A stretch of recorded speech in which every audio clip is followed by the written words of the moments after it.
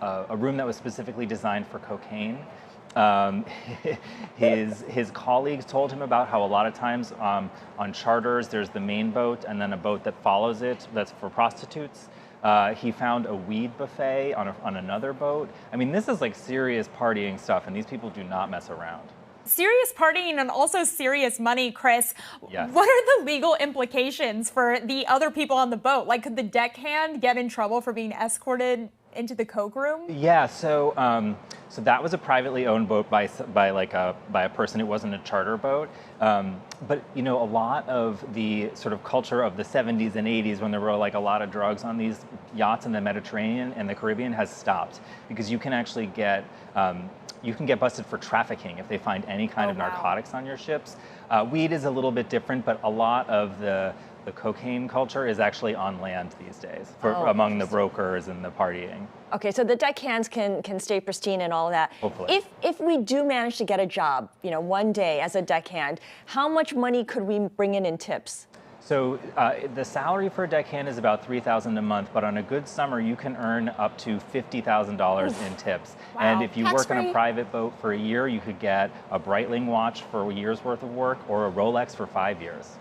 Wow, sounds like a lot of perks in kind of befriending the other folks who are on the ship.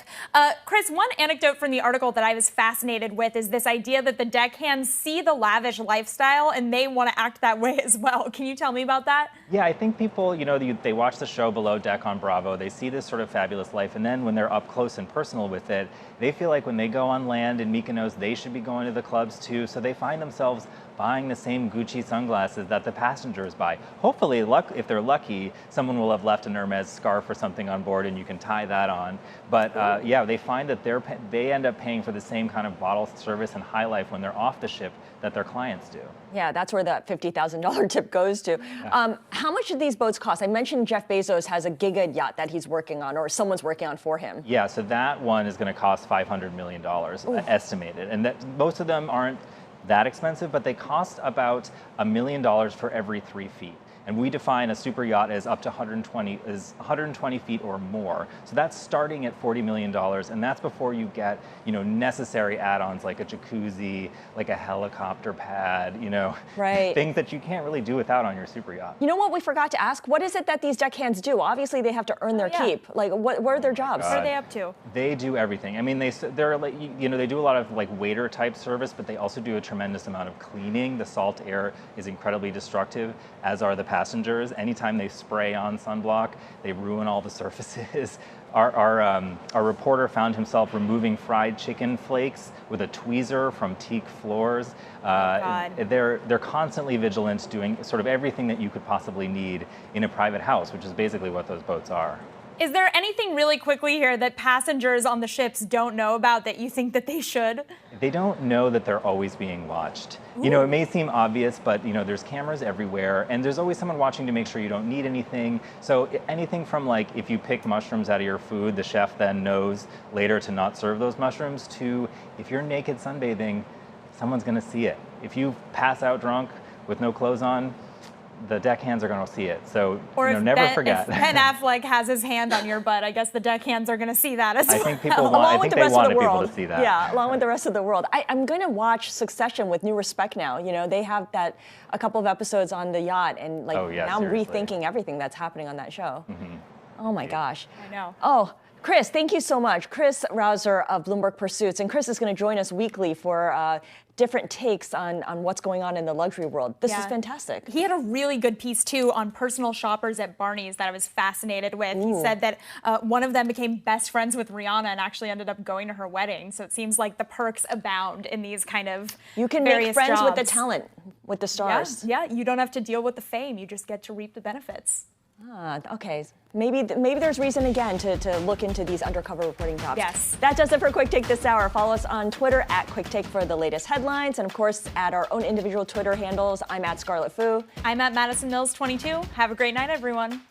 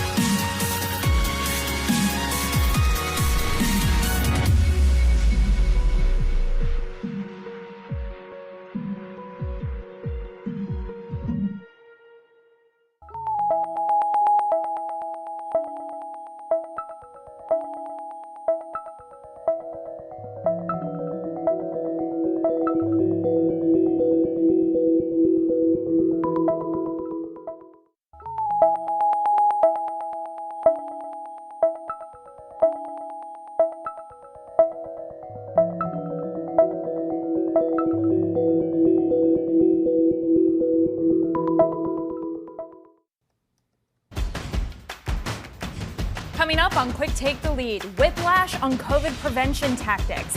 Establishments grapple with renewed mask guidance amid the vaccine rollout and what seemed to be a return to normal. We'll have everything you need to now know about masks and more.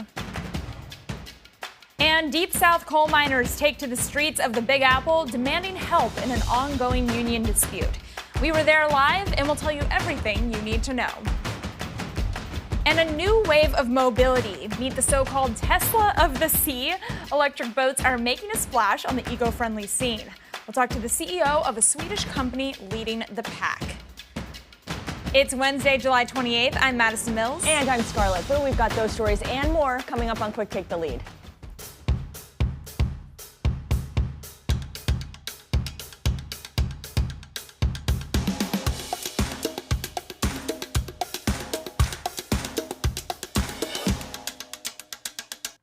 We begin with the latest on the pandemic. Today, states and businesses in the U.S. scrambling to change course after the federal government issued new guidance calling for vaccinated people in some parts of the U.S. to mask up indoors.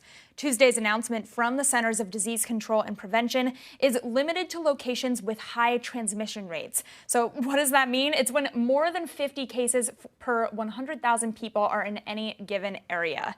So joining us by phone to discuss what this all means for the coming months is Bloomberg News senior health editor Drew Armstrong. Drew, always great to chat with you. Really quickly, I want to hit on this new guidance. Where in the U.S. do people definitely need to mask up again? Well, it's actually a surprisingly large number of places. We're seeing case rates increase all over the place right now.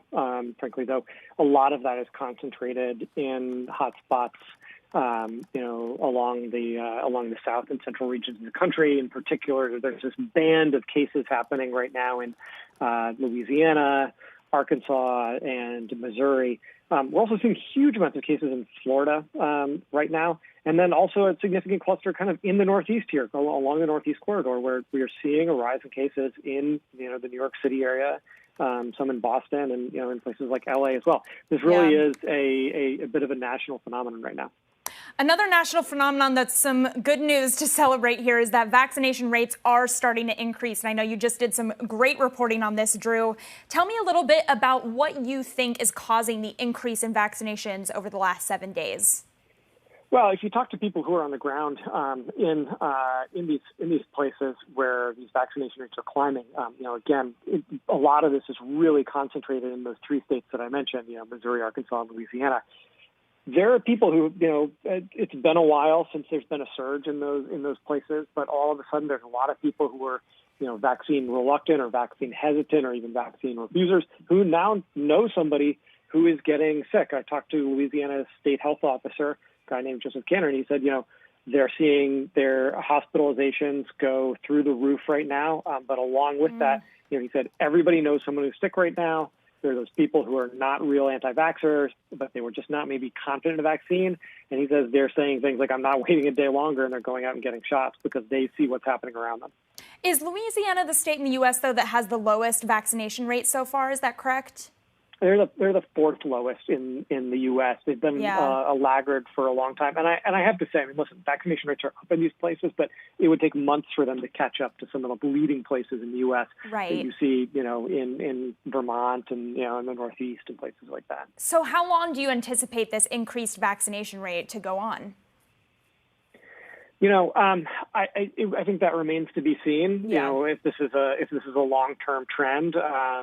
But it does tell you that there is room to move people here. That state health and state and local health officials have been trying to do. They've been trying everything they can, begging people to go get vaccinated, putting incentive programs out, working with people's doctors, local community leaders. They are really, really pushing hard on this. But, unfortunately, fear it appears to be as one of the prime motivating factors that's pushing people into going and getting these shots. Well, speaking of fear, Drew, a lot of the people who did their part and went out and got the vaccine are among the more health conscious, and that's causing them to continue to have COVID anxieties, particularly as the highly contagious Delta variant continues to spread. I know that the CDC has been investigating clusters where vaccinated people might have infected others and finding that in those cases, the vaccinated people had higher levels of viral load. What does that mean?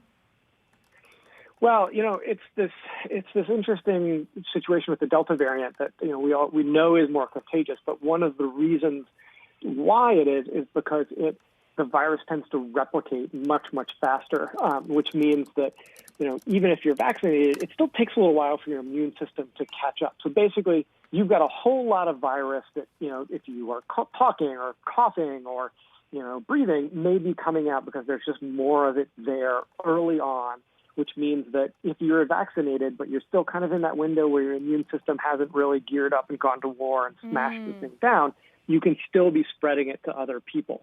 That's a real change from some of the other variants and the original strains of this virus where, vaccinations were basically shown against those strains to quash the thing before it ever really got going because it didn't replicate quite as fast. And you basically didn't have as much virus kicking around in your body. Really great explanation there, Drew. Really quickly as we wrap up, I remember a couple months ago talking to you on the show and you were joining us in the office. Your mask was off. You mentioned going to dinner the night before. Do you think that we're going to be able to keep that optimistic view as the Delta variant does continue to spread? I mean, are we going to be going out to dinners with our masks off? It's a great question, and I think these are things that everybody has to decide for themselves. The good news is that even though we do have this issue of contagion, the risk to individuals who've been vaccinated, you're still not seeing, you're seeing the kind of same protection against severe disease. That said, I have a bunch of friends who are vaccinated and have gotten sick with COVID, and being sick sucks. And in addition to that, you have people who worry about taking back an illness to somebody else in their household who might not be vaccinated. Right. I'm personally being a little more cautious than I was previously. Yeah. I mean, I think I hear your child in the background there making their needs you do, known. Yeah. It's definitely something to consider and something I feel like a lot of working parents are worried about as we still look for more information about vaccinations among kids. Bloomberg senior healthcare editor Drew Armstrong, always appreciate you joining us to talk all things COVID. Scarlett? Well, starting next week, fully vaccinated American and European Union travelers will no longer need to spend 10 days in quarantine when arriving in England. Meanwhile, you've got international cruises that'll also resume after being put on hold for more than a year. It's now unlikely that the Biden administration will reciprocate anytime soon. U.S. health officials advising Americans to avoid traveling to the U.K. due to a surge in infections. And in other COVID news, a U.S. Senate committee postponed a hearing today after some of its members were potentially exposed to the coronavirus. Michigan Senator Gary Peters says his panel delayed the hearing but declined to name which lawmakers were possibly exposed. The news comes after the top physician of Congress reimposed a mask mandate for lawmakers when they're on the House floor, in hallways, and in their offices. And New York City offering an incentive for vaccine hesitators. Get the first dose of a COVID shot at a city-run site, show proof that you live or work in the city, and after that, you get $100 through prepaid debit cards. Incentives can be redeemed starting Friday. And of course, this week, the city said all municipal workers are required to get the shot or submit to weekly testing, so it looks like they can get paid for that now. For the latest COVID news, bookmark bloomberg.com/coronavirus. Maddie? Well, coming up after the break, we'll look at the challenges social media platforms like Facebook have to contend with when it comes to misinformation. This is Quick Take the Lead.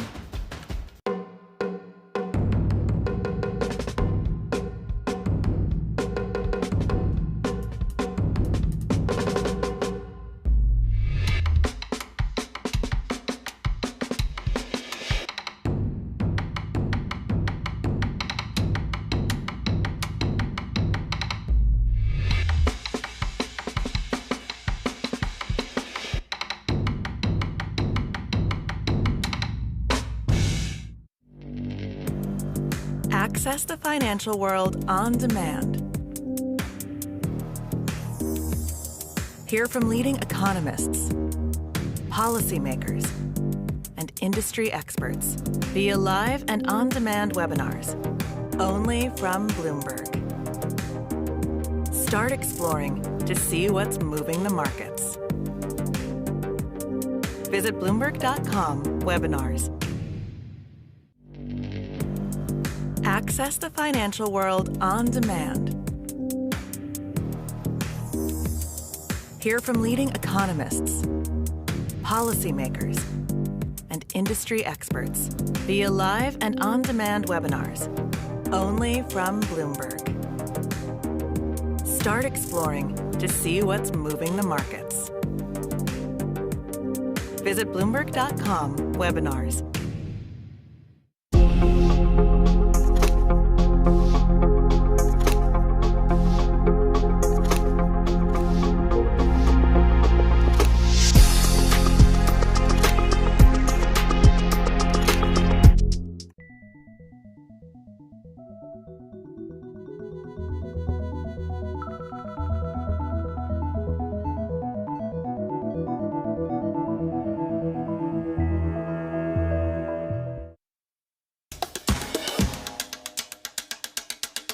Maddie just talked about the spread of the Delta variant. The problem globally is a lack of access to vaccines. Here in the U.S., there's a surplus of the shots. A lot of the vaccine hesitancy can really be chalked up to misinformation and conspiracy theories proliferating on social media. President Biden has called on big tech and its leaders to address this, but so far little action has been taken. So let's bring in Jim Anderson, CEO of Social Flow, now to discuss what else could be done. Jim, it's always good to have you on Quick Take. I feel like no matter what steps Facebook or any other social media platform takes to address misinformation, they will always be 5 to 10 steps behind. It's like whack-a-mole here. Would spending more money to hire more monitors or tweaking algorithms change anything? Well, it would certainly help. I mean, you're right. It is a game of whack-a-mole. And the analogy I used before is it's a little bit like trying to get the weeds out of your garden, except you're a single gardener and you're trying to garden all the cornfields in Iowa, right? It's just a massive problem. And no matter what you try, you hire 100 moderators, 1,000. I believe Facebook is tens of thousands of moderators, and it's still not enough. That doesn't mean you shouldn't try. That doesn't mean you shouldn't hire the moderators. But let's be realistic here. When you're talking about billions and ultimately trillions in reach and billions of pieces of content, there's only so much you're going to be able to do. Right. And I also think about the fact that it's certainly not limited to Facebook or Twitter. How do you think about the scale of misinformation that's out there right now? Because anything that acts as a social network, I imagine that there's problems on LinkedIn as well. And it happens in places like China, which has a closed system. Facebook and Twitter aren't even allowed to operate, but I'm sure things on Weibo, there's probably stuff on Weibo that's not accurate either. Yeah, if you have an audience, you have the potential for misinformation, especially with user-generated content. And the other point that I think is really important to realize is you need to follow the money if you want to understand what's really going on here. People have lots of motivations, but in general, financial is one of the strongest. And so a lot of the misinformation that's being put out there is actually being done for profit. And you might say, well, how in the world are people profiting from misinformation? But they're selling books, they're selling merchandises, quack medical cures, building audiences that they then sell to sponsors and have advertising against. I mean, there's a whole variety of profit mediums out there for somebody who has built an audience, and whether the content is true or false, sadly, is almost irrelevant. So how do you make that content less profitable? How do you make that message less profitable? Well, you do the things that we were just talking about, enforcement, having clear standards. And one of the things Facebook in particular has gotten in trouble with in the past with its oversight board is not having clear standards and then adhering to them. So misinformation, we know, is a really tough thing to diagnose. You know, there are things about the vaccine. How long did it take to develop? It was developed very quickly. How much testing was done? Probably less than previous vaccines. What's the vaccine mechanism? Those are all true statements that you can then add up to sort of infer that the vaccine is somehow dangerous, which I think most reasonable people would conclude is not the case, at least not for them. But how do you make the distinction between what's a true statement and then ultimately what's misleading? And that's really hard to do from a platform standards perspective, because there's so much variance between, say, what's going on with COVID now and some other type of misinformation, say, around the election. Yeah, setting standards is exactly what none of these platforms want to do, because then it turns them into teams of editors, and that's pointedly what they're trying to avoid being. I want to go back to that idea about how there are truths underneath the vaccine skepticism. The questions that people are raising are legitimate. It's just the conclusions that people draw as a result of those questions being asked. That's the problem. Yeah, without a doubt. I mean, vaccine hesitancy is understandable, right? I mean, some people are hesitant about any form of medicine or going to the doctor or getting a shot. And if you say, well, I'm scared to get a shot or I'm just hesitant to get a shot, does that make you a vaccine skeptic? I think not, right? It's a perfectly reasonable thing for people to ask, is it worth it to me? And your health reporter previously was talking about, these are very personal decisions, things like, where do I wear a mask? In certain circumstances, do I not? Vaccines are a little bit different because it has an impact beyond just you. But ultimately, people's personal health decisions are their personal decision. And so we have to be careful not to label any kind of hesitancy as flat out misinformation. The problem is of course, people will then flip that for their own profit, right? They'll say, oh, you should definitely not get a vaccine because it's dangerous and it hasn't been tested. And those are demonstrably not true statements. And so drawing that line is what everybody has to do. And that's what the platforms are on the hook to do, and candidly not doing a great job of it right now. Would more rules on privacy and data collection make this less profitable, this misinformation? And I bring this up because Facebook just reported results where it was fairly cautious when it gave a outlook for the next quarter. And that's because Apple's new rules on data collection is going to hurt its bottom line. Yeah, I don't think data privacy is going to affect the misinformation problem at all. It may affect Facebook and Apple, although probably not as much as you might think. I mean, Facebook is still, in record territory. I think even with the sell-off after the markets, they're still up probably 30%, on the year. So Facebook just keeps having record quarter after record quarter after record quarter. There are quite legitimate privacy issues, but I don't think those are going to affect the misinformation issue at all. Gotcha. Distinct issues then. Jim Anderson, CEO of Social Flow, always great to speak with you. Really appreciate your joining us today. Now we're staying with this earnings idea. Spotify could just be the biggest name in music streaming, but the latest results showed it remains vulnerable to the pandemic. The Swedish company added fewer new users than expected in the second quarter, especially in global markets like India. The disappointing growth sent shares of Spotify down as much as 10% today. Still, Spotify's advertising business is booming, thanks in part to podcasts. I recently had a chance to sit down with a top executive in charge of Spotify's engineering, Chief of Research and Development Officer Gustav Soderstrom. Gustav was once quoted as saying he wants to make Spotify the R&D of the music industry. So I asked him to explain what he meant by that. Most other industries, they have a lot of R&D. They have a lot of smart people working on building products for them. And the thing that struck me about the music industry was, it's all the labels, and the labels had, at least back then, they had very few engineers. There just wasn't any R&D in the music industry at all. They were just monetizing the IP they had, and they relied on someone else, CD makers or iTunes or something, to do the R&D. And so I just wanted to set the ambition and say, well, music seems to have no R&D department. There's no one innovating on the consumer side. So let's make the goal be that we are that R&D department. Now we have competing R&D departments in other companies that also try to innovate. That's a great outcome for the music industry and for artists. Now there's competition for the consumer experience. So it's thinking about breaking the mold and how you can break the mold and how you can reinvent what's been around. Exactly. Journalists and a lot of people in PR who, frankly, let's face it, are former journalists, tend to get lazy, and we like to use a lot of shorthand for describing things and identifying new themes. So after Warby Parker came out and disrupted the eyewear industry, there are a lot of, new Warby Parkers of blank. So there's Warby Parker for belts or something. And then, of course, there was Uber, which became the in-demand economy, right? There was Uber for private jets, Uber for blank.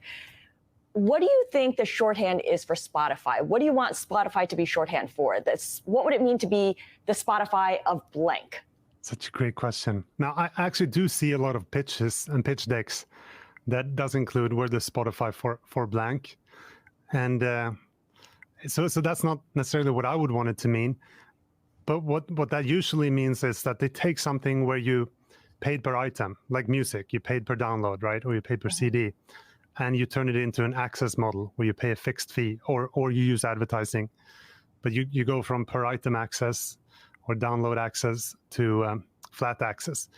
So I think that's what most entrepreneurs mean when they say we're the Spotify for something. We take an industry where you pay the marginal cost per item, and instead you pay a flat access. And what's interesting about that is for music, it turned out to, as often is the case with what is called bundling, basically you can think of the entire catalog now as a big bundle, all these tracks bundled together for a single consumer price. And that turned out to maximize. It took a long time for the music industry to get back after the pirate era, but it's growing very, very quickly now. So that turned out to optimize the global industry. It was a great consumer deal, so more consumers paid, so that actually generated more money to the music industry than happened in the marginal cost model. And that's what I think people mean with the Spotify for. We turn this from an sort of per item to a flat access model. what do you want that comparison to mean in the future?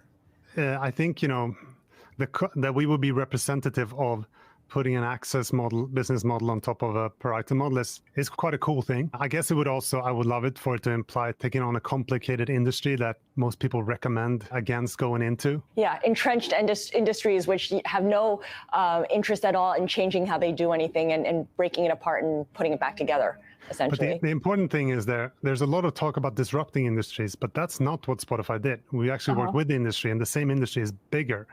Right, and that's important. It's easy to say we're going to go in and disrupt and kill this industry. Spotify actually did the opposite.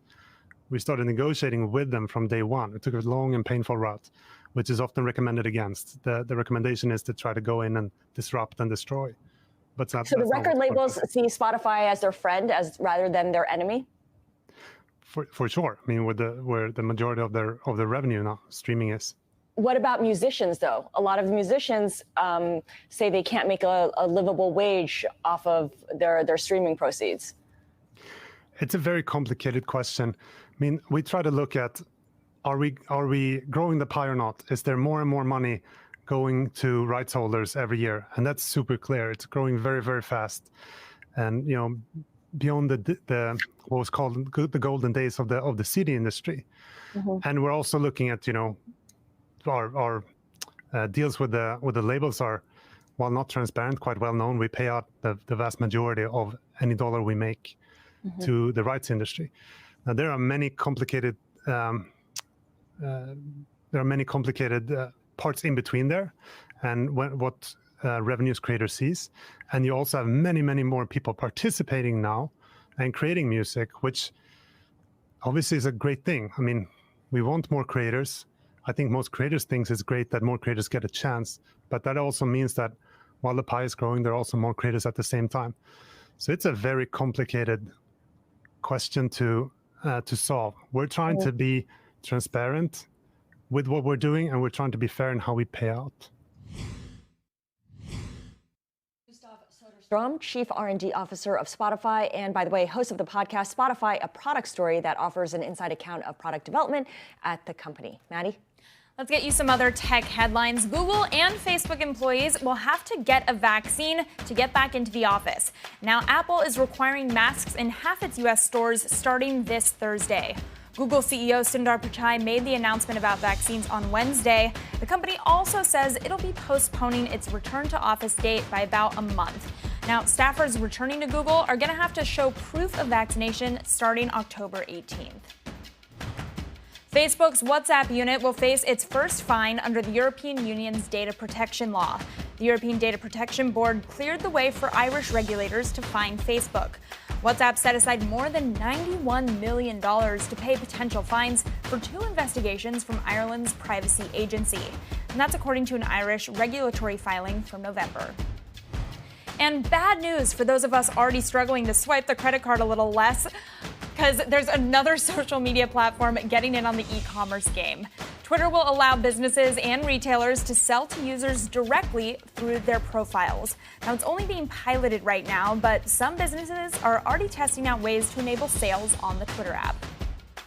For the latest tech news, bookmark bloomberg.com/technology.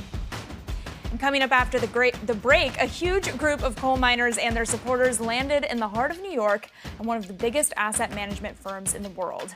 We'll tell you why when we're back in 2 minutes.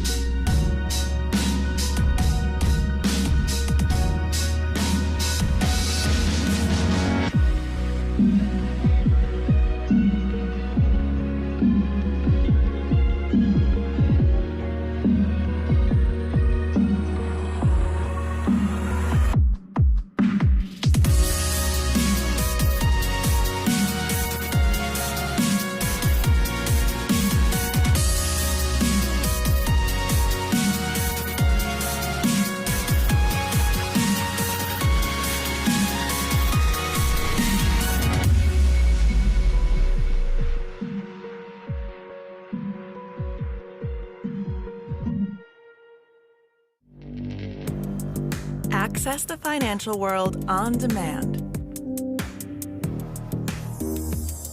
Hear from leading economists, policymakers, and industry experts via live and on-demand webinars, only from Bloomberg.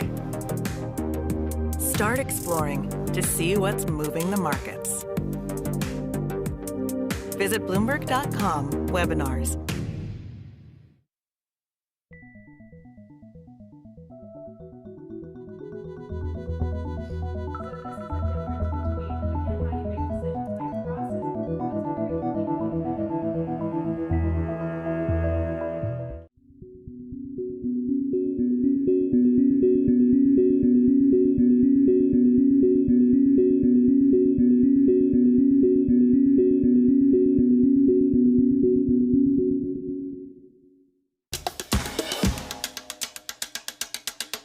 A union fight down south takes its mission to financial firm BlackRock.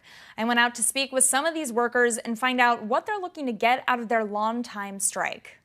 Amen, brothers and sisters. Amen. Union workers are gathering right behind me, right outside of the BlackRock building. They're organizing here today in hopes that BlackRock, which is a big investor in the company that owns these mines, will actually take a stand in their investments in that company. I think BlackRock can put pressure on the negotiating team to come to a decent contract, to actually come and bargain with us in good faith. They have enough stock that they could put that pressure there. They themselves could step in and speak out for us, speak out for the workers. Why they're living the way they're living is because of us. That's the reason why they're able to live the way they live. It's because we do what we do. We go underground, we put our lives on the line for our families, and it's time for them to give us what we deserve. In 2016, as Warrior Met was trying to emerge from bankruptcy, the miners took pay and benefit cuts just to keep their jobs. Warrior Met Coal, their investors are at BlackRock, and basically our miners got them out of bankruptcy, but they refused to give us a fair contract. Officials at BlackRock declined to comment on Warrior Met. The striking miners' choice to involve BlackRock is just the latest example in a movement of different groups asking their asset managers to take a stand on investments. The miners are now looking for pay and benefit increases beyond what Warrior Met is offering. We'll have to wait and see how all of this shakes out for these workers who, again, are on month 5 of their strike. For now, I'm Madison Mills in front of BlackRock in New York. And this is not the first time that BlackRock has drawn protests. Last February, before the start of COVID, climate activists occupied the BlackRock headquarters in Paris to protest its investments in companies that damage the environment. But what can and what should BlackRock do about its investments? Bloomberg's Annie Massa has covered BlackRock for years as a reporter on the asset management team, and she joins us now. Great to speak with you, and welcome to the show. A coal miner that I spoke with today told me that she protested to kind of convince BlackRock to pressure the company to use their board votes to get Warrior Met to really make a change. What do you envision Larry Fink's response to that might be? Well, the response that BlackRock has typically had to protests like this, and as you mentioned, there have been many over the course of the years that I've been covering BlackRock, the typical response is, we're a fiduciary on behalf of our clients, we oversee client money, and it's not our decision necessarily to invest in XYZ company. But that argument is increasingly wearing thin for people, and it hasn't managed to stem the tide of protests that we're seeing on the social side, on the environmental side, against BlackRock specifically. Okay, Annie, BlackRock is clearly the world's biggest asset manager. I mean, the numbers are astronomical, $9.5 trillion in assets under management. It's definitely the biggest shareholder in Warrior Met with a 15% stake. But if you look at companies in the S&P 500, it's also one of the biggest shareholders in Apple, in GM, in Citigroup. It's hard to find a publicly traded company in which BlackRock is not one of the biggest shareholders. Explain to us why that is, why BlackRock is everywhere. That's exactly right. In fact, if you go down the list, BlackRock, for 99% of S&P 500 companies, you're going to find BlackRock in the top 5 holders. So as you said, it is everywhere. The reason that BlackRock is such a major holder of so many of those recognizable companies has to do with how its business is structured, and it's one of the biggest index fund managers in the world.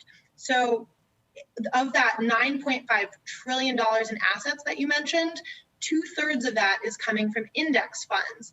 Those aren't funds where there's really oversight.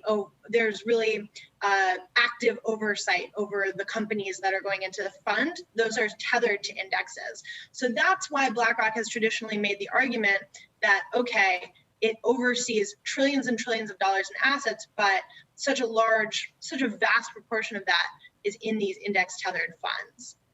So given what you just mentioned, that BlackRock doesn't really decide what goes into these ETFs that passively track an index, someone else does, like the guys who make the S&P 500, would the folks I spoke with today be better off protesting against them instead?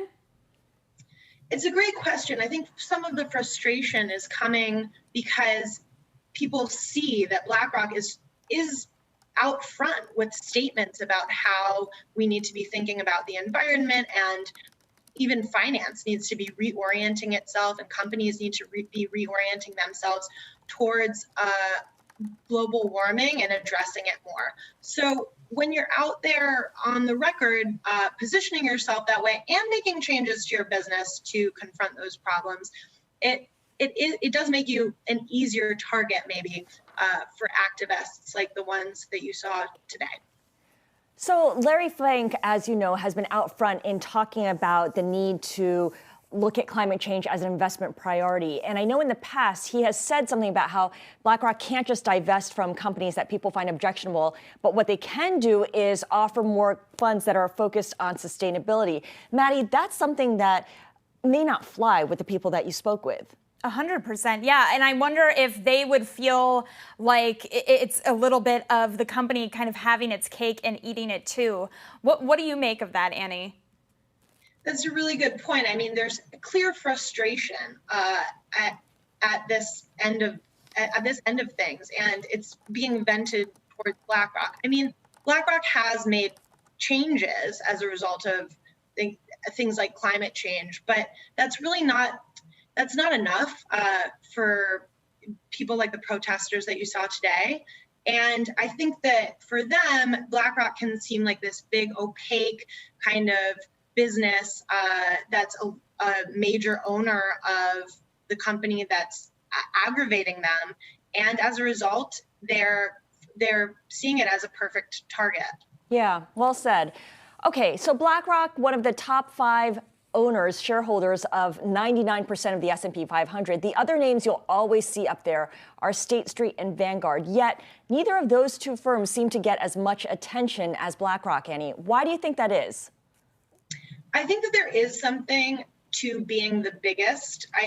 BlackRock is the biggest asset manager in the world with that more than $9 trillion in assets. So they're the largest, and it's easy to target the largest one. There's also maybe a little bit of a sense that Vanguard, State Street, they're not based in New York where Wall Street is. So there may be an element that BlackRock is here in New York City, kind of the center of finance, and it's a target that way as well. Annie, really, really great perspective. Bloomberg Investing and Asset Management reporter Annie Massa, thank you so much. Now coming up, new guidelines on home appraisal language hopes to close the race gap. Will it be enough? This is Quick Take the Lead. Access the financial world on demand. Hear from leading economists, policymakers, and industry experts via live and on-demand webinars, only from Bloomberg. Start exploring to see what's moving the markets. Visit Bloomberg.com/webinars.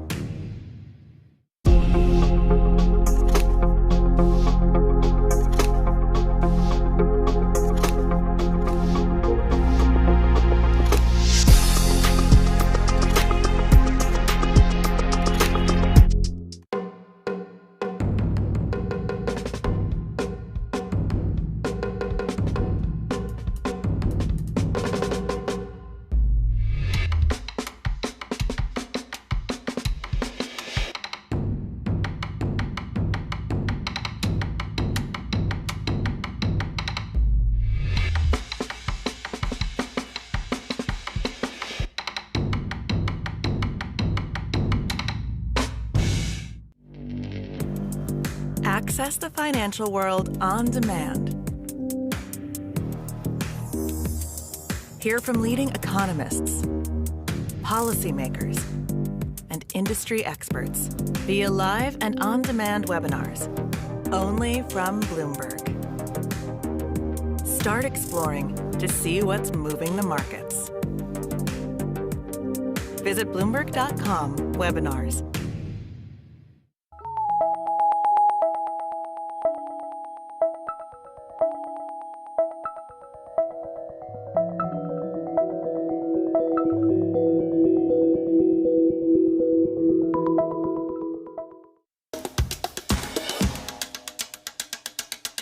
In this week's City Lab, we're taking a look at the race gap in home valuations. Practices in the industry have been criticized for continuing to widen that gap, making it harder for certain communities to build generational wealth.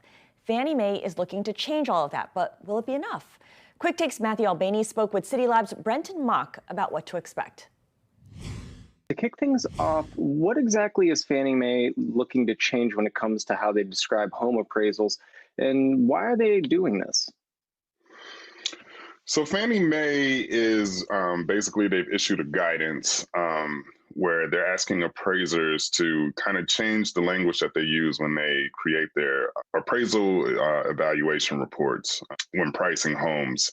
And I want to emphasize that it's just a guidance. It's not like a hard rule on anything, but basically Fannie Mae is trying to help root out what's called appraisal bias or racial appraisal bias, where this nagging problem of historically homes in Black neighborhoods being appraised at much lower values than similar or same homes in white neighborhoods, which are often appraised at much higher values.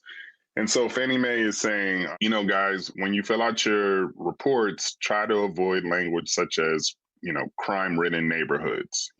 Don't say that the house is in an affordable neighborhood. Don't say that the house is in a desirable neighborhood. And, basically they're acknowledging that all of these signifiers, these all in some ways kind of signify class or race. And if you say it's an affordable neighborhood, that's often a coded language for this is where poor people live, or this is where, people of color live, since race and low income is often tracks together. Right. And speaking to kind of the historic issues, the systemic issues that go on with appraisals, it seems like the race gap has not necessarily slowed down. What are some of the practices on the side of the appraisers and the effects that it does have on these homes?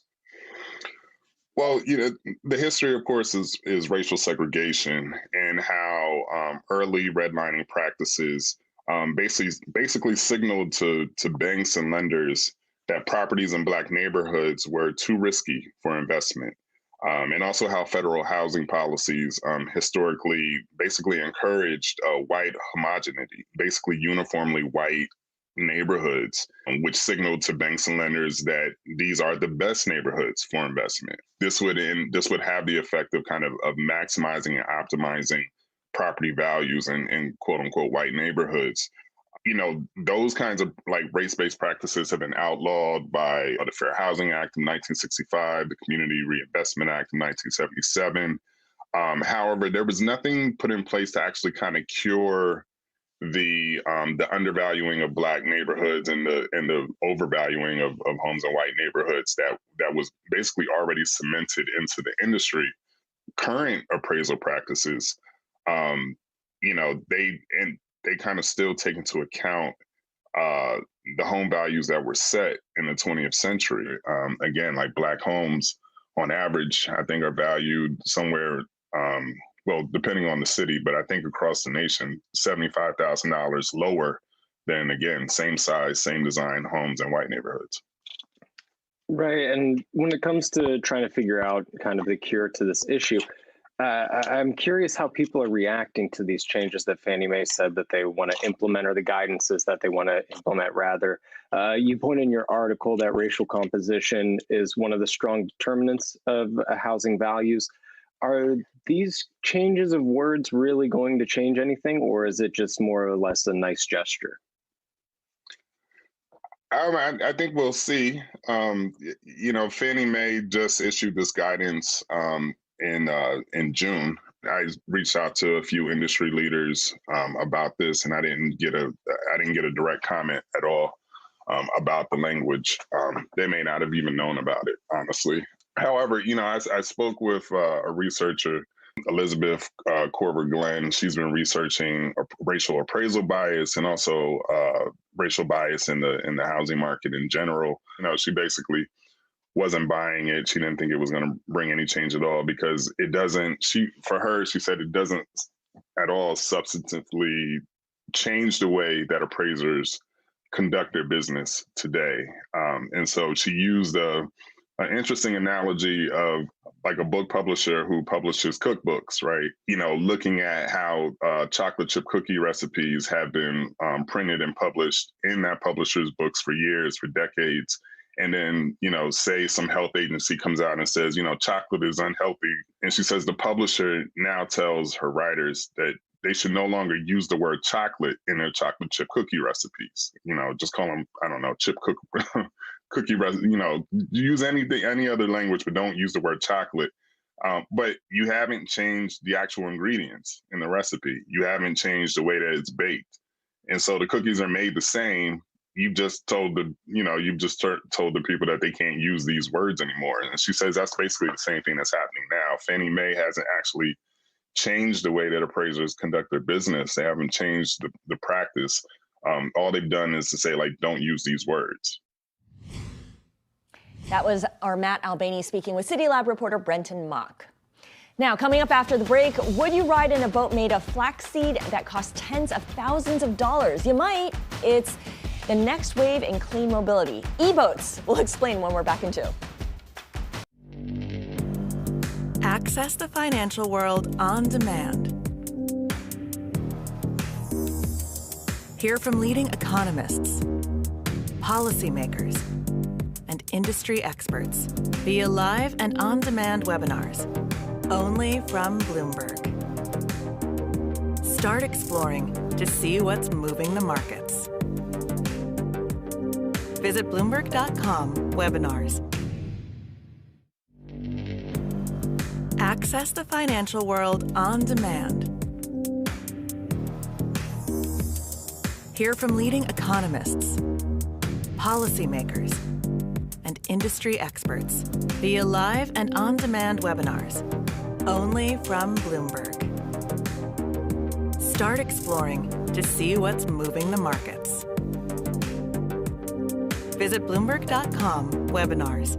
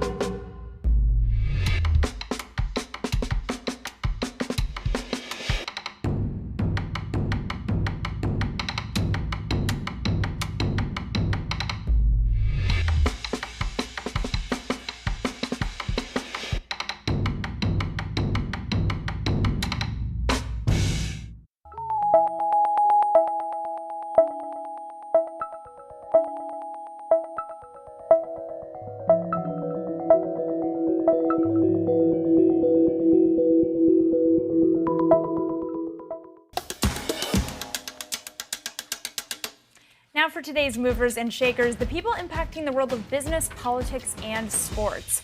Julian Assange is no longer a citizen of Ecuador. The country stripped his citizenship after finding irregularities in his naturalization process. Assange became Ecuadorian in 2018 as part of an attempt by then-President Lenin Moreno to get him out of the country's London embassy, where he lived for 7 years to avoid arrest. The WikiLeaks co-founder was taken into custody in 2019 after Ecuador withdrew his asylum status.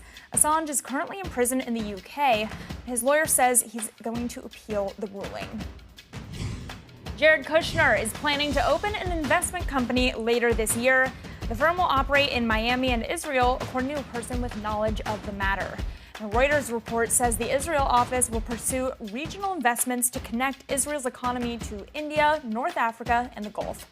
during Kushner's last year as a political advisor to his father-in-law, former President Donald Trump.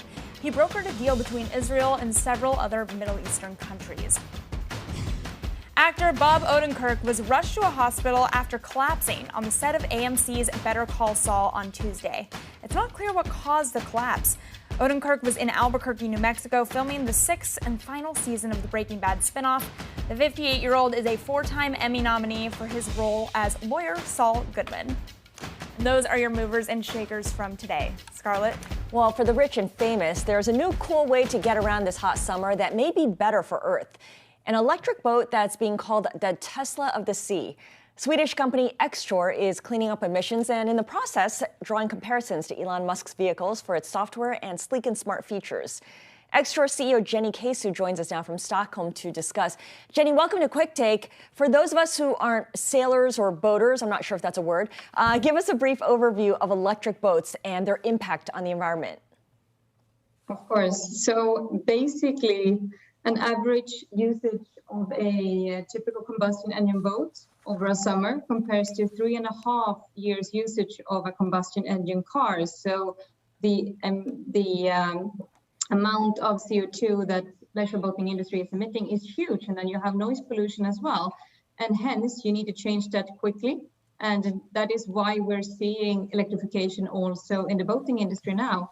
We are providing smart tech combined with a superior driving experience and a sustainable product. And it's available now for order. So part of your sustainable product is the material that it's made out of, flax fiber materials. There's also cork instead of traditional teak. What about the safety of these new materials? How much testing has there been done? And is it testing that really tests the limits of these vehicles, given that it's pretty quick to market? Also, basically, the founder, Conrad Bergström, has been doing this in 2016. So we have been in an R&D phase for quite a few years now. And these are materials that is not new for other industries, just new for boating industry. So we are CE certified in Europe and we are certified in the US as well. And we have delivered products under certification to 3 continents already. You mentioned that these boats are available. Tell me what demand looks like right now and which markets are growing the fastest, both geographic and demographic. So we are growing quickest now in the Nordic region, in the US and in Middle East, and we are seeing high demand. So we are scaling up production quickly. We recently opened our second factory, which we will have fully up and running in Sweden later this year. So next year we will be able to provide our customers with 450 additional boats. We have sold more than we can produce. Talk about government regulations too, because especially in Europe where you're based, the push to go fossil free is really gaining steam, and it's pushing ahead the timeline as well for the adoption of electric vehicles, including electric boats. Oh, of course. So what we are seeing here in the Paris Agreement is that we need to stop emissions quickly, and a lot of emissions actually comes from leisure boating, and hence why we have several countries now banning combustion engine in leisure boats on both lakes and near shore areas such as Amsterdam, Norway, Germany, Switzerland, Austria, etc. Got it. And I was looking at some of the features. They include a mobile and smartwatch app which unlocks and turns on the boat when in range. I got to wonder, is there going to be an autopilot mode kind of like Tesla? Well, hopefully not too far out. Hopefully not too far. It's hard not to make comparisons to Tesla, Jenny. I mean, looking at how the company Tesla has managed the launch of different new models, and some of them were problematic, and meeting the demand, which, sometimes it wasn't able to do while managing shareholders' expectations. What's the number one lesson that you've learned from what not to do? Well, so we have, of course, studied Tesla very hard, as you can see, and it's very flattered just to be compared with them. And I think that Elon Musk is a huge inspiration for most business leaders. And we have carefully looked at, their issues they had in production, and this is why we're scaling up as fast as we can. If you can sell an electric boat today, you will be able to sell it, and hence we are scaling up production as fast as we can.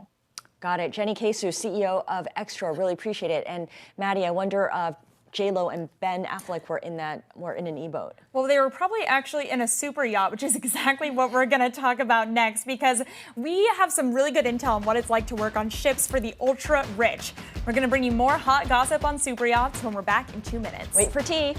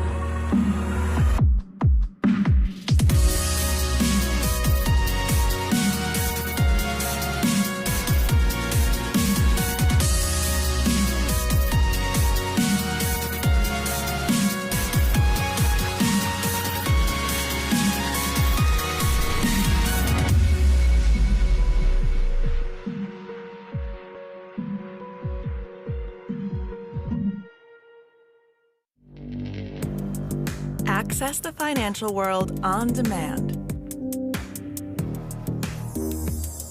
Hear from leading economists, policymakers, and industry experts via live and on-demand webinars, only from Bloomberg. Start exploring to see what's moving the markets. Visit Bloomberg.com/webinars.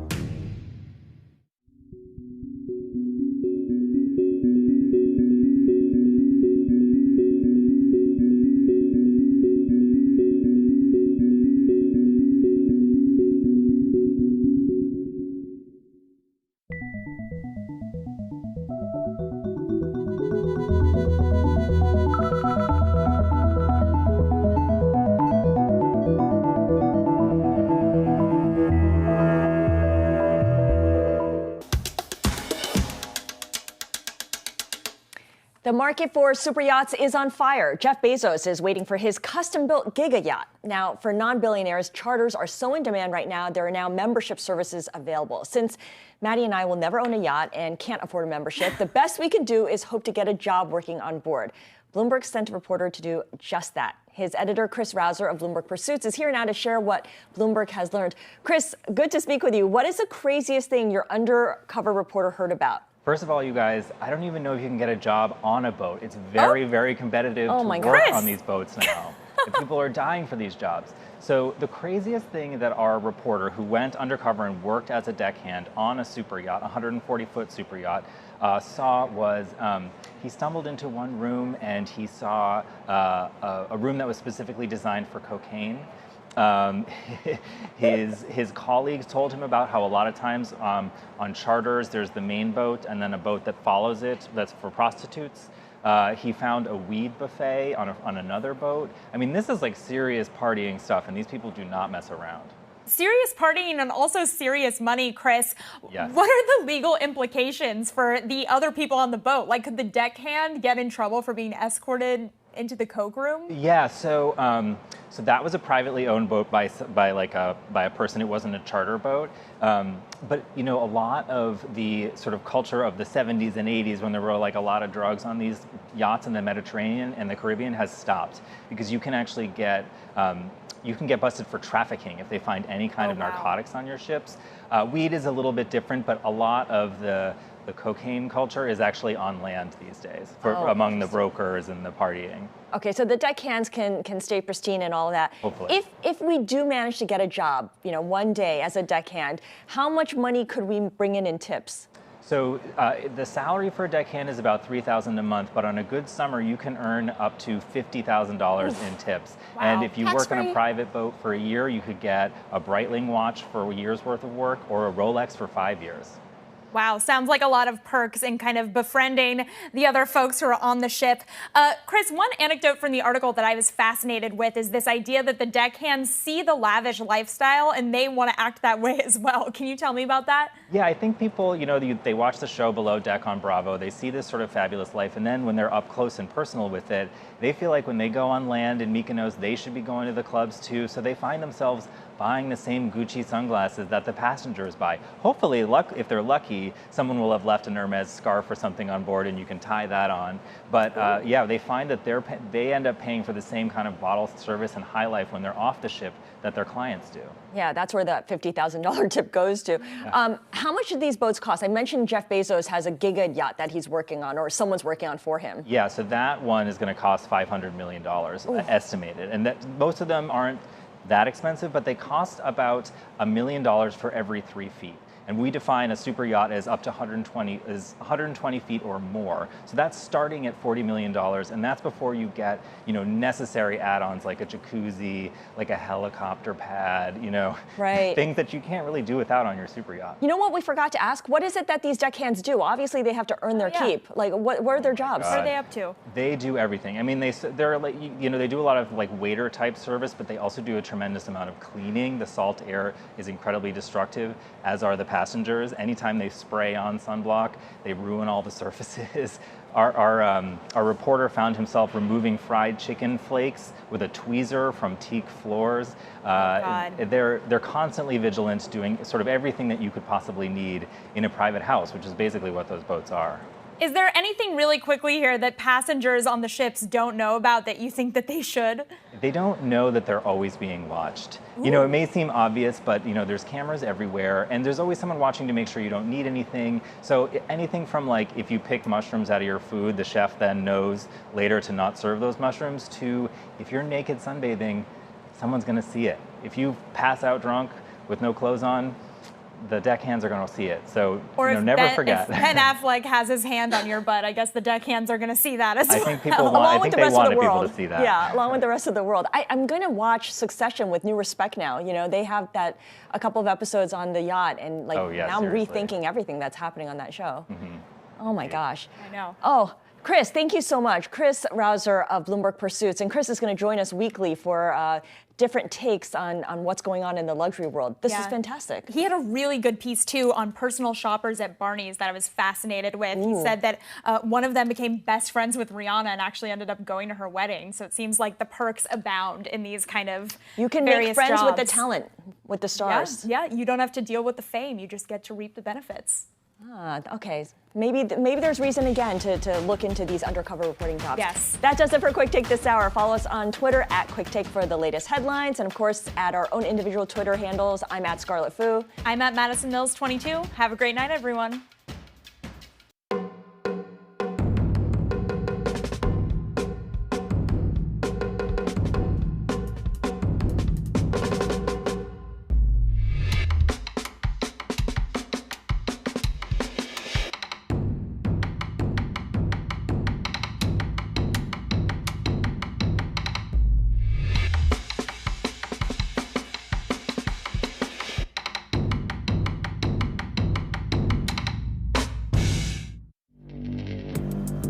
Access the financial world on demand.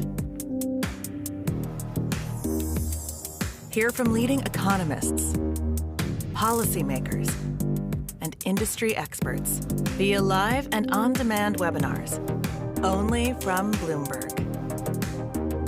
Start exploring to see what's moving the markets. Visit Bloomberg.com/webinars.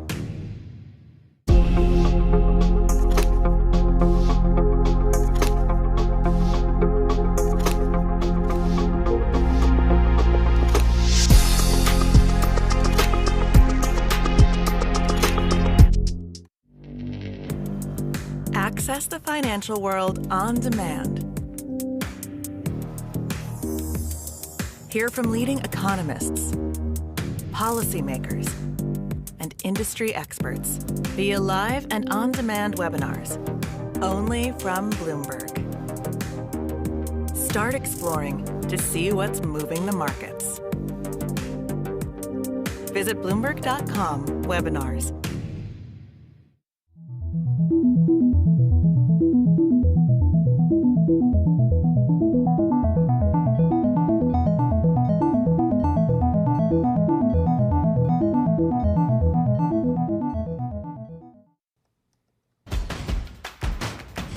Coming up on Quick Take the Lead, whiplash on COVID prevention tactics.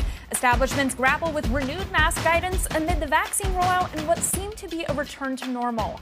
We'll have everything you need to now know about masks and more. And Deep South coal miners take to the streets of the Big Apple demanding help in an ongoing union dispute. We were there live and we'll tell you everything you need to know. And a new wave of mobility. Meet the so-called Tesla of the sea.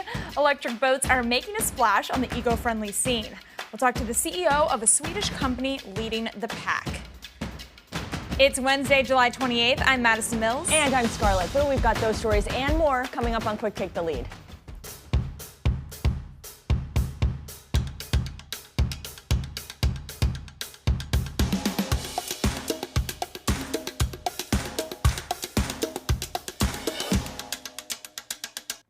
We begin with the latest on the pandemic. Today, states and businesses in the U.S. scrambling to change course after the federal government issued new guidance calling for vaccinated people in some parts of the U.S. to mask up indoors. Tuesday's announcement from the Centers of Disease Control and Prevention is limited to locations with high transmission rates. So what does that mean? It's when more than 50 cases per 100,000 people are in any given area. So joining us by phone to discuss what this all means for the coming months is Bloomberg News senior health editor Drew Armstrong. Drew, always great to chat with you. Really quickly, I want to hit on this new guidance. Where in the U.S. do people definitely need to mask up again? Well, it's actually a surprisingly large number of places. We're seeing case rates increase all over the place right now. Frankly, though, a lot of that is concentrated in hot spots, along the south and central regions of the country. In particular, there's this band of cases happening right now in Louisiana, Arkansas, and Missouri. We're also seeing huge amounts of cases in Florida right now, and then also a significant cluster kind of in the Northeast here, along the Northeast corridor, where we are seeing a rise in cases in the New York City area, some in Boston, and in places like LA as well. This really is a bit of a national phenomenon right now. Another national phenomenon that's some good news to celebrate here is that vaccination rates are starting to increase. And I know you just did some great reporting on this, Drew. Tell me a little bit about what you think is causing the increase in vaccinations over the last 7 days. Well, if you talk to people who are on the ground in these places where these vaccination rates are climbing, a lot of this is really concentrated in those three states that I mentioned, Missouri, Arkansas, and Louisiana. There are people who, it's been a while since there's been a surge in those places, but all of a sudden there's a lot of people who are, vaccine reluctant or vaccine hesitant or even vaccine refusers who now know somebody who is getting sick. I talked to Louisiana's state health officer, a guy named Joseph Canner, and he said, they're seeing their hospitalizations go through the roof right now. But along with that, he said everybody knows someone who's sick right now. There are those people who are not real anti-vaxxers, but they were just not maybe confident in the vaccine. And he says they're saying things like, I'm not waiting a day longer, and they're going out and getting shots because they see what's happening around them. Is Louisiana the state in the U.S., though, that has the lowest vaccination rate so far? Is that correct? They're the fourth lowest in the U.S. They've been a laggard for a long time. And I have to say, listen, vaccination rates are up in these places, but it would take months for them to catch up to some of the leading places in the U.S. Right. that you see, in Vermont and, in the Northeast and places like that. So how long do you anticipate this increased vaccination rate to go on? I think that remains to be seen. If this is a long-term trend, but it does tell you that there is room to move people here. That state health and state and local health officials have been trying to do. They've been trying everything they can, begging people to go get vaccinated, putting incentive programs out, working with people's doctors, local community leaders. They are really, really pushing hard on this. But, unfortunately, fear it appears to be one of the prime motivating factors that's pushing people into going and getting these shots. Well, speaking of fear, Drew, a lot of the people who did their part and went out and got the vaccine are among the more health conscious, and that's causing them to continue to have COVID anxieties, particularly as the highly contagious Delta variant continues to spread. I know that the CDC has been investigating clusters where vaccinated people might have infected others and finding that in those cases, the vaccinated people had higher levels of viral load. What does that mean? Well, it's this interesting situation with the Delta variant that we know is more contagious, but one of the reasons why it is because the virus tends to replicate much faster, which means that even if you're vaccinated, it still takes a little while for your immune system to catch up. So basically, you've got a whole lot of virus that if you are talking or coughing or breathing, may be coming out because there's just more of it there early on. Which means that if you're vaccinated, but you're still kind of in that window where your immune system hasn't really geared up and gone to war and smashed the thing down, you can still be spreading it to other people. That's a real change from some of the other variants and the original strains of this virus where, vaccinations were basically shown against those strains to quash the thing before it ever really got going because it didn't replicate quite as fast and you basically didn't have as much virus kicking around in your body. Really great explanation there, Drew. Really quickly as we wrap up, I remember a couple months ago talking to you on the show and you were joining us in the office. Your mask was off. You mentioned going to dinner the night before. Do you think that we're going to be able to keep that optimistic view as the Delta variant does continue to spread? I mean, are we going to be going out to dinners with our masks off?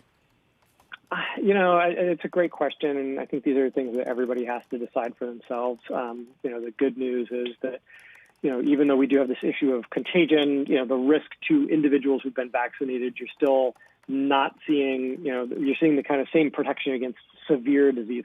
That said, I have a bunch of friends who are vaccinated and have gotten sick with COVID, and being sick sucks. And in addition to that, you have people who worry about taking back an illness to somebody else in their household who might not be vaccinated. Right. I'm personally being a little more cautious than I was previously. Yeah. I mean, I think I hear your child in the background there making their needs known. Yes. Yeah. It's definitely something to consider and something I feel like a lot of working parents are worried about as we still look for more information about vaccinations among kids. Bloomberg senior healthcare editor Drew Armstrong, always appreciate you joining us to talk all things COVID. Scarlett? Well, starting next week, fully vaccinated American and European Union travelers will no longer need to spend 10 days in quarantine when arriving in England. Meanwhile, you've got international cruises that'll also resume after being put on hold for more than a year. It's now unlikely that the Biden administration will reciprocate anytime soon. U.S. health officials advising Americans to avoid traveling to the UK due to a surge in infections. And in other COVID news, a U.S. Senate committee postponed a hearing today after some of its members were potentially exposed to the coronavirus. Michigan Senator Gary Peters says his panel delayed the hearing but declined to name which lawmakers were possibly exposed. The news comes after the top position of Congress reimposed a mask mandate for lawmakers when they're on the House floor, in hallways, and in their offices. And New York City offering an incentive for vaccine hesitators. Get the first dose of a COVID shot at a city-run site, show proof that you live or work in the city, and after that, you get $100 through prepaid debit cards. Incentives can be redeemed starting Friday. And of course, this week, the city said all municipal workers are required to get the shot or submit to weekly testing, so it looks like they can get paid for that now. For the latest COVID news, bookmark bloomberg.com/coronavirus. Maddie? Well, coming up after the break, we'll look at the challenges social media platforms like Facebook have to contend with when it comes to misinformation. This is Quick Take the Lead.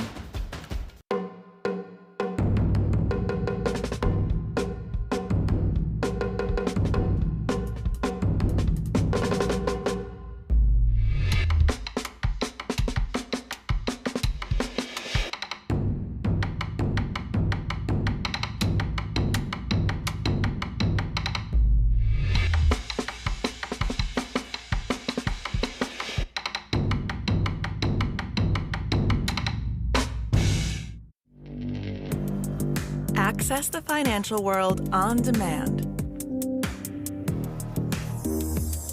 Hear from leading economists, policymakers, and industry experts via live and on-demand webinars, only from Bloomberg. Start exploring to see what's moving the markets. Visit Bloomberg.com/webinars. Access the financial world on demand. Hear from leading economists, policymakers, and industry experts via live and on-demand webinars, only from Bloomberg. Start exploring to see what's moving the markets. Visit Bloomberg.com/webinars.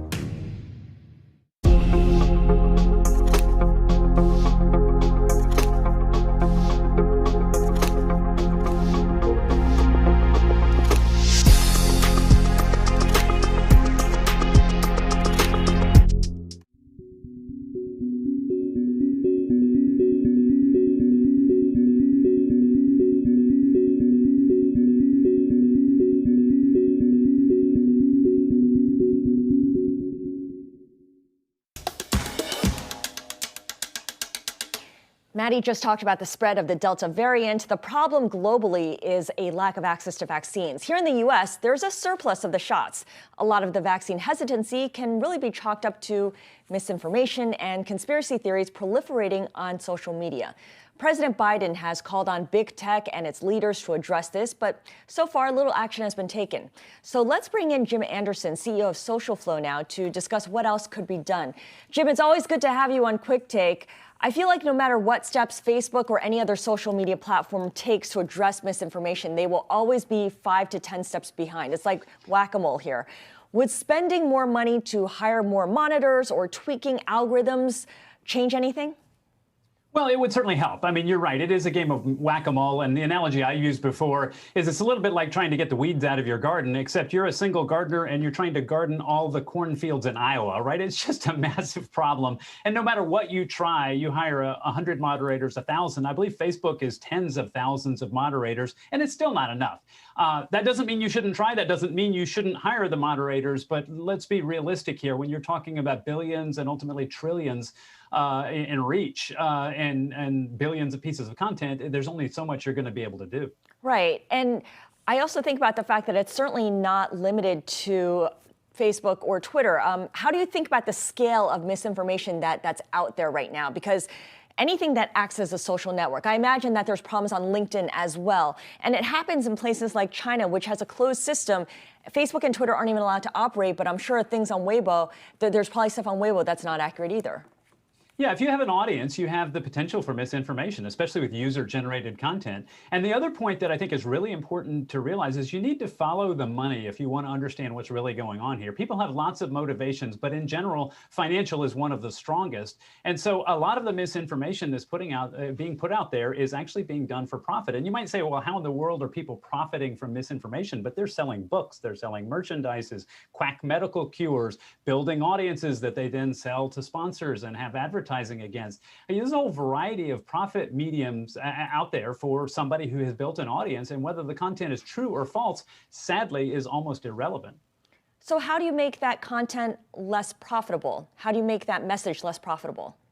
Well, you do the things that we were just talking about, enforcement, having clear standards. And one of the things Facebook in particular has gotten in trouble with in the past with its oversight board is not having clear standards and then adhering to them. So misinformation, we know, is a really tough thing to diagnose. You know, there are things about the vaccine. How long did it take to develop? It was developed very quickly. How much testing was done? Probably less than previous vaccines. What's the vaccine mechanism? Those are all true statements that you can then add up to sort of infer that the vaccine is somehow dangerous, which I think most reasonable people would conclude is not the case, at least not for them. But how do you make the distinction between what's a true statement and then ultimately what's misleading? And that's really hard to do from a platform standards perspective, because there's so much variance between, say, what's going on with COVID now and some other type of misinformation, say, around the election. Yeah, setting standards is exactly what none of these platforms want to do, because then it turns them into teams of editors, and that's pointedly what they're trying to avoid being. I want to go back to that idea about how there are truths underneath the vaccine skepticism. The questions that people are raising are legitimate. It's just the conclusions that people draw as a result of those questions being asked. That's the problem. Yeah, without a doubt. I mean, vaccine hesitancy is understandable, right? I mean, some people are hesitant about any form of medicine or going to the doctor or getting a shot. And if you say, well, I'm scared to get a shot or I'm just hesitant to get a shot, does that make you a vaccine skeptic? I think not, right? It's a perfectly reasonable thing for people to ask, is it worth it to me? And your health reporter previously was talking about, these are very personal decisions, things like, where do I wear a mask in certain circumstances do I not? Vaccines are a little bit different because it has an impact beyond just you. But ultimately, people's personal health decisions are their personal decision. And so we have to be careful not to label any kind of hesitancy as flat out misinformation. The problem is of course, people will then flip that for their own profit, right? They'll say, oh, you should definitely not get a vaccine because it's dangerous and it hasn't been tested. And those are demonstrably not true statements. And so drawing that line is what everybody has to do. And that's what the platforms are on the hook to do, and candidly not doing a great job of it right now. Would more rules on privacy and data collection make this less profitable, this misinformation? And I bring this up because Facebook just reported results where it was fairly cautious when it gave a outlook for the next quarter. And that's because Apple's new rules on data collection is going to hurt its bottom line. Yeah, I don't think data privacy is going to affect the misinformation problem at all. It may affect Facebook and Apple, although probably not as much as you might think. I mean, Facebook is still, in record territory. I think even with the sell-off after the markets, they're still up probably 30%, on the year. So Facebook just keeps having record quarter after record quarter after record quarter. There are quite legitimate privacy issues, but I don't think those are going to affect the misinformation issue at all. Gotcha. Distinct issues then. Jim Anderson, CEO of Social Flow, always great to speak with you. Really appreciate your joining us today. Now we're staying with this earnings idea. Spotify could just be the biggest name in music streaming, but the latest results showed it remains vulnerable to the pandemic. The Swedish company added fewer new users than expected in the second quarter, especially in global markets like India. The disappointing growth sent shares of Spotify down as much as 10% today. Still, Spotify's advertising business is booming, thanks in part to podcasts. I recently had a chance to sit down with a top executive in charge of Spotify's engineering, Chief of Research and Development Officer Gustav Soderstrom. Gustav was once quoted as saying he wants to make Spotify the R&D of the music industry. So I asked him to explain what he meant by that. Most other industries, they have a lot of R&D. They have a lot of smart people working on building products for them. And the thing that struck me about the music industry was, it's all the labels, and the labels had, at least back then, they had very few engineers. There just wasn't any R&D in the music industry at all. They were just monetizing the IP they had, and they relied on someone else, CD makers or iTunes or something, to do the R&D. And so I just wanted to set the ambition and say, well, music seems to have no R&D department. There's no one innovating on the consumer side. So let's make the goal be that we are that R&D department. Now we have competing R&D departments in other companies that also try to innovate. That's a great outcome for the music industry and for artists. Now there's competition for the consumer experience.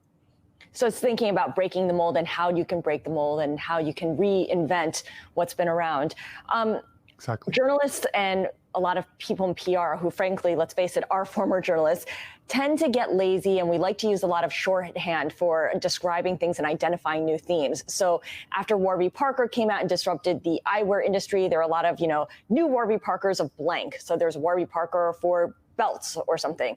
And then, of course, there was Uber, which became the in-demand economy, right? There was Uber for private jets, Uber for blank.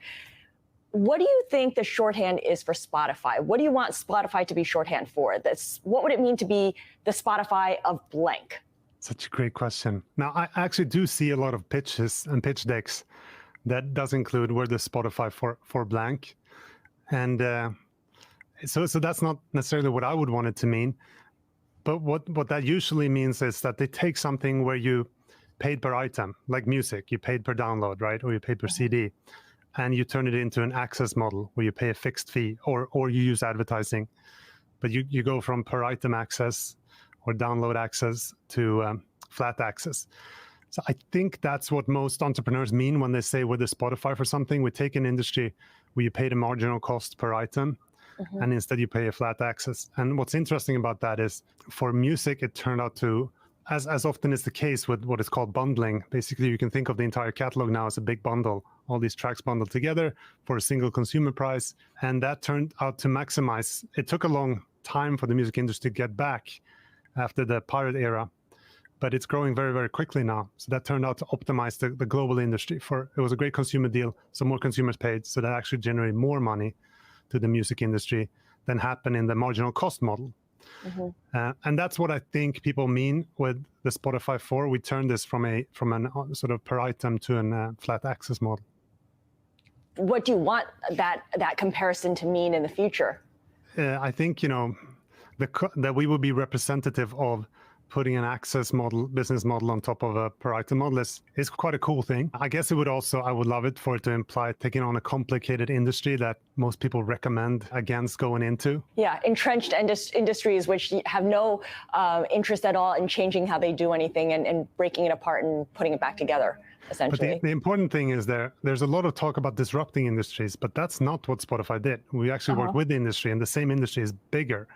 Right, and that's important. It's easy to say we're going to go in and disrupt and kill this industry. Spotify actually did the opposite. We started negotiating with them from day one. It took a long and painful route, which is often recommended against. The recommendation is to try to go in and disrupt and destroy. But so the record labels see Spotify as their friend rather than their enemy? For sure. I mean, where the majority of their revenue now streaming is. What about musicians, though? A lot of musicians say they can't make a livable wage off of their streaming proceeds. It's a very complicated question. I mean, we try to look at, are we growing the pie or not? Is there more and more money going to rights holders every year? And that's super clear. It's growing very, very fast. And, beyond the what was called the golden days of the CD industry. And we're also looking at, our deals with the labels are, while not transparent, quite well known. We pay out the vast majority of any dollar we make to the rights industry. Now there are many complicated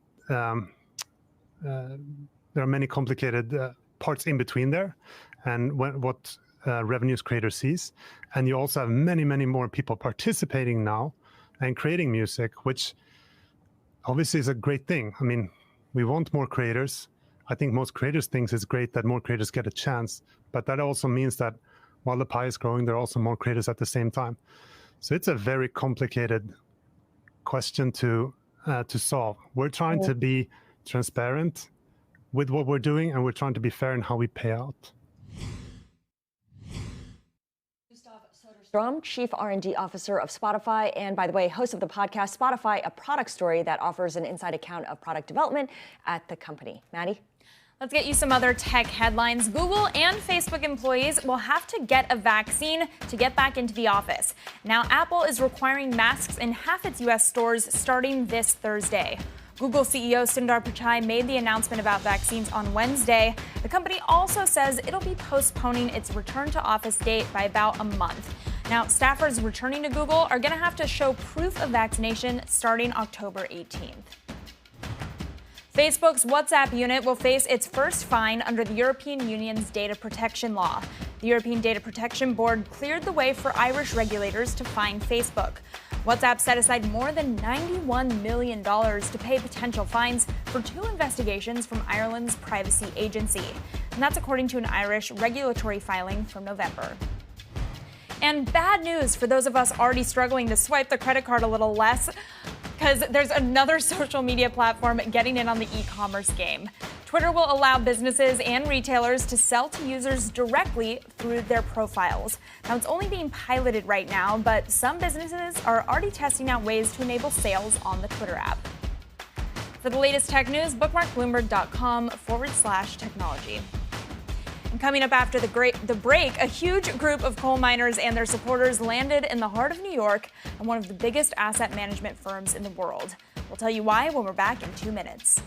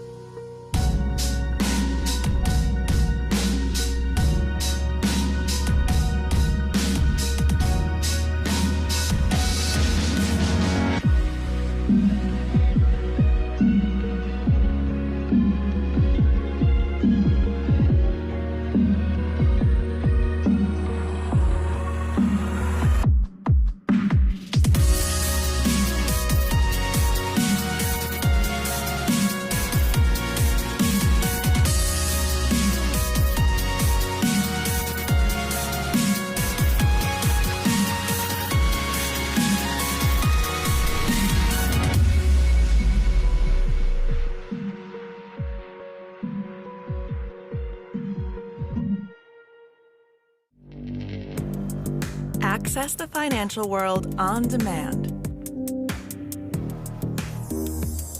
Hear from leading economists, policymakers, and industry experts via live and on-demand webinars, only from Bloomberg. Start exploring to see what's moving the markets. Visit Bloomberg.com/webinars.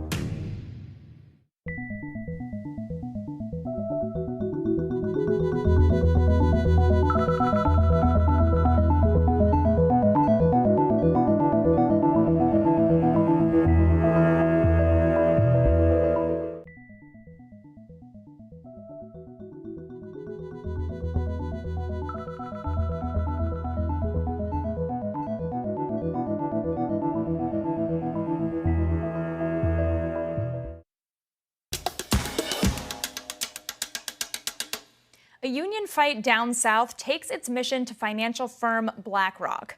I went out to speak with some of these workers and find out what they're looking to get out of their long-time strike. Amen, brothers and sisters. Amen. Union workers are gathering right behind me, right outside of the BlackRock building. They're organizing here today in hopes that BlackRock, which is a big investor in the company that owns these mines, will actually take a stand in their investments in that company. I think BlackRock can put pressure on the negotiating team to come to a decent contract, to actually come and bargain with us in good faith. They have enough stock that they could put that pressure there. They themselves could step in and speak out for us, speak out for the workers. Why they're living the way they're living is because of us. That's the reason why they're able to live the way they live. It's because we do what we do. We go underground, we put our lives on the line for our families, and it's time for them to give us what we deserve. In 2016, as Warrior Met was trying to emerge from bankruptcy, the miners took pay and benefit cuts just to keep their jobs. Warrior Met told their investors are at BlackRock, and basically our miners got them out of bankruptcy, but they refused to give us a fair contract. Officials at BlackRock declined to comment on Warrior Met. The striking miners' choice to involve BlackRock is just the latest example in a movement of different groups asking their asset managers to take a stand on investments. The miners are now looking for pay and benefit increases beyond what Warrior Met is offering. We'll have to wait and see how all of this shakes out for these workers who, again, are on month 5 of their strike. For now, I'm Madison Mills in front of BlackRock in New York. And this is not the first time that BlackRock has drawn protests. Last February, before the start of COVID, climate activists occupied the BlackRock headquarters in Paris to protest its investments in companies that damage the environment. But what can and what should BlackRock do about its investments? Bloomberg's Annie Massa has covered BlackRock for years as a reporter on the asset management team, and she joins us now. Great to speak with you, and welcome to the show. A coal miner that I spoke with today told me that she protested to kind of convince BlackRock to pressure the company to use their board votes to get Warrior Met to really make a change. What do you envision Larry Fink's response to that might be? Well, the response that BlackRock has typically had to protests like this, and as you mentioned, there have been many over the course of the years that I've been covering BlackRock. The typical response is, we're a fiduciary on behalf of our clients, we oversee client money, and it's not our decision necessarily to invest in XYZ company. But that argument is increasingly wearing thin for people, and it hasn't managed to stem the tide of protests that we're seeing on the social side, on the environmental side, against BlackRock specifically. Okay, Annie, BlackRock is clearly the world's biggest asset manager. I mean, the numbers are astronomical, $9.5 trillion in assets under management. It's definitely the biggest shareholder in Warrior Met with a 15% stake. But if you look at companies in the S&P 500, it's also one of the biggest shareholders in Apple, in GM, in Citigroup. It's hard to find a publicly traded company in which BlackRock is not one of the biggest shareholders. Explain to us why that is, why BlackRock is everywhere. That's exactly right. In fact, if you go down the list, BlackRock, for 99% of S&P 500 companies, you're going to find BlackRock in the top 5 holders. So as you said, it is everywhere. The reason that BlackRock is such a major holder of so many of those recognizable companies has to do with how its business is structured, and it's one of the biggest index fund managers in the world. So of that $9.5 trillion in assets that you mentioned, 2/3 of that is coming from index funds. Those aren't funds where there's really oversight. There's really active oversight over the companies that are going into the fund. Those are tethered to indexes. So that's why BlackRock has traditionally made the argument that, okay, it oversees trillions and trillions of dollars in assets, but such a vast proportion of that is in these index tethered funds. So given what you just mentioned, that BlackRock doesn't really decide what goes into these ETFs that passively track an index, someone else does, like the guys who make the S&P 500, would the folks I spoke with today be better off protesting against them instead? It's a great question. I think some of the frustration is coming because people see that BlackRock is out front with statements about how we need to be thinking about the environment, and even finance needs to be reorienting itself, and companies need to be reorienting themselves towards global warming and addressing it more. So when you're out there on the record, positioning yourself that way and making changes to your business to confront those problems, it does make you an easier target maybe for activists like the ones that you saw today.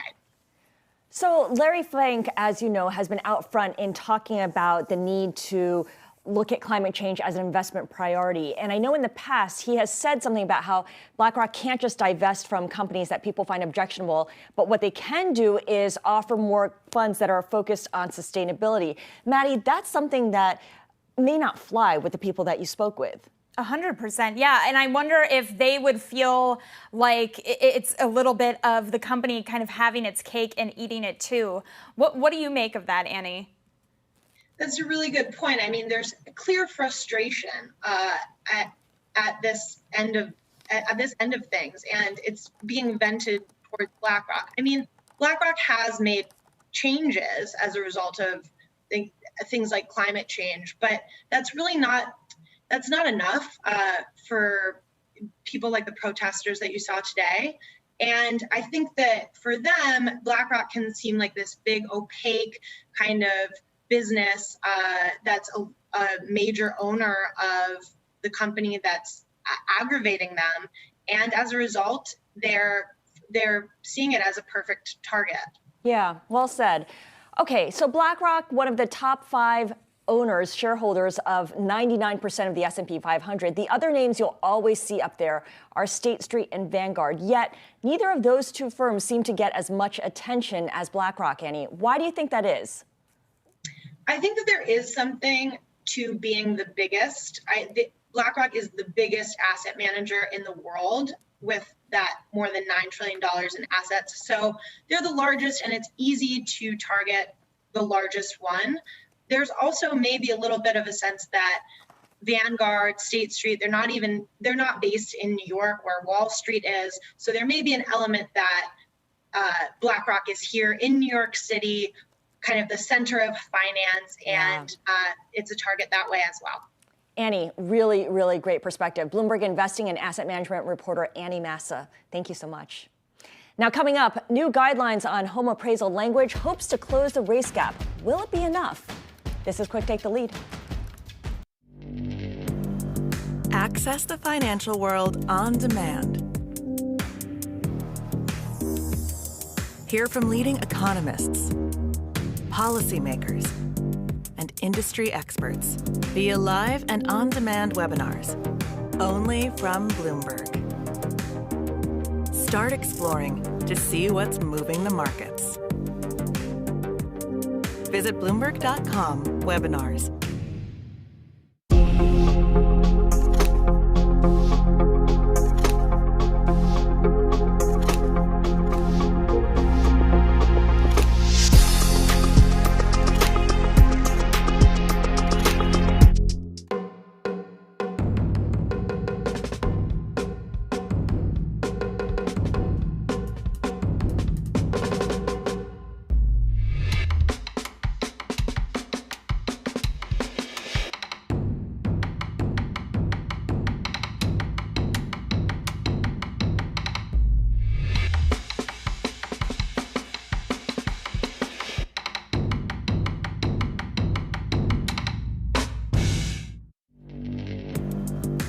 Access the financial world on demand. Hear from leading economists, policymakers, and industry experts via live and on-demand webinars, only from Bloomberg. Start exploring to see what's moving the markets. Visit Bloomberg.com/webinars.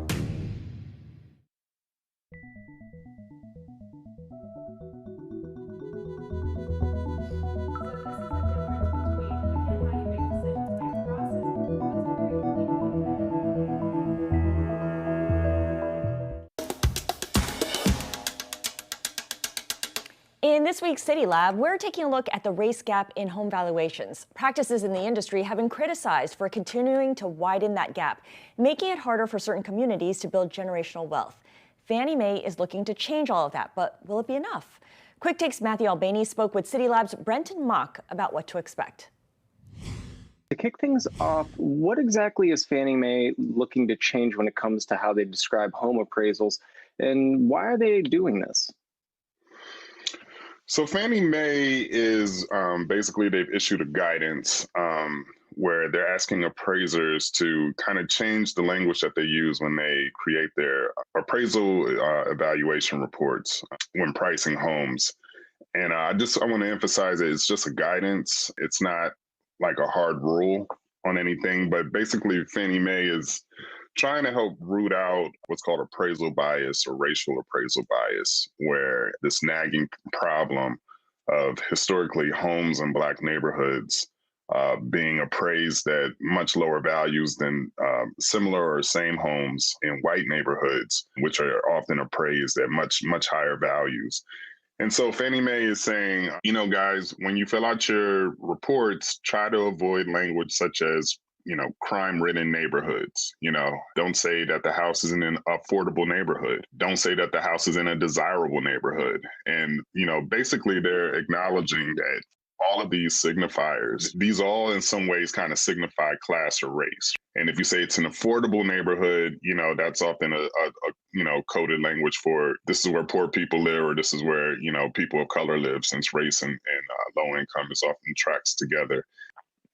Right. And speaking to kind of the historic issues, the systemic issues that go on with appraisals, it seems like the race gap has not necessarily slowed down. What are some of the practices on the side of the appraisers and the effects that it does have on these homes? Well, the history, of course, is racial segregation, and how early redlining practices basically signaled to banks and lenders that properties in Black neighborhoods were too risky for investment. And also how federal housing policies historically basically encouraged white homogeneity, basically uniformly white neighborhoods, which signaled to banks and lenders that these are the best neighborhoods for investment. This would have the effect of kind of maximizing and optimizing property values in quote unquote white neighborhoods. Those kinds of like race-based practices have been outlawed by the Fair Housing Act of 1965, the Community Reinvestment Act of 1977. However, there was nothing put in place to actually kind of cure the undervaluing of Black neighborhoods and the overvaluing of homes in white neighborhoods that was basically already cemented into the industry. Current appraisal practices, they kind of still take into account the home values that were set in the 20th century. Again, like Black homes on average, I think are valued somewhere, well, depending on the city, but I think across the nation, $75,000 lower than, again, same size, same design homes in white neighborhoods.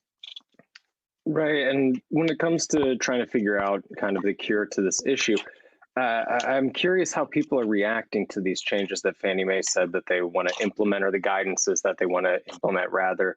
You point in your article that racial composition is one of the strong determinants of housing values.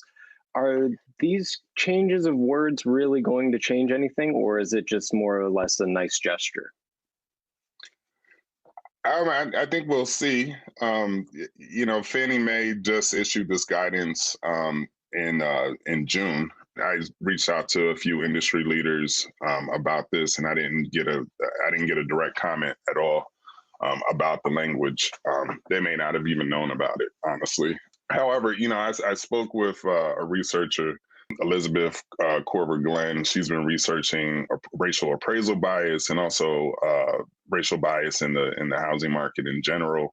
She basically wasn't buying it. She didn't think it was going to bring any change at all because it doesn't. She said it doesn't at all substantively change the way that appraisers conduct their business today. And so she used an interesting analogy of like a book publisher who publishes cookbooks, right? Looking at how chocolate chip cookie recipes have been printed and published in that publisher's books for years, for decades.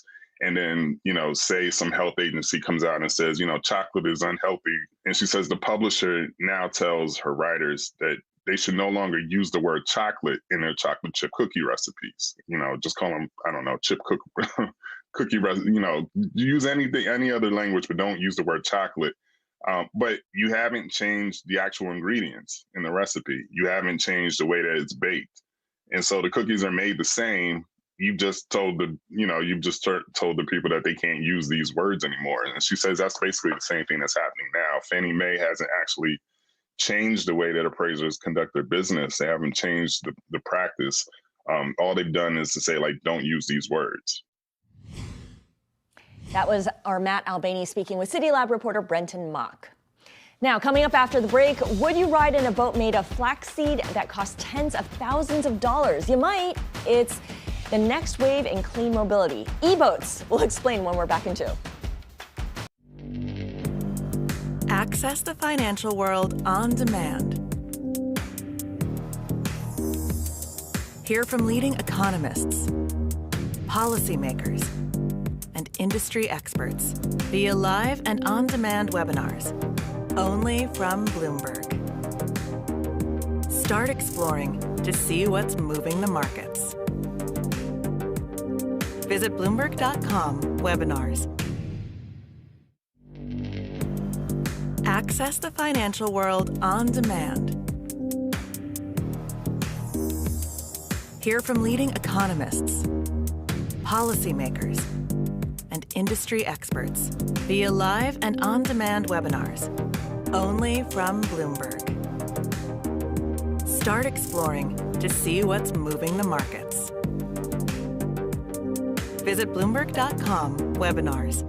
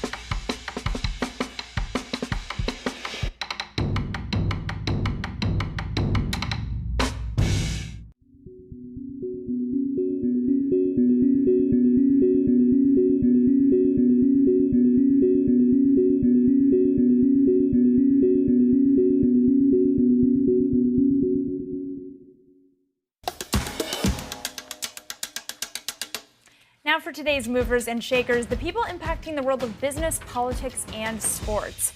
Julian Assange is no longer a citizen of Ecuador. The country stripped his citizenship after finding irregularities in his naturalization process. Assange became Ecuadorian in 2018 as part of an attempt by then-President Lenin Moreno to get him out of the country's London embassy, where he lived for 7 years to avoid arrest. The WikiLeaks co-founder was taken into custody in 2019 after Ecuador withdrew his asylum status. Assange is currently in prison in the UK. His lawyer says he's going to appeal the ruling. Jared Kushner is planning to open an investment company later this year. The firm will operate in Miami and Israel, according to a person with knowledge of the matter. A Reuters report says the Israel office will pursue regional investments to connect Israel's economy to India, North Africa, and the Gulf. during Kushner's last year as a political advisor to his father-in-law, former President Donald Trump. He brokered a deal between Israel and several other Middle Eastern countries. Actor Bob Odenkirk was rushed to a hospital after collapsing on the set of AMC's Better Call Saul on Tuesday. It's not clear what caused the collapse. Odenkirk was in Albuquerque, New Mexico, filming the 6th and final season of the Breaking Bad spinoff. The 58-year-old is a 4-time Emmy nominee for his role as lawyer Saul Goodman. And those are your movers and shakers from today. Scarlett? Well, for the rich and famous, there's a new cool way to get around this hot summer that may be better for Earth. An electric boat that's being called the Tesla of the sea. Swedish company Extor is cleaning up emissions and in the process drawing comparisons to Elon Musk's vehicles for its software and sleek and smart features. Extor CEO Jenny Kesu joins us now from Stockholm to discuss. Jenny, welcome to Quick Take. For those of us who aren't sailors or boaters, I'm not sure if that's a word, give us a brief overview of electric boats and their impact on the environment. Of course. So basically, an average usage of a typical combustion engine boat over a summer compares to 3.5 years usage of a combustion engine car. So the amount of CO2 that leisure boating industry is emitting is huge, and then you have noise pollution as well, and hence you need to change that quickly. And that is why we're seeing electrification also in the boating industry now. We are providing smart tech combined with a superior driving experience and a sustainable product. And it's available now for order. So part of your sustainable product is the material that it's made out of, flax fiber materials. There's also cork instead of traditional teak. What about the safety of these new materials? How much testing has there been done? And is it testing that really tests the limits of these vehicles, given that it's pretty quick to market? So basically, the founder, Conrad Bergström, has been doing this in 2016. So we have been in an R&D phase for quite a few years now. And these are materials that is not new for other industries, just new for boating industry. So we are CE certified in Europe and we are certified in the US as well. And we have delivered products under certification to 3 continents already. You mentioned that these boats are available. Tell me what demand looks like right now and which markets are growing the fastest, both geographic and demographic. So we are growing quickest now in the Nordic region, in the US and in Middle East, and we are seeing high demand. So we are scaling up production quickly. We recently opened our second factory, which we will have fully up and running in Sweden later this year. So next year we will be able to provide our customers with 450 additional boats. We have sold more than we can produce. Talk about government regulations too, because especially in Europe where you're based, the push to go fossil free is really gaining steam, and it's pushing ahead the timeline as well for the adoption of electric vehicles, including electric boats. Oh, of course. So what we are seeing here in the Paris Agreement is that we need to stop emissions quickly, and a lot of emissions actually comes from leisure boating, and hence why we have several countries now banning combustion engine in leisure boats on both lakes and near shore areas such as Amsterdam, Norway, Germany, Switzerland, Austria, etc. Got it. And I was looking at some of the features. They include a mobile and smartwatch app which unlocks and turns on the boat when in range. I got to wonder, is there going to be an autopilot mode kind of like Tesla? Well, hopefully not too far out. Hopefully not too far. It's hard not to make comparisons to Tesla, Jenny. I mean, looking at how the company Tesla has managed the launch of different new models, and some of them were problematic, and meeting the demand, which sometimes it wasn't able to do while managing shareholders' expectations. What's the number one lesson that you've learned from what not to do? Well, so we have, of course, studied Tesla very hard, as you can see, and it's very flattered just to be compared with them. And I think that Elon Musk is a huge inspiration for most business leaders. And we have carefully looked at, their issues they had in production, and this is why we're scaling up as fast as we can. If you can sell an electric boat today, you will be able to sell it, and hence we are scaling up production as fast as we can. Got it. Jenny Kesu, CEO of Extor, really appreciate it. And Maddie, I wonder, J-Lo and Ben Affleck were in an E-boat? Well, they were probably actually in a super yacht, which is exactly what we're going to talk about next, because we have some really good intel on what it's like to work on ships for the ultra rich. We're going to bring you more hot gossip on super yachts when we're back in 2 minutes. Wait for tea.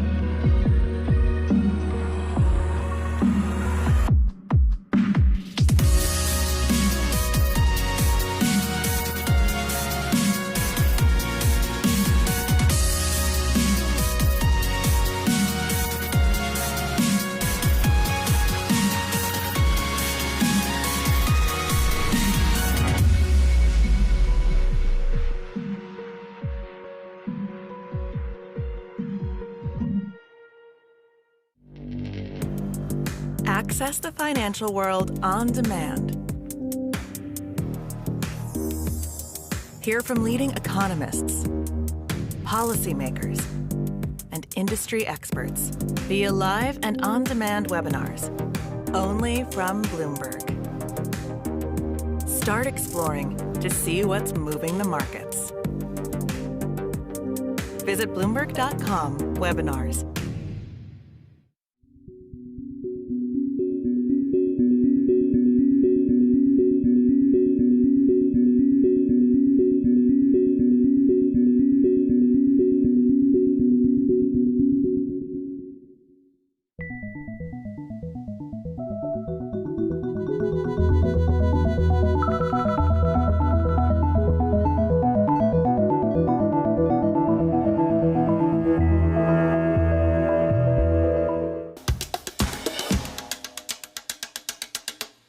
The market for super yachts is on fire. Jeff Bezos is waiting for his custom-built giga yacht. Now, for non-billionaires, charters are so in demand right now, there are now membership services available. Since Maddie and I will never own a yacht and can't afford a membership, the best we can do is hope to get a job working on board. Bloomberg sent a reporter to do just that. His editor, Chris Rouser of Bloomberg Pursuits, is here now to share what Bloomberg has learned. Chris, good to speak with you. What is the craziest thing your undercover reporter heard about? First of all, you guys, I don't even know if you can get a job on a boat. It's very competitive to work on these boats now. And people are dying for these jobs. So the craziest thing that our reporter, who went undercover and worked as a deckhand on a super yacht, a 140-foot super yacht, saw was he stumbled into one room and he saw a room that was specifically designed for cocaine.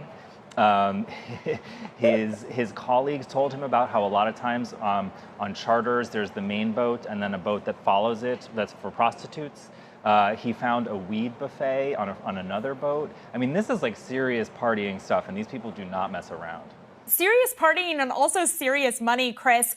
Yes. What are the legal implications for the other people on the boat? Like, could the deckhand get in trouble for being escorted into the coke room? Yeah, so that was a privately owned boat by a person. It wasn't a charter boat. But you know, a lot of the sort of culture of the 70s and 80s, when there were like a lot of drugs on these yachts in the Mediterranean and the Caribbean, has stopped, because you can actually get busted for trafficking if they find any kind of narcotics on your ships. Weed is a little bit different, but a lot of the cocaine culture is actually on land these days among the brokers and the partying. Okay, so the deckhands can stay pristine and all of that. Hopefully. If we do manage to get a job, you know, one day as a deckhand, how much money could we bring in tips? So the salary for a deckhand is about $3,000 a month, but on a good summer you can earn up to $50,000 in tips. Wow. And if you work on a private boat for a year, you could get a Breitling watch for a year's worth of work or a Rolex for 5 years. Wow, sounds like a lot of perks in kind of befriending the other folks who are on the ship. Chris, one anecdote from the article that I was fascinated with is this idea that the deckhands see the lavish lifestyle and they want to act that way as well. Can you tell me about that? Yeah, I think people, you know, they watch the show Below Deck on Bravo, they see this sort of fabulous life, and then when they're up close and personal with it, They feel like when they go on land in Mykonos, they should be going to the clubs too. So they find themselves buying the same Gucci sunglasses that the passengers buy. Hopefully, if they're lucky, someone will have left an Hermes scarf or something on board and you can tie that on. But yeah, they find that they end up paying for the same kind of bottle service and high life when they're off the ship that their clients do. Yeah, that's where that $50,000 tip goes to. Yeah. How much do these boats cost? I mentioned Jeff Bezos has a giga yacht that he's working on, or someone's working on for him. Yeah, so that one is going to cost $500 million estimated. And that most of them aren't that expensive, but they cost about $1 million for every 3 feet. And we define a super yacht as up to 120 feet or more. So that's starting at $40 million, and that's before you get, necessary add-ons like a jacuzzi, like a helicopter pad, right. Things that you can't really do without on your super yacht. You know what we forgot to ask? What is it that these deckhands do? Obviously, they have to earn their keep. Like, what are their jobs? What are they up to? They do everything. I mean, they're like, they do a lot of like waiter type service, but they also do a tremendous amount of cleaning. The salt air is incredibly destructive, as are the passengers. Anytime they spray on sunblock, they ruin all the surfaces. Our reporter found himself removing fried chicken flakes with a tweezer from teak floors. They're constantly vigilant, doing sort of everything that you could possibly need in a private house, which is basically what those boats are. Is there anything really quickly here that passengers on the ships don't know about that you think that they should? They don't know that they're always being watched. It may seem obvious, but there's cameras everywhere, and there's always someone watching to make sure you don't need anything. So anything from like if you pick mushrooms out of your food, the chef then knows later to not serve those mushrooms, to if you're naked sunbathing, someone's gonna see it. If you pass out drunk with no clothes on, the deckhands are going to see it. So never forget. If Ben Affleck has his hand on your butt, I guess the deckhands are going to see that as well. I think they wanted people to see that. Yeah, along with the rest of the world. I'm going to watch Succession with new respect now. They have a couple of episodes on the yacht, and now I'm rethinking everything that's happening on that show. Mm-hmm.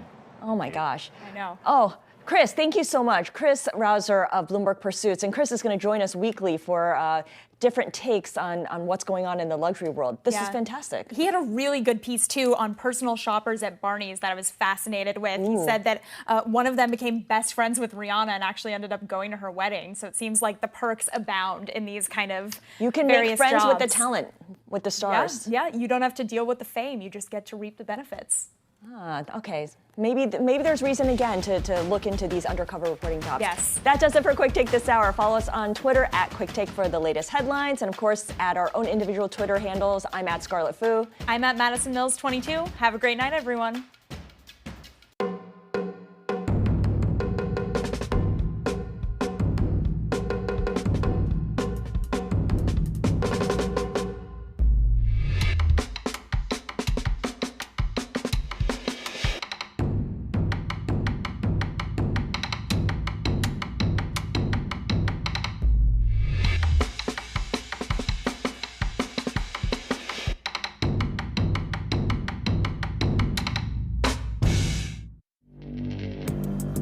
Access the financial world on demand. Hear from leading economists, policymakers, and industry experts via live and on-demand webinars, only from Bloomberg. Start exploring to see what's moving the markets. Visit Bloomberg.com/webinars.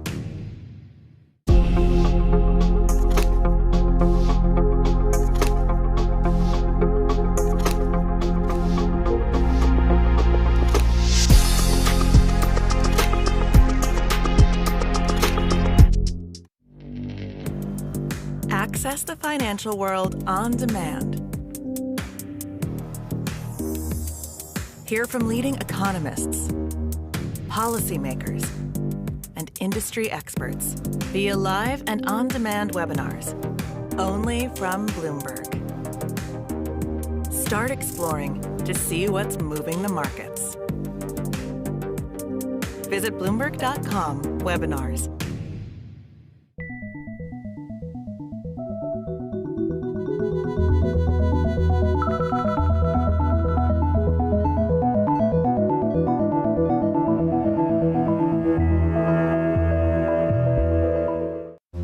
We started a business in the middle of a pandemic, y'all. However, sold a hell of a lot of shoes. And we knew it was gonna happen because we understood that there was a need for this type of thing because we needed it also. The sneaker resale market is booming, totaling an estimated $2 billion in North America alone, as shoe manufacturers focus on driving sales away from brick and mortar stores and towards mobile apps and websites. Sneaker resellers are reaping the benefits. The name of our business is Another Lane. We are the premier destination for dope kicks.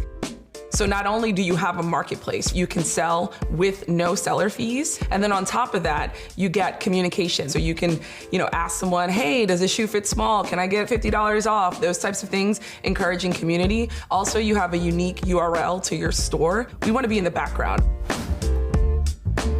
When I think about sneakers and my infatuation with them, I don't wear it like a badge of honor. It's kind of embarrassing. And so when I wanted to ask her out, I mentioned it very ever so slightly, and Adina kind of just shrugged it off like, yeah, everybody's into sneakers. So you're no different than anybody else.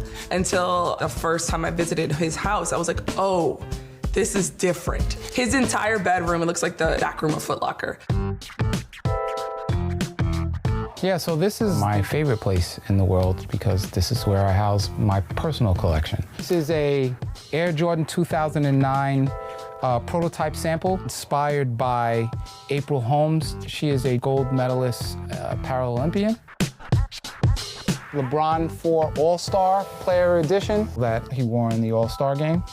And last, Jordan Brand just came out with the Jordan 11 Adapt. This is Nike's first auto-lacing Air Jordan 11.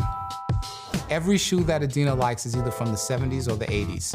Me, I like the new stuff. Anything new and different, that's what I want to try out. And I want to be the first to tell you if it sucks or if it's awesome. The challenges of being business partners and being married, especially in a pandemic, your home is your office is your home. I was saying some days I'm the janitor, and then other days I'm the CFO, so. Chad has seen, returns of 100 to 1,000% on some shoes. The Stewie Griffin is actually the highest dollar amount for one pair of sneakers. So the shoe was never released to the public. About 2 years ago, I sold that shoe for $9,000. Just to see people ogle at a shoe that they've only heard of, and to see people's jaws just drop. Like, isn't that what we do with art all the time? Is we go to a museum, we look at it, we love it, we talk about it, because it makes us feel things. I mean, that's what my personal collection is. It's my museum in my house. The sneaker boom has also created opportunities for a new generation of speculator. The potential to get rich quickly in an informal setting with little oversight drew a new breed of online Gen Z trader. Exchanges like StockX, they commodify this hobby that we love. The personal communication was taken out and community was taken away. I don't think that the audience has changed. I think that it has grown, and so it has expanded to include the white kid from the suburb that is influenced by the Black culture. I'm so happy to see the world enjoy sneakers and see what's so dope about them, but it can sometimes feel like a gentrification. You want it to still have some of the flavor, the people that made it what it is. That's another reason why we were so happy to create Another Lane, is that we didn't see anybody that looked like us at the top of these sneaker companies. And so we wanted to assign that face and put us back in the space and places. In my younger years, it was completely and totally for the passion and the art of it. I had all these sneakers because I love them. I love to wear them. I love to play in them. I love to show them off. Also, it's really about the personal connections that you make along the way. There are people that Chad waited in line with sneakers, and now they're really close friends, and he's been in their wedding. That is what a community gives you. It's expanded my life. Like, I'm from Brooklyn. My network, though, has taken me all over the world because of my like for sneakers. I know what it felt like when I got that pair of shoes from my personal collection. So to be able to share something like that and that same feeling be transferred, that's the best part of it.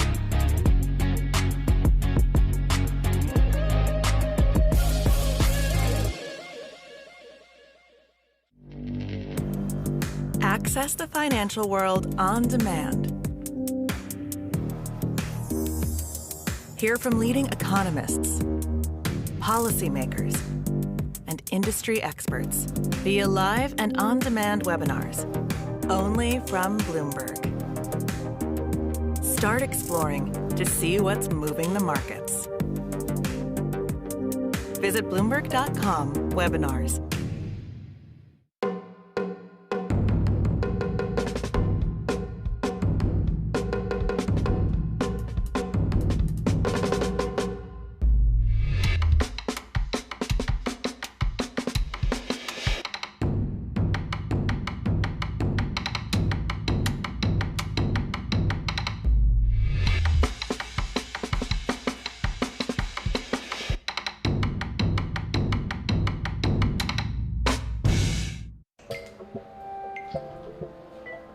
As a content creator, seeing all of the things that we can do for an artist or a company and receiving such little pay for our artistic creations, it was a slap in the face, really. Going live right now.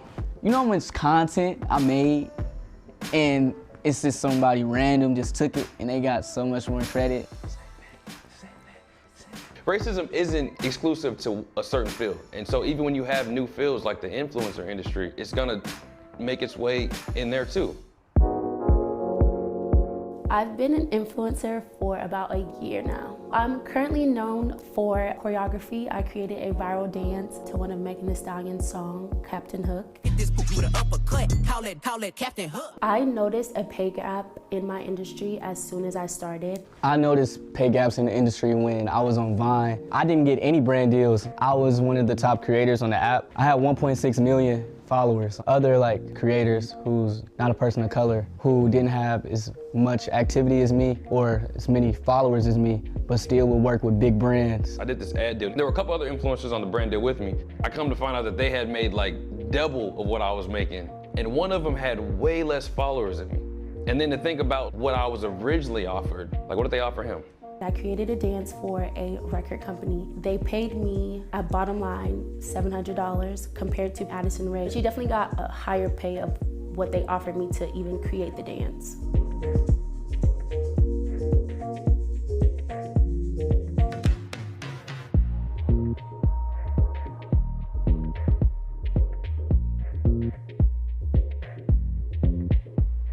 What's crazy, we start all the trends. And then another influencer, a white influencer hops on it, and all of a sudden it blows up, and they credit this white girl for something that a black girl created. If a bigger white account reposts your dance without tagging you, 9 times out of 10, that artist is gonna automatically see their post, and without your name anywhere on the video or in the comments, nobody knows that you created it. People take advantage of black creatives. It's this trend and it's all fun, and then someone profits off of something that a black creator started. The way that I've had to change my content actually varies in a lot of different ways. Certain things I can't wear, certain things that I can't really speak on because I know that it will be shadow banned. And all around, just having to push 10 times harder. Full hair, full makeup, fully dressed, and just 100% glam to be able to get to that point of viral. Creatively, I can think of a really great idea, but in the back of my head, it's can I even post this because I use the N-word or something, and a brand wouldn't look my way because I made them feel uncomfortable when I'm speaking to my audience, and my audience understand the way I communicate with them. Can't use a lot of profanity and stuff, but then I always see other influencers, white influencers, and it's oh, that's raunchy comedy. But then when I use it, it's looked at in a different light. I would be this squeaky clean influencer, fake optimism all the time. I didn't want to make anybody uncomfortable and potentially lose out on a brand deal.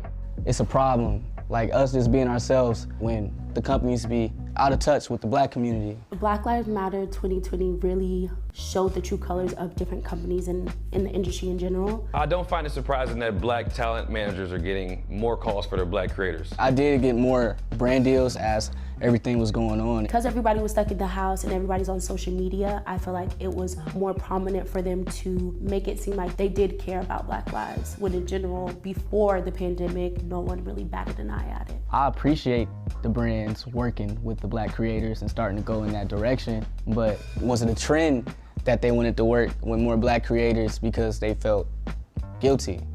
I just hope that it continues. It definitely makes it seem as if Black people can be used at the power of someone else's financial gain. What I hope to see change in the industry is the Black creatives get the credit that we deserve. I hope to see genuine appreciation for Black creators, not just when it's convenient.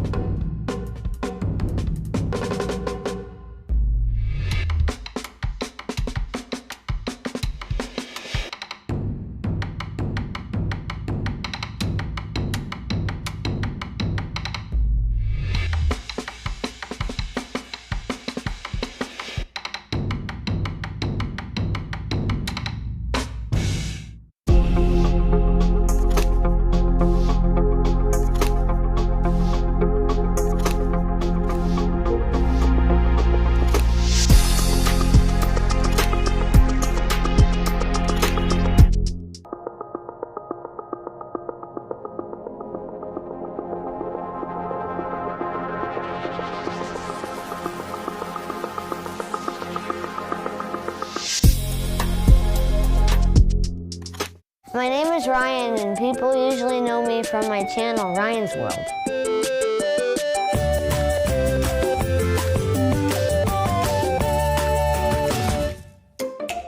This is Ryan's World, a YouTube page that has garnered over 29 million subscribers and over 45 billion channel views since launching in 2015. When I did my first YouTube video, I was 3 years old, and my channel at that time was called Ryan's Toys Review. My most popular video is when I was outside on a bounce house, and I was looking for Easter eggs. How many views did that video get? 2 billion. At first, we thought, oh, is somebody pranking us on YouTube? Why are we getting so many views? Yeah, we genuinely questioned, who's watching? Ryan's World has been the highest earning YouTube channel for each of the last 3 years, earning Ryan and his parents $30 million in income in 2020 alone, thanks to a combination of sponsorships and ads. One great thing about YouTube is that you can film whenever and wherever, so it's really flexible. So you want to create the environment, it's safe and trusting environment for kids so they feel comfortable and have fun when they film. It hasn't been entirely smooth for the family.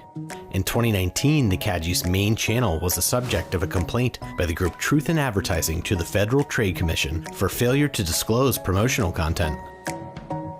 A shift to off-platform deals incorporating toys and branded merchandise has helped Ryan's World maintain forward momentum through YouTube's ebbs and flows. Well, our core principle is to entertain the kids and Ryan's World fans and feel connected with them through creating videos, merchandise products, or our own video games or TV shows. And at that same time, I really want to show kids that education can be fun. Yeah, we call it edutainment. It's a combination of education and entertainment. 1 year after we launched our channel, we decided to start our own company, and we started hiring video editors, producers, animators, and voice actors, streamlining the workload and minimizing Ryan's participation. Yeah, we always make sure that Ryan knows that schoolwork comes first. We limit our filming time with Ryan within 3 to 4 hours a week. And that's really allowing us to maintain his childhood as a normal kid. What do you like to do for fun when you're not doing videos? I like to rollerblade and play on my iPad and talk to my friends while we can play games. But Ryan's persona, both on and offline, will continue to be a family focus in the near term. When do you think you'll keep reviewing toys and making videos? Until forever? When I'm 25, I fully develop my brain as an adult, so after that, maybe I can do something else. Any idea what you'd want to do? Surfing. Surfing? Okay, sorry, that was new. You know what you want to be when you grow up, like for a job? Game developer, so I can show off my own games. We're really fortunate, that's how many kids around the world resonate with Ryan, and Maybe Ryan is the reason they can move forward through their difficult days. So just knowing that aspect makes us feel happy creating content.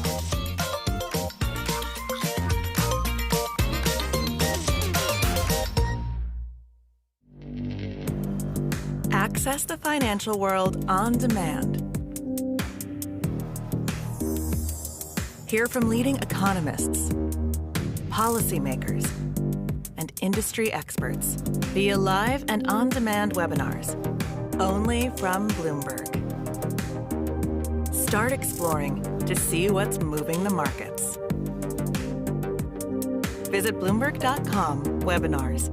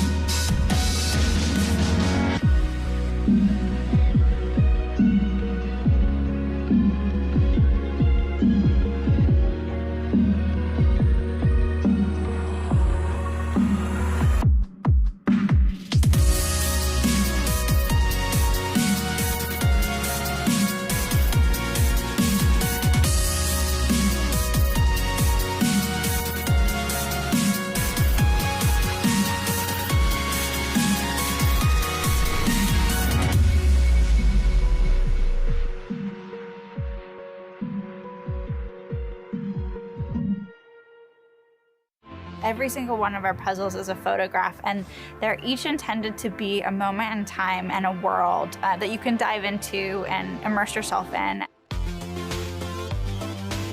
I'm Rachel Hockhauser, co-founder of Piecework Puzzles. We started Piecework in the summer of 2019. It has been quite the roller coaster of a year and a half as far as launching a business goes. A few years ago, I booked a cabin in Yosemite with the goal of spending the whole time outdoors. And lo and behold, I was reined in, and there was a closet full of dusty, old, fuddy-duddy jigsaw puzzles. And I spent the whole weekend working on them and found it was incredibly restorative and relaxing and almost meditative. So we loved doing puzzles, but we felt like there were none out there that spoke to our personal aesthetic.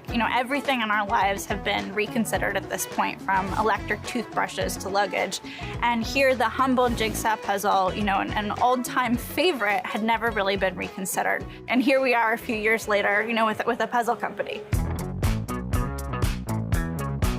What truly sets Piecework apart is that we create all of our art in-house. Every single one of our puzzles is a photograph, and they each have their own title, and they grow like a collection on your shelf. So whether it's, a wild disco party or cowboy themed, there's these different personas and themes that you can escape into for an evening or a few weeks at a time. We start with a concept always. We have an idea of a moment that we want to create. I partner closely with a photographer to bring that to life. And then we have packaging design, creating something that you would want to leave out on your coffee table. Our puzzles are produced, and then we launch it in market, from smaller boutiques to Anthropology, CB2. We were in Nordstrom's holiday shop, and onto social media, and takes on a life of its own. We really go a bit wild in our own communications and marketing that make an impression, and we think it makes a big difference. COVID had a really significant impact on our business because the demand for puzzles skyrocketed. We sold out of all of our inventory more than once. We had to switch manufacturers, and we had quickly figured out how to scale everything across the business in a really short period of time. After all the stress is said and done, we have a higher quality product. We're really proud to say that all of our puzzles are made out of 100% recycled material. So it ended up being a real silver lining for us. We don't think that the interest in puzzles and games is actually going to wane once the pandemic ends. There was already a larger trend of millennials in particular looking for means to get away from their screens and find means to unplug. And we're really happy to be producing something that does enable people to look inwards or, relax a bit or find a meditative moment. It's important to us, and we're happy, to be a part of that.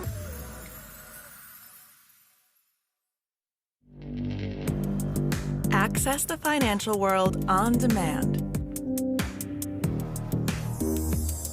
Hear from leading economists, policymakers, and industry experts via live and on-demand webinars, only from Bloomberg. Start exploring to see what's moving the markets. Visit Bloomberg.com/webinars. Access the financial world on demand. Hear from leading economists, policymakers, and industry experts via live and on-demand webinars, only from Bloomberg. Start exploring to see what's moving the markets. Visit Bloomberg.com/webinars. Tennis isn't a cheap sport. When we travel around the world every single day, we're spending our own money. We don't earn too much from playing on the ITF tour. I think a lot of the times people see the WTA tournaments, the Grand Slams, all the glamorous kind of stuff, and that's not really what it's truly like playing on the ITF tour. After several years of internal dispute, COVID-19 is forcing tennis leaders to contemplate wide-ranging structural reforms. Since most tennis players are dependent on tournaments in order to make a living, decimated ticket sales and a potential drop in prize money for 2021 are leading to a greater call for a tennis players association. The players that you see most often are probably Serena, Djokovic, Federer, and you see, they're earning millions and millions of dollars every year. And that's kind of not the case with the majority of tennis players. Tennis player Tara Moore, who currently ranks 208, has joined the ITF Players Panel and has been working to improve communication within the organizations. She is also working with Vasek Pospisil to persuade female players to join the Breakaway Association. I found being the ranking that I am now, you're definitely not earning money, you're spending your own money. We have to coach a lot of the times outside of playing tournaments, so not only are we training every single day for 5, 6, 7 hours, but we're also coaching on top of that just to be able to travel to these tournaments. Earning money is great, but our expenditures are a lot higher than our earnings. Tennis generates about $2 billion in revenue, and about 60% of it comes from the Grand Slams. But for most of the year, players compete in smaller tournaments. Men play with the Association of Tennis Professionals, ATP, women play with the Women's Tennis Association, WTP, and there's a third governing body called International Tennis Federation, ITF. Some say it is the sport's faction governance that's holding back its growth. The ITF and the WTA are completely separate entities. So when WTA tournaments stopped running, the ITF sort of followed suit and stopped running their tournaments as well. When they were talking about restarting the tournament calendars, a lot of the top players, so players inside the top 150, had access to calendars that players outside the top 150 didn't, just because they were able to attend WTA meetings. Even though I'm an associate member of the WTA, I wasn't privy to these meetings. None of my peers were as well, like the players that I interact with on the ITF tour.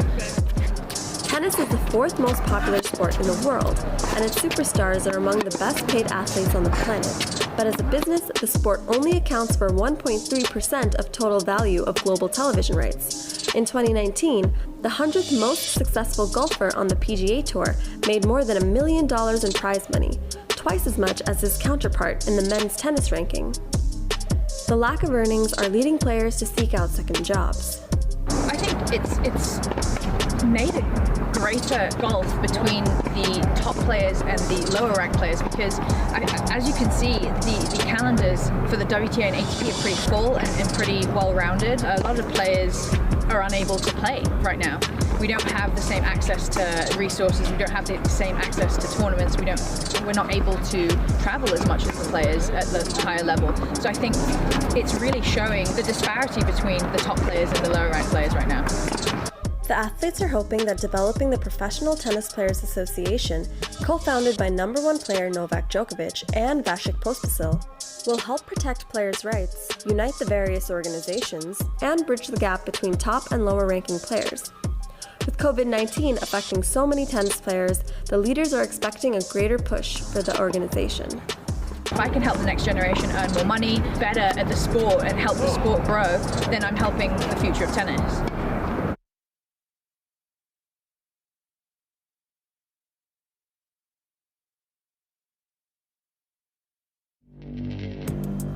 Access the financial world on demand.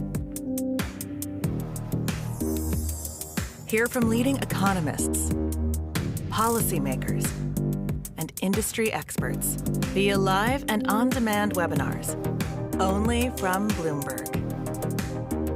Start exploring to see what's moving the markets. Visit Bloomberg.com/webinars. Access the financial world on demand. Hear from leading economists, policymakers, and industry experts via live and on-demand webinars, only from Bloomberg. Start exploring to see what's moving the markets. Visit Bloomberg.com/webinars. When you think of a skateboarder, people have this image of, this white guy, and he's probably got like long hair or something like that. It just kind of looked over women. My passion for skateboarding started when I was really young. I'd seen all the neighborhood kids doing it, and I wanted to try it as well. I started Proper Gnar around 10 years ago. I just felt like the skateboarding industry had just kind of skipped over a bunch of people, especially Black women in particular, weren't really represented. So I wanted to do something to change that. Proper Gnar sells clothing, hats, skateboards, skateboard accessories. I like things with color. I like things that represent me. I just like different types of art. I do kind of get my inspiration from everywhere. I'm a big anime fan, a big fantasy fan. I think what makes my designs different is the colors that I use. A lot of my work is more feminine, and then I also use a lot of women in my art, particularly Black women, which I feel like is something that isn't really seen in the skateboarding industry. My main mission for this company is to just get more women and minorities skateboarding. I want people to know that, no matter what you look like, and no matter your size, color, anything, like, you should just get out there and try it. So it's really weird, but COVID has had a positive effect on my business. When everything shut down and you couldn't hang out with each other, skateboarding was one of those things where you can go outside and do that by yourself. And throughout COVID, a lot more people have gotten into skateboarding. And then there was a lot of protest over the summer. I feel like people really started to support Black-owned businesses more. So I got a lot of attention for being a Black-owned skateboarding company. Beyonce did this thing where she had the Black Parade, and I was one of the companies that she featured on her website from that. And so my company kind of went viral at the beginning of July there, and it was a lot to handle. So I had to figure out how to hire people, how to ship all these orders. I had to get more space. Before this happened, I was working out of an extra bedroom in my house. When I first started skateboarding, I never thought that I would have a skateboarding company. It was just kind of a hobby that I had. It's crazy, I sell boards in China now. Like, I never thought that my art would make it that far. I think of my ancestors and the dreams that they had, and they weren't able to accomplish those things, maybe because of laws or just being discriminated against. So I'm really happy that I'm alive in an age like today where I can pretty much accomplish whatever I put my mind to. Access the financial world on demand. Hear from leading economists, policymakers, and industry experts via live and on-demand webinars, only from Bloomberg. Start exploring to see what's moving the markets. Visit Bloomberg.com/webinars. Access the financial world on demand. Hear from leading economists, policymakers, and industry experts via live and on-demand webinars, only from Bloomberg.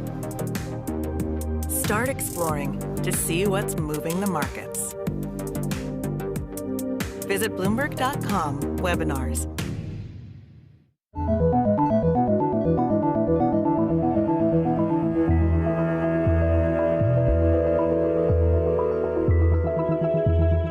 A company preserving the planet with carbon credits and an asset management firm have created the world's first carbon-neutral asset fund. I sat down with Moss Earth and One River Asset Management to see what it's all about.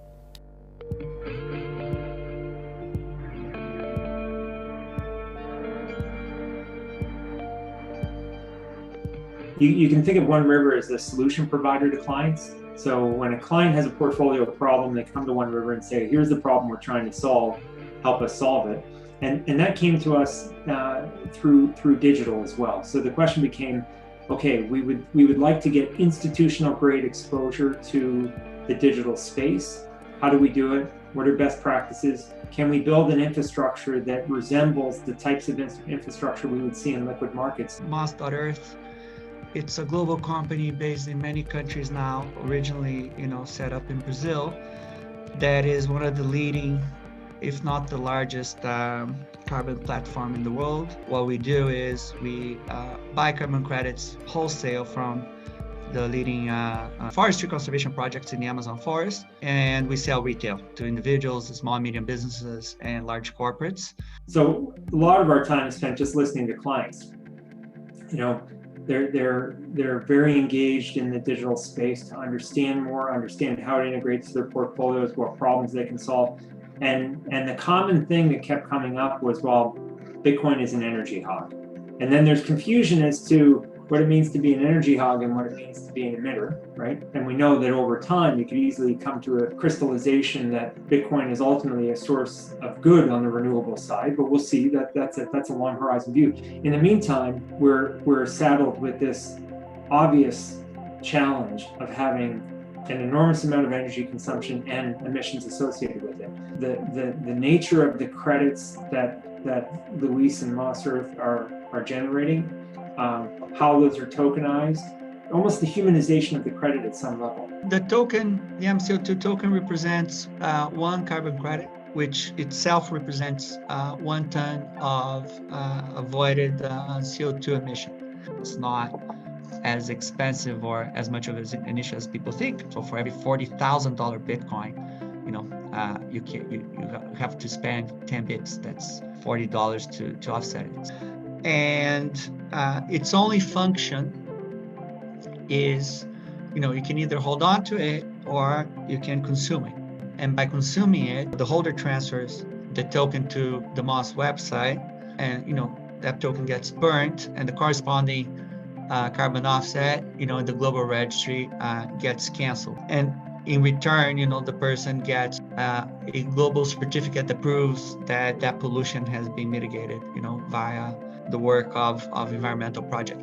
Now, the catch or the interesting thing about carbon credits is that they're a digital commodity. So just like wine, you can bring this thing, you can sit on it, and in 100 to 1,000 years, it'll still be the same. So you can sort of open the wine and drink it. You can also just burn the token and consume that carbon credit in many years in the future, because the asset doesn't expire. And another thing that you can do as well is to buy, and if the price goes higher, sell it at a higher price. But the main function is really for compensation. That's where 95% of the demand is.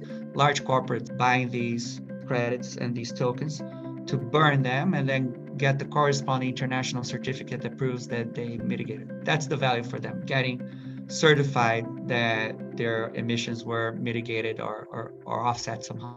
We estimate that around 33 million trees are going to be saved by One River's acquisitions of carbon credit.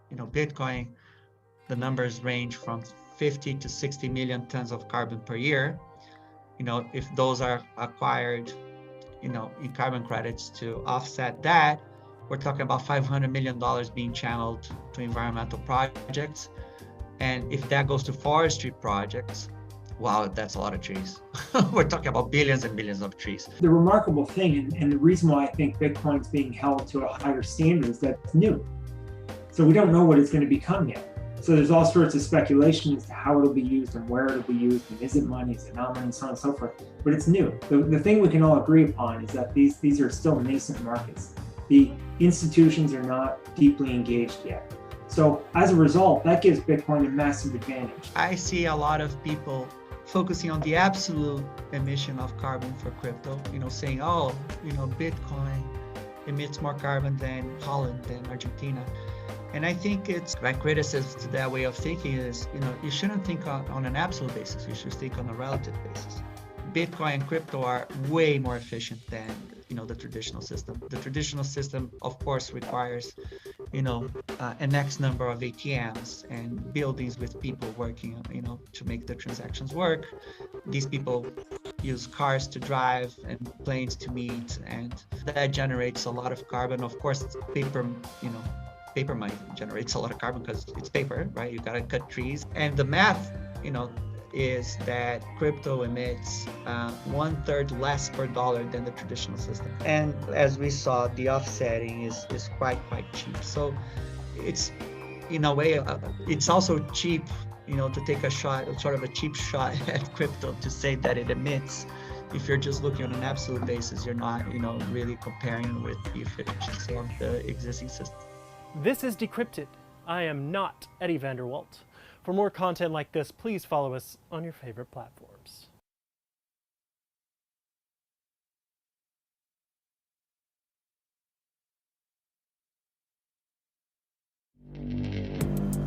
Access the financial world on demand.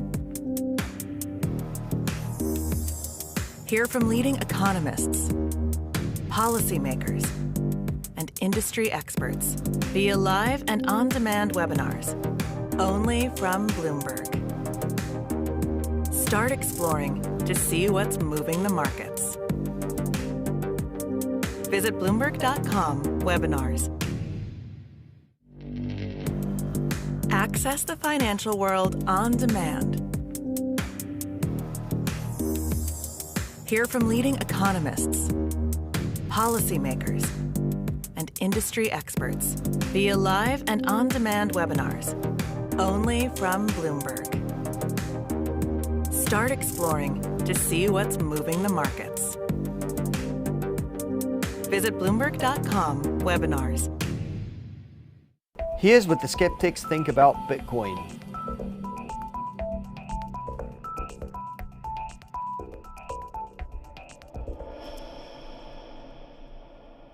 After a catastrophic collapse that saw a drop as much as 83% since the start of 2017, it's come roaring back to trade at record highs.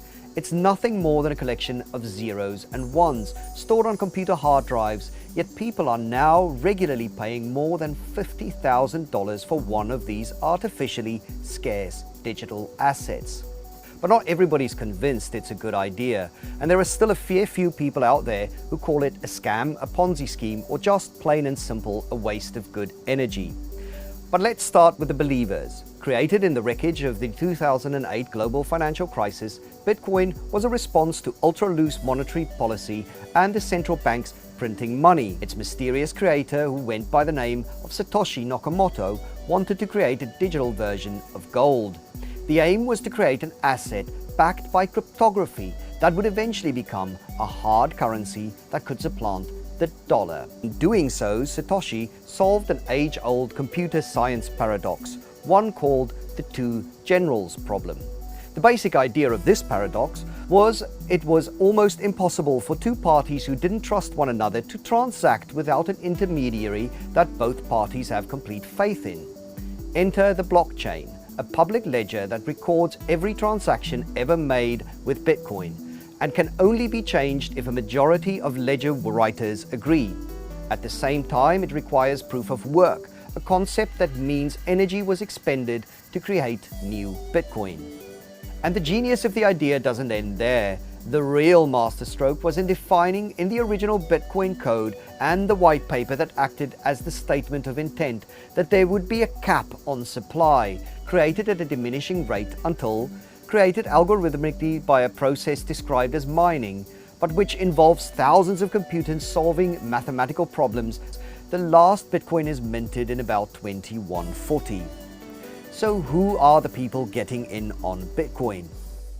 In the early days, Bitcoin investors were a motley crew of computer nerds, gold bugs, and hard money adherents. The first transaction for real-world goods took place in 2010 when programmer Laszlo Hanyek paid 10,000 Bitcoin for 2 large Papa John's pizzas.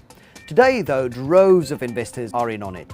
By the end of last year, there were more than 63 million wallet addresses. The one investor can have many addresses or none. We've seen retail and institutional money flowing into the space. Even Elon Musk caught the fever. So who doesn't like it? Loads of people, and from all walks of life. First, from the sphere of computer science, there's Bill Gates. He's publicly joked that unless you're the richest person in the world, it's probably not a good idea for you to get in. Then, in the investment sphere, JP Morgan CEO Jamie Dimon at various points in the last few years said it was not his cup of tea, a terrible store of value, and at one point, a fraud, though he later walked back the last comment. And finally, there's regulators, some of whom have kept it at arm's length, waiting to see how it develops, while others have warned that those buying it could lose all their money. So what are the charges against Bitcoin?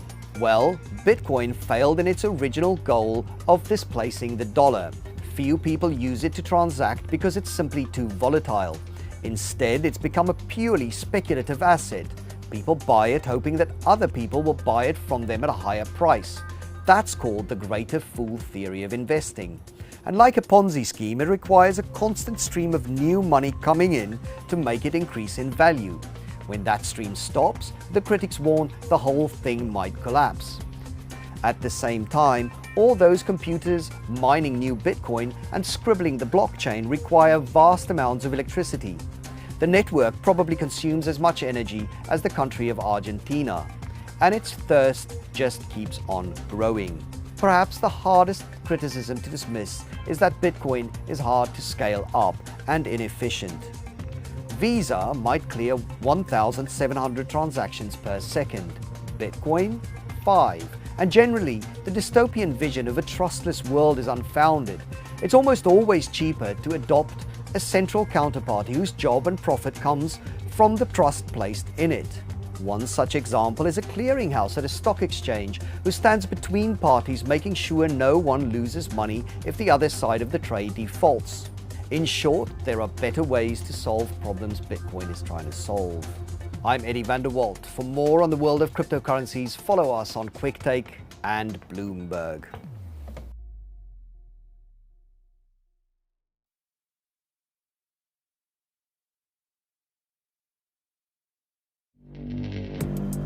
Access the financial world on demand. Hear from leading economists, policymakers, and industry experts via live and on-demand webinars, only from Bloomberg. Start exploring to see what's moving the markets. Visit Bloomberg.com/webinars. Have cryptocurrencies finally grown up?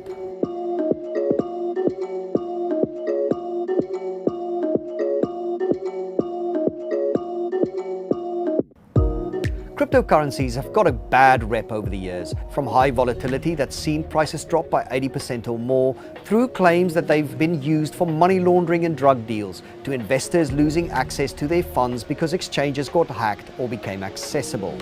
Why is it that they haven't disappeared from the investment universe? And have they finally outgrown their uncertain beginnings to warrant a place in the mainstream portfolio? What was the biggest problem for cryptocurrencies? Back in 2016, when Bitcoin and other digital assets burst into popular consciousness as they broke to record highs, investing in them took a fair bit of determination, some big leaps of faith, or even technical savvy.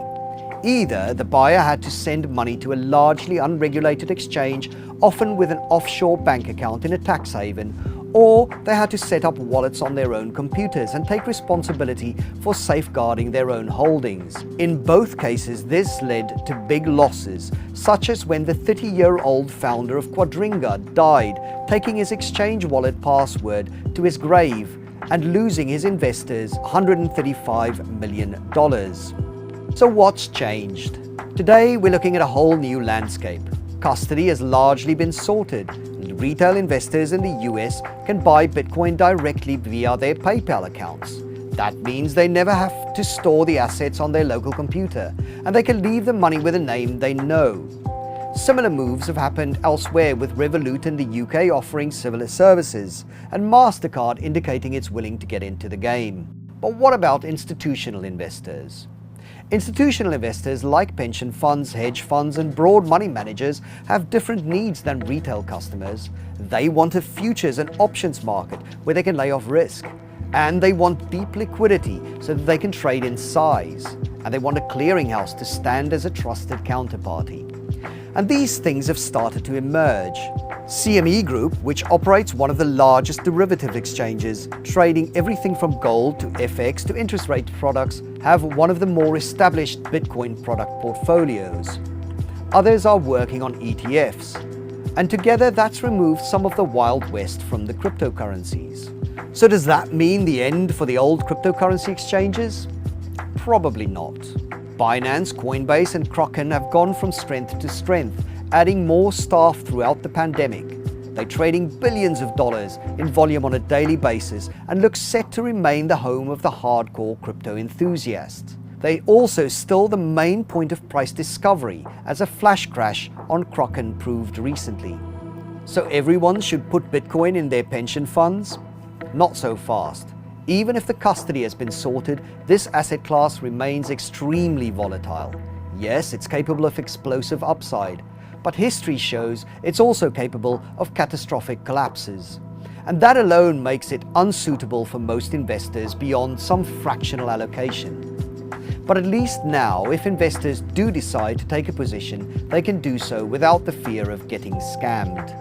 I'm Eddie van der Walt. For more on the world of cryptocurrencies, follow us on QuickTake and Bloomberg.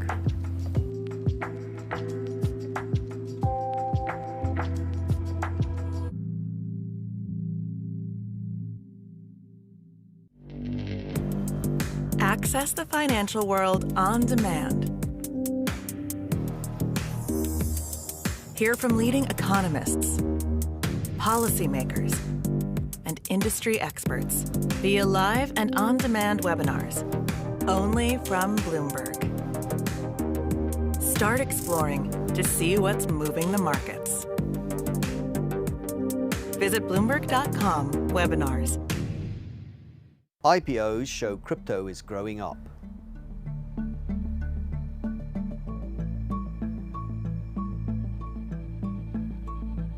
Bitcoin and other cryptocurrencies have long existed on the edges of global finance, occupying a strange parallel universe. For many in markets, they probably resembled the Wild West. Now, with IPOs and traditional trading venues opening up, it seems that the industry is becoming a little more refined. Coinbase, the biggest US crypto trading venue, has launched its IPO, which is perhaps the biggest development in the space since Satoshi Nakamoto wrote his white paper. The listing democratizes a key part of the infrastructure and gives more risk-averse and fundamental investors a way to value and profit from new technology. Think of this IPO as selling shovels in a gold rush. Investing in an exchange doesn't require the belief that crypto will replace the dollar. As long as there are those who are willing to buy and trade crypto, volume at this new class of exchange should do well. Beyond Coinbase's pure size, though, what makes it significant for investors is that it offers a way of applying the methods of traditional finance to crypto. Discount cash flow models don't work on quasi-currencies that pay no yield and rely on the greater fool theory of investing. The old Gordon growth model can easily be applied to the business of an exchange, though, as can free cash flow models, residual income models, PE and PEG ratios, and the whole panoply of tools equity analysts have developed over the years. Of course, those same valuation metrics may show that Coinbase is significantly more than fairly valued. And yes, listings like these run somewhat contrary to the non-conformist spirit of crypto. Bitcoin promised a new decentralized world order where sovereign individuals transact directly with one another without the need for intermediaries like banks, exchanges, and clearinghouses. Instead, the most lucrative crypto-related companies are those that provide financial services. In fact, it's perhaps a little ironic that for an asset class that promised to do away with intermediaries, financial exchanges have been among the biggest winners.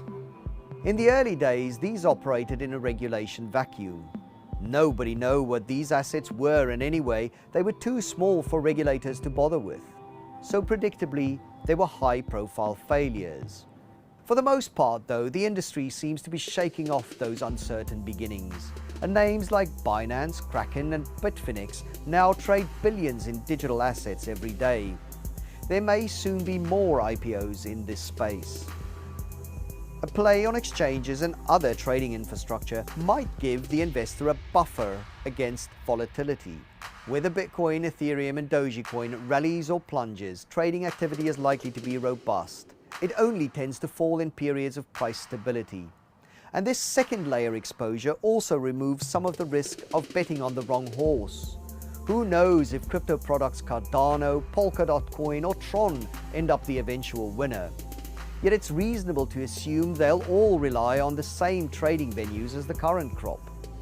Of course, these investments don't come without risks. The regulation issue remains unsettled, and the future may bring consolidation and more high-profile failures, as well as trading fee price wars. Meanwhile, existing non-crypto exchanges are starting to have a look.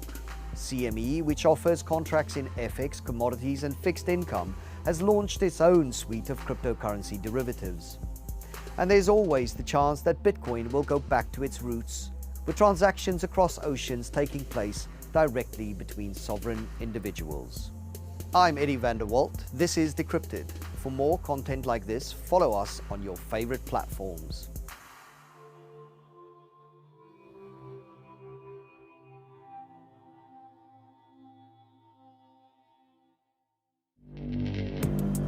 Access the financial world on demand. Hear from leading economists, policymakers, and industry experts via live and on-demand webinars, only from Bloomberg. Start exploring to see what's moving the markets. Visit Bloomberg.com/webinars. Every Doge has its day.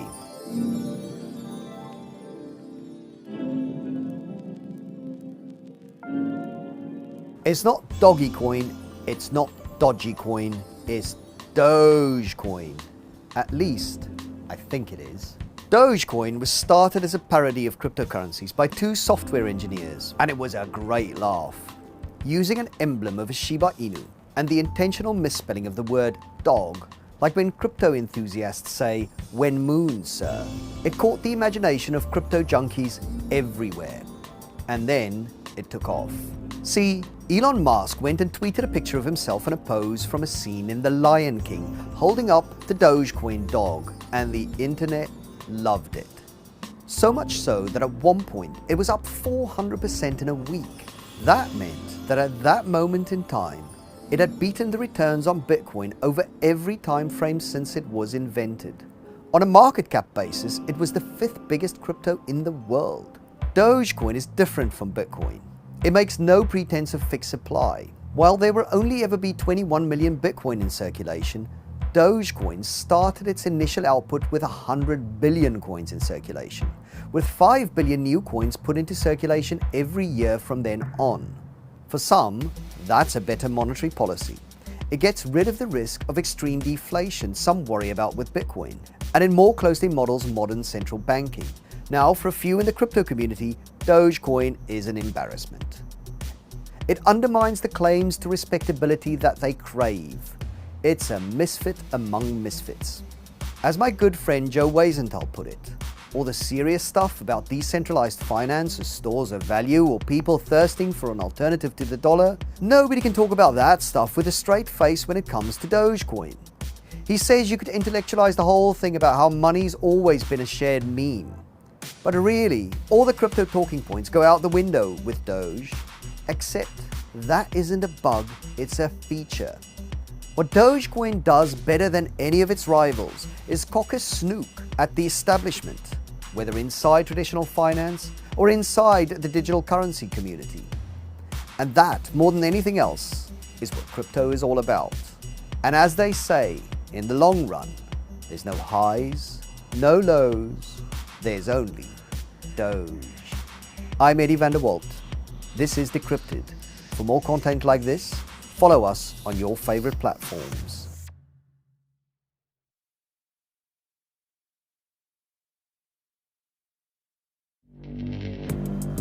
Access the financial world on demand.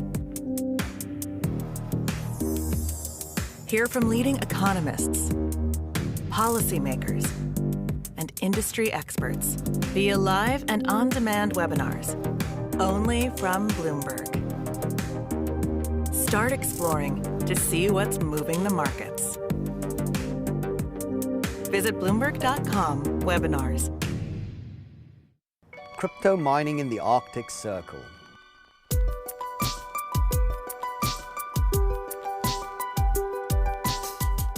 Bitcoin's had its fair share of ups and downs over the years, from rallying 13,000% in 2017 to crashing 70% the year after.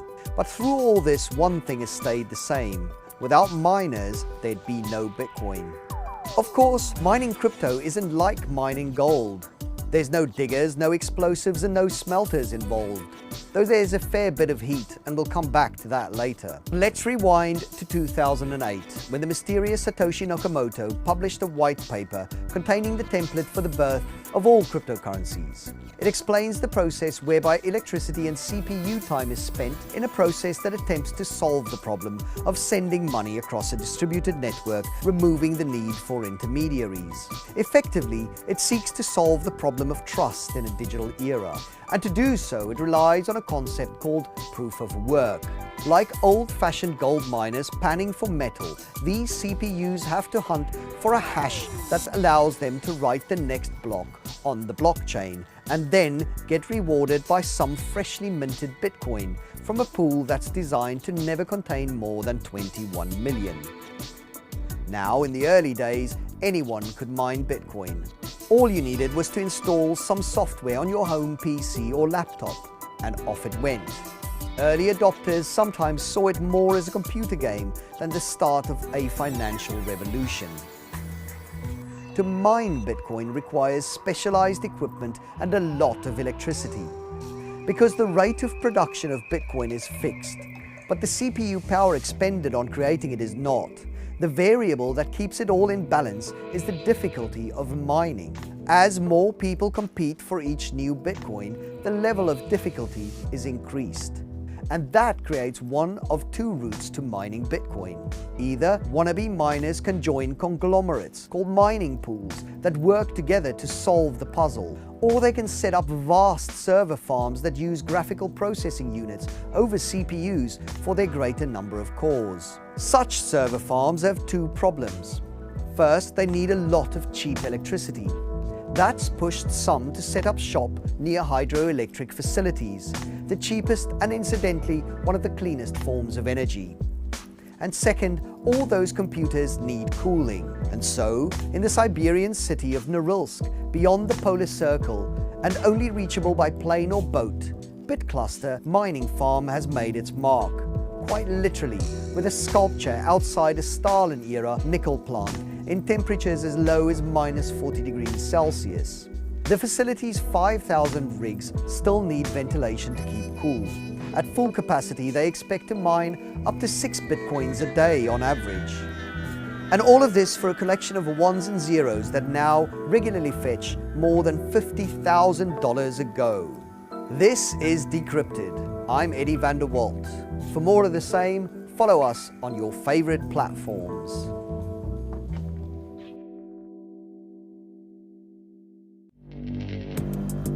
Access the financial world on demand.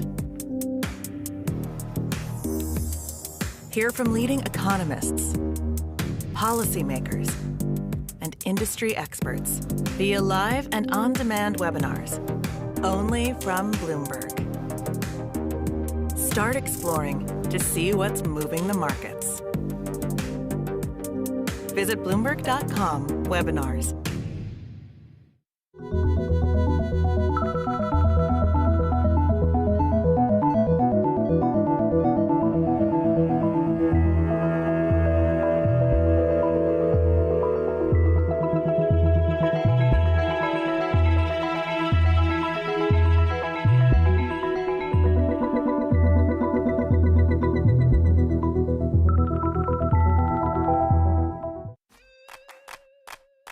Coming up on Quick Take. And I think the trainers who don't get into this technology will lose it. This is the future of fitness. By fall 2020, an estimated 15% of gyms across the U.S. had permanently closed, amounting to roughly 480,000 job losses. But at home, the relatively new fitness company Peloton would not only see astronomical growth, but it became one of the best performing stocks in 2020. We saw the sales spike, almost right away. Then, the English Premier League is widely regarded as being home to the very best soccer in the world. It's a goal! Stunners up! Makes it 3-3! It's watched by billions across the globe, making it the richest too. And while soccer, as we Americans call it, isn't one of the top sports here in the US, it's never seen so many American investors in the UK. Wait! Even American superheroes are getting in on the action. 1 billion plus people interact with the EPL. When you look at any American sport, there's nothing anywhere close to it. As radical plans to transform the game have been revealed, U.S. investors are increasingly viewed with suspicion. But will these changes be for the good of the game or just the wealthy owners? all this and more on Quick Take. I'm here at what once felt like the center of the modern fitness boom. Every workout seemed to be within steps of here. In fact, I worked out right here. Down the street, F45, Barry's Boot Camp, a few blocks away, Soul Cycle, Equinox, and so many more. It all spoke to what we wanted to do in terms of working out, but even more than that, how we wanted to live our lives, what to eat, what to wear. It felt like the future. The boutique fitness industry grew so fast, it was almost becoming a bubble. By the end of 2019, it was estimated to have been worth more than $100 billion. Then the global pandemic hit, and it felt like almost overnight, the bubble had burst. And when we closed our studios, we thought maybe we'll be reopened in 3-4 weeks. We never could have imagined how hard this was going to be. By fall 2020, an estimated 15% of gyms across the U.S. had permanently closed, amounting to roughly 480,000 job losses. But at home, the relatively new fitness company Peloton would not only see astronomical growth, but it became one of the best performing stocks in 2020. We saw the sales spike, almost right away. Not just that people were finding out about Peloton and interested in the bike or the tread, but that they had no choice. Peloton went from a Kickstarter project to a company worth more than $30 billion in just a few years. But as the world starts to slowly return to normal, what happens next for at-home fitness? In this episode of Business of Sports, we're going to sit down with Peloton CEO John Foley to understand how this year turned them into the new dominant brand in fitness, and how they'll compete with those boutique studios now starting to reopen, and the competition from industry veterans looking to grow in the space. I can't imagine a year or a scenario where more people realized that fitness and good nutrition transcends vanity. We'll also look at how the technology that has made at-home fitness successful is also bringing in both new voices and giving life to some veteran ones. If I can make the camera be my student, then that means I would be talking to the people behind me. And the people that I would have in front of me, and I think the trainers who don't get into this technology will lose it. This is the future of fitness.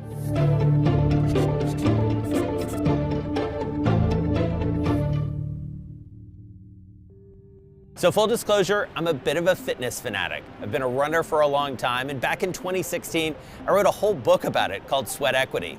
That gave me an excuse to try all sorts of boutique fitness concepts. And yep, I own a Peloton. So during the pandemic, I've been using that 4 to 5 times a week. Now, with many things, nothing's really new under the sun. We've seen at-home fitness enjoy huge success in the past, even making big marks on American culture. It is very important that you always concentrate exactly on the muscle that you're working on. Take it up and down, 2 and down. Keep that energy up, watch your posture. While it may not be as technologically shiny as some things we know now, the Thigh Master revolutionized the way women approach fitness at home, netting more than $200 million in sales since launching 3 decades ago, cementing its status and its iconic spokeswoman as a household name. I think it's the titillating aspect of you just put it between your knees and squeeze. We gave a little booklet with it that said, do these exercises and you'll get, thighs so tight you can crack walnuts. And although there was a plethora of at-home workout machines for every kind of exercise you can imagine, it was the personalities, like Suzanne and Billy Blanks, that kept people coming back. So when I came out with Tybo, the goal was to be able to speak to people and tell them the truth about fitness. I was not going to lie to them. I was going to say, listen, if you want to get in shape, it's tough. If you're willing to step out and use your will and use your mind, I'll be the person that'll help you out. Billy's Tybo classes would become a pop culture phenomenon back in the 1990s. His programs, delivered via VHS tapes, remember those, they mixed Taekwondo with boxing and reached millions of at-home fitness enthusiasts with a tough but approachable personality. Still, he even says it was no comparison to one-on-one coaching. With the videotape, I did my best to do that, but I did it blindside. But I knew inside of my heart, because I wanted people to talk to me. You know how you want somebody to tell you how to make yourself be better? So I would just look at the camera and say, hey, I see you over there. I know you're tired right now, but come on, get up. You can push through this. After I started doing Zoom, it changed. It really changed, because now I can interact with people. That desire for two-way personalized interactions paved the way for boutique studios to flourish, and soon it would be the missing link that Peloton married with content and community. Peloton started like most technology companies in its era, pitching countless of potential investors who initially and roundly rejected the idea. How many no's did you get before you gave it a yes? I pitched over 400 institutions, which included venture capital, late stage growth, and private equity, and I got 400 no's. Peloton ultimately turned to Kickstarter to fundraise what would become undisputedly a revolution of sorts, marrying form, function, and zeitgeist. The combination of interactivity, gamification, and high-quality content made getting that boutique fitness experience easier than ever inside your own home, and many were instantly addicted. It also managed to incorporate the fitness celebrities craze and got members hooked on the instructors.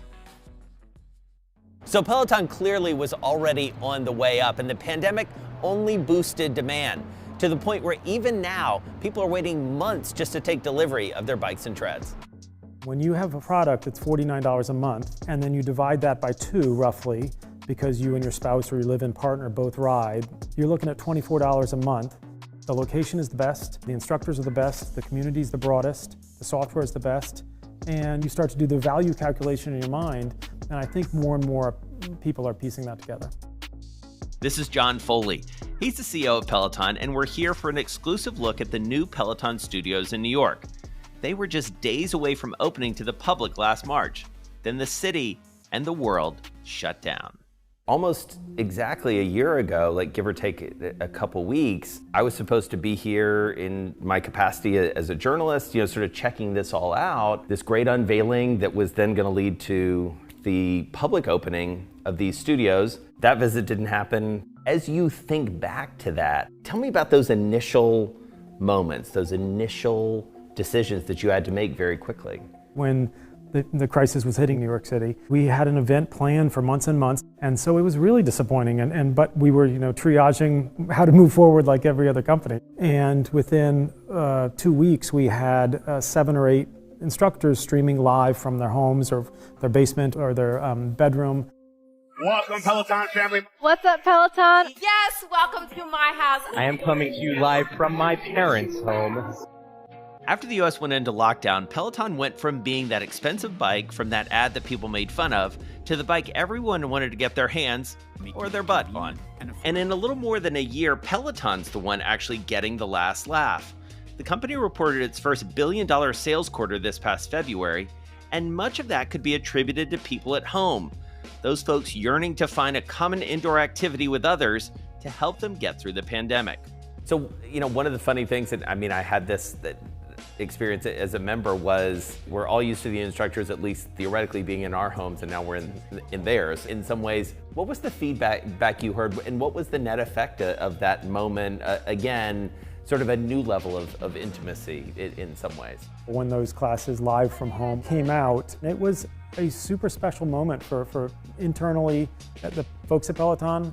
People were freaked out. People were nervous. They were scared. They didn't know whether their job was going to be there tomorrow. We really wanted to be there for them with not just content, because you could have taken a class from last year, but something authentic took place when we did live from home, because it's, hey, I'm here.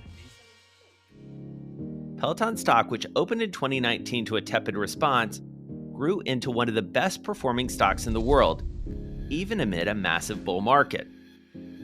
And let's be honest, the Peloton, it's expensive.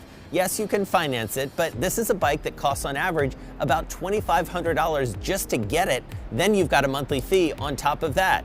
No matter, people want it, and they're willing to wait months for it. It's become iconic, a status symbol, like the iPhone of exercise. There's an interesting survey that we saw that 59% of Americans said they're not going back to the gym after COVID. If you don't think that represents a big opportunity for Peloton to continue selling bikes and treads, you're...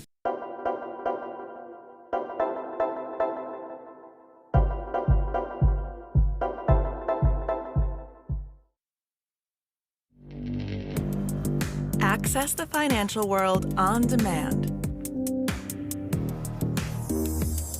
Hear from leading economists, policymakers, and industry experts via live and on-demand webinars, only from Bloomberg. Start exploring to see what's moving the markets. Visit Bloomberg.com/webinars. Access the financial world on demand. Hear from leading economists, policymakers, and industry experts via live and on-demand webinars, only from Bloomberg. Start exploring to see what's moving the markets. Visit Bloomberg.com/webinars.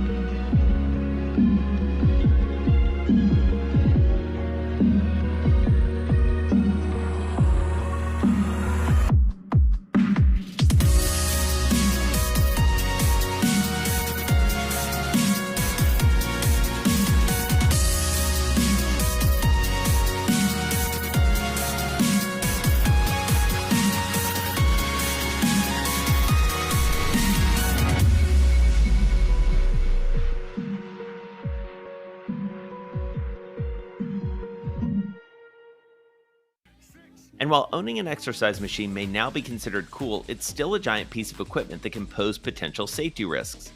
The U.S. Consumer Product Safety Commission recently advised people to stop using the Peloton tread when there are children or pets at home, after reports of injuries tied to the machine. In a statement, Peloton says it's working to better inform tread owners of safeguards to prevent these incidents at home. Still, the market is saturated with next-gen fitness equipment. Peloton first launched its bike back in 2014. Equinox and SoulCycle have now made their own at-home bike. Other startups have adopted the Peloton model for various types of exercise, like boxing, weight training, rowing, even kettlebell training. There's even been one that received design treatments by the likes of Yves Behar, whose work you probably recognize through the Jambox, Herman Miller chairs, and SodaStream machines. Investors in public and private markets sought out companies to back and bolster, companies who could join Peloton in helping people work out at home, including some whose brand recognition dates back decades. I can say, as an entrepreneur in the space, I do have some anger issues that I didn't see that coming and that I didn't get ahead of it. And it's our job to pay attention to phenomenons and see, can we improve on it in some ways for ours? This is Carl Deichler. More than 20 years ago, he helped create the modern fitness industry, rolling out workouts like Insanity, P90X, and many more under the Beachbody brand. Funding the company from profits ultimately left him looking at other companies, like Peloton, grabbing big chunks of the accelerating fitness market. So to make its content better suited to the way consumers interact with digital media nowadays, Carl teamed up with new media executives behind Disney Plus and TikTok to help modernize and scale the Beachbody catalog. We had to bear the scrutiny of these two professionals, Tom Staggs and Kevin Mayer, and we could get their expertise to help us steer through what is a very ambitious plan of growth. Our job is to create content at Beachbody that is every bit as interesting and could have as many twists and turns and character development as the best show on Netflix. And that's what we aspire to be, that an entertaining half hour that's not just about how good the workout was, but how good I got to know the trainer and the cast behind them. And instead of setting out to build its own hardware component, Beachbody teamed up with Mix Fitness, a lower-cost alternative to Peloton, to help get its classes into more homes. The combined company ultimately filed to go public through another hot item, the Special Purpose Acquisition Company, or SPAC. It was like this perfect convergence that came together that just made it an easy decision. Far better for us than just going public through an IPO. But competition is definitely coming, largely from those boutique fitness studios that are now reopening as the pandemic subsides. And back at home, as Carl knows, there's lots of fun things to keep you busy. My problem with competition is not the fact that I've got more people in connected fitness and digital fitness content. It's that there is so much good entertainment available that there is every reason not to work out. Other boutique fitness companies have tried going the virtual route, but are still betting on the return of in-person studio classes. Ann Malum, the founder and executive chair of Solidcore, a boutique fitness chain, was well on her way to expanding her studios when she saw her ambitions arrested by the pandemic. Still, the company managed to win a new round of capital earlier this year. It was my plan to sell the company. It just felt like the right time to have 100 studios in 7 years. And obviously that didn't happen. And sitting here a year later, I have always felt, people are going to want to come back to their life. So synthesizing a lot of what we've been talking about, what does the consumer look like on the other side of this? What's their approach to fitness, having, like me and others been, working out in our homes, in our basements, attics, living rooms, bedrooms, whatever it's going to be? Like, what's changed, do you think? I think it's actually going to propel the industry forward because it's everywhere you look as a consumer, on Instagram, on any place, you're being hit with a lot of health and wellness activity. So I think it's going to be at the forefront of people's minds of, okay, it's about time I get to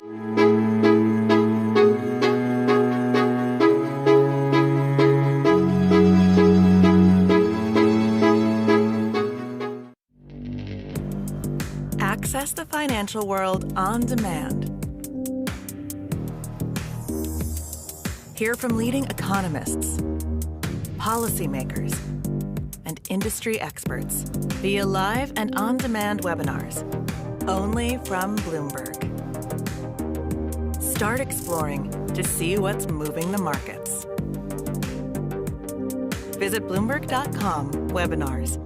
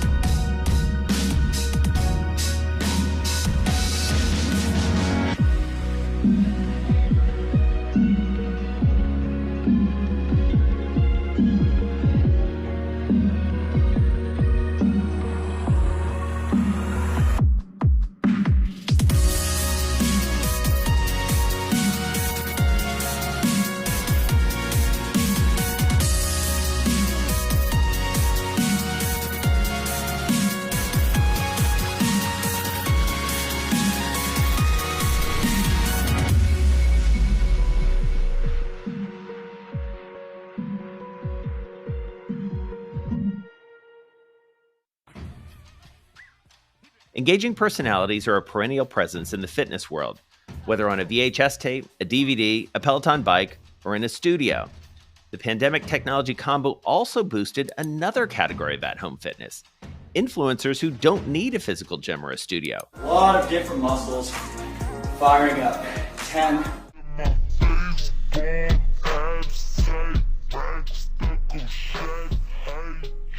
We were avid gym goers at that time, and quite frankly, I was freaking out a little bit. So I leaned into my audience on social media and I asked them, hey, would you guys be interested if Nate and I went on Instagram Live, and would you want to work out with us? LA-based Rami Ishizuka and Nate Pontius are wellness bloggers.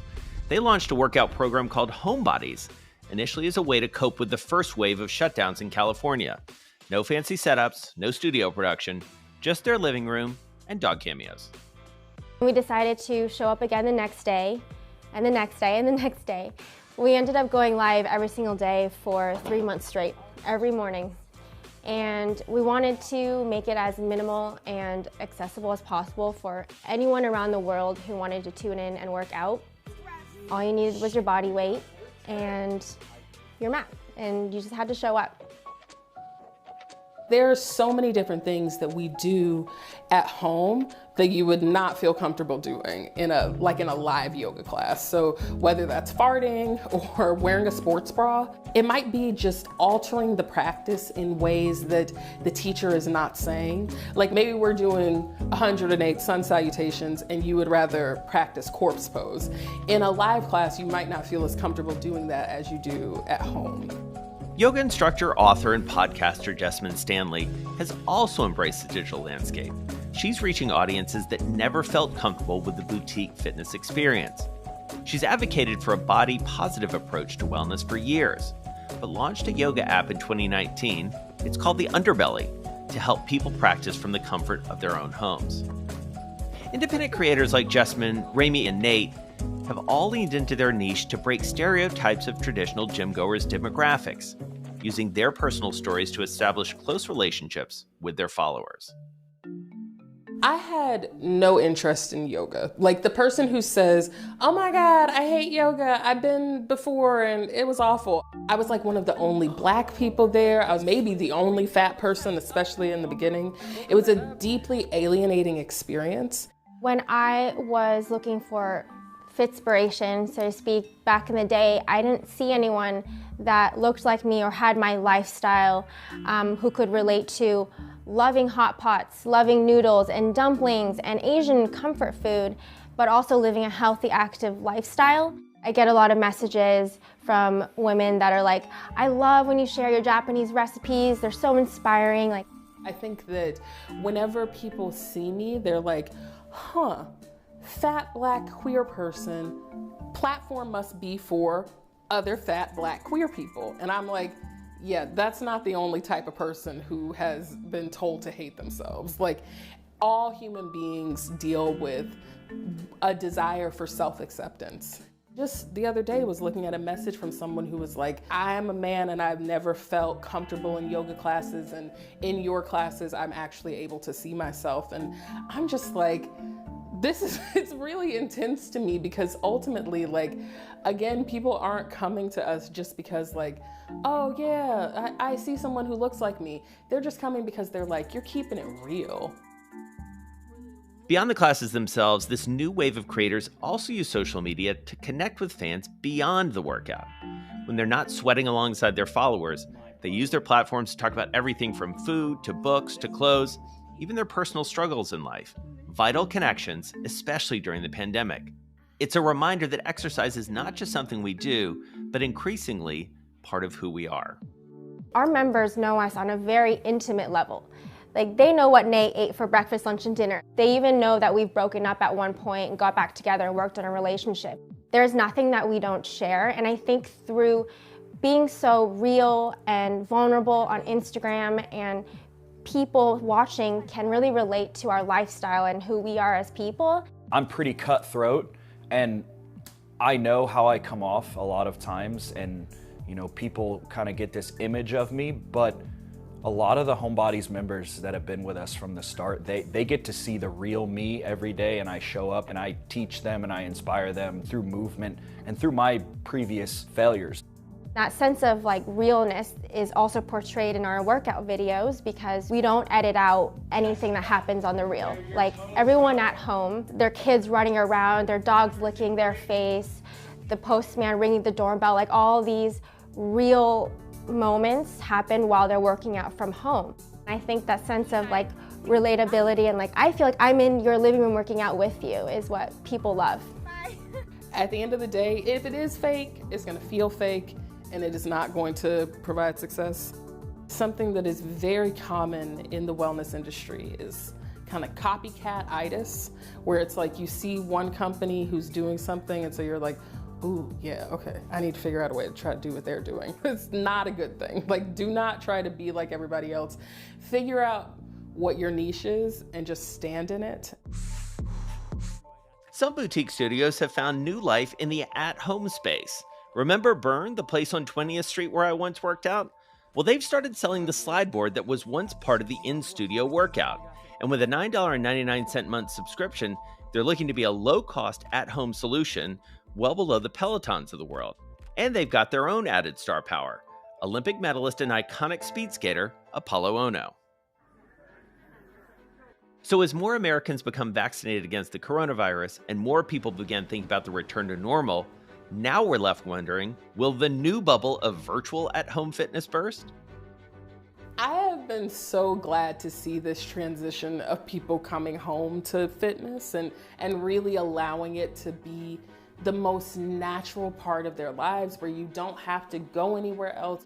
But I also think that because of that comfort level at home, that will increase the number of people who go out to live classes. And that is really what was missing from the before times. We weren't seeing this wide variety and diversity of people. Like you were seeing a very limited number of people ultimately going out to a very specific type of experience.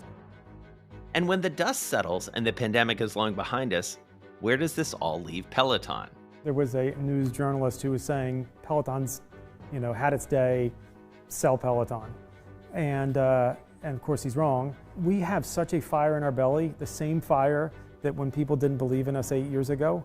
It feels like there's still so many non-believers of Peloton and where we're going. Every other person you talk to will say, what happens to Peloton after COVID? People think that it's dark clouds on the horizon for Peloton. That pessimism and disbelief in us fuels our fire, and there's still so many naysayers that we're excited to prove wrong. I finished my book back in 2016 with what was probably not a very bold prediction, that this trend toward fitness and wellness would continue upward, that we would only become more enthusiastic about fitness as we learned the benefits not just physically, but mentally. Now, if you could have predicted that a global pandemic would on the one hand eviscerate the industry and on the other embolden it. But the mega trend, it's intact. We do want to get healthier, and there are a lot more people to help us get there. Thanks so much for watching. Would love to hear what you think about this and other episodes about the business of sports. I'll be in the comments section. Can't wait to hear what you think.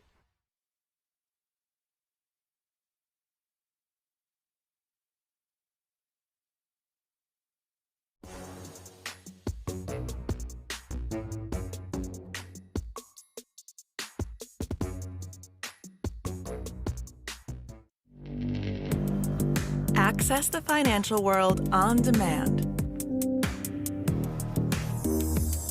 Hear from leading economists, policymakers, and industry experts via live and on-demand webinars, only from Bloomberg.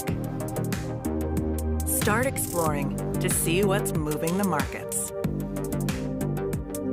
Visit Bloomberg.com/webinars.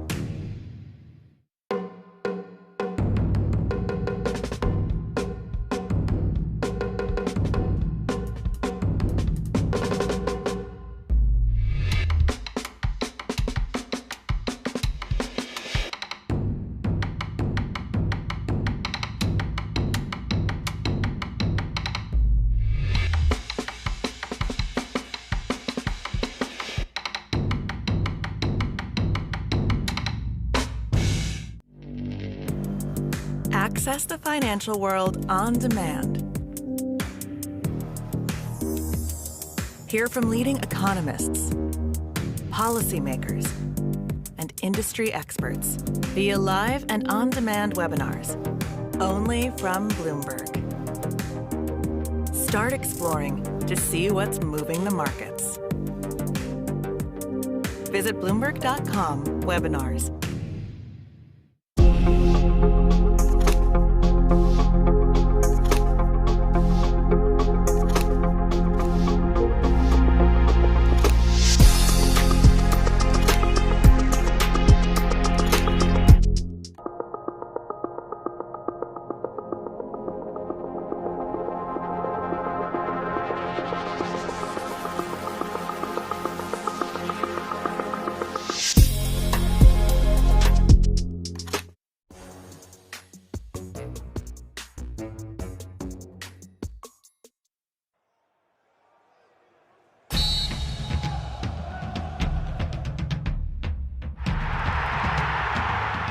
The English Premier League is widely regarded as being home to the very best soccer in the world. The ball, it's a goal!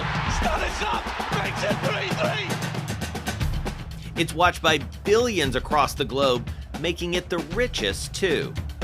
And while soccer, as we Americans call it, isn't one of the top sports here in the US, it's never seen so many American investors in the UK. Wait! Even American superheroes are getting in on the action. Cue the music. Could Deadpool and Mac from Always Sunny really save the day? US sports teams bring in a huge amount of money for their owners. But if you want to buy into the NFL, from the Dallas Cowboys to the lowly Cleveland Browns, sorry Cleveland, you probably need to be a billionaire several times over. But for those who love what the rest of the world calls football, buying into the English Premier League is way cheaper and could give you a much better return. A billion plus people interact with the EPL. When you look at any American sport, there's nothing anywhere close to it. It just smelled of opportunity to me. While the huge investment in the EPL is intrinsically linked to the high quality of the competition and its star names, big money talks, and it doesn't care much for history or tradition. As radical plans to transform the game have been revealed, US investors are increasingly viewed with suspicion. But will these changes be for the good of the game, or just the wealthy owners?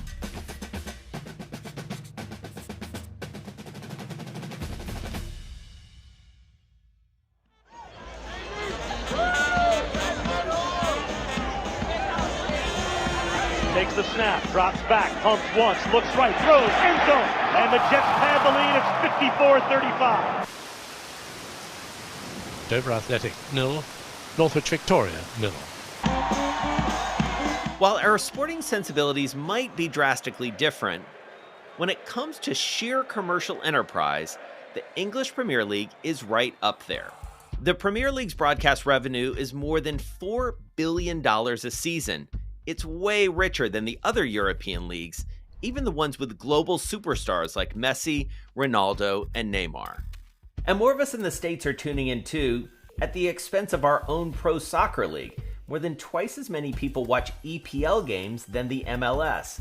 So how did English football become such a hot deal for American investors? I needed an Englishman to help me figure this out.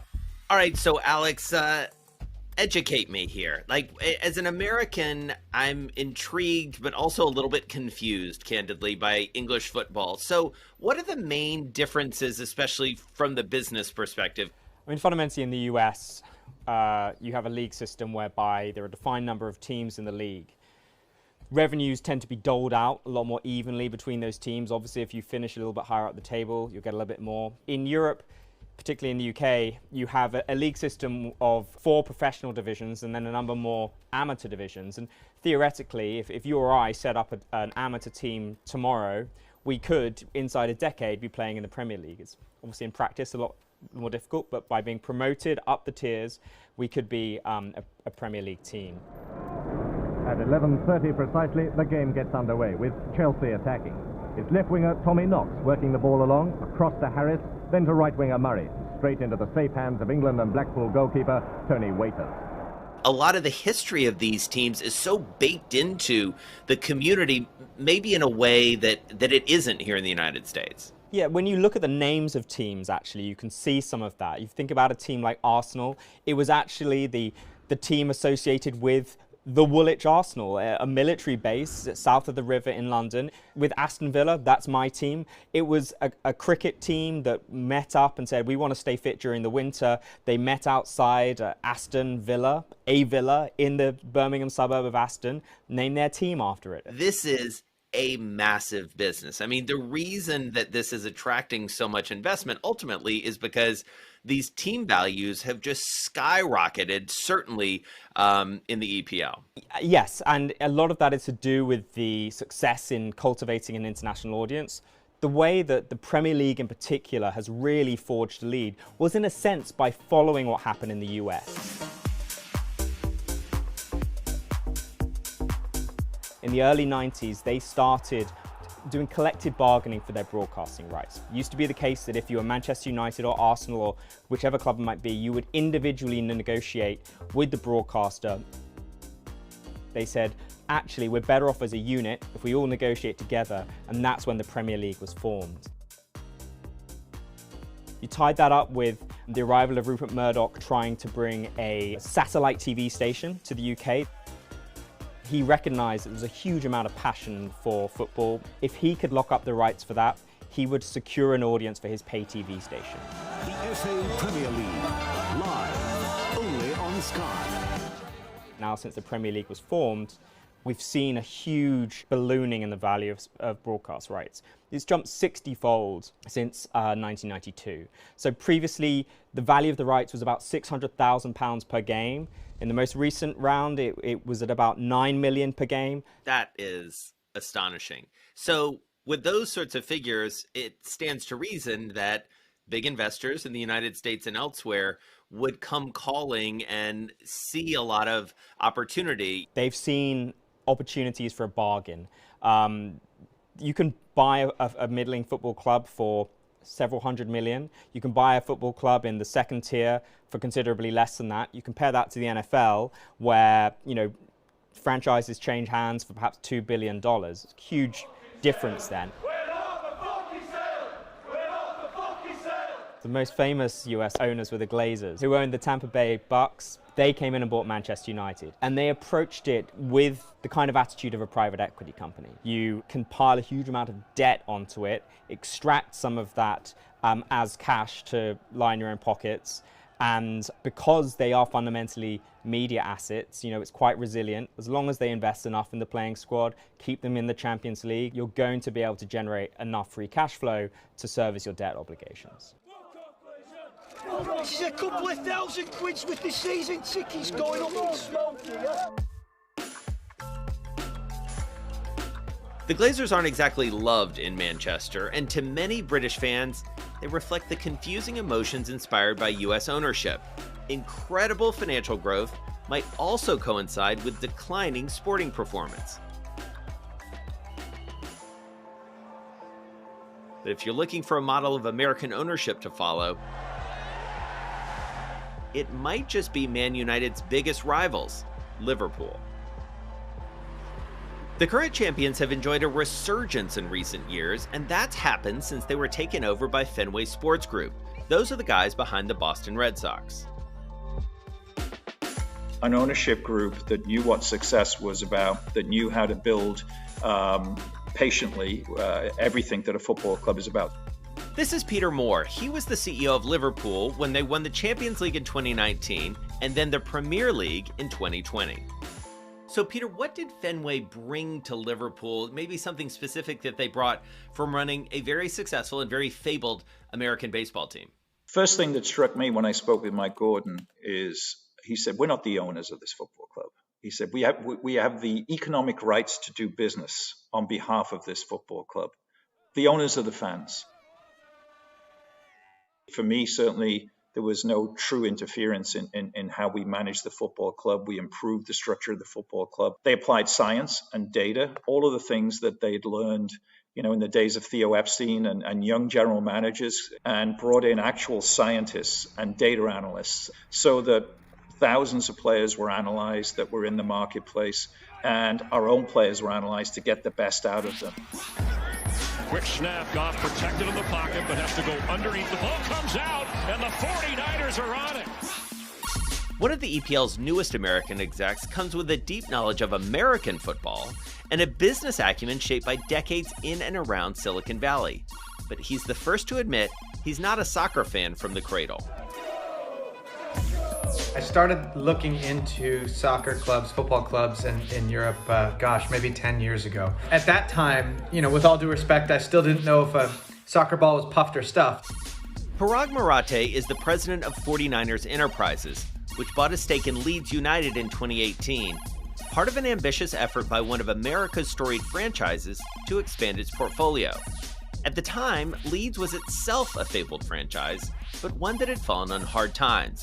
Leeds were playing in the second division of English football. Last season, they won promotion to the top division, the EPL.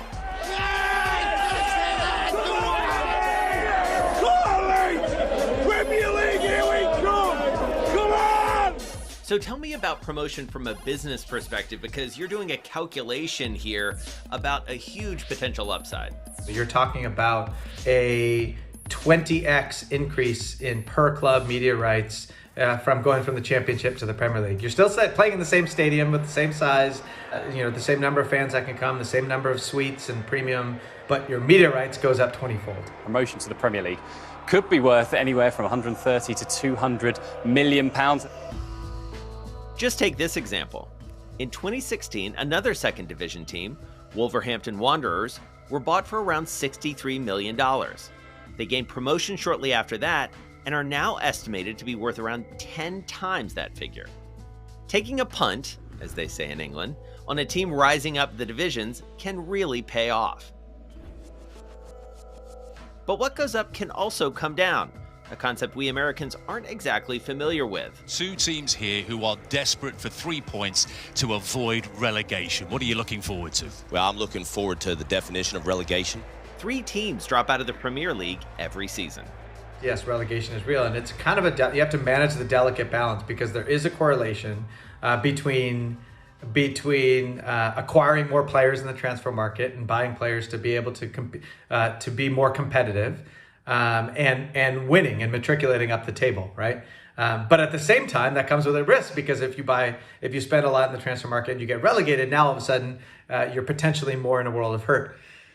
So yeah, you do have to factor that in, and you do have to model that. 1 year ago, the club's valuation was much different than it is today, right? And trying to figure out, okay, well, which one is the real sustainable valuation? That's a hard exercise to do. I hope for Parag and Leeds fans they don't drop anytime soon. The history of British football is littered with stories of big-time clubs going down and not making it back.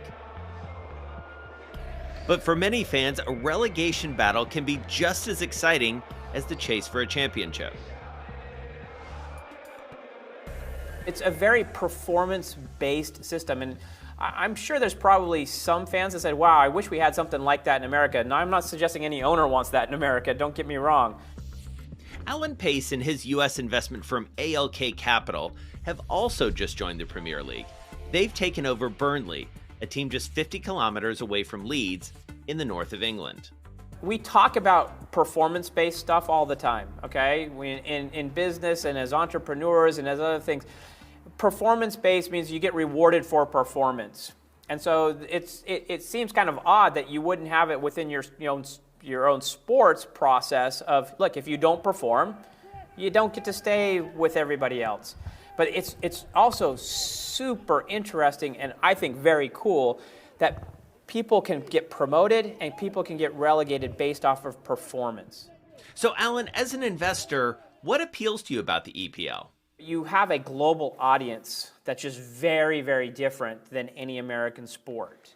I mean, you're talking 1 billion plus people interact with the EPL. And when you look at any American sport, there's nothing anywhere close to it. Now, I'm not suggesting that you've monetized that 1 billion plus, But if you just even for a half a second think about how could I monetize that situation from a business perspective, you've got an audience already. So like, how do you bring that capability and that knowledge from American sports into an audience that's just that much bigger? And can you?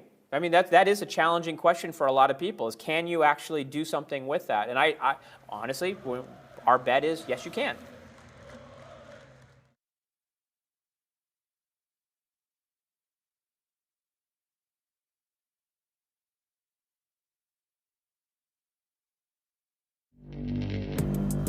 Access the financial world on demand. Hear from leading economists, policymakers, and industry experts via live and on-demand webinars, only from Bloomberg.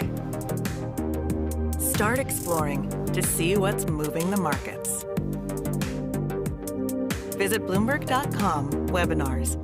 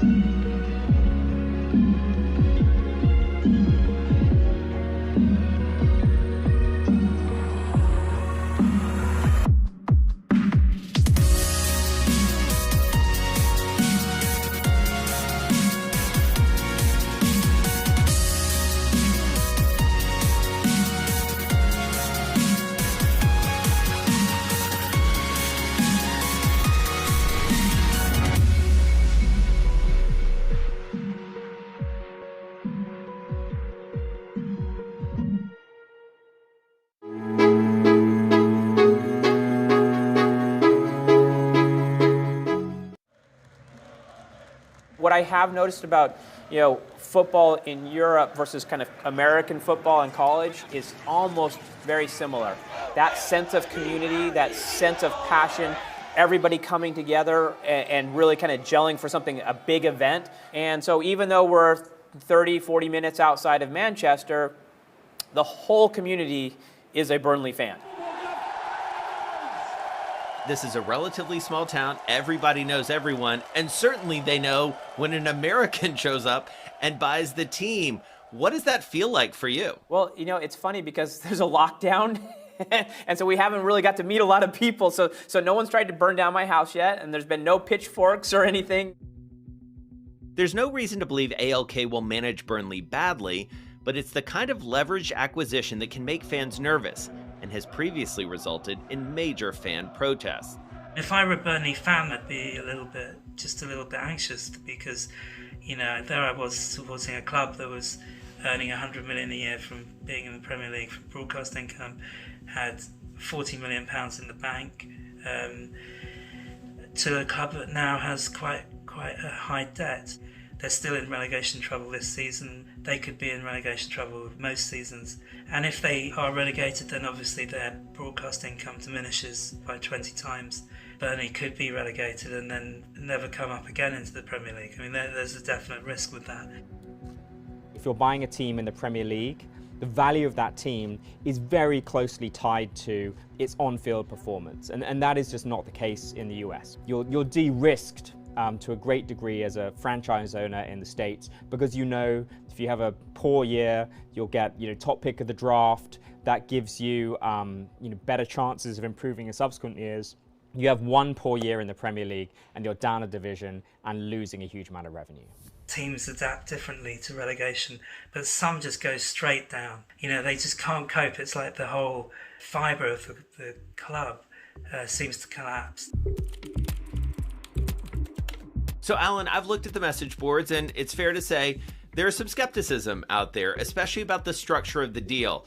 So from a layperson's perspective, walk me through it. The best analogy that I would give as to what we've done is, think about you've seen a house, okay, that you really like, but you think it's probably a little bit of a fixer-upper.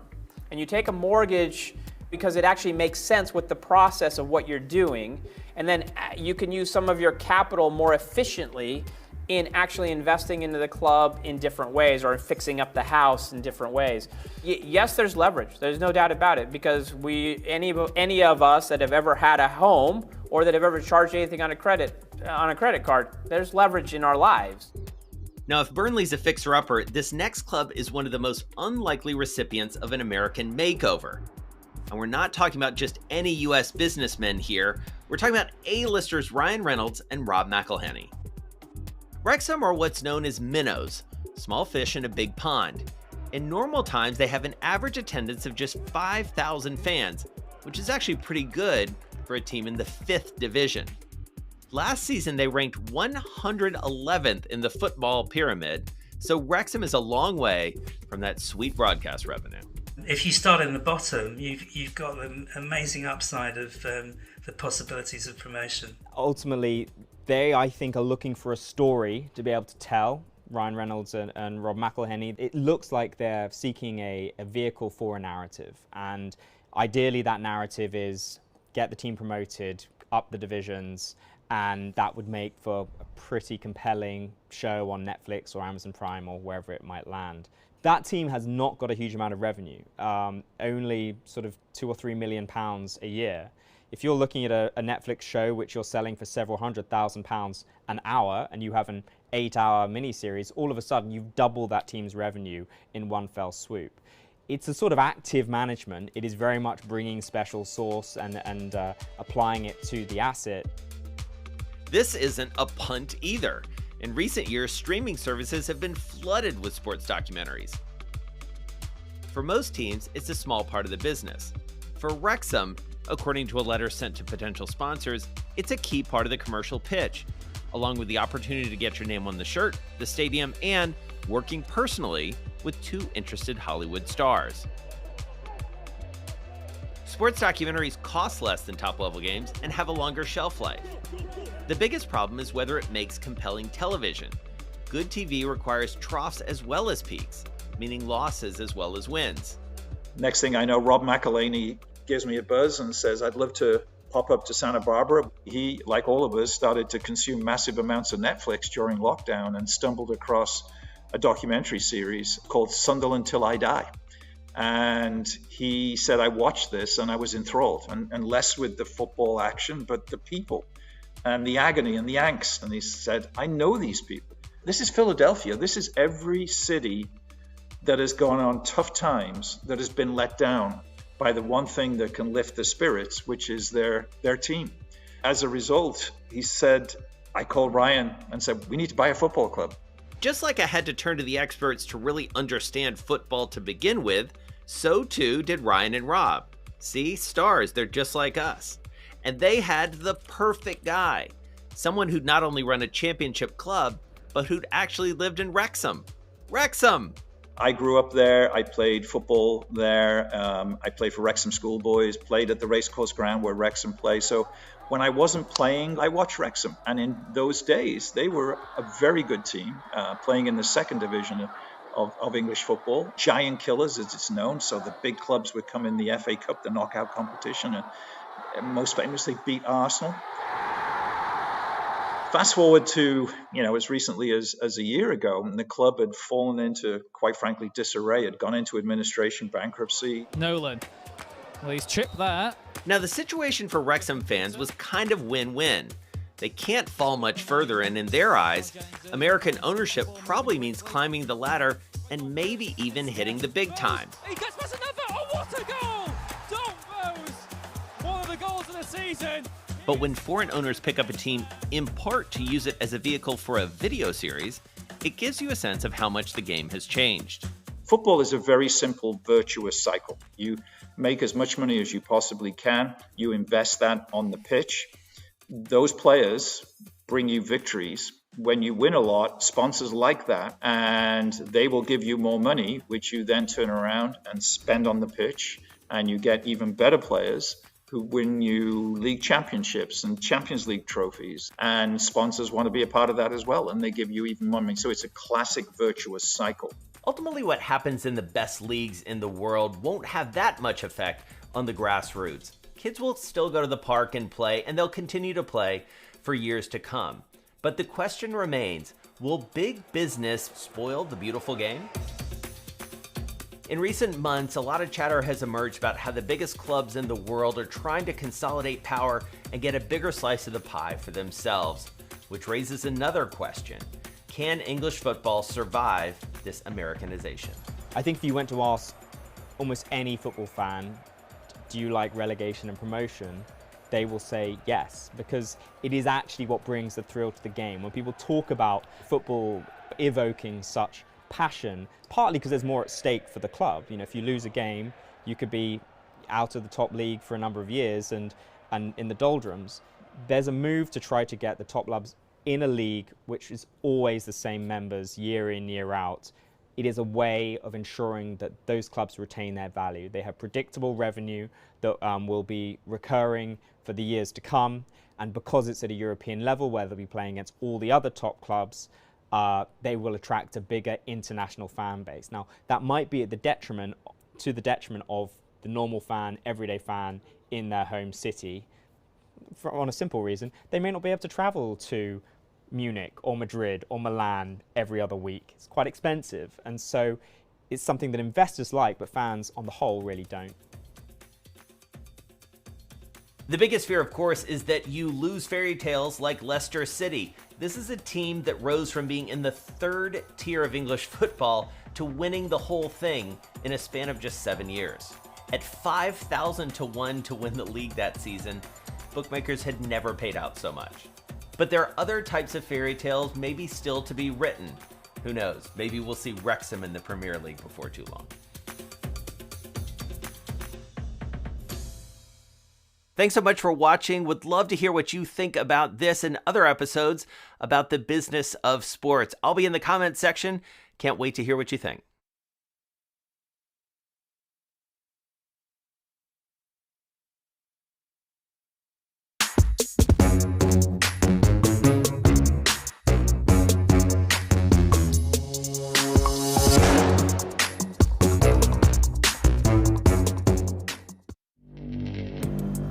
Access the financial world on demand. Hear from leading economists, policymakers, and industry experts via live and on-demand webinars, only from Bloomberg. Start exploring to see what's moving the markets. Visit Bloomberg.com/webinars. Access the financial world on demand. Hear from leading economists, policymakers, and industry experts via live and on-demand webinars, only from Bloomberg. Start exploring to see what's moving the markets. Visit Bloomberg.com/webinars.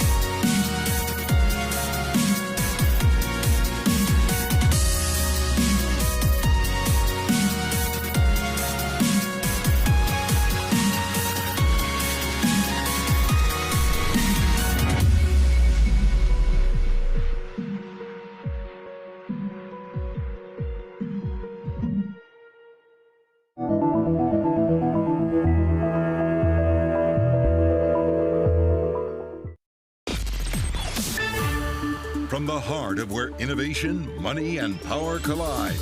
In Silicon Valley and beyond, this is Bloomberg Technology with Emily Chang.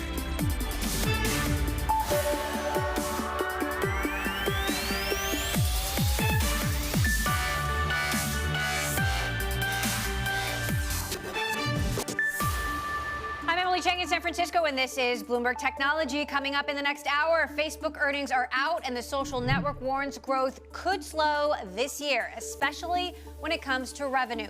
User numbers are in line, but investors want more. Shares are falling.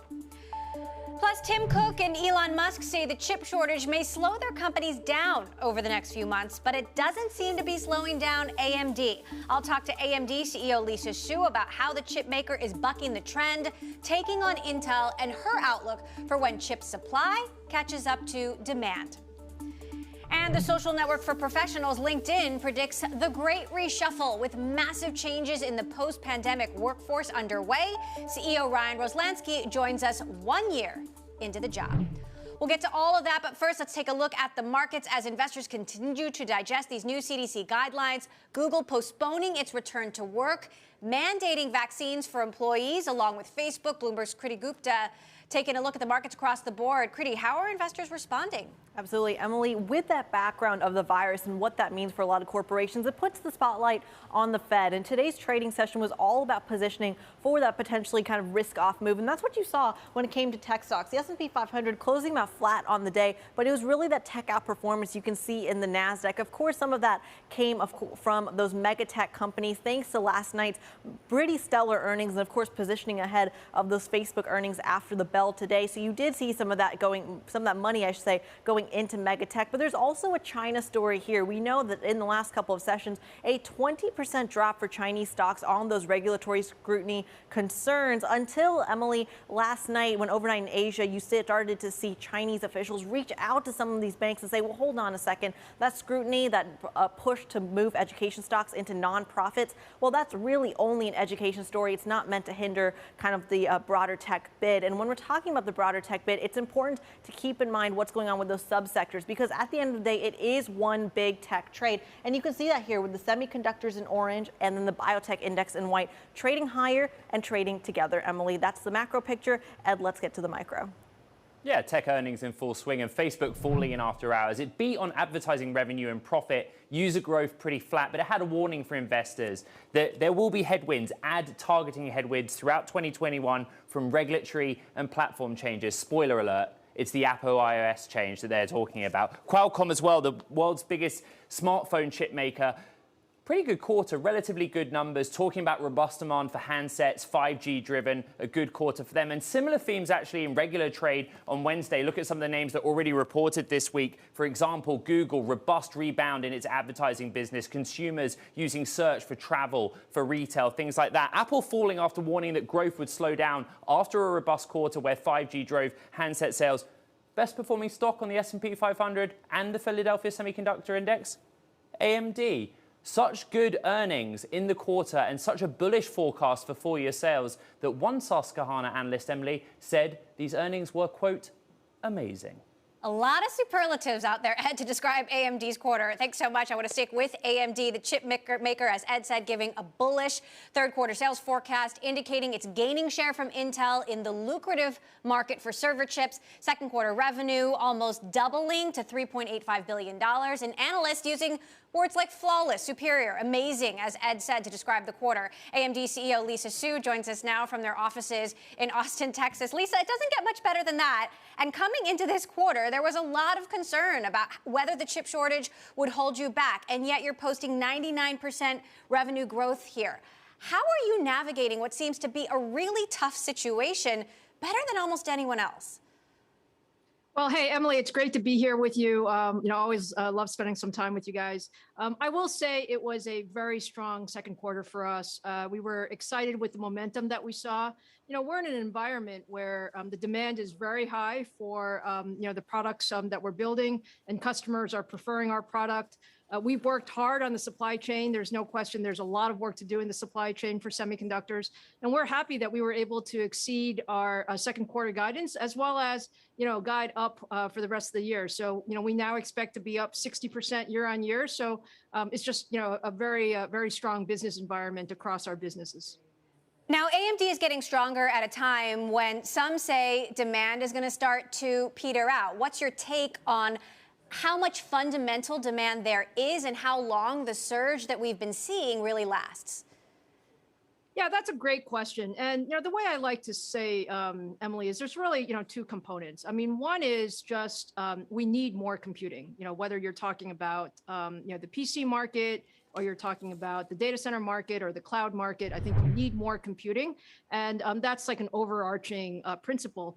On top of that, I think, AMD, we currently have just very, very competitive products. I think we're showing, leadership in a number of market segments. And that means customers are really demanding our products. And that's great for overall business. So I would say that the market continues to be strong, and we continue to believe that the demand environment is strong. And on top of that, we have a very strong, customer preference for our products. So, we're excited about that environment, and we continue to work closely with our customers to keep tabs on how the demand environment shapes up. You have sounded a bit more conservative than others on outlook for PCs, which I know is one of your key markets. I did talk to Intel CEO Pat Gelsinger last week, and he's bullish. What do you see when it comes to PCs? Well, let me say, I think the PC market has had just a tremendous last, 4 or 5 quarters. I mean, 2020 was very strong for the PC market. 2021 is very strong for the PC market. And so I think that's good. That's all the work from home, school from home. Now we have return to office. People are looking for more PCs. But we also see that as we go into the second half of the year, we do see there are some constraints in the overall supply chain. So not necessarily of AMD processors, but more of, let's call it some of the other components that you need in the PC market. And so we just want to make sure that we take that into account as we forecast for the second half of the year. But, look, we see growth as we go into the third quarter and as we go into the fourth quarter.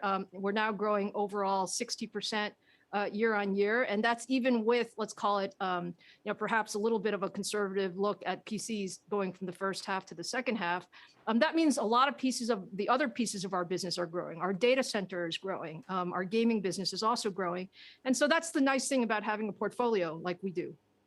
I was going to go to data centers next. Investors are really concerned about this lucrative server chip market, how much more share you can grab there. How much more room is there to grow? Well, the data center market is our strategic big bet, Emily. We've talked about that before. It's been a multi-year, multi-generational journey. We're excited. Earlier this year, we launched our 3rd generation EPYC product. It's codenamed Milan. It's just a fantastic product. We saw great adoption here in the second quarter with a lot of cloud folks really adopting Milan very quickly. As we go into the second half of the year, we see enterprise also picking up Milan. And again, the way we look at this is it is a multi-generational journey, and we've made great progress this year with our overall data center business, and we expect it to be a growth driver for us as we go into 2022 and beyond as well.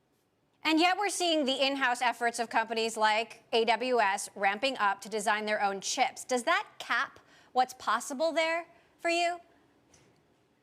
I really don't think so, Emily. I mean, I think what you're seeing is that, the entire infrastructure data center, market is realizing just how important compute is. And when I say that, that's compute in the big sense of compute. And so you have a lot of different applications and a lot of different workloads. But, we specialize in processors, and, we have, thousands of engineers that are looking, every day at how we continue to push the envelope on computing. Our roadmap is very exciting. As I said, we just launched our 3rd generation EPYC, Milan generation. We like Italian cities as our product code names.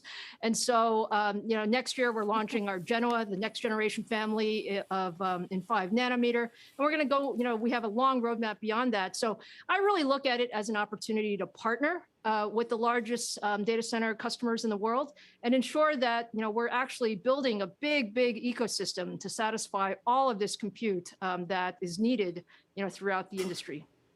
Meantime, your competition is in part Intel, and there is a new-ish CEO there who claims he is fighting for every single order. Many of your predecessors enjoyed these fleeting periods of success, but then struggled to keep up with Intel's scale. How do you avoid that fate? Investors seem to believe you will, but I know that you're thinking about it. Well, Emily, it's a very competitive market, and we always think of it as a very competitive market. But, given that being the case, we believe in playing our game and playing the long game. So our game is about pushing the envelope on technology, executing generation after generation, making sure our customers trust and love our products and really adopt our products across their portfolio. We think that we're doing that well, but we're still underrepresented in the market. So we think that there's plenty of growth room as we exit 2021 and go into 2022 and beyond. And you can count on the fact that at AMD we're pretty competitive as well. So I think we want to be aggressive and make sure that we are satisfying what the customers need in the go-forward plans. All right. Meantime, Apple and Tesla, speaking of the broader shortage, they're warning that the chip shortage is potentially going to slow them down over the next few months. When you and I last talked, you explained that this is a really diverse market. There are all different kinds of chips. Which kinds of chips do you see rebounding faster than others? And how does that impact various industries, whether it is mobile phones or cars? Yeah, I think it's a good question, Emily. And, I always like to start with the context. And the context is that the demand environment is just very strong, above what any of us would have forecasted if you asked us 6 or 12 months ago. And so the entire industry has been working on, just meeting that very strong demand. And I think we've made good progress. So I think in different parts of, different subsegments, you may see different constraints. Right now, there seem to be some constraints on, let's call it components. So not necessarily the main processors, but other things like, other integrated circuits that you need. And I know that there's progress being made and it will continue to get better. I think second half of this year is still, quite tight, but we're working closely with all of our supply chain partners to unlock more supply capability. And then it'll get better as we go into 2022, for sure. Meantime, the pandemic seems to still be giving us uncertainty ahead. Lots of concerns about the Delta variant. Apple and Google are pushing back their return to work. Google and Facebook are mandating vaccines for employees. We just saw a spike in cases in Texas where you are. How are you thinking about the return to work given this evolving situation? And what does this mean for business in general, given the tumult that we've seen and that you have weathered over the last year? Yeah, so I would say, first and foremost, and I know this is true for all of my peers as well, our employees' safety is the #1 priority. And we've shown the ability to work in a remote environment and just, execute phenomenal results. And so I think we know how to do that. That being the case, I'm looking forward to being able to do more in person. And I think we need to do that, very carefully and within all of the CDC guidelines and the other guidelines.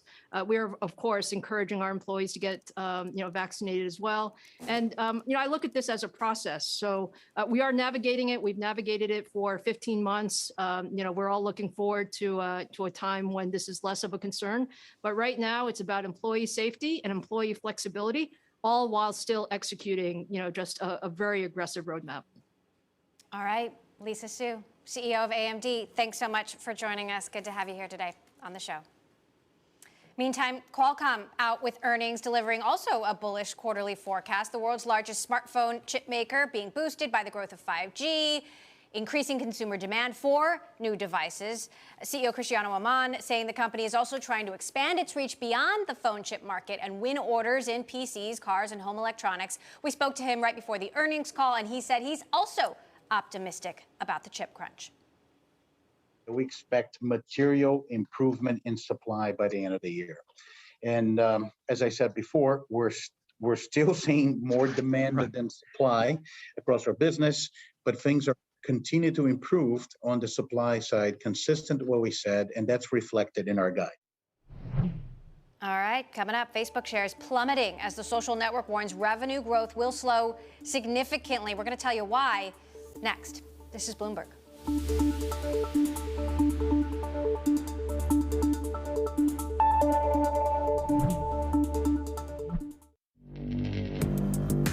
Access the financial world on demand. Hear from leading economists, policymakers, and industry experts via live and on-demand webinars, only from Bloomberg. Start exploring to see what's moving the markets. Visit Bloomberg.com/webinars. Access the financial world on demand. Hear from leading economists, policymakers, and industry experts via live and on-demand webinars, only from Bloomberg. Start exploring to see what's moving the markets. Visit Bloomberg.com/webinars.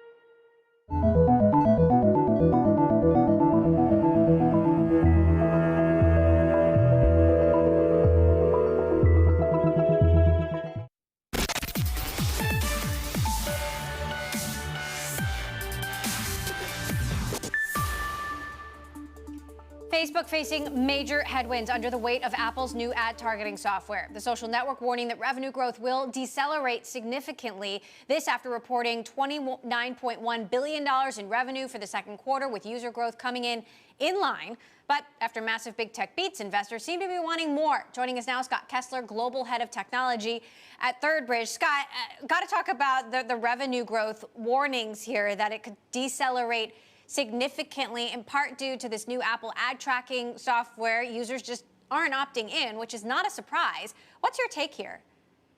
Yeah, so thanks a lot, Emily. I guess a couple of things. Look, IDFA from Apple, it's interesting because the social media companies that reported results last week notably indicated that IDFA didn't have a negative impact on results, and they didn't really indicate that they thought it would. So to some extent, sure, this may influence Facebook, but I also think that Facebook has some difficult comparisons in the back half of the year. Perhaps this is just them being reasonable and conservative in terms of the guidance they're providing. What's your focus on user growth? I mean, obviously, Facebook is now this family of products, the Blue app, there's Instagram, there's WhatsApp. Are you at all concerned that as people return to work, that, you know, we're spending less time on our devices, we're spending less time social networking? Yeah, for sure. I think that's going to be an influence on what goes on with Facebook and, frankly, the other social media companies. We saw 7% growth in DAU and MAU. Look, it's significant deceleration from the 12% we saw from each of those in the year-ago period. That's not surprising because, of course, we saw so much uptake and engagement last year when everyone was at home. That being said, I think this is really now a story about the rate at which pricing can increase. That was probably the single biggest contributor to revenue growth in the second quarter. And I'm just not so sure that they're going to have the favorable comparisons as well as I'd say kind of the pricing tailwinds to maintain that momentum. That's why we're seeing the guidance where it is. And that's frankly why I think the street was already below 20% revenue growth for next year and the out year as well. We're listening in to the earnings call. Mark Zuckerberg talking about AI, talking about new tools they're giving to creators. Let's take a quick listen in to what he's been saying. Now, people like to watch videos recommended by our personalized algorithms. So this gives creators a good way to reach new people who don't follow them yet. And this is also a good complement to our social feeds. And it's an area where our progress in AI is going to make the experience a lot better in the coming months and years.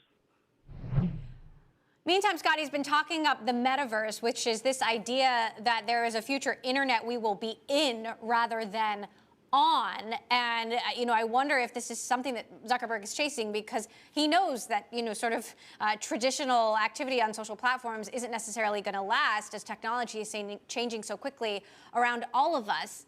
How do you think about that when you think of the future of Facebook, and how big a threat is it?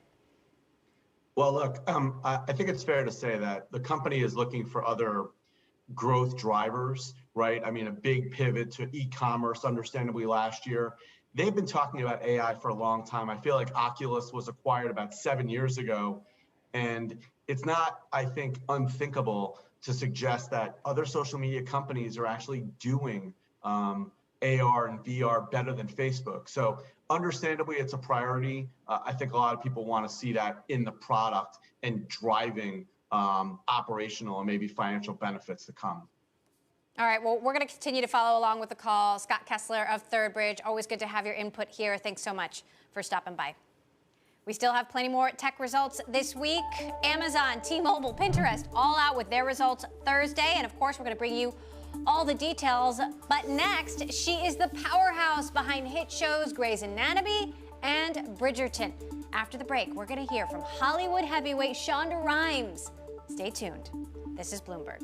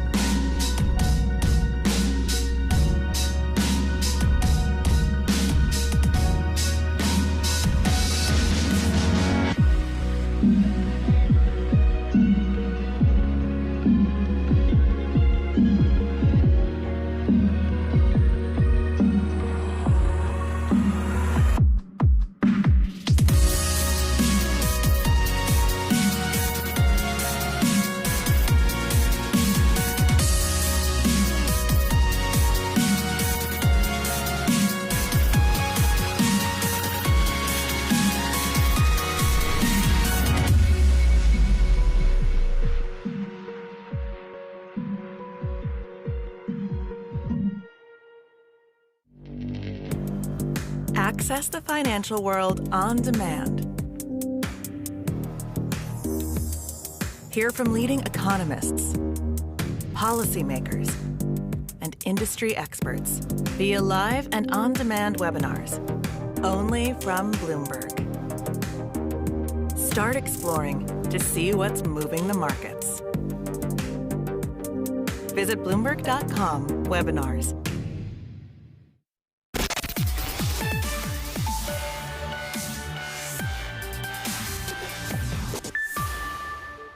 More than 100 protesters gathered outside Activision Blizzard offices in Southern California to protest the video game maker's handling of a sexual harassment lawsuit. They were joined virtually by fans who called for a boycott of the company's games in solidarity with employees.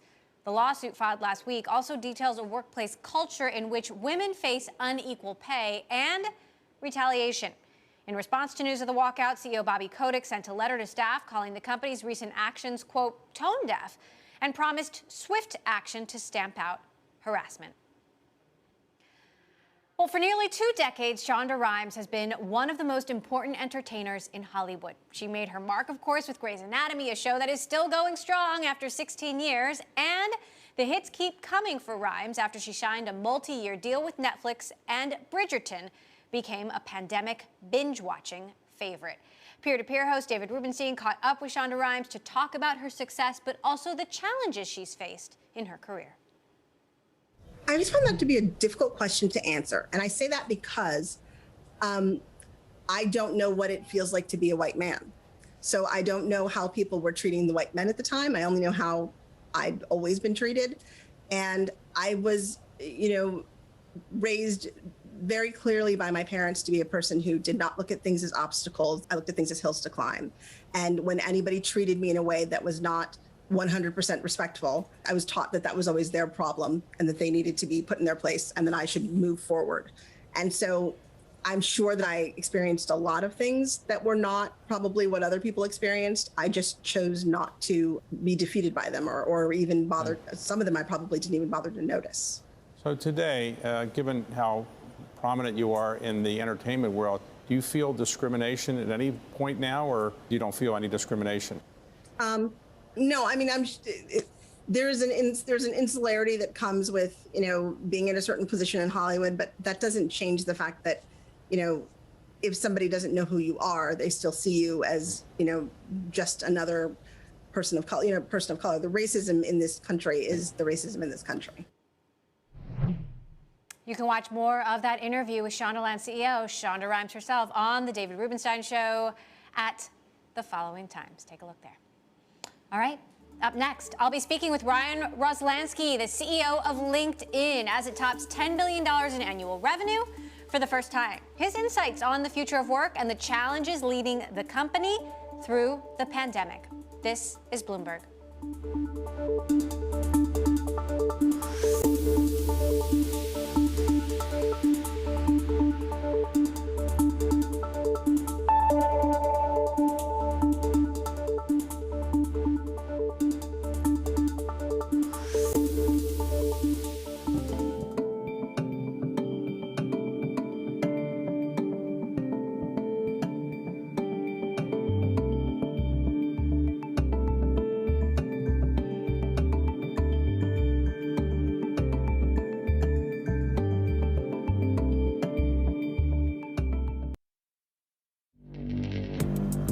Access the financial world on demand. Hear from leading economists, policymakers, and industry experts via live and on-demand webinars, only from Bloomberg. Start exploring to see what's moving the markets. Visit Bloomberg.com/webinars.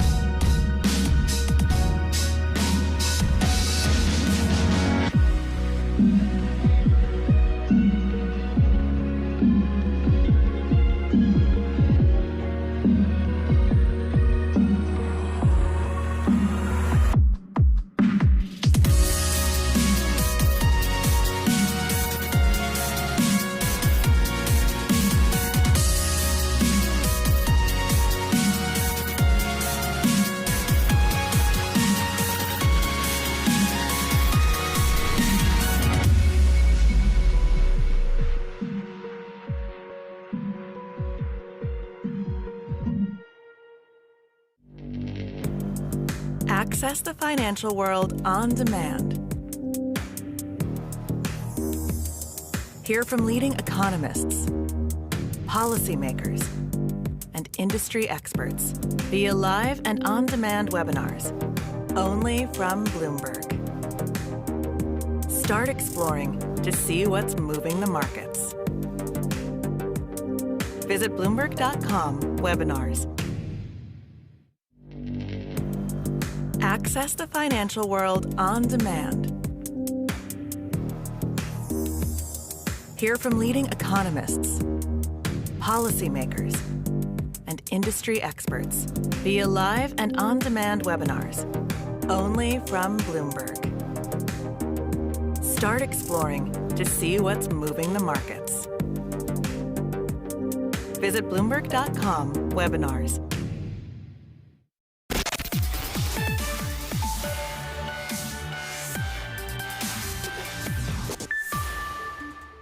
Welcome back to Bloomberg Technology. I'm Emily Chang in San Francisco. One of the highlights of Microsoft's latest earnings release was LinkedIn, which Microsoft acquired back in 2016. Its annual revenue surpassed $10 billion for the first time, up 27% from the previous year, amidst, of course, a very tumultuous year for the workforce. Joining us now here in the studio, LinkedIn CEO Ryan Roslansky on your one-year anniversary as the CEO of LinkedIn. Congratulations, and good to have you. You took over as CEO. I guess you'd been working there for more than a decade, but in the middle of a pandemic, when not only were you dealing with a lot of transition internally, but the entire workforce, the whole platform was going through a transition. What was that like to navigate? Yeah, I mean, if I went back a year ago, by no means did I think that I'd be starting this role from my bedroom with my kids doing schoolwork around the house, trying to navigate the company through a global pandemic. So it was definitely it was challenging. It was a challenging year, though, for everyone across the world. And, you know, you don't get to choose to be a CEO only when the sun is shining. You can't be a leader only when things are good. And more than anything, I'm really proud of how our company came together. We're at a place now where we're over 6,000 people are getting a job on LinkedIn every day. We helped train 42 million people on the platform last year to navigate the pandemic, resulting in what we just announced yesterday, which is, for our first time in history, $10 billion in revenue for the year for the company, which I'm very proud of. Not too shabby. You're also talking about the great reshuffle, this post-pandemic change underfoot in the workforce. And I'm curious what the changes are that you see. You say hiring is back above pre-pandemic levels. Yeah, I mean, if you take a step back, and by virtue of us being LinkedIn and seeing professional conversations happening across the globe, one thing we're seeing by far is that every company right now, every CEO, every leadership team is having to rethink what their company means, how they work, where they work, are they hybrid, are they remote? Fundamentally, they're rethinking their entire cultures and their entire values as a company. On the other hand, every employee in the world that has worked remotely for the past 18 months is trying to figure out for themselves, not only how they work, but where they work and why they work. So we're seeing this just change in people understanding what they value in work. And that's creating what we're calling this great reshuffle.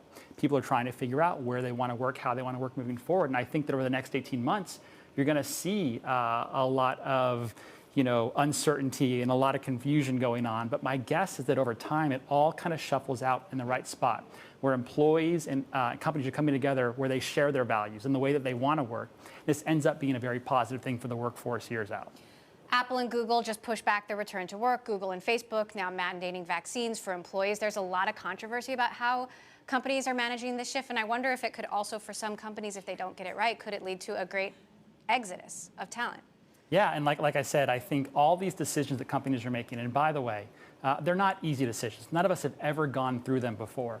But they're really related to how we want our companies to work and our culture and values. And right now, employees are able to vote. And with their kind of idea of where they want to work, it's very easy to move around roles right now.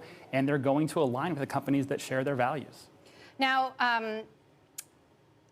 how are you thinking about return to work? I know Microsoft policy and LinkedIn is an independent company, but vaccines, for example, will you require that employees have them? Yeah, it's fascinating. I just saw Google's news right before I came in, and the way a lot of this works is there's so much uncertainty, and we watch what other companies are doing, and we all kind of learn along the way. Having a growth mindset is the key to all of this. For us, we've been embracing flexibility is the core tenet of what we care about. We rely on our principles, and most importantly, we rely on our culture. We trust each other to get our jobs done where it works best for us, and that's kind of key to what we do at LinkedIn. So does that mean you're thinking about the vaccine issue, or? I think we're always open to kind of better understanding what works best for us. And I don't know what that means long term for LinkedIn. My guess is we're all going to keep learning. And watching Google's news today, my thought is that the more that we give employees choice about where they work, things like requiring vaccines to come into the office. As long as employees have a choice to work from home, that'll probably be an okay thing longer term. When you're requiring someone to have a vaccine and come into the office, that could be more trickier for companies. Now, you've been owned by Microsoft now for 5 years, $10 billion in revenue. I'll never forget the morning that I got woken up to interview Satya Nadella and Jeff Weiner in about an hour, the news of the deal that nobody seemed to see coming. How has being part of Microsoft changed the company? I think it's been one of the most positive experiences of the company by far. You know, when Microsoft acquired the company, Satya's vision and Jeff at the time, you know, they kind of sat down and said, this is a deal about growing LinkedIn, period. And by being part of the Microsoft ecosystem, how can we help to grow LinkedIn, but keep LinkedIn as an independent, standalone company?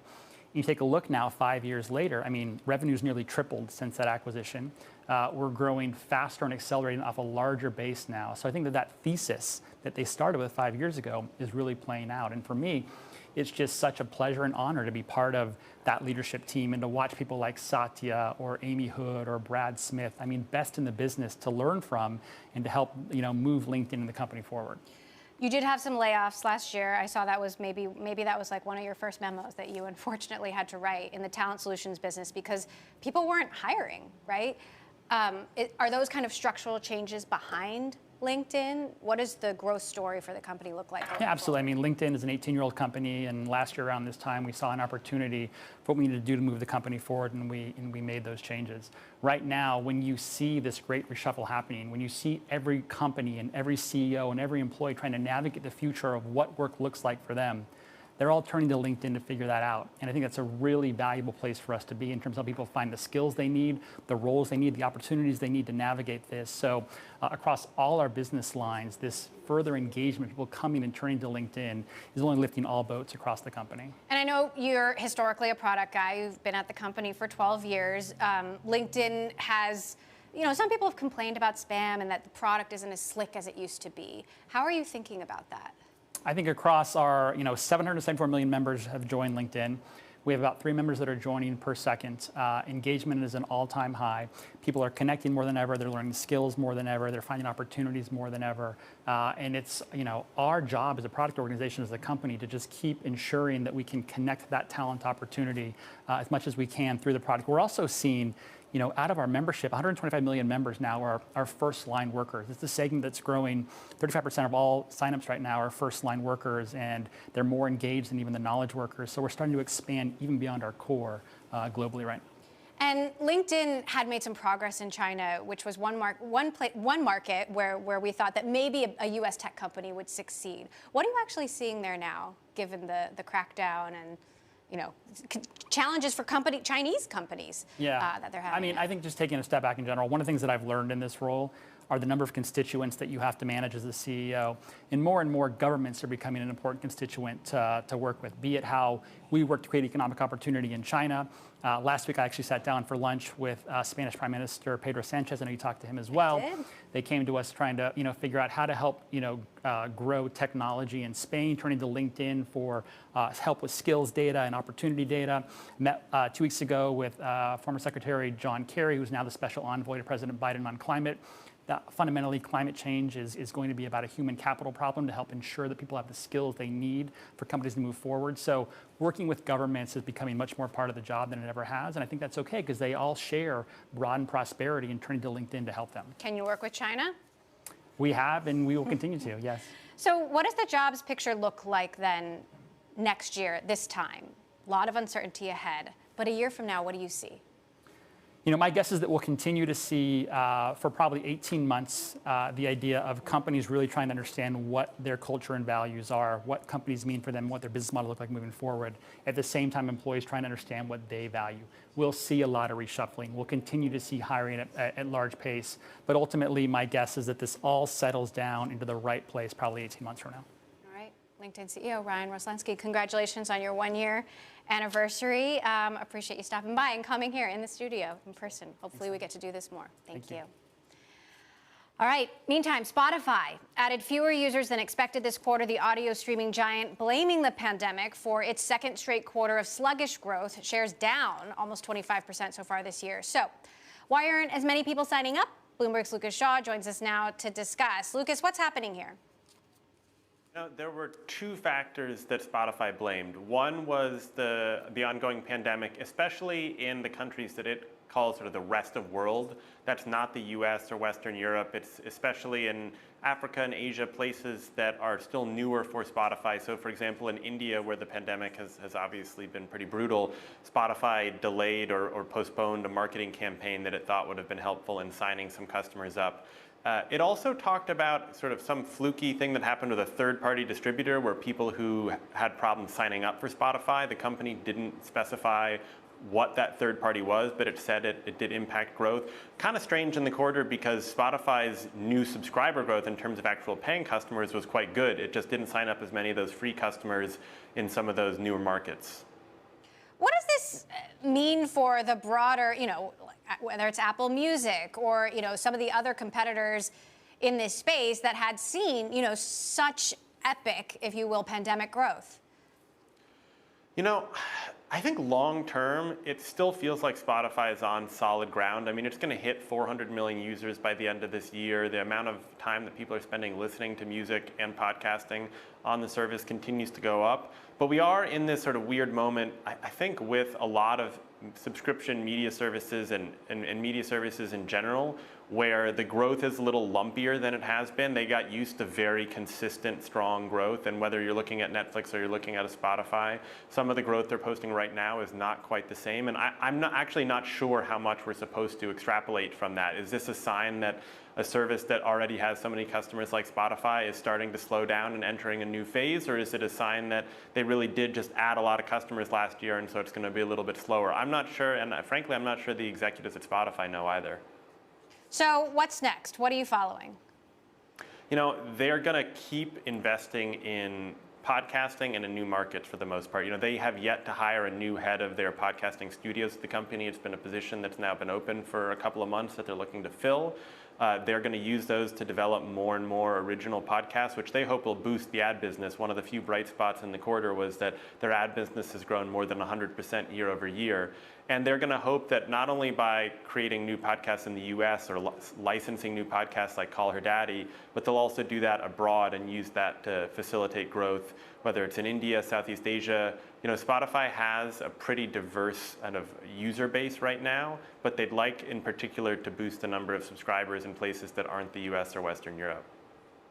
All right, Lucas Shaw for us in LA. Thanks so much, Lucas, for your insight there. All right, coming up in our City Lab segment, I'm going to talk to the founder and CEO of Carbon Health, his insight on the Delta variant, vaccine distribution, and how to provide affordable healthcare in the United States when we need it most. That is next. This is Bloomberg.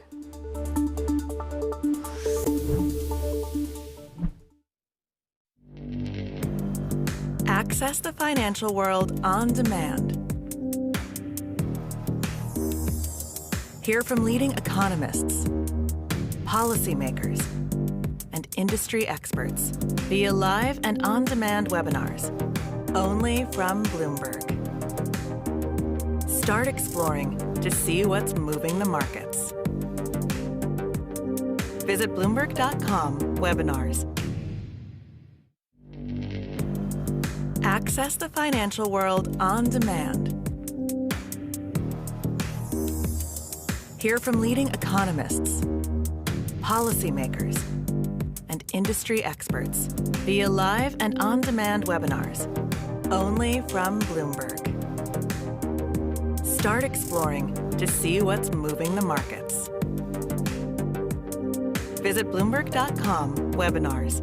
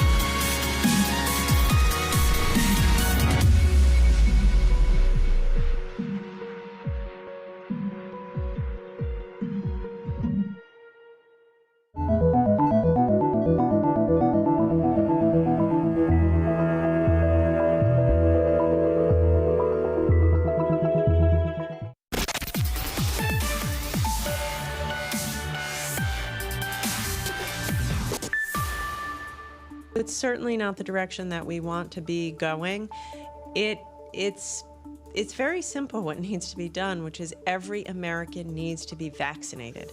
This is now a disease of the unvaccinated.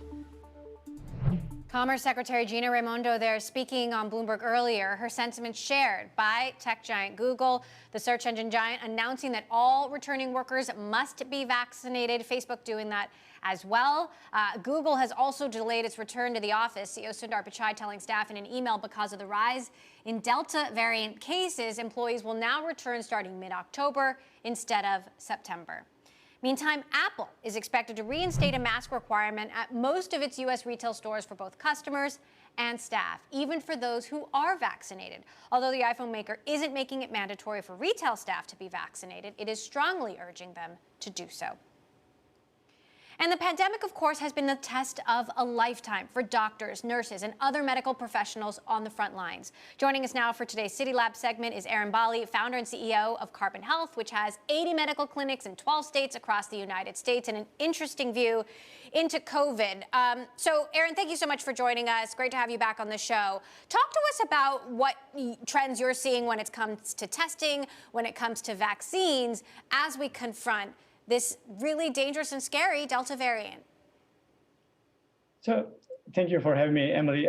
Unfortunately, we are seeing very high COVID positivity rates after a time frame where it was feeling like we had controlled that. With Delta variants, but the overall positivity rate is high. But what we are seeing is among the vaccinated adults, there are some breakthrough cases, but it's fairly small compared to the rest of the population. And I think we also are seeing a lot less severe symptoms among them. So I think that I would still echo the same guidance. Let's get as many people as possible vaccinated. And Carbon Health has been in both in the front lines of the pandemic. We have finished 1.5 million vaccine administration, and we are hoping that the remaining population will also see the need for doing the same. Are you seeing anything specifically regarding the latest surge? I mean, do you see vaccines slowing down? Do you see positive test results clicking up? So the positive test results are really just growing very fast right now. And actually, one of the patterns you are seeing is Delta variant becomes transmissive a lot faster. So which means even if you have some antibodies, people are still showing positive tests. But again, if they're vaccinated, we are now seeing a lot of kind of concerning symptoms among them. Now, you grew up in a small village in Turkey, and I know that your upbringing is in part what inspired the vision to start Carbon Health and make healthcare more accessible. What is the vision, and how close are you to getting to where you want to be? So our vision, our mission has always been making high quality healthcare accessible to everyone. When I came to this country as an immigrant, I was pleasantly surprised with how good the healthcare experience was, but only for the high-income people, only for the wealthy. And if you look at the healthcare experience of an average American, it's arguably worse than a lot of even developing countries like Turkey. So, I thought the technology companies were not doing enough to really help average Americans' healthcare problems. And we started Carbon Health from the first day with an obsession to making care better for average Americans. And what we have achieved is we now have the sort of experience that somebody who's in the top 1% is still considering as a really high quality to consumer experience, but then in a way it is accessible to people living paycheck to paycheck. So the main goal of the company is becoming the first nationwide primary care provider. We have recently closed $350 million in financing, as you guys first, I think, shared. So we'll just grow that. And the other thing we are working on is doubling down on this concept that we call omni-channel healthcare. We have had clinics, we have had telemedicine providers, we have had consumer devices and more, but nobody has really integrated these different modalities in a way that truly reduces patient friction. That is the core product vision of Carbon that we have been investing in. All right, and you just raised another $350 million to help build that vision out. Aaron Bali, Carbon Health founder and CEO, thanks so much for joining us. Coming up, the company behind the app that fueled the meme stock Fremzy gets set for its trading debut. We're going to have all the details on Robinhood hitting the public markets next. This is Bloomberg.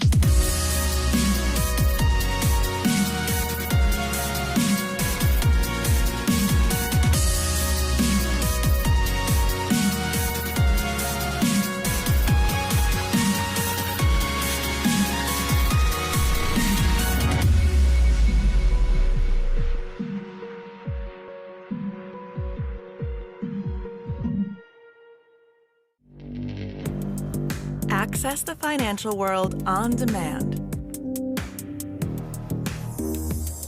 Hear from leading economists, policymakers, and industry experts via live and on-demand webinars, only from Bloomberg. Start exploring to see what's moving the markets. Visit Bloomberg.com/webinars.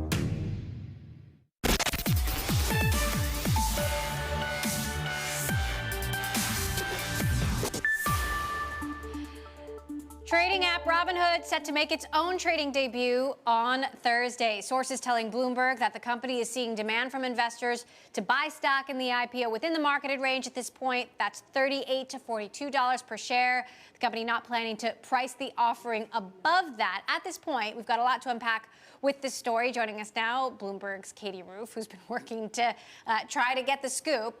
What exactly do we know at this point? So at this moment in time, Robinhood has a meeting to decide what the price is going to be. The bankers and the board and the lawyers are all discussing as we speak what it should price at. The latest we've heard is that it will be probably within the proposed range of $38 to $42, but not above the range. Sometimes when there's a lot of excitement around a particular stock, they'll go above range. But so far, we're hearing it's within the range. And this would give Robinhood at the top of the range, what, like a $35 billion market cap? Yeah, so up to $35 billion if it goes to the top of the range. Of course, if it's at the bottom, it could be a few $1 billion lower.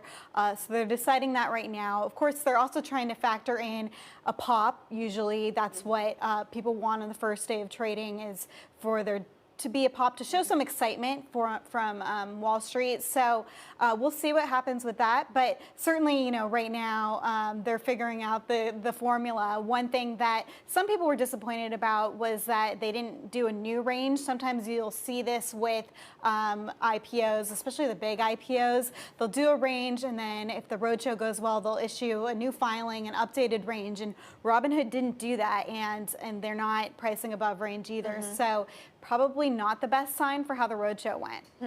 Now, I'm wondering how investors are feeling about Robinhood in general, given that, obviously they set aside a huge chunk for their own users.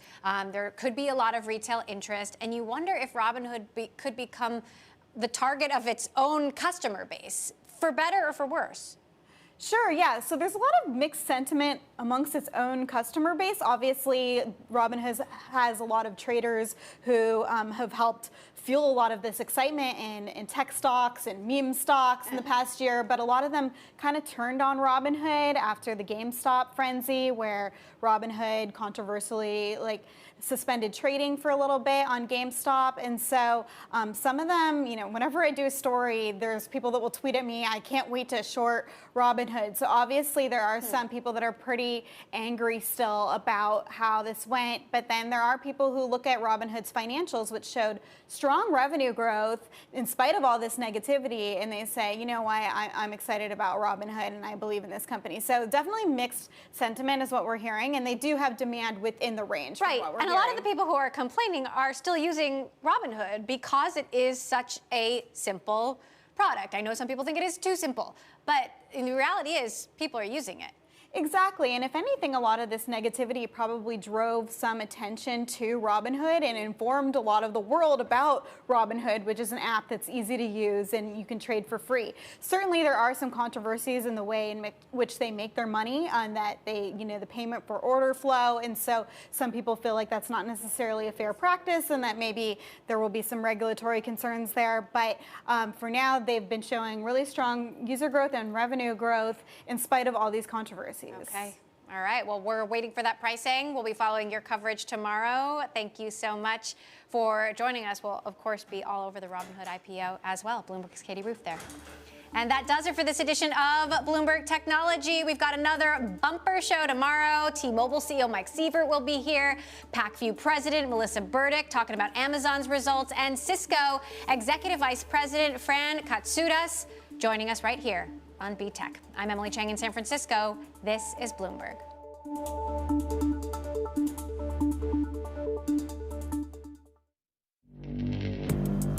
Access the financial world on demand. Hear from leading economists, policymakers, and industry experts via live and on-demand webinars, only from Bloomberg. Start exploring to see what's moving the markets. Visit Bloomberg.com/webinars.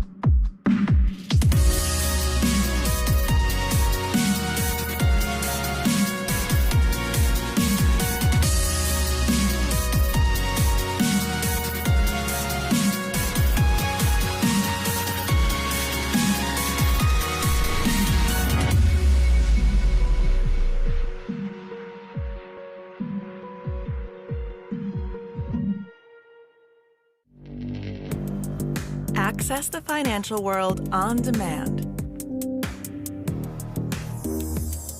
Hear from leading economists, policymakers, and industry experts via live and on-demand webinars, only from Bloomberg. Start exploring to see what's moving the markets. Visit Bloomberg.com/webinars.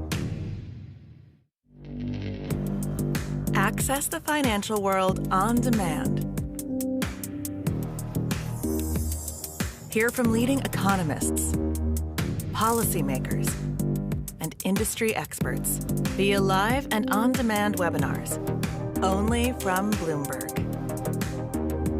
Start exploring to see what's moving the markets. Visit Bloomberg.com/webinars. It's tougher than any man-made material. It's a combination of strength and elasticity. No other material can actually combine these two features. Either material is strong or it's elastic, and spider silk is both.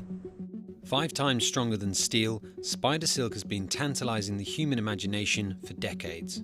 You want to be Spider-Man, you have to make fibers.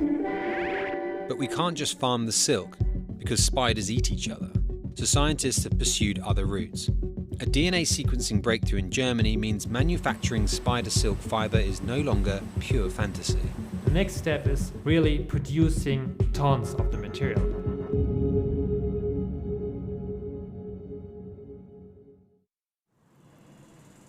In all the offices we have spiders, and they're like pets. We like to have them around. We think they're beautiful. If 8-legged co-workers make your skin crawl, then the biomaterials lab at Bayreuth University probably isn't for you. It's here that Professor Thomas Scheibel and his team study natural substances like spider silk in the hope of turning them into super materials.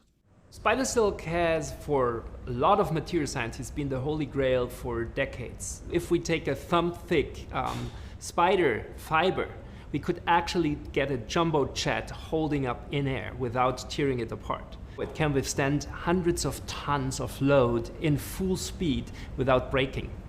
The best silk producers are orb-weaving spiders. They have 7 different types of silk with different properties. We find dramatic differences there concerning mechanics, but also concerning other properties. Wanting to harness these characteristics led to Scheibel's breakthrough in genetically modifying bacteria to produce spider silk proteins.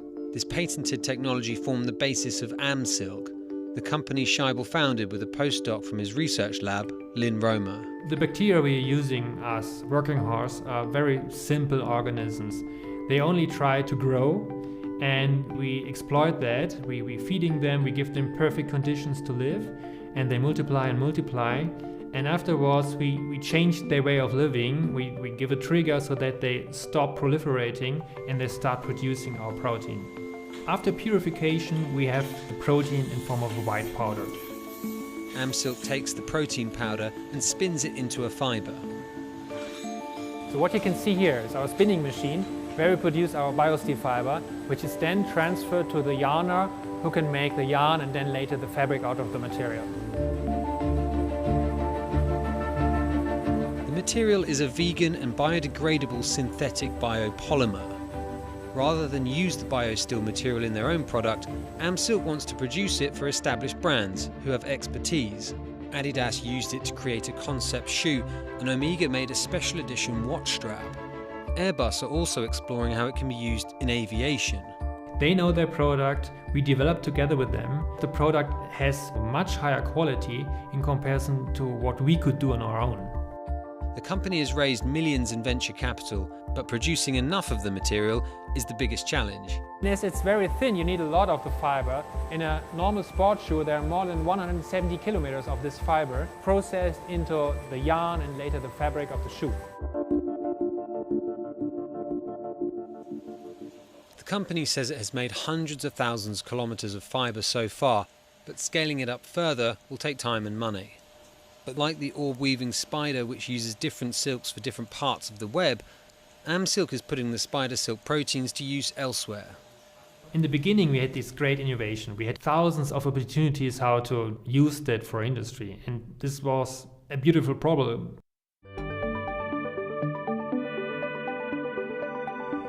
You can use it for different applications. Everyone had the experience when he goes to the basement that there might be a spider's web, and if it's an old house, it might be there for hundreds of years, and it's not degraded. So the question is why?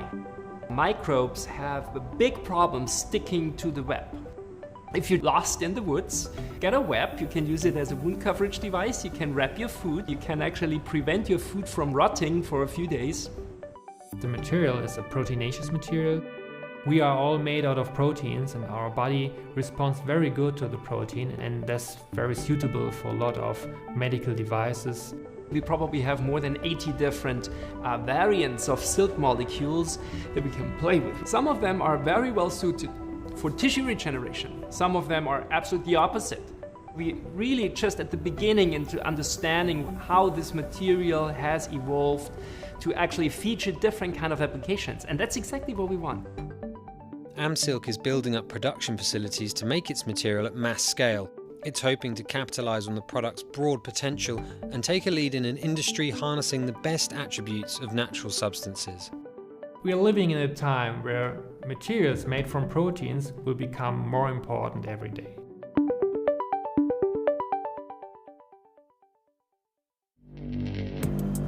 Access the financial world on demand.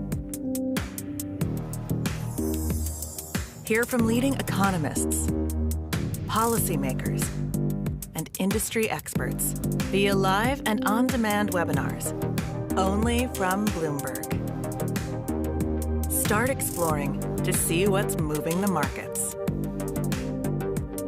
Visit Bloomberg.com/webinars. Access the financial world on demand. Hear from leading economists, policymakers, and industry experts via live and on-demand webinars, only from Bloomberg. Start exploring to see what's moving the markets. Visit Bloomberg.com/webinars.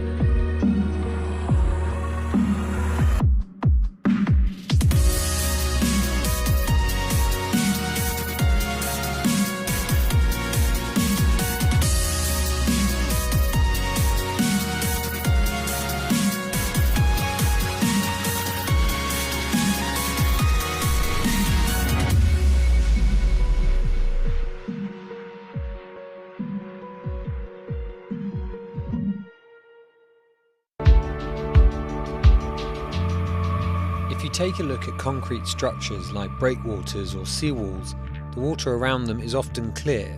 That's not actually a good thing, because it means there's no life.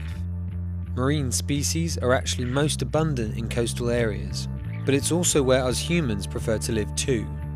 So when we build here, we drive away marine life. The concrete in the marine world has a lot of additives, a lot of chemicals, and some of those materials are actually leaching out, and they're actually prohibiting marine life to thrive. If we keep developing without any regards to natural communities, there is a tilting point from which beyond we cannot really go back.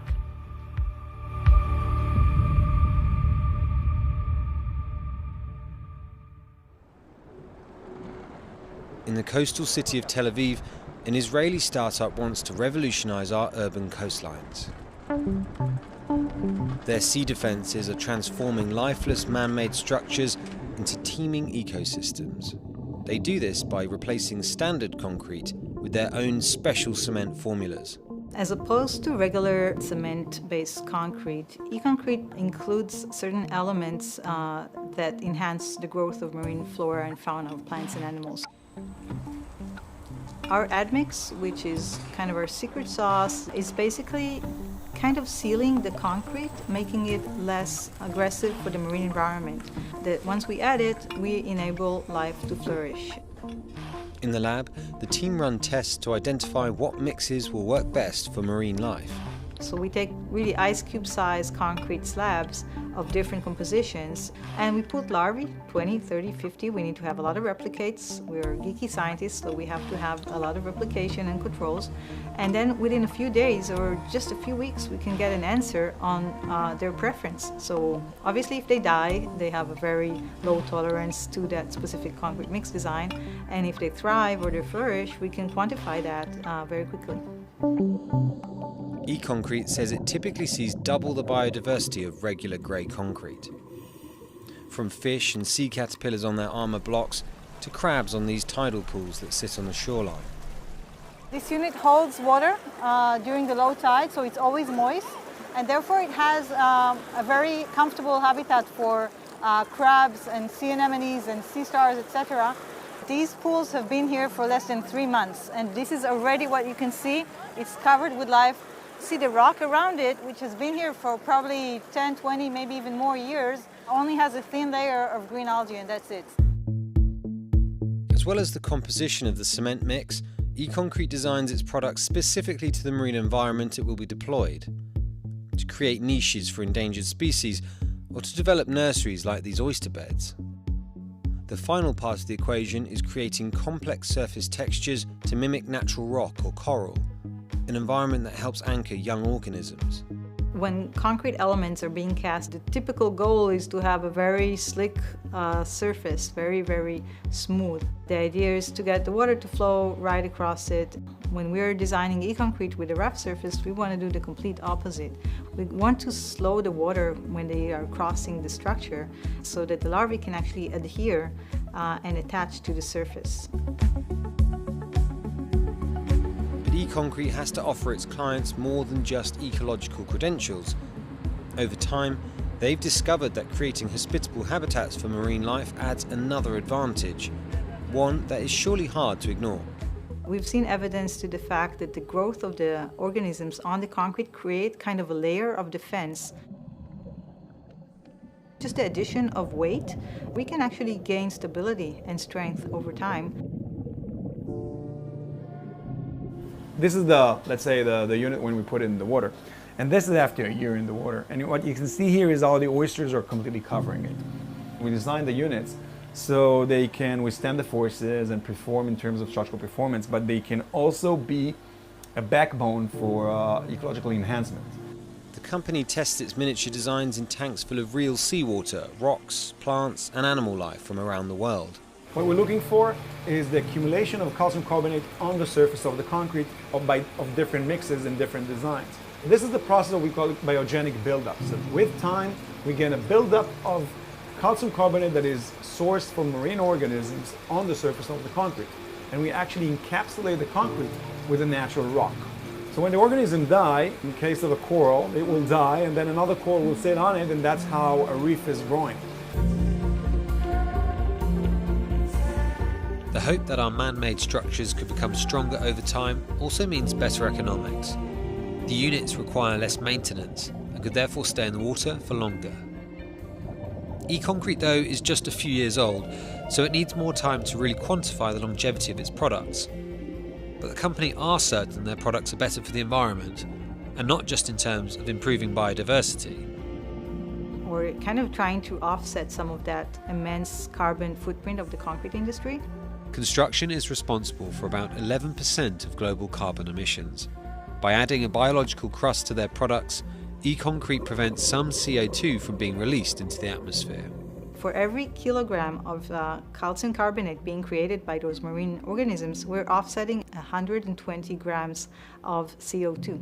So think about building a port infrastructure or a city waterfront that is an active carbon sink. I think that's a great advantage of the technology.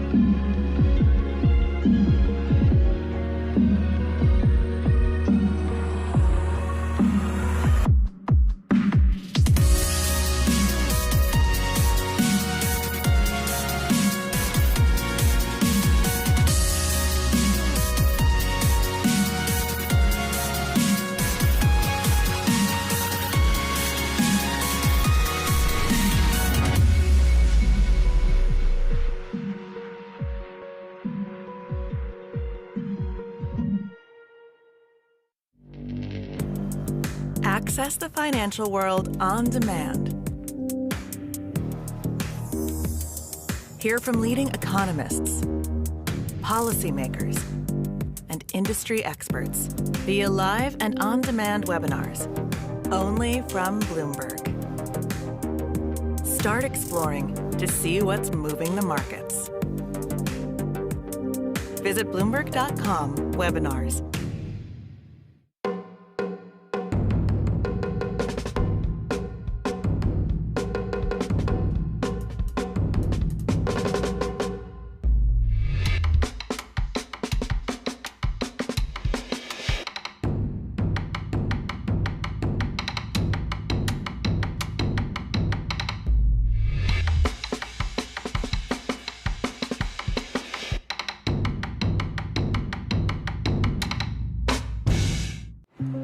We have a constantly growing population.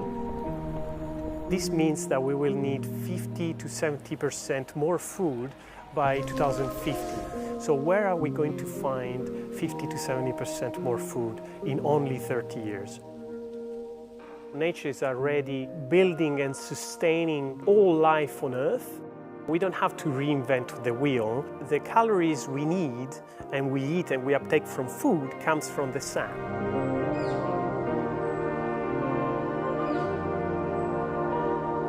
The starting point for all food on Earth is photosynthesis. Sunlight combines with carbon dioxide and water in plants and forms oxygen and glucose. This sugar is stored in fruits, roots, and vegetables. One startup in London thinks harnessing photosynthesis in microscopic plants could go some way to solving our planet's imminent food crisis. We have to start with the microalgae strain. They are the fastest growing photosynthesizing organism on this planet. These very tiny microscopic plants contain hundreds and hundreds of very precious, healthy food molecules that can be extracted and utilized in our own food. Microalgae aren't on many menus yet, but they might be the new superfoods. Packed full of vitamins, antioxidants, and minerals, they sustain trillions of animals on our planet. Arborea claims its technology, the biosolar leaf, helps grow this food at rates rarely seen in nature. Arborea's biosolar leaf looks like similar to a solar panel. It's a technology that can produce and can grow hundreds of different microscopic plants to produce hundreds of different ingredients. It enables to grow them very quickly, but also in a very efficient way, therefore consuming very little amount of energy. We can produce a lot of protein in a very small surface area. So imagine that we can produce more protein for a defined surface area than any other plant-based or animal-based source on this planet by orders of magnitude.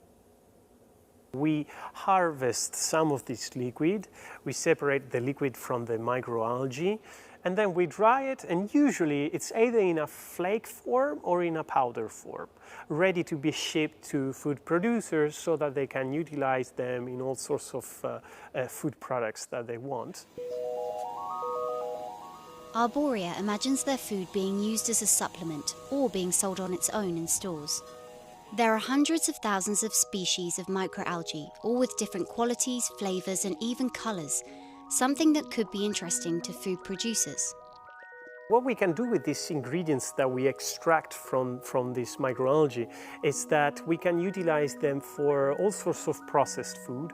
It's not only replacing synthetic or unsustainable food ingredients, but it's also adding health benefits, active health benefits to our processed food. Let's say that we have Arborea's Big Blue together with a yogurt. This yogurt might contain more antioxidants that you find in an apple.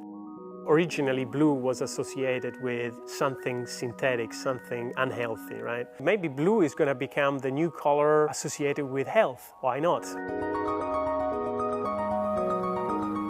Arborea's powdered food might not look all that appetizing, but their intention is substance over style.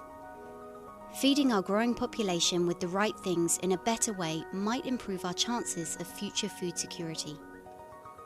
I strongly believe that if we as humans can harness photosynthesis, then we have high chances to help solve the issues that we are facing today and that we will face in the future.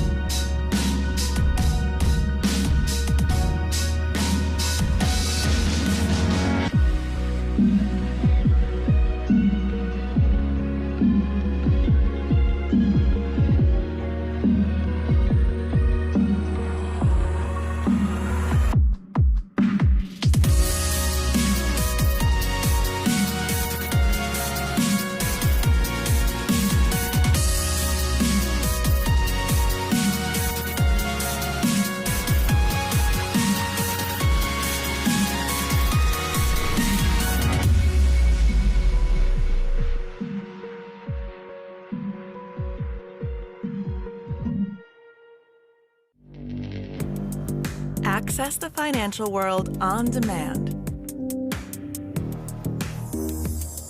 Hear from leading economists, policymakers, and industry experts via live and on-demand webinars, only from Bloomberg. Start exploring to see what's moving the markets. Visit Bloomberg.com/webinars.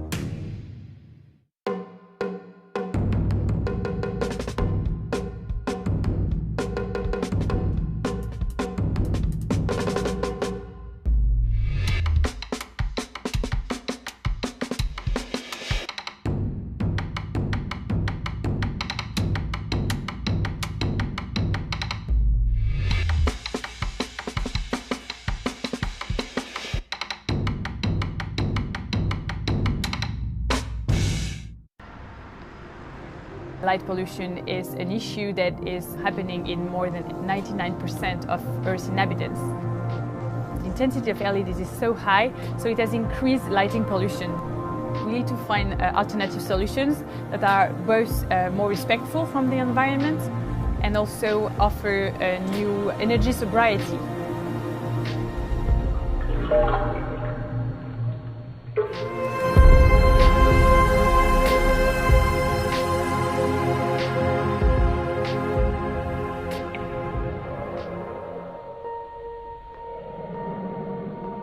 We use a reaction called bioluminescence, which is the ability that have a lot of organisms in nature to produce light, like fireflies or glowworms, but also 80% of marine organisms. So we use this chemical reaction to produce a biological source of light. I was fascinated by the fact that it's so simple, it exists in nature, it works pretty well, so why not just translate that into products?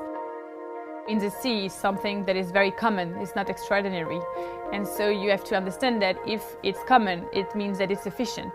And behind us, we have 3.8 billion years of research and development through evolution in nature to really find those efficient solutions like bioluminescence. So the first goal behind Glowy is really to use a growing and unlimitedly growing raw material to replace these lighting systems.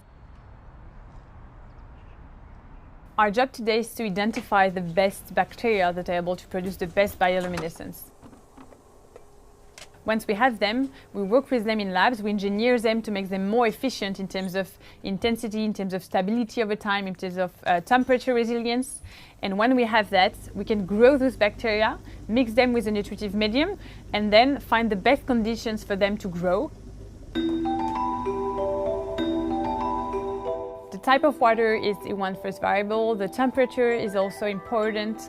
The way we feed them is very important. The reaction of bioluminescence needs oxygen to produce light. When you switch on the oxygen again, then the light switches on.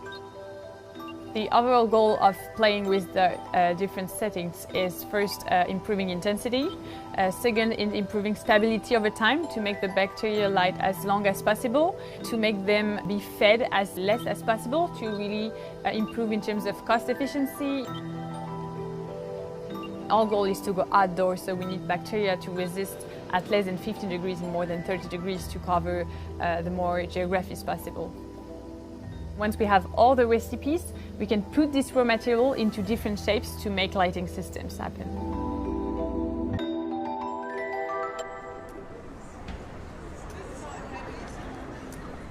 Today, we don't really face nature in our daily lives as citizens living in cities. And this connection that humans have to nature is just essential for the well-being. We figure out that this light, it is very hypnotic, it's very soothing, and so it really brings a well-being feeling. So we've designed the Glow-Zen Room, which is a biophilic experience of bioluminescence.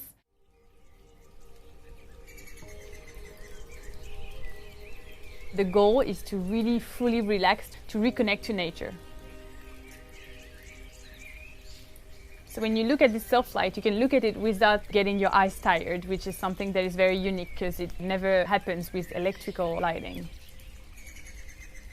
As you're in darkness and your eyes get used to darkness progressively, then your brain focuses on little details that you see. And those little details are very simple things. Flowers, leaves, a tree. When your brain thinks about all these simple things, you just don't think about what you forgot to do yesterday.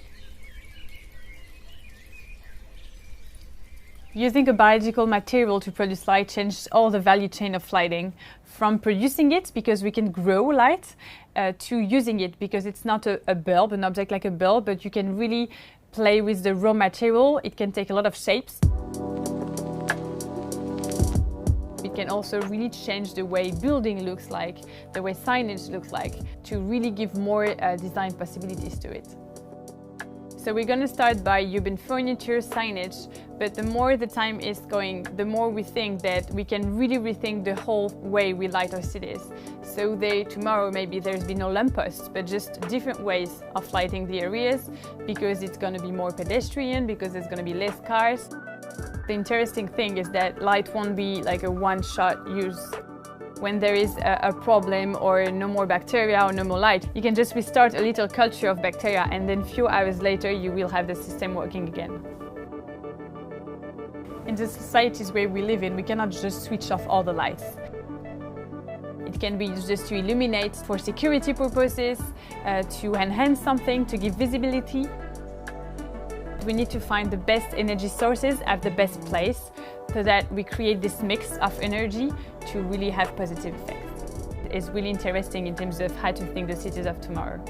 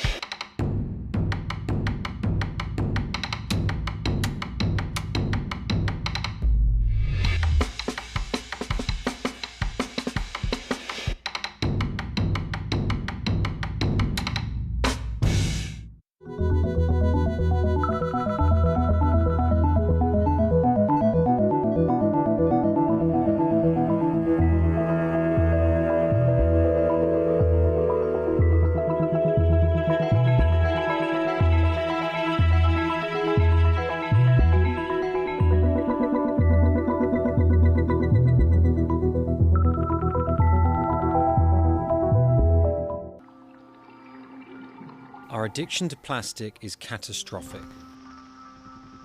remnants of our products have spread to every corner of the planet. The properties that make plastic so useful, cheap, malleable, durable, also make it damaging. Plastic can't degrade, so the more we make, the more ends up in our environment. What goes into your recycling bin at home, more than 80% is actually being landfilled or incinerated. It pollutes the water we drink and the food we eat. It suffocates wildlife. I don't think anybody anticipated the real problems that plastics were causing. But innovative companies around the world are working towards a solution.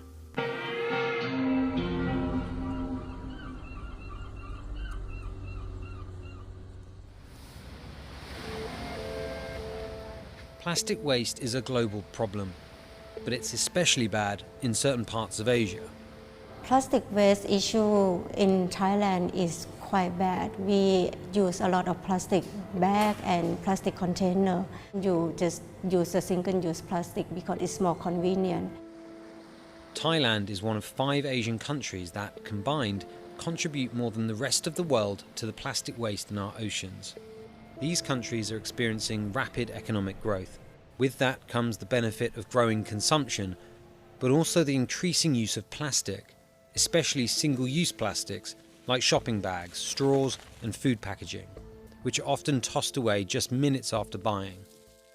But what if these sorts of products didn't have to be made from plastic at all? For anything that you only use for one time, biodegradable material could be a better choice. We are producing biodegradable packaging. Our packaging are made out of cassava starch and natural fiber together. It takes 6 to 12 months to decompose depending on the environment.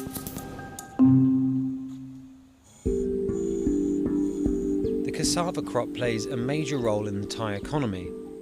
It's not a staple food crop, but it's produced in vast amounts for animal feed and making things like starch. The cassava is very easy to grow. You can grow all year round and in a lot of area in Thailand. My product can tolerate the temperature from -20 to 100 degrees. So with the hot food or with the boiling water, we still can contain that in our packaging. Our material can work as an insulation. It keeps the temperature of the food warmer longer than the other material. The company, Universal Biopack, say they make around 100,000 items a month, mainly for hotels and restaurants with environmental concerns. Compared to plastic, their products aren't as malleable or durable and are at least twice as expensive. But using packaging like this could reduce the amount of single-use plastics we consume. So either these kinds of solutions will have to become cheaper to compete with plastic, or consumers will have to make a difficult choice.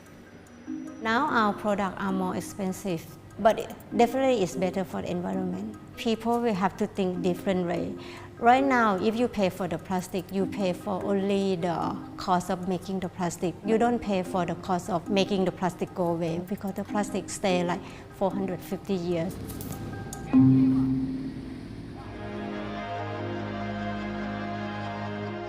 On the other side of the world, a company is working on just that. We need to find alternatives to burying our waste into the earth. Plastic Energy takes waste plastic that can't be recycled today and converts it into usable oils.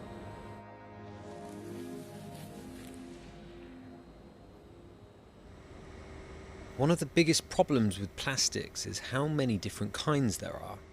The majority of it can't actually be recycled, and many products use a mix of materials, which makes it even harder to recycle. It means most of what we think is recyclable ends up in the ground. Mixed plastics is a real problem. Plastic Energy is targeting these problematic plastics using technology called thermal anaerobic conversion. The company heats the plastic to 400 degrees Celsius in a system without oxygen.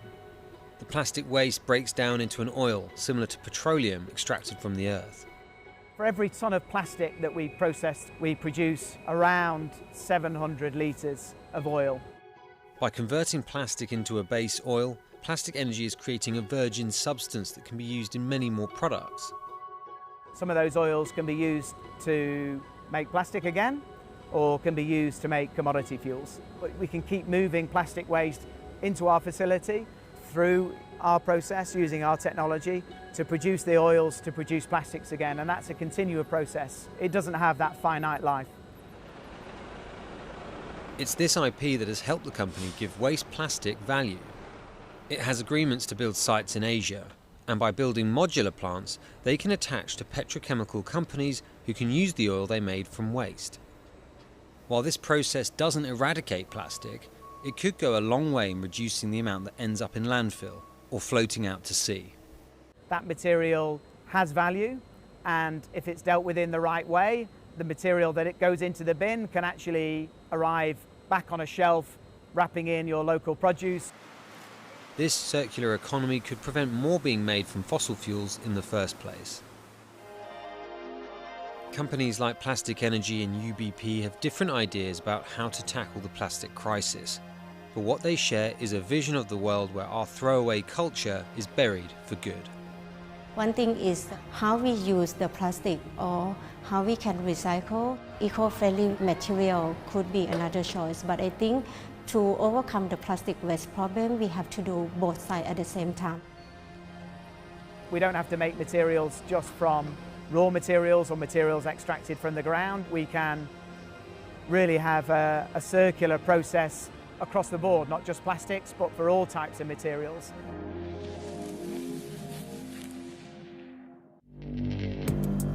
Access the financial world on demand. Hear from leading economists, policymakers, and industry experts via live and on-demand webinars, only from Bloomberg. Start exploring to see what's moving the markets. Visit Bloomberg.com/webinars. Access the financial world on demand. Hear from leading economists, policymakers, and industry experts via live and on-demand webinars, only from Bloomberg. Start exploring to see what's moving the markets. Visit Bloomberg.com/webinars.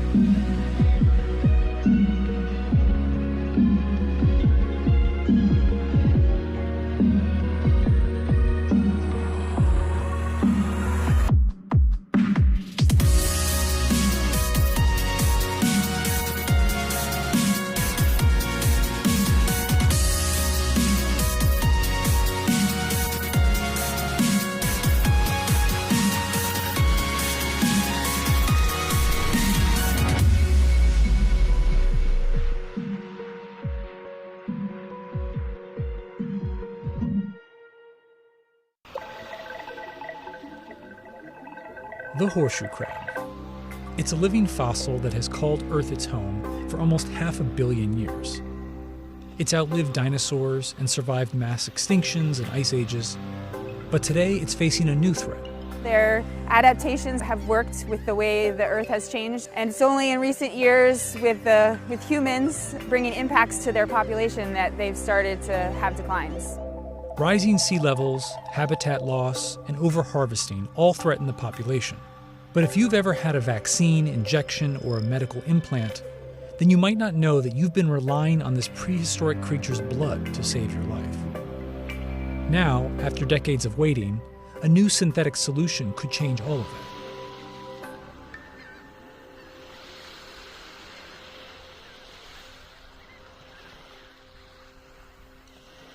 Here on our beaches on the Delaware Bay, it is a place that people are witnessing a phenomena that they cannot see anywhere else. It's the equivalent of the wildebeest crossing the Serengeti.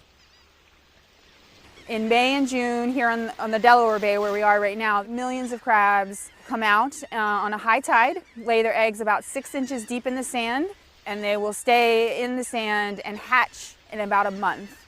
And horseshoe crab eggs are a really critical part of the ecosystem here. If a single crab is laying almost 100,000 eggs, that is providing a food source for shorebirds, for gulls, for fish, for terrapins, and then all up the food chain for that. And then what happens with the horseshoe crabs then trickles down to the whole ecosystem here. They just have managed to evolve with the changing oceans and the changing land. The reason this crab has been able to evolve for so long? It's blue blood. This copper-based blood contains special cells called amoebocytes, which are extremely sensitive to endotoxins. These are contaminants released from the cell walls of harmful bacteria, and they can cause life-threatening fever or toxic shock. As soon as the amoebocytes detect any of these endotoxins, the blood clots around the intruder, immobilizing it and protecting the crab from infection. In the 1960s, scientists found a way to harness this unique superpower to make sure our medical supplies were free from contamination, and it replaced slower, more unpredictable tests involving rabbits. The formula is called limulus amoebocyte lysate, or LAL, and relies on amoebocytes taken from horseshoe crab blood. And so every year, 500,000 crabs are collected along the Atlantic coast, as well as across the eastern shores of Mexico and China. A third of the crab's blood is drawn before they're released back into the ocean. It's estimated that 15% of crabs collected die as a result of this bleeding process, which could mean the loss of 75,000 crabs in the US every year.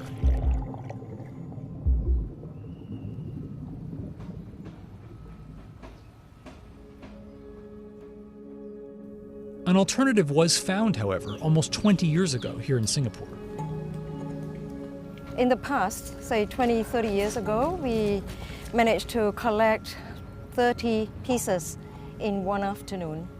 But now, it is difficult to find even a few. In the mid-1980s, Professor Ding Jack Ling needed LAL for work involving IVF embryos, but there was a problem. Singapore research was not very well funded. So because the LAL was so expensive, we had to find a good way to understand how the horseshoe crab blood works. So my research collaborator, also my husband, together with our research students, went to the Kranji mud flats to look for horseshoe crabs and to bring a few samples back to the lab. We cleaned them, we tagged them, and we took only a small volume of the blood, isolating the blood cells from the horseshoe crab, and we could produce our own equivalent of LAL. This synthetic equivalent is called recombinant factor C, and it's a clone of the main gene in a horseshoe crab's blood, which is sensitive to bacterial endotoxins. It was a moment of realization that it's going to change the biomedical industry, and it's going to save a very, very highly threatened species. But pharmaceutical companies didn't come around as quickly as Professor Ding had hoped, and so years and then decades passed. We're a highly regulated industry, and to say we would like to market a new medicine, a lot of people are reluctant to take a chance on trying something new. That's until a scientist at pharmaceutical company Eli Lilly with a particular hobby came along. Birding is a hobby of mine, so to go to Delaware Bay and see the horseshoe crab spawning, it kind of put it all together for me. So the horseshoe crab is a keystone species in its ecology, obviously for its own sake, but then for a lot of other animals that depend on it. If we use RFC, then there aren't any crabs that are affected, whether it's mortality or whether there's some behavioral effect by taking the blood. Studies have shown that the RFC test is a more effective and a potentially cheaper solution than LAL. Changing minds, however, remain the biggest challenge. There's been several times I was ready to throw in the towel.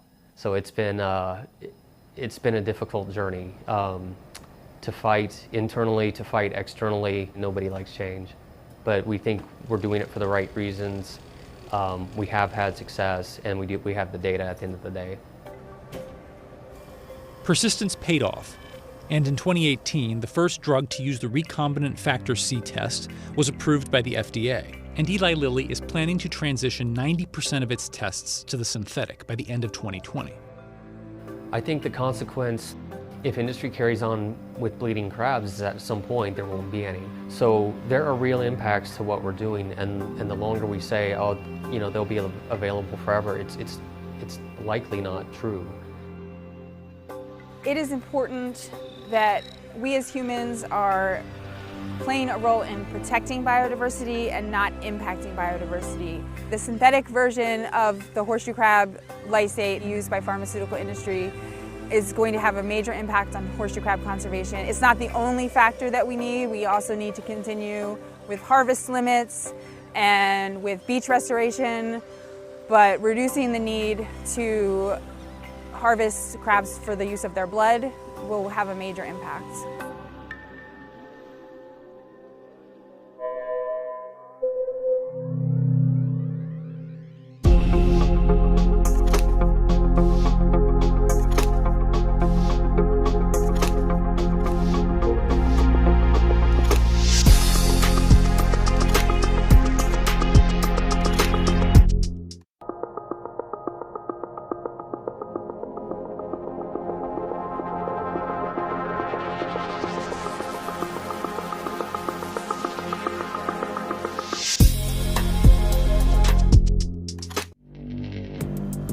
Access the financial world on demand.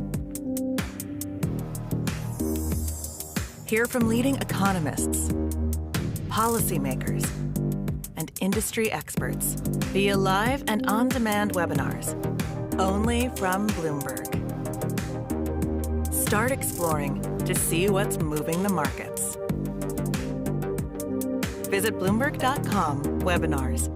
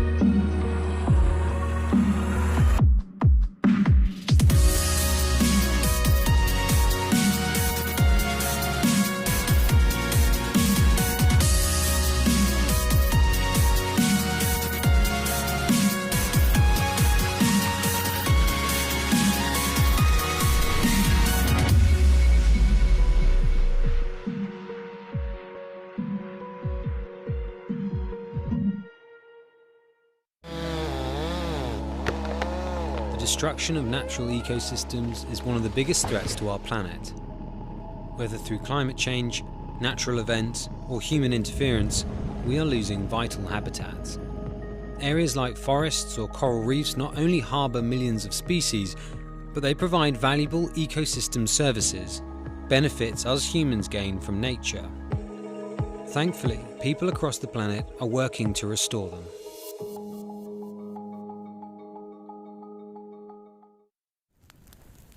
In some instances, fire is as important to a forest as water and the sun.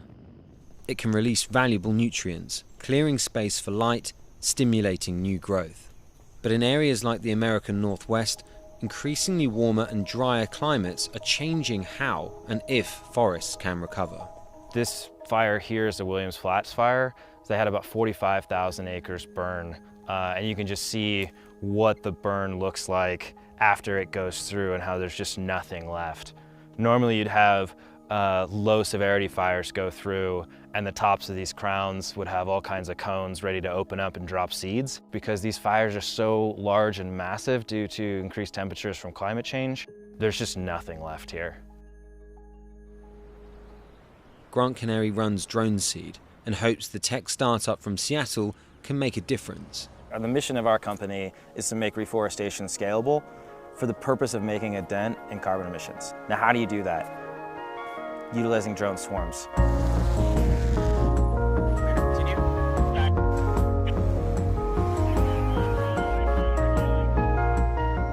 Drone Seed surveys the land using 3D laser scanning technology known as LiDAR. This gives them a huge number of data points, which they use to build a detailed map of the area.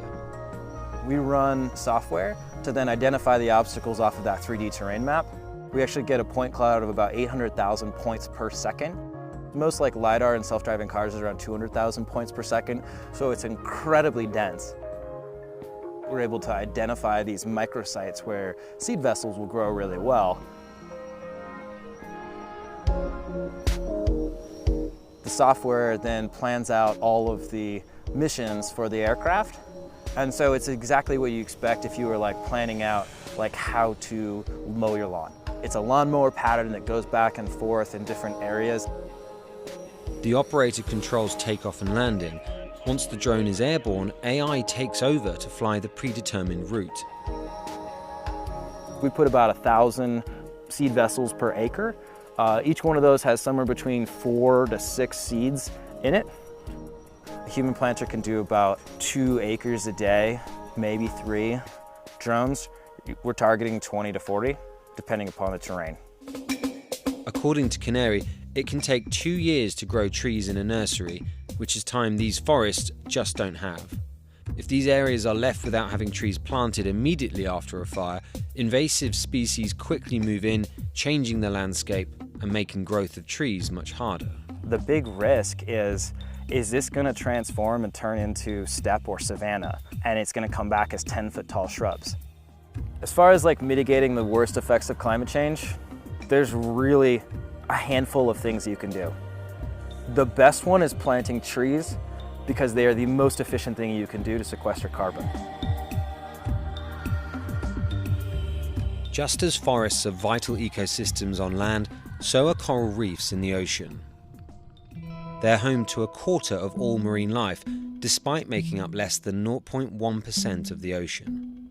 They protect land from storms and waves and provide valuable resources, such as the fish we eat. But reefs are in decline thanks to overfishing and climate change. Half of all reef systems have already been destroyed. Scientists predict that in the next 30 years, if we not do anything, more than 95% of the coral reef around the world will be endangered. On a small island 140 kilometers from Bangkok, a team of biologists are working on ways to restore coral reefs damaged by global warming. The ocean absorbs much of the heat trapped by greenhouse gases. Since 1993, the rate of ocean warming has more than doubled. The highest temperature that we got was 34 centigrades, and that makes many corals in Thailand bleach and eventually die.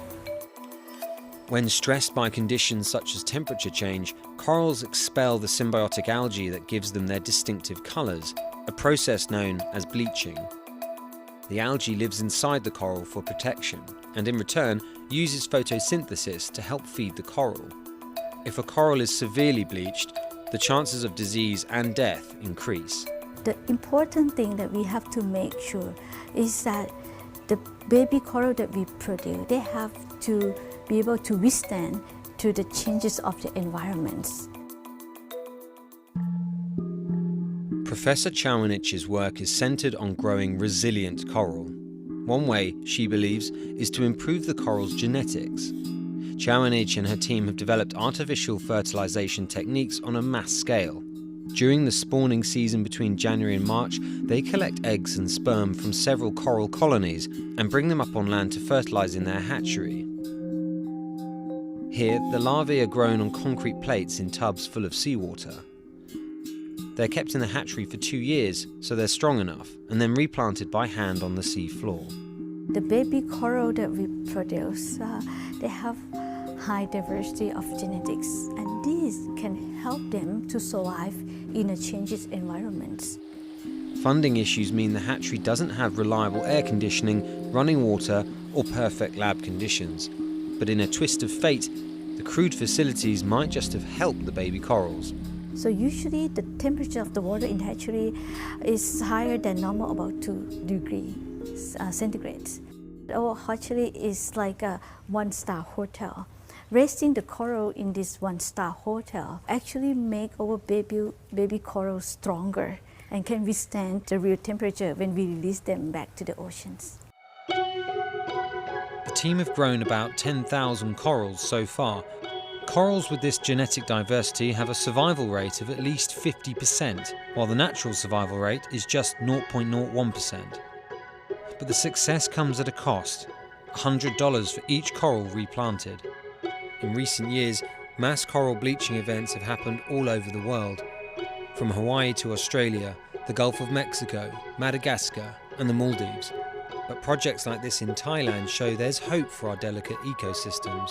Start to see more fish, more animals like crab and shrimps are coming to the areas, using our corals as a habitat, as a home.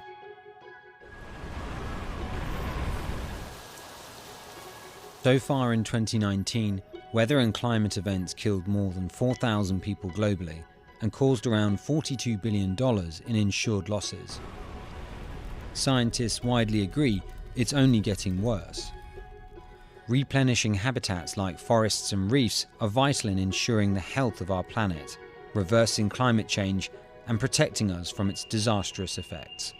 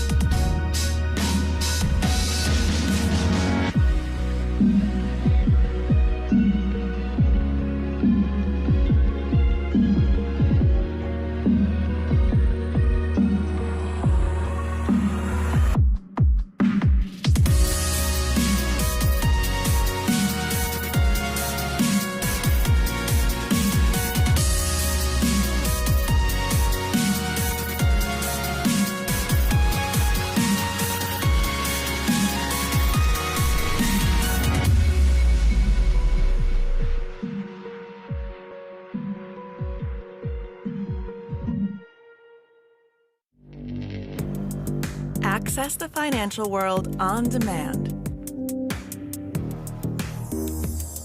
Hear from leading economists, policymakers, and industry experts via live and on-demand webinars, only from Bloomberg. Start exploring to see what's moving the markets. Visit Bloomberg.com/webinars. Access the financial world on demand. Hear from leading economists, policymakers, and industry experts via live and on-demand webinars, only from Bloomberg. Start exploring to see what's moving the markets. Visit Bloomberg.com/webinars.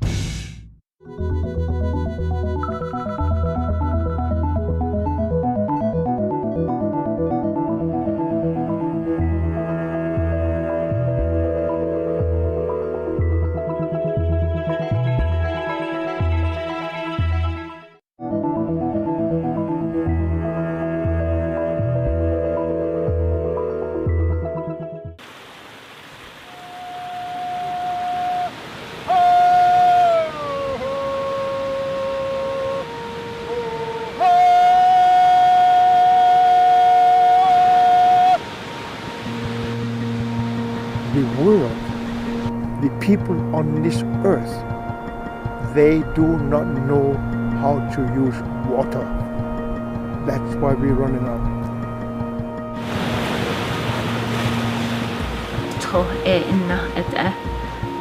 Which in Navajo means water is life. Water carries memory. It's a living being, and we're dependent on it. The planet is running out of clean water. It's not that we don't have water somewhere, but we polluted and diverted and mismanaged the world's water very badly. You drank that glass of water, literally your blood could rise to a level that you could be hospitalized. One glass of water. Oh, we just went and paid for our water, our poison for the month. People just assume that once your water is running, it's safe, that someone out there is taking care of it on our behalf. In 2010, I covered the resurgence of uranium mining in the Grand Canyon area. I'm at the Arizona 1 uranium mine, and this is the uranium ore, which has been dug up from 400 meters underground. Get one more. Get one more? If you were in a high-rise in downtown London, this would be a 120-story building equivalent. That's what you're going from the top of that building down to the bottom of that building.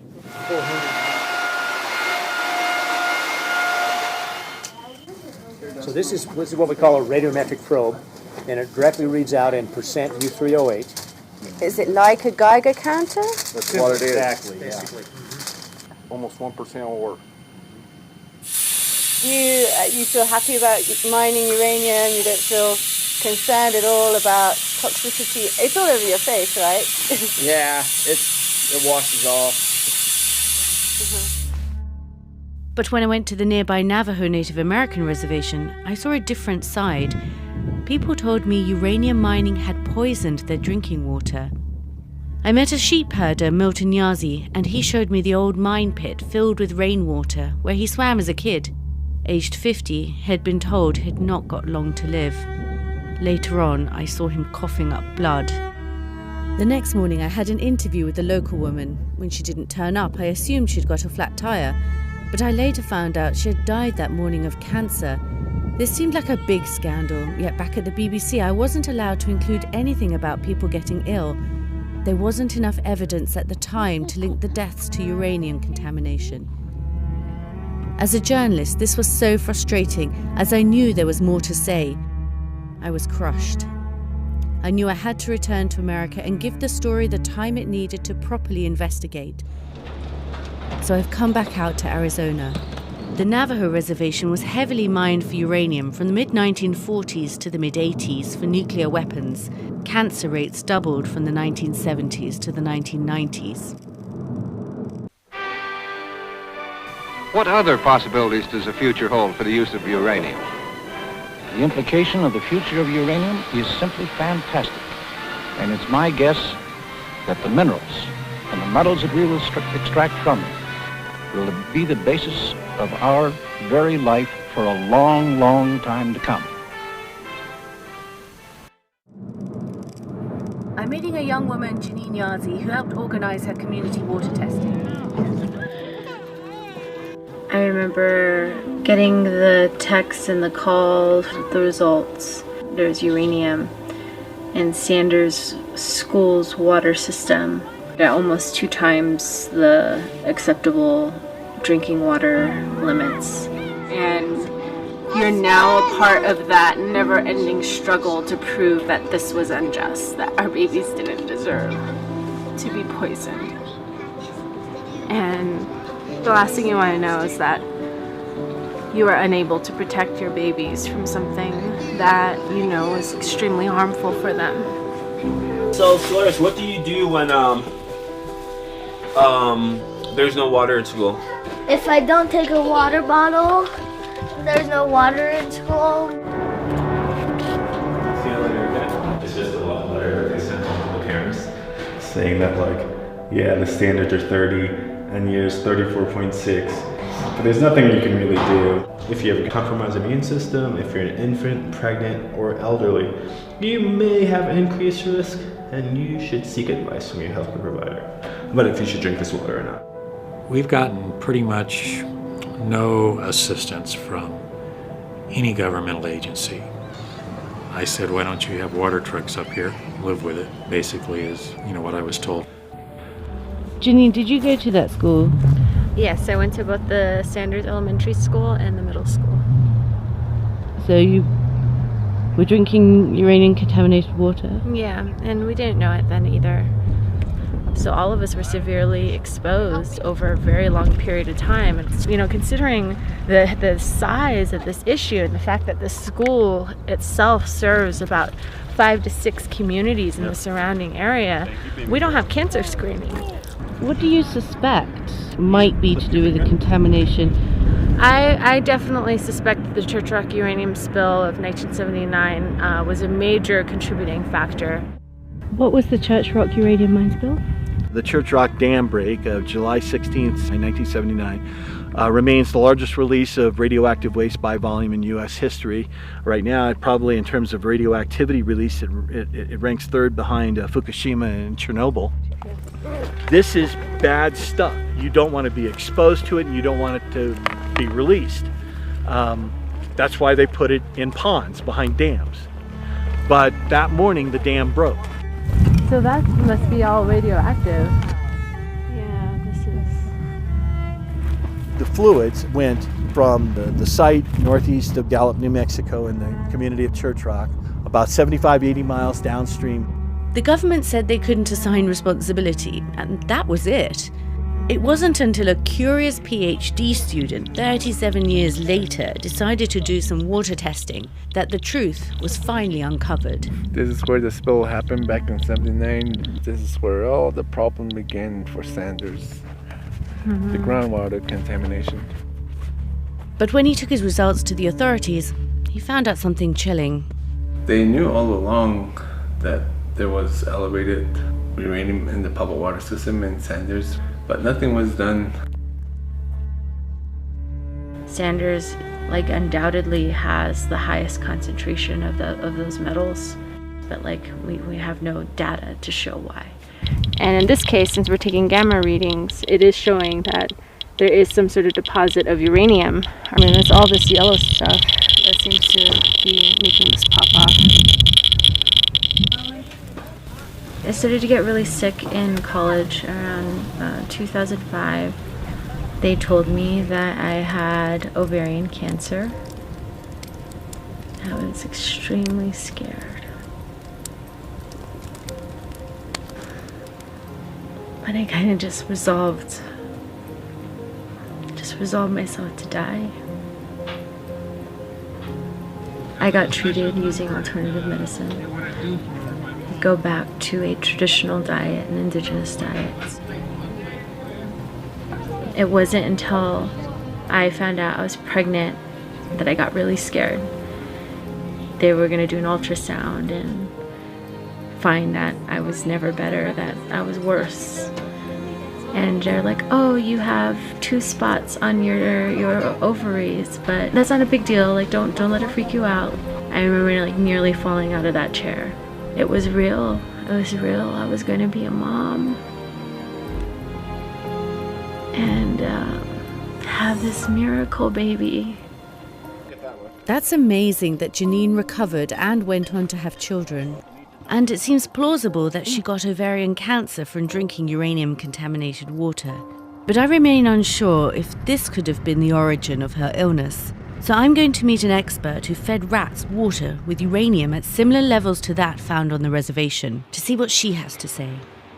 The Navajo, unfortunately, have had a lot of exposure to uranium, both in their water and dust that blows around the reservation. Our study was proof of principle that exposure to uranium in your drinking water might lead to gynecological problems, uterine cancer, ovarian cancer. Given some of the health problems that are well known on the reservation, young girls, high school age girls having hysterectomies and so forth, it makes you think, is there a link? Great power and great crimes are inseparable. It is only those with great political, economic power who can, with the stroke of a pen or the utterance of an order, or even a knowing nod of its head, send thousands of people to their deaths or consign millions to lives of unrelenting want and misery. When economic and political powers pursue common interests, the potential for harm is magnified. These harmful collaborations are called state-corporate crime. All American Indian tribes have and continue to experience extreme exploitation. Since the 1950s, multinational mining corporations went to the Navajo reservation to mine uranium, with the only customer being the United States government at the time. Many of the Navajo men are employed in the uranium mines, where they are valued as conscientious workers.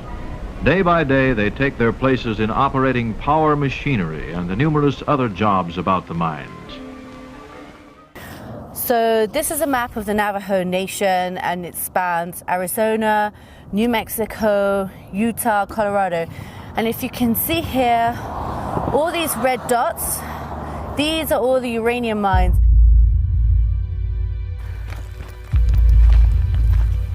Am I afraid to be here? Yes, I am. It's radioactive. But the point is that this is not the only abandoned uranium mine. There are 520 abandoned uranium mine sites, and with more than one mine at each site, there's something like 1,300 abandoned uranium mines on the Navajo reservation alone. That's not including piles like this one, which is just exposed and out blowing in the wind. Some of it has been covered with clean dirt, but a lot of it hasn't. I really want to meet someone from the uranium industry about this. Unfortunately, all the companies that operated here have closed, but the Uranium Producers Association is in Santa Fe, New Mexico. The U.S. was the major producer of uranium in the 50s, 60s, 70s. There are several abandoned mines on the reservation. You see numbers that range from 100 to 1,000.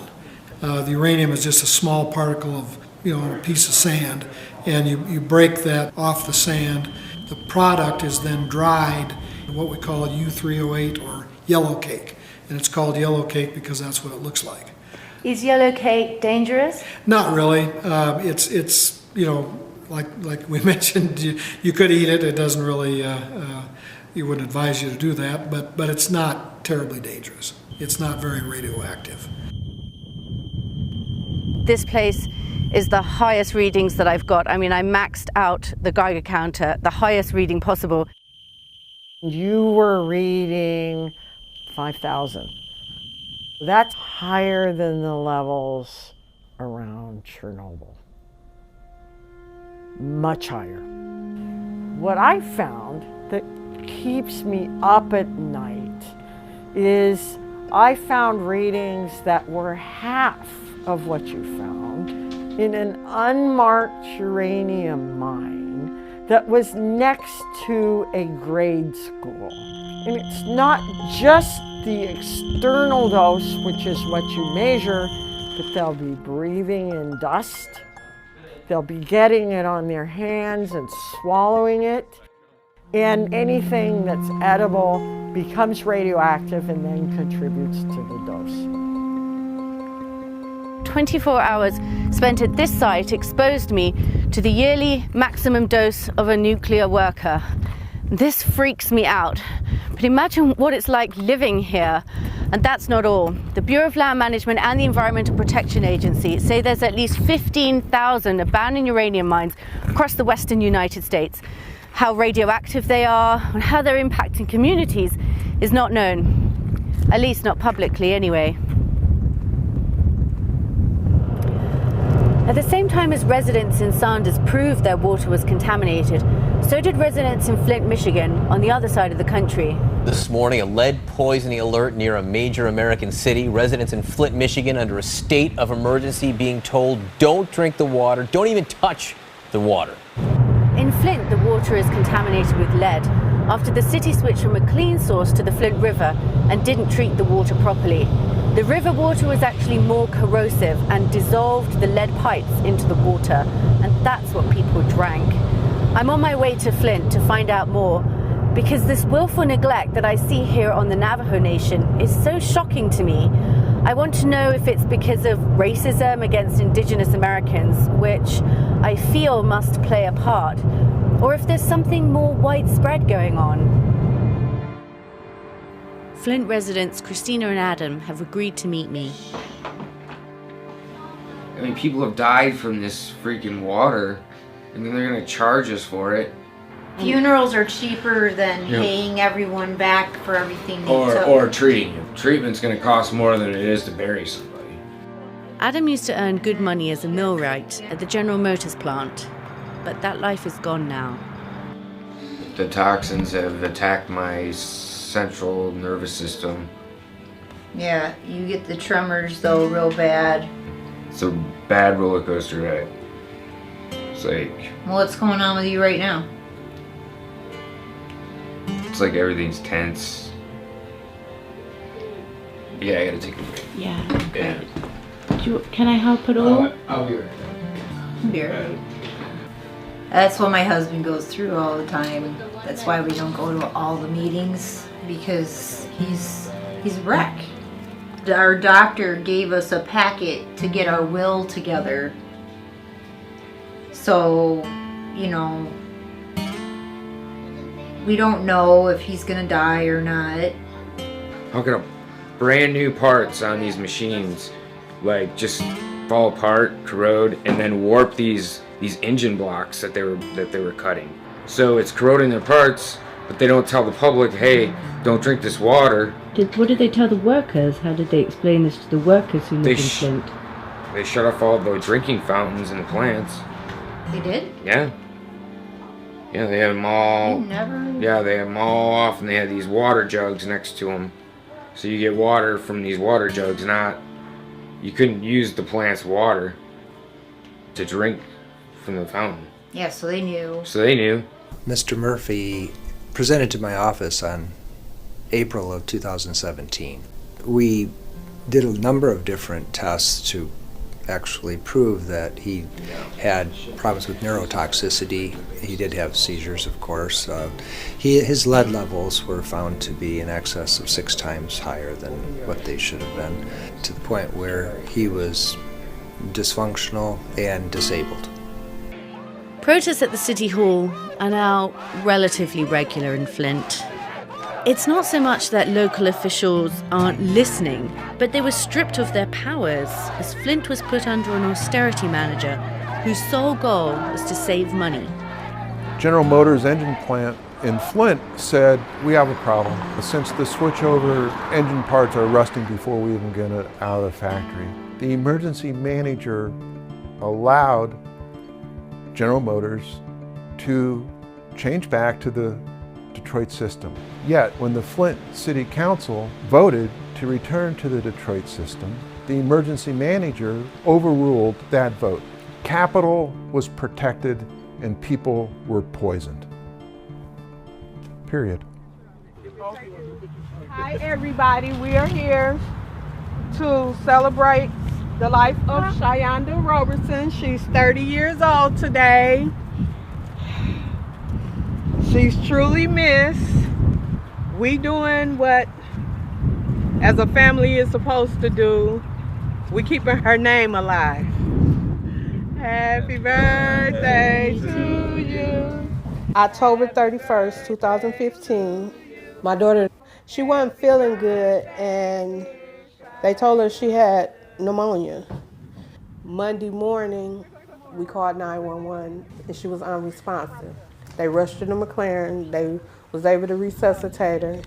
Then she started seizing. She was having anywhere from 100 to like 150 seizures a day. And she was 28 years old. And that's when they found out it was the Legionnaire that opened the threshold for the seizing. And they couldn't stop the seizing because the Legionnaire was so far in her body. We had recently done experiments that said if a city should ever do what Flint did, which is to stop adding corrosion control to their water, they would have a serious problem with dangerous bacteria called Legionella. So who's responsible for the deaths? Interesting question. We're gonna have to collect data ourselves. I kept all my water. Okay. Like this crap, I kept it all. I mean, we didn't drink it when it looked like that. We would let it run. Like they told us let it run and then boil it. And then this was I think this was out of my hot water tank. And then like this one's had like slime in it. There's got to be an explanation for this. This can't be so horrible. The government couldn't possibly be changing data, and this doesn't make sense. Now when you're in my world of science and experiments and conclusions and you're still ignoring it, that was scary. When I got sick, I had to be in isolation because I had dysentery and it's so incredibly contagious. And then coming to my home, and I was afraid of my house. If I wash my hands with antibacterial soap, what do I rinse my hands with? The Medical Society of Genesee County put a statement out saying, we recognize that there are certain populations, pregnant women, infants, elderly people with autoimmune diseases, should drink bottled water. But the state had extended an idea to the physicians in Flint that perhaps physicians could write prescriptions to people who need bottled water. And then with a prescription, somebody could go to one of these pods and get their bottled water. And the doctors found it ridiculous and said, absolutely not. And at this meeting that I was at, the representatives of the state were so incredibly disappointed with the physicians who weren't willing to work out an arrangement because, there's so many people who are just taking this bottled water and maybe they don't really actually deserve it. Clean water! When do we want it? Now! Sometimes it'll smell like poop, or it would smell super chlorine-y. People were taking their water down to the city council meetings, but the thing is those city council meetings, nobody had any power.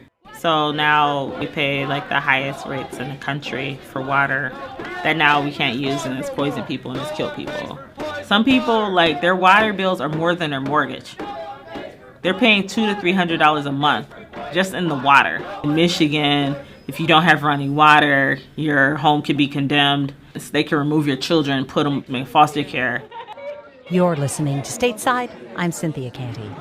It has been nearly 2 years now since the first indictments were handed down in the state's investigation into the Flint water crisis. 15 current and former state and city government officials were charged. And we're on the record with People versus Nicholas Lyon. I find this behavior over this time period corrupt based upon misconduct in office for probable cause standards. Therefore, these 4 charges will be bound over to circuit court for further proceedings. Again, involuntary manslaughter, count 1, involuntary manslaughter, count 2, misconduct in office, count 3, as well as the willful neglect of duty of office on count 4. So, does this mean Flint residents will get justice? It's quite challenging in a situation like this to prove cases against higher and higher up officials. Frankly, it's not unlike organized crime. In organized crime, you're typically able to catch the low-level people red-handed. They're the ones who are doing the dirty work. The higher-ups are usually by design insulated from the illegal actions that occur on the ground. Government and government decisions often result in people being polluted, poisoned, losing the quality of their life and losing their life itself. In a very harsh way, that's how our environmental law system works. I've come back to see Janine because she's actually trying to get uranium banned in this county, and she's petitioning the town hall here. I'm pretty excited because she could really make a difference here. Now we know New Mexico State is looking to reopen uranium mining because they're currently considering legislation to classify nuclear energy as a renewable energy source, and we know that we will again be ground zero for the type of uranium operations that will be needed to support that type of industry. We implore you to at least reconsider the moratorium. I've lived in New Mexico all of my life. I went to school at Los Alamos High School. I lived down in Alamogordo. I used to play volleyball out at White Sands Missile Range. And I'm full of tumors. We live between 2 uranium mines and just like half a mile away from a uranium mill. Our younger generation, we're raising them up. And what are we teaching them? To destroy the land? To destroy this world? I feel like we're voted in to represent us and to protect us. And if we contaminate the water, we're kind of done for. I am for the moratorium. We've had people here from the state land office threatening to sue us if we passed a moratorium. Unfortunately, our hands are tied. Those are some really strong testimonies, but I can't believe that the local officials say they don't have any power to do anything about it, just like in Flint. I mean, here in the Southwest, they don't have an emergency manager to officially take away local authorities' powers, but it seems like business interests take priority again.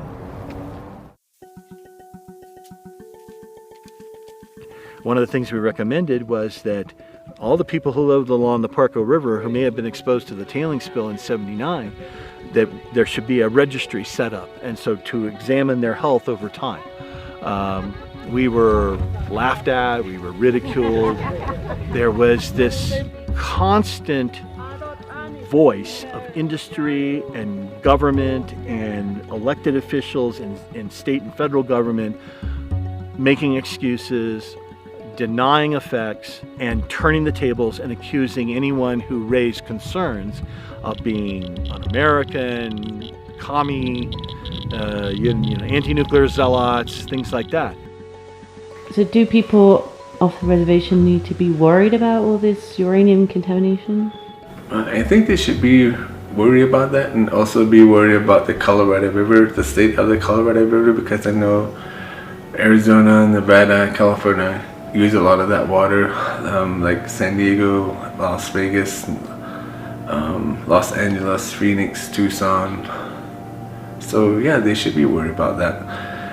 With the whole issue of climate change, less precipitation, there will be less rain, less snow, and if that happens, then the Colorado River will be reduced a lot. And when that happens, then the issue will be like the concentration of uranium in the water. They should worry about that. In both Sanders and Flint, residents got independent scientists to test their water, and in Flint, that was Mark Edwards of Virginia Tech University. This first manifested itself in the other big water crisis in U.S. history, the Washington, D.C. lead and water crisis. I proved that the government's claim that no one got hurt from that unprecedented lead exposure was false, that in fact thousands of kids had been lead poisoned. I'd hoped we'd learn from that mistake so that we wouldn't repeat it, but that was not to be.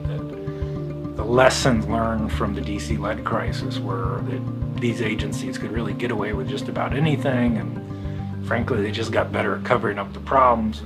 You admit here today that even after the whole world knew that Flint residents were exposed to unimaginable levels of lead, you did not declare a state of emergency until January 2016. Isn't that true? I took immediate action. As soon as I learned there was a lead issue, we started issuing filters to people, doing water testing, doing blood testing. Governor and to be open Snyder, with you, I wish more would have been done. Plausible deniability only works when it's plausible. And I've had about enough of your false contrition and your phony apologies. And there you are, dripping with guilt, withdrawing your paycheck, hiring lawyers at the expense of the people, and doing your dead level best to spread accountability to others. And you need to resign too, Governor Snyder. I yield back. Is it not a crime to have known that the water was contaminated and that people were losing their hair and getting ill, saying they were getting ill? That's not necessarily a crime, no. What we might see come from this case are the shortcomings of the criminal system in achieving justice for the powerless against the powerful. The amount of pollution that is allowed under the environmental laws is determined through a methodology that begins fundamentally with valuing a human life in dollars. And if doing that math, the result is that the cost of preventing the pollution is more than the system values the human life, then the pollution is permitted. That's why the Safe Drinking Water Act allows municipalities to serve its residents water at 15 parts per billion lead, a level that no doctor would say is safe. And it does nothing to protect the most vulnerable, rather it sacrifices them. children are undervalued because the child's life that's going to be lost in 20 years is worth far less than a life today. What are you hoping for from this meeting? Apparently they're supposedly supposed to tell us what they're going to do with the money. The money that's supposedly supposed to go to the infrastructure and replacing the pipes.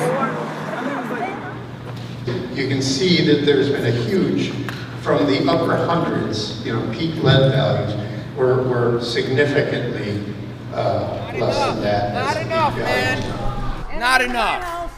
Shame on you guys. Shame on you. You're wasting our time and we're dying. People have died from this damn water and all you guys can sit up there and just pretend like it's no big deal. You should be ashamed of yourself.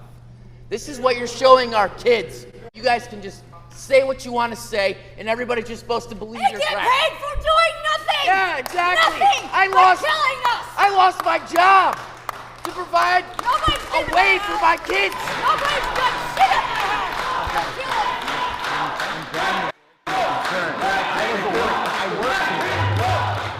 While Flint residents demand justice, an unprecedented movement for water has ignited in North Dakota. The Dakota Access Oil Pipeline is being built under Lake Oahe, America's fourth largest reservoir. But this is more than just another protest. Many people believe it's the fruition of a prophecy held by indigenous people around the world, that a time will come when humanity is at a crossroads. One way is the path well trodden of materialism and the destruction of civilization. The other is protecting the earth, ushering in an age of unity. With the urgency of climate change, some 10,000 people from across the country and indeed the world have set up a ceremonial camp directly in the path of the pipeline. If they succeed, it will be a huge inspiration for other environmental movements, which really worries those in power. On our way to Standing Rock Reservation to join the stand for the protection of water against the Dakota Access Pipeline. Beauty before us, beauty behind us, beauty below us, beauty above us, beauty surrounding us, and with that we speak to the universe. Standing Rock is a call to everyone pulled in a spiritual way to this fight for water and this understanding of its significance to us and to all life. We're on a new threshold for the longest river in America that provides for 17 million who drink the water from it.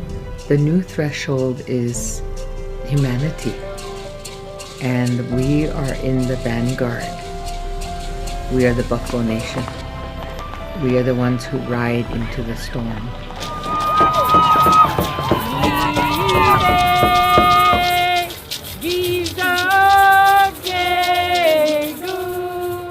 We are water. If we deplete the water system, if we contaminate the water system, if we ignore what's happening to the water, we sign our own death sentence. Whatever they take to purify the waters, to purify the waters, to purify the waters, all you're drinking is chemical upon chemical upon chemical. This awakening of the 8 fires and what was written in the birch bark scrolls and of all the prophecies throughout, it is surfacing. And the bottom line to it is enough is enough. It's water.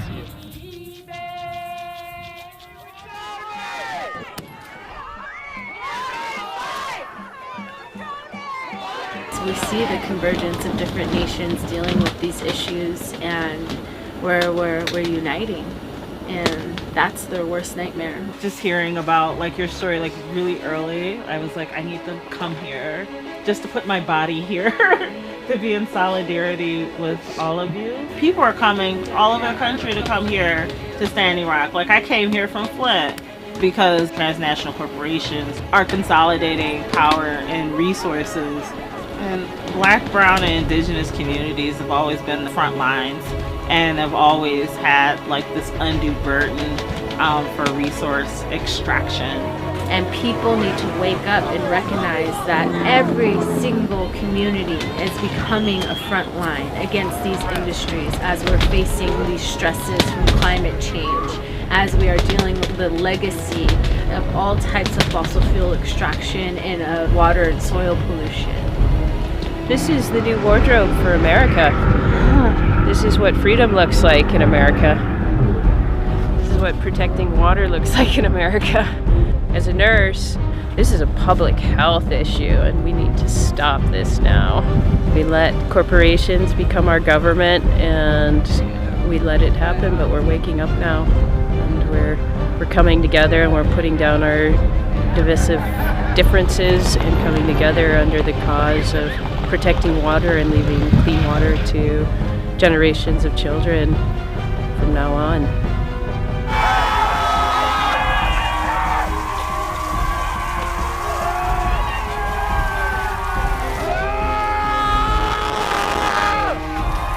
So this is a rubber bullet. This is what they're shooting at the crowd. Luckily I didn't get hit with it, but it landed at my feet. It is completely hollow on the inside for extra pressure. We do have to face rubber bullets, tear gas, sound cannon, water cannon. There's a lot of talk about concussion grenades. Those are really injurious to the tympanic membrane, which is your eardrum. It can also cause internal organ damage. They say they're less than lethal rounds. Well, those are barely non-lethal. I myself was a combat medic with the United States Army for 3 years, from 1987 to 1990. This is you shooting at us! We're doing nothing! They just started shooting people. Pop, pop, pop, pop, pop, pop, pop, pop. Shit! I was shot by a beanbag type round. It's a sack, and what it contains are metal BBs. And they put it in shotguns and they shoot it at innocent, non-violent protesters. So I was shot in the back that Thursday also, point blank, with a rubber bullet. When on Sunday, they added a new element to it, which was the water cannon. And due to the freezing temperatures up there, we had well over 100 mild to moderate hypothermia cases that we had to take care of. There was no call for that. They tried to lie and say that we started fires. The only fires we started was to stay warm, and theirs was shielded and controlled. The only one that was not under control was due to them throwing out a CS canister and starting a grass fire. And it was our people that actually put that out. The sheriff's department, the governor, and everybody in between is being paid by Big Oil to do this. I mean, it all comes down to greed. It's a very simple thing. And we are here to fight even for them, for their drinking water, for their kids' drinking water. And it's very hard. A lot of the people here want to make it a race thing, want to make it a tribal thing, want to make it something, a political thing. It's not. This is a human thing. We just got to go balls to the wall, like with all the stuff that we do, and not have any fear, and like escalate and really like build like a global movement on water rights. Update. The governor issued an executive order to have everyone removed / evicted effective immediately. This is with respect to the construction of the Dakota Access Pipeline. Dakota Access Pipeline. 39 people were arrested and there wasn't any violence. That's a victory.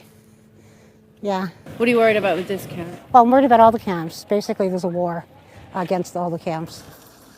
Excessive use of force and an increased militarization of the police.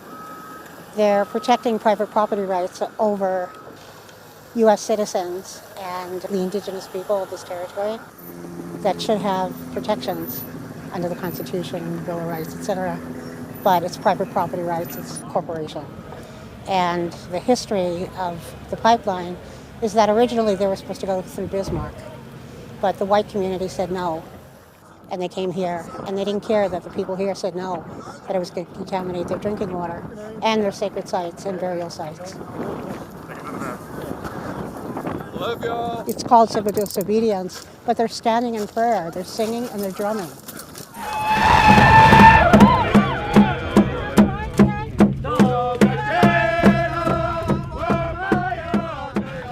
Came out with your dignity. That's who we are. What this says about the future of the right to public assembly, the right to free speech, the right to stand up for your beliefs is frightening. The camps were illegal and trespassing on private property. Human rights groups have called your policing methods excessive and indiscriminate. None of that is true. What would you care to elaborate? They were talking about, so the use of, for example, let's take the use of water cannon in sub-zero temperatures on people on November 20th, causing a number of hypothermia cases, which is potentially lethal. We don't, for one thing, we don't have a water cannon. It's just a regular old fire hose, and the water was down there to put out fires that were started by the protesters, fires on the side and vehicle fires, that type of thing. And then the water basically was there for the protection of the officers because of burning logs being thrown at the officers. So it was another tool at that point that was put in use for another purpose. But in the end, water was sprayed in that area for the protection of the officers. They were warned to leave the area and it would have been over, but some chose not to do that. We didn't need new leadership. I represent a new generation of leadership that looks at things from not only a cultural perspective. Janine's running for PRC District 4. Come meet Janine. I decided to run for the Public Regulation Commission because they're a body that regulates all the energy corporations in the state. I mean, we made the most out of our grassroots campaign and having just wonderful volunteers from all over the place, like make their own signs, like organize themselves, get the word out. And then 2 weeks before the election, $440,000 comes from one of the largest utilities in New Mexico that is regulated by the PRC to influence the race. You know, how can we fight against that? This is my first trip to the Great Lakes region, and it was important to come here and meet firsthand the people who are fighting for the safety of their water. What do we want? Clean water. When do we want it? Now. What do we want? Clean water. When do we want it? Now. The key in all of this has been making sure that the water is meeting all quality standards, which the latest results have been very good.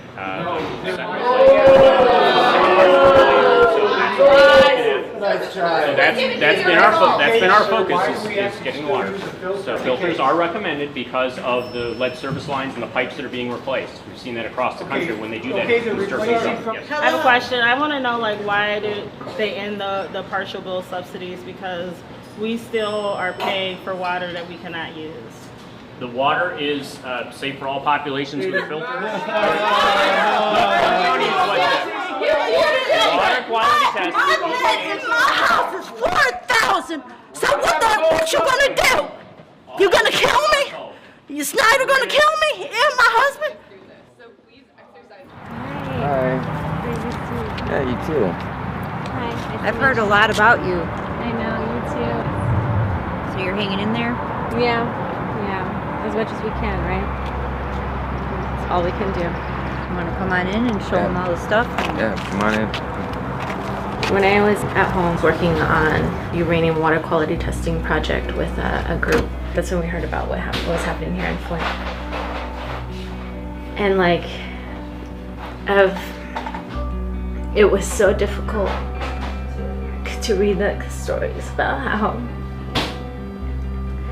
how they lied to you guys and how they poisoned you and how already your babies were seeing effects, because it was almost like a double blow, you know, like we are fighting for so long and thinking that, oh, it's because we're native, it's because we live in, like, we're isolated, we're rural, all these reasons why our stories aren't getting out, that we have to overcome, that's why we're not getting justice. But then to see it happening in a city affecting Black and white Americans who are doing everything that they're supposed to be doing according to this American dream and living in this society and propping it up, and they still did the same exact shit without caring. And it was devastating. I'm really sorry that more people haven't woke up before, you know, now it happens to, I feel like Flint's getting a lot of, I don't even want to say it, but I feel like Flint gets a lot of headlines because there's a lot of white people speaking up. And I don't think that's right, but at least there is something happening, and I just didn't know that this was going on underneath everything, and I just apologize for our lack of knowledge, and I'm grateful. I don't want anything to happen to my kids, but even though this happened to us, I'm kind of grateful it did, because it brought the situation to light.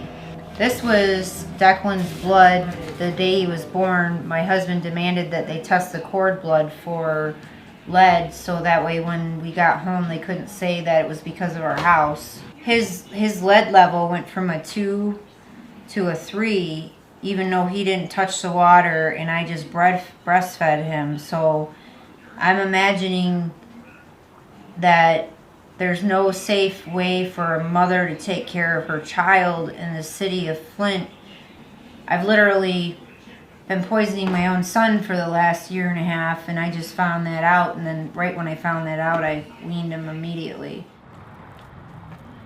All of the issues that we're dealing with, they're bringing the problems of the global south here, and it's making us, in a way, one family, and building a water justice movement becomes more powerful when you understand that it's not just over there. No, it's right here. And as the planet's water sources deplete and are polluted, you know, we're going to segregate off into who can buy it and who can afford it and who can make decisions around it and who is a victim. The United Nations says that within 15 years, the demand for water will outstrip supply by about 40%. So we just simply will not have the water for everyone. As we're in the Great Lakes area, we're visiting a new oil pipeline project in Wisconsin, inspired by Standing Rock. The pipeline's being built by Enbridge, who are also investors in the Dakota Access Pipeline. When it's finished, it will carry tar sands oil from Canada and connect to an older pipeline on the bottom of the Mackinac Straits, which is a volatile waterway that connects two of the Great Lakes. Now, the Great Lakes are 1/5 of the world's fresh surface water, so it seems insane to have an aging oil pipeline sitting on the lakebed of such an important water source. The front lines are everywhere. Like, if you look deeply enough, like the water system near you is probably threatened by a similar dynamic between state and corporate entities, or it's already been impacted. When Christina broke down, let me know how much she's been learning about what we as Indigenous peoples have been going through. That was really important and powerful for my own spirit, because I saw a sister. And I want to fight just as hard for her babies, and I know she'll fight just as hard for mine. That's the community we need to develop. That's the community we need to let thrive. That's going to be our revolution. Excuse me, do you have to? I tried to get an interview with Enbridge like a number of times. I never got any response. It'd be great to have your business card and maybe try and get a proper interview when you're prepared. Well, you know, I didn't bring a business card, but I can give you the same number. I'm not sure the guy's name there in the camel jacket. Tow trucks. You heard me. No, I know, but I ain't arguing. 10 minutes. I'm not arguing either. I'm talking to you. Shut up. 10 minutes. I'm not gonna shut Go up. on. I'm not gonna shut up. You never shut me up. Somebody start a clock. You got the wrong one today.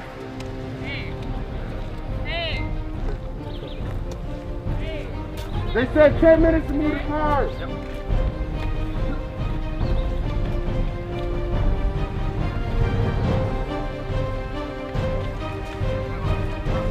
Neville. Hey.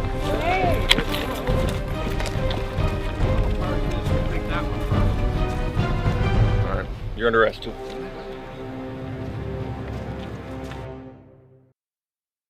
This is my mugshot. I look like I'm about to cry, but it's really the look of shock and disbelief that I had been arrested, strip-searched and jailed before making bail the next day, all for doing my job as a journalist. I never did get that interview with Enbridge. In fact, they pressed charges against me and demanded $85,000 in restitution. Luckily, I had a good lawyer, and after 6 stressful months, the charges were finally dropped. Standing Rock was an inspiration, but it's still an uphill struggle for activists and scientists to bring change and make people realize that our very survival is at stake. Creator and who we are as a spirit had this original agreement that we would treasure the 4 elements. Mary Lyons, the Ojibwe elder who gave water ceremonies in Standing Rock, has invited me to a gathering of shamans. When you ignore these 4 elements, you ignore yourself and you ignore all your ancestors that rest in you. Watching the ice sheet melt and hearing the sudden rumbles of huge shells of ice crash into the ever-growing river is sobering. Vanishing ice means less water for people and crops in the future, as well as the flooding of many coastal cities. You and I, we have failed to be caretaker and custodian of Mother Earth. Because we believe those fossil fuel people. For you and I, we don't become rich. We become poor. We make them very rich. And they are very, very rich. If we could stop using them, they would change the policy. Now the people are ready to hear that they have a responsibility to change. Without hope, people will run out of water because they do not know how to use the water. What is the hope for the world then? All shamans, they are the guide for you to find the path which you are meant to walk. You have to walk your path all the way out, and at the end, you personally will come home to yourself and realize your own beauty. So you're saying that is the answer to our problems?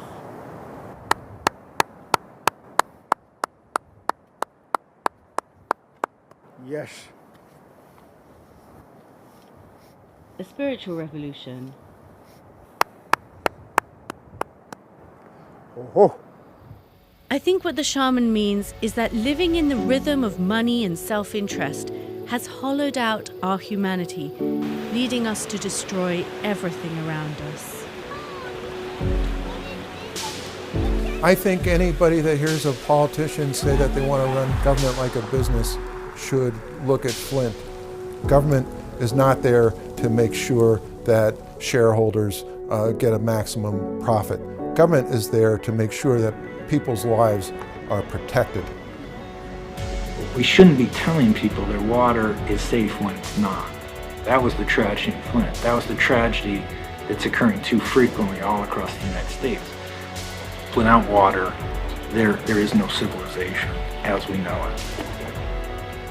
I want my children to tell me, thank you, Grandpa. Thank you for standing up and telling them this is enough. Water is everything. Water is life. All living things are born in water. So it's our responsibility to step up and practice and exude our power to create the balance that needs to be put back in place. And in the 7th-generation prophecy, it talks about in the time of the 7th fire, there's going to be a people that are going to rise up. Once people are awoken, they can't go back to sleep. It's the 8th fire. When I started this journey, I wanted to find out more about water contamination on the Navajo Nation, but what I found is that it's happening in many more places and is similarly being covered up. If this is happening in one of the world's richest democracies, imagine what's happening in other places. Access to clean drinking water is a looming global crisis, and none of us are immune. But what I found that gave me hope are communities coming together and helping one another. And what I realized is the journey that we all have to take is one inside ourselves to decide what kind of future do we want. Is it one of pollution and greed, or is it one where we have clean drinking water and a clean environment for all our future generations? The answers lie with all of us.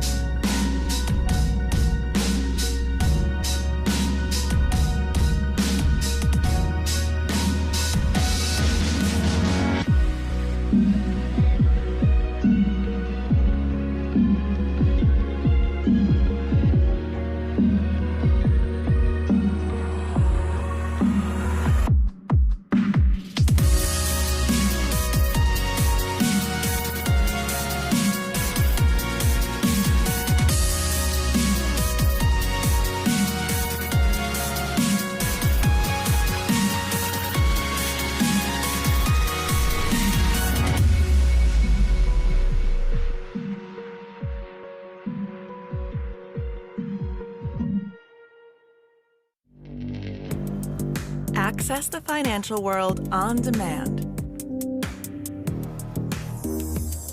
Hear from leading economists, policymakers, and industry experts via live and on-demand webinars, only from Bloomberg. Start exploring to see what's moving the markets. Visit Bloomberg.com/webinars. Access the financial world on demand. Hear from leading economists, policymakers, and industry experts via live and on-demand webinars, only from Bloomberg. Start exploring to see what's moving the markets. Visit Bloomberg.com/webinars.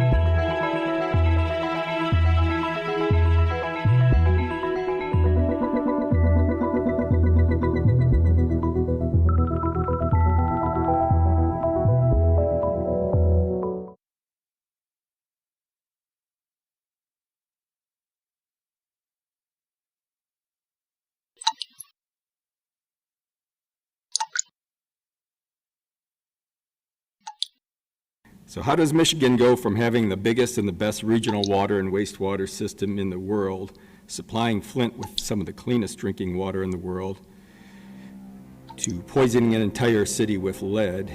To save money, the city stopped pumping water from Detroit and started pumping it from the Flint River. But the corrosive river water wasn't properly treated and stripped lead from pipes. December of 2014, we had our first bout of brown water. If you were pouring water into a cup for your child and it was rotten, would you give that to your child? No, you'd revolt. For almost 2 years, we've been crying about this and, begging and asking for some clean water. As of right now, there is no daily government-run water distribution of any kind for the roughly 100,000 people who live in Flint. A city in the United States of America has been drinking and bathing in lead-contaminated water. It's absurd. It's outrageous. It isn't true. All of us are outraged by what happened, and we should work together to solve it. I cannot recall in my political life ever hearing such an outrage as to what I heard from the people in Flint. It's not just about Flint. I am Flint. I am from Flint.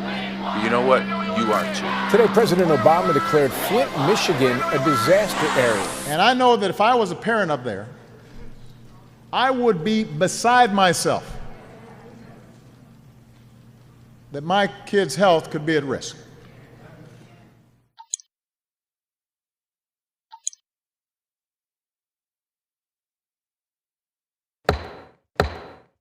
We're not just looking at Flint, we're looking at our entire state. And right, but no other state was poisoned by policy. Detroit Water and Sewage Department had been supplying Flint with the cleanest drinking water on the planet for 50 years. In trying to negotiate a new contract with Detroit Water, the city decided that they wanted to switch to the new set of water being brought in from Lake Huron. Upon making that determination, Detroit Water and Sewer said, if that's the way you want it, take a hike. And the emergency manager made the decision to switch back to the Flint River. I used to work down at City Hall.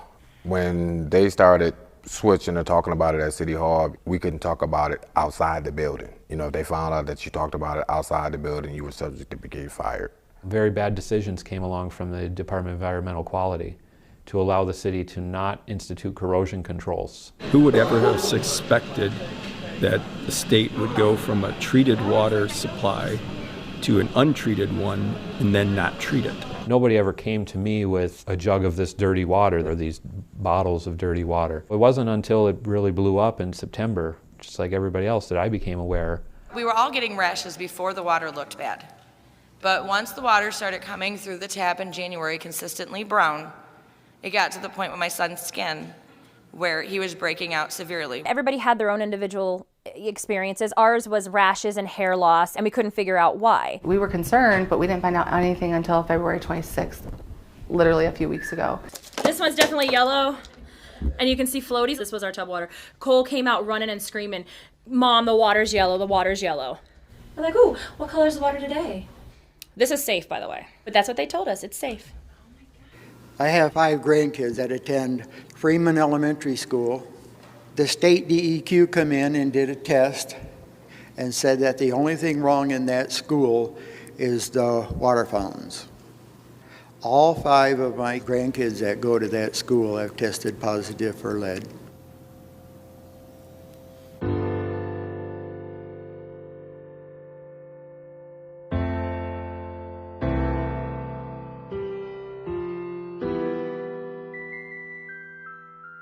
Long after Flint no longer has a water crisis, it is going to have a lead crisis. Lead is a neurotoxin that impacts the cognitive and behavioral development of children across their lifespan. Some people in my class that they asked my gym teacher to go get a drink from the water fountain, they just go drink out of the water fountain. What do the teachers say when that happens?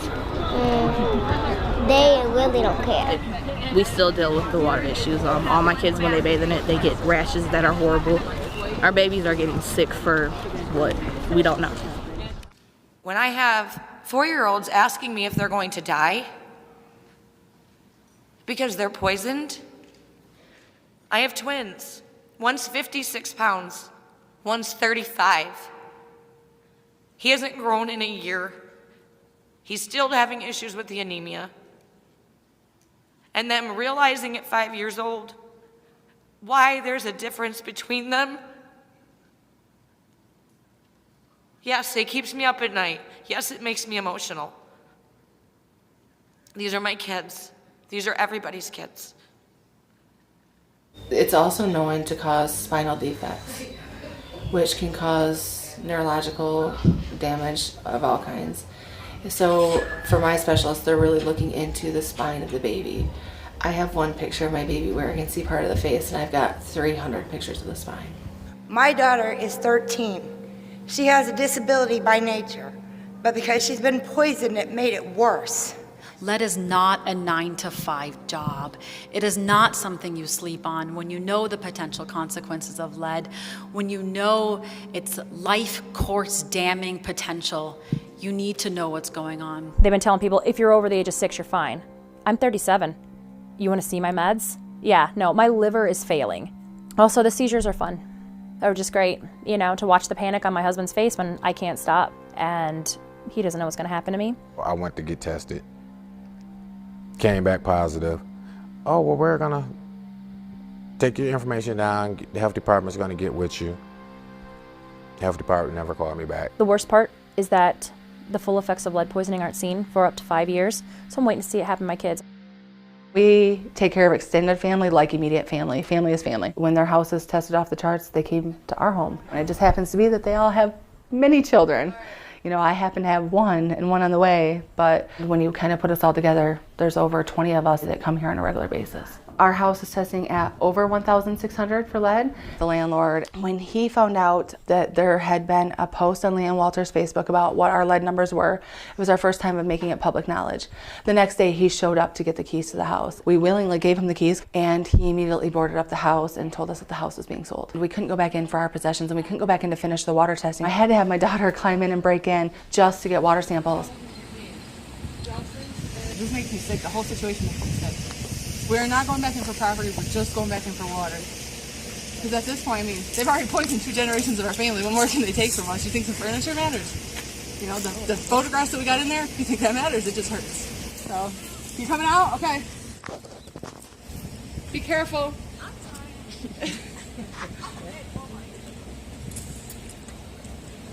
Mike, I love you, but don't drop the water, okay? That's all the evidence we got.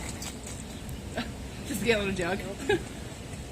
It has already seen animals living in it. It's already seen people breaking into it.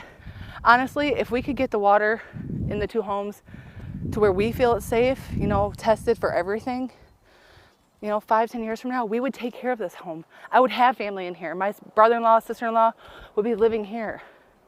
If they don't, we're gonna abandon it, and it's gonna look like every other house in Flint. The truth is our home is a decent home, but this is what you see when you come to Flint.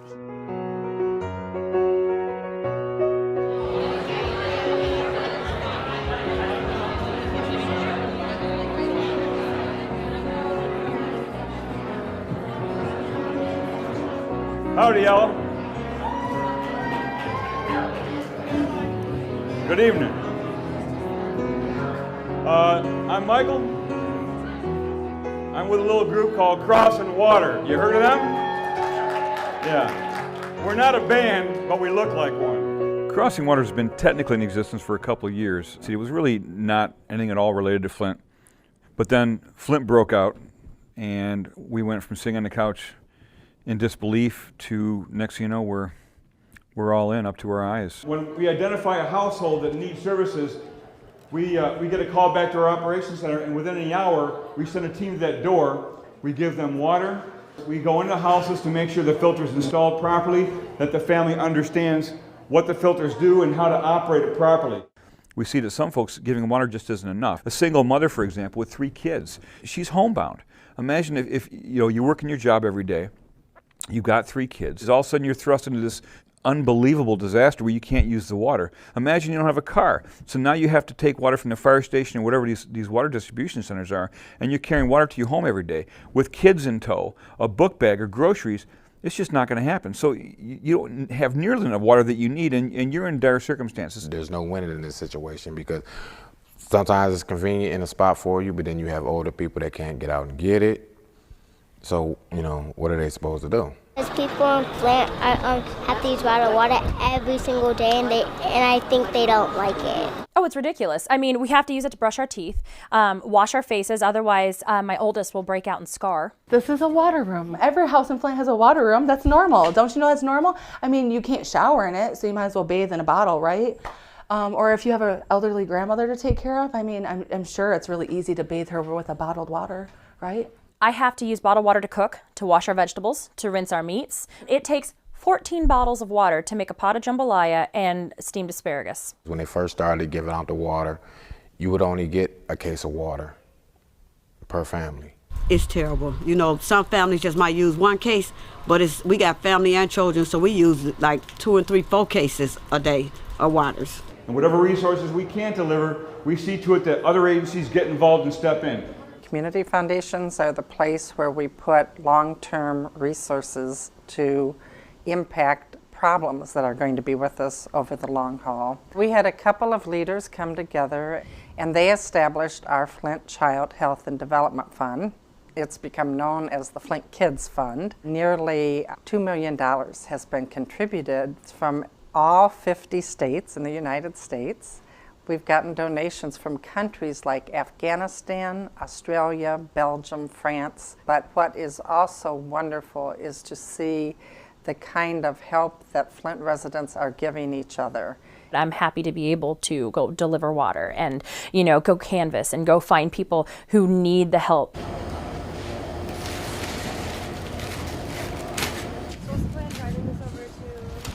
Shelter and then unloading it. They're out of water. I can't have that. I had no volunteers today. I'm like, oh God, please. And so my husband's like, just forget it. You know, for $50 we'll run a U-Haul and get the water out of here. My name is Charlotte Lancaster McCann, and I am the founder of Building Strong Women, and we are a nonprofit organization that take care of homeless women that are in need for placement that don't have nowhere to stay. Thank you. Back in the car. Yeah, we gotta take that down.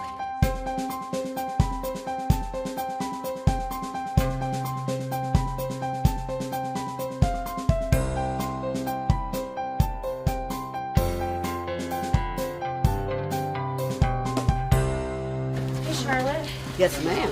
We also raised money too. Oh, thank you. There's over $300 some odd there. So, oh, no problem. We hear people often say, did you check on Marjorie down the street? Because I don't know if she's got water. Her husband died last year and she's alone. What's that? That Ventured Yard? Across the street? Yeah, they need water. This is affecting everybody.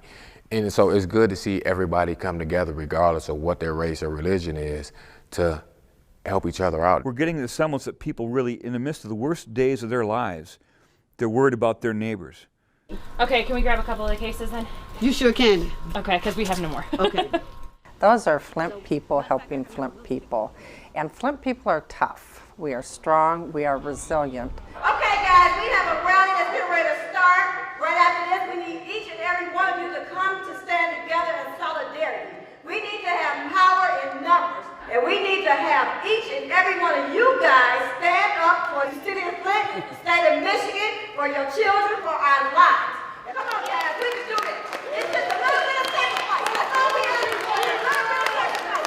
We got to get this done. Our city! Our city! Our city! Our city! Our city! Our city! Our city! Our city! Our city! Shut it down! Shut it down!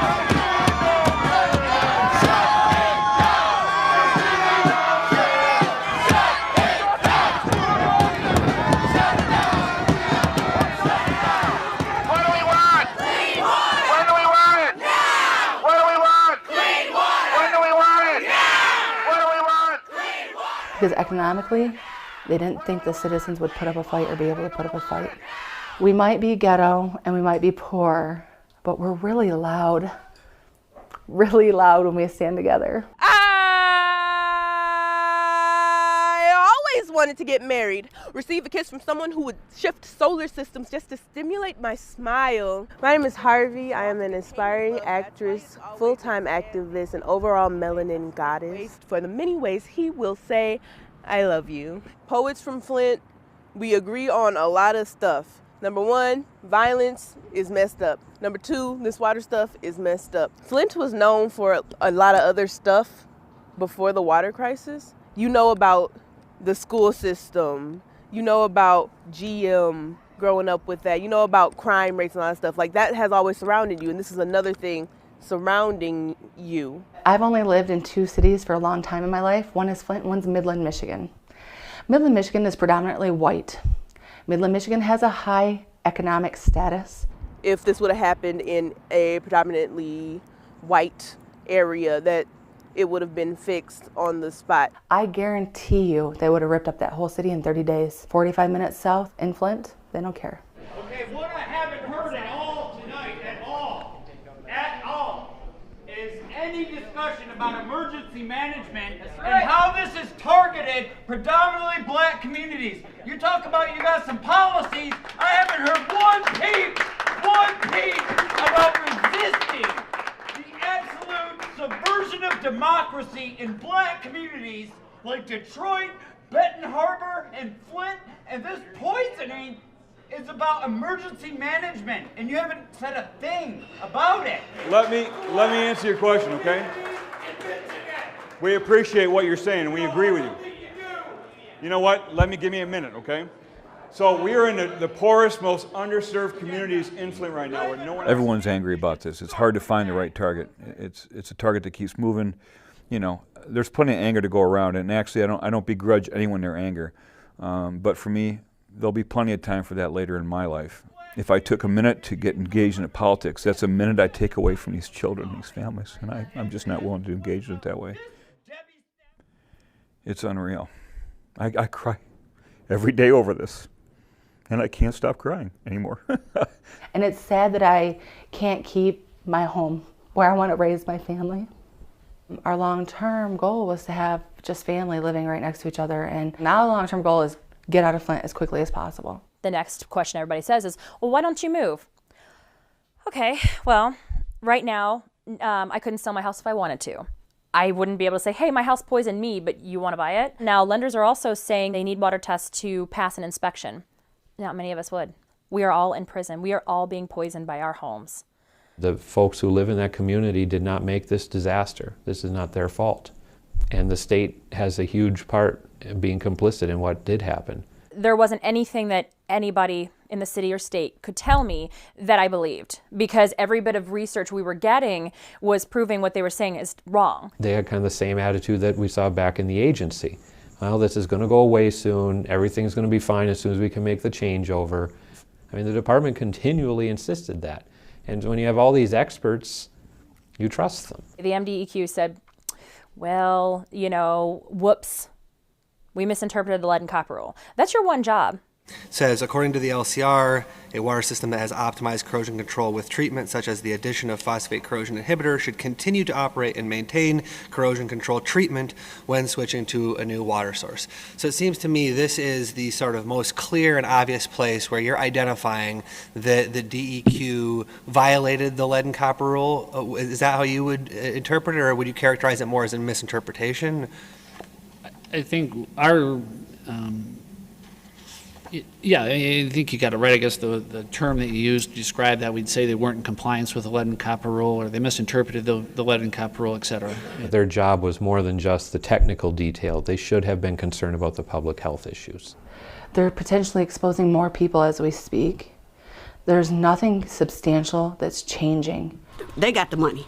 They can just go ahead and fix what's broke instead of just sending this water in. They can go ahead and just fix what's truly broke so we can save our kids and save us. Until they can completely get it fixed, I don't even know why anybody's paying for water.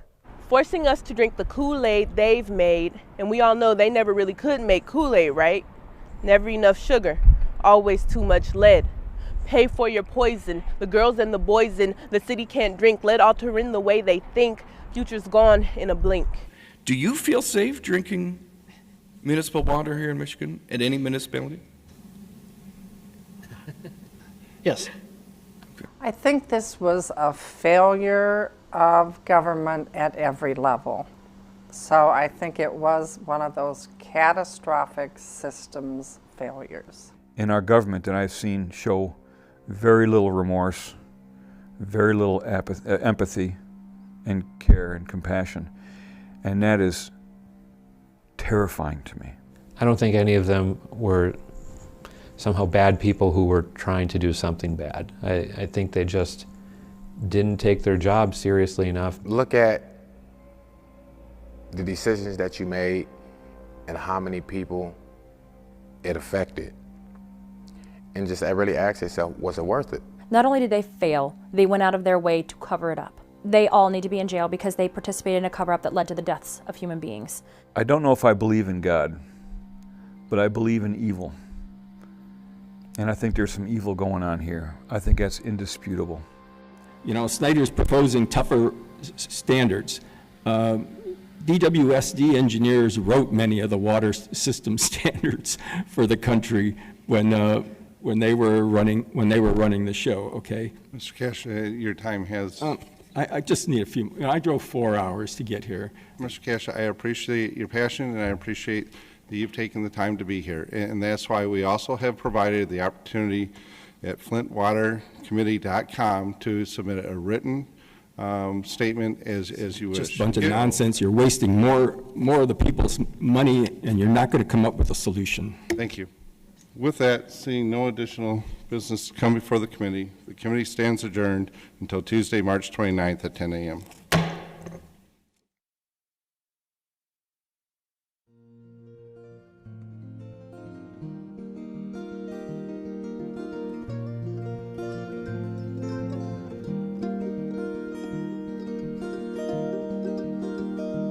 Won't you take good care of my Michigan?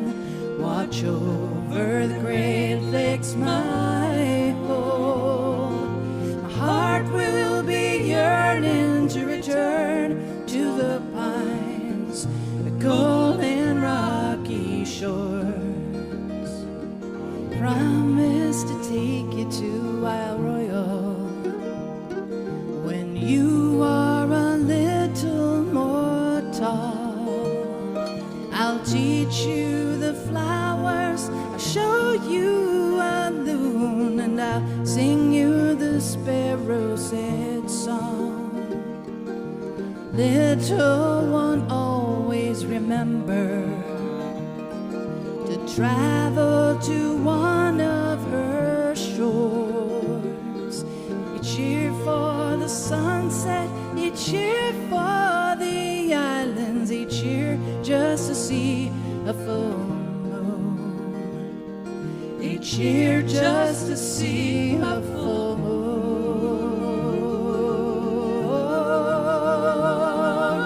Won't you take good care of my Michigan? Watch over the Great Lakes, my home. My heart will be yearning to return to the pines, the cold and rocky shores. It's the place I've always called home. Won't you take good care of my Michigan? Watch over the Great Lakes, my home. My heart will be yearning to return to the pines, the cold and rocky shores. It's the place I've always called my home.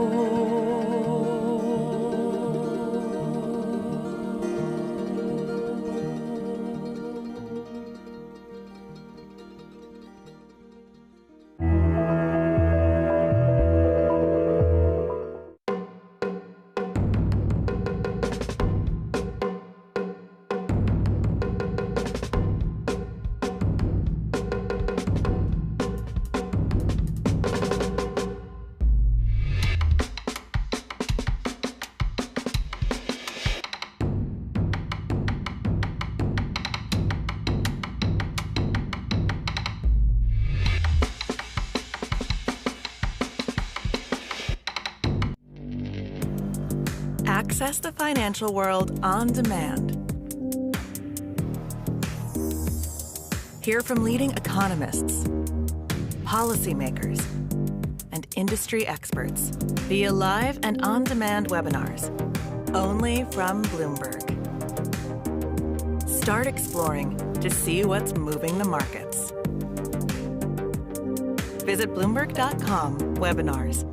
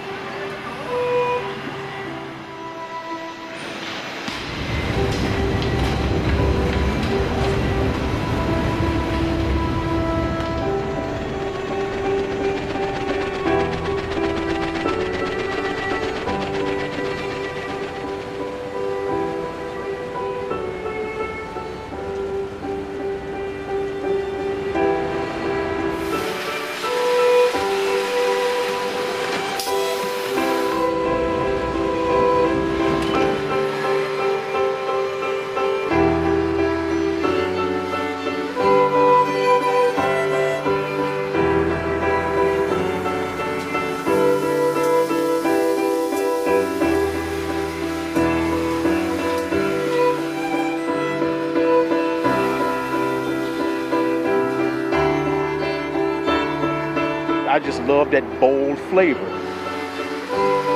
I put it on almost everything. It's an obsession, really. People are totally stoked on it. It is my favorite hot sauce. I eat it on everything.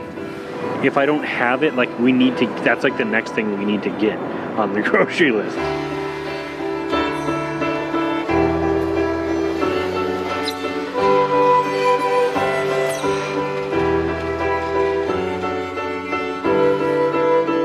It's just different. There's really no hot sauce that you can say tastes like sriracha. I love sriracha. I do love sriracha. I love sriracha so much.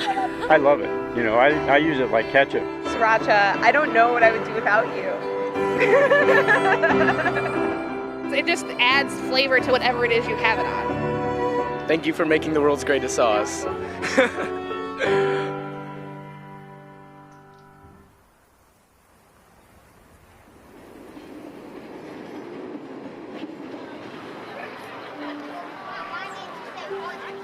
I like seeing people discover sriracha, because I put it on almost every meal. But like most people, I knew almost nothing about this hot sauce. I want to see like a sea of jalapenos. So I embarked on a journey to uncover the story of sriracha, where it comes from, how it's made, and met plenty of cool people along the way. I don't think I could live without it. Of all the hot sauces that exist out there, I would definitely say sriracha is my absolute favorite. I have a bottle at my desk at work. People during breakfast and lunch will come by and they'll use some on their food, so I get to indulge people with my love for sriracha. Spicy and flavorful in a respectful way. Yeah, I take it with me. I've smuggled it into different restaurants, friends' wedding reception. I didn't expect to wind up sharing it with the whole table.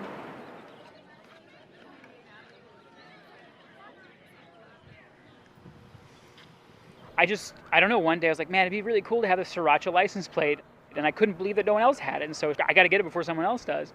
My name is Randy Clemens. I'm the author of the Sriracha Cookbook and the Veggie Lover Sriracha Cookbook. I'm arguably one of the biggest fans of sriracha on earth. I think there's this fascination with sriracha where it kind of has a cult following. There have been bottles spotted on the International Space Station, which when I saw that I was like, that's pretty freaking cool. Roger that, Sally. There's just this kind of obsession that people have, myself included, with putting it on everything. I like it on pretty much everything, actually. Literally everything. I love putting sriracha on pasta. Nachos. Mac and cheese. Stir fry. Sandwiches. Every day. I put it on my eggs this morning. Scrambled eggs. Eggs. Have to have it. Can't eat eggs without it. I would not put it on ice cream. But I actually don't know about that. There was these sriracha ice cream sandwiches. They're massive. They're like the size of your face. It looks like a stoner's paradise. You can put it on pizza. Pizza. I do the zigzag, fill in as much space as I can onto the slice. My dad really likes it, so it's in my house. I just am too scared to try it. I'm nervous. My dad will be proud. Oh. It's yummy. Oh, that is good. Let's see. Pasta, pizza, hot dog. Ooh. I like hot dogs. Sriracha is great on anything. Sriracha is great with anything. Yeah, it tastes like sriracha. You haven't tried this yet? It's pretty good. Everybody is crazy about sriracha right now anyways, so they love kind of finding it in new and interesting outlets. It's called the Not Just Peachy Sriracha Jam. The peaches are sweet, and then you get the heat that comes with the sriracha as it finishes. People love it. People really do love sriracha. 20 million bottles were sold in 2012. And yet, for all its popularity, sriracha is still a mystery to most people. I think there's a lot of confusion about where sriracha comes from. Well, I just would have thought it came from Asia. China? Thailand? From like Asia or something, because I like the letters. It's not. I know that it's American, I believe. Well, if you read where it's from, it says California, right? Really? California, yeah. For real? I didn't know that. How it's made or the history behind where it comes from, it's all a mystery.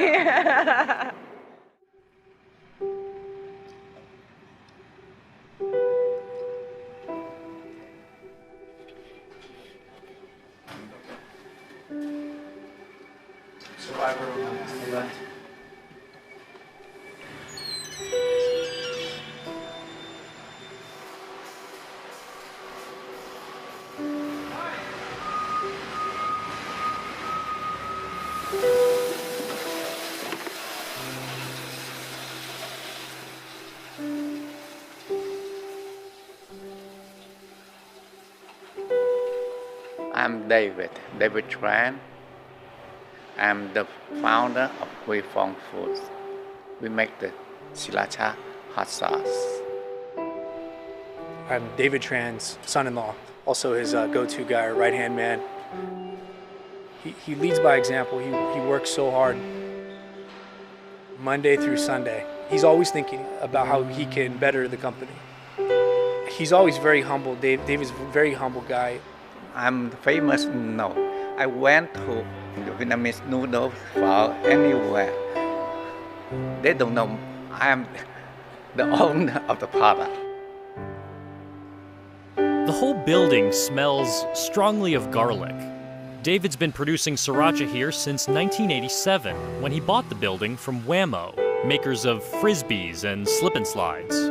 Before, that building filled full with hula hoop, now filled with chili. We make the bottle 3,000 per hour and 24 hours, 6 days per week. Every day we make at least 70,000 bottles. But David just upgraded to a brand new factory in Irwindale, California, where he can produce 18,000 bottles per hour. And that's just on one line. The building 650,000 square feet, about 2.5 times bigger than my old building.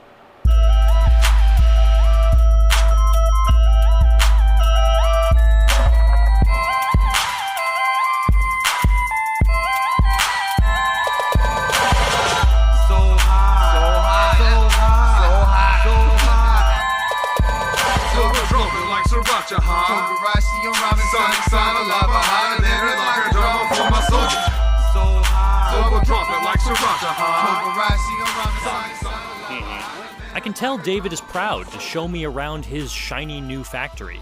It's the realization of over 30 years of hard work. Impressive considering David arrived in America with nothing.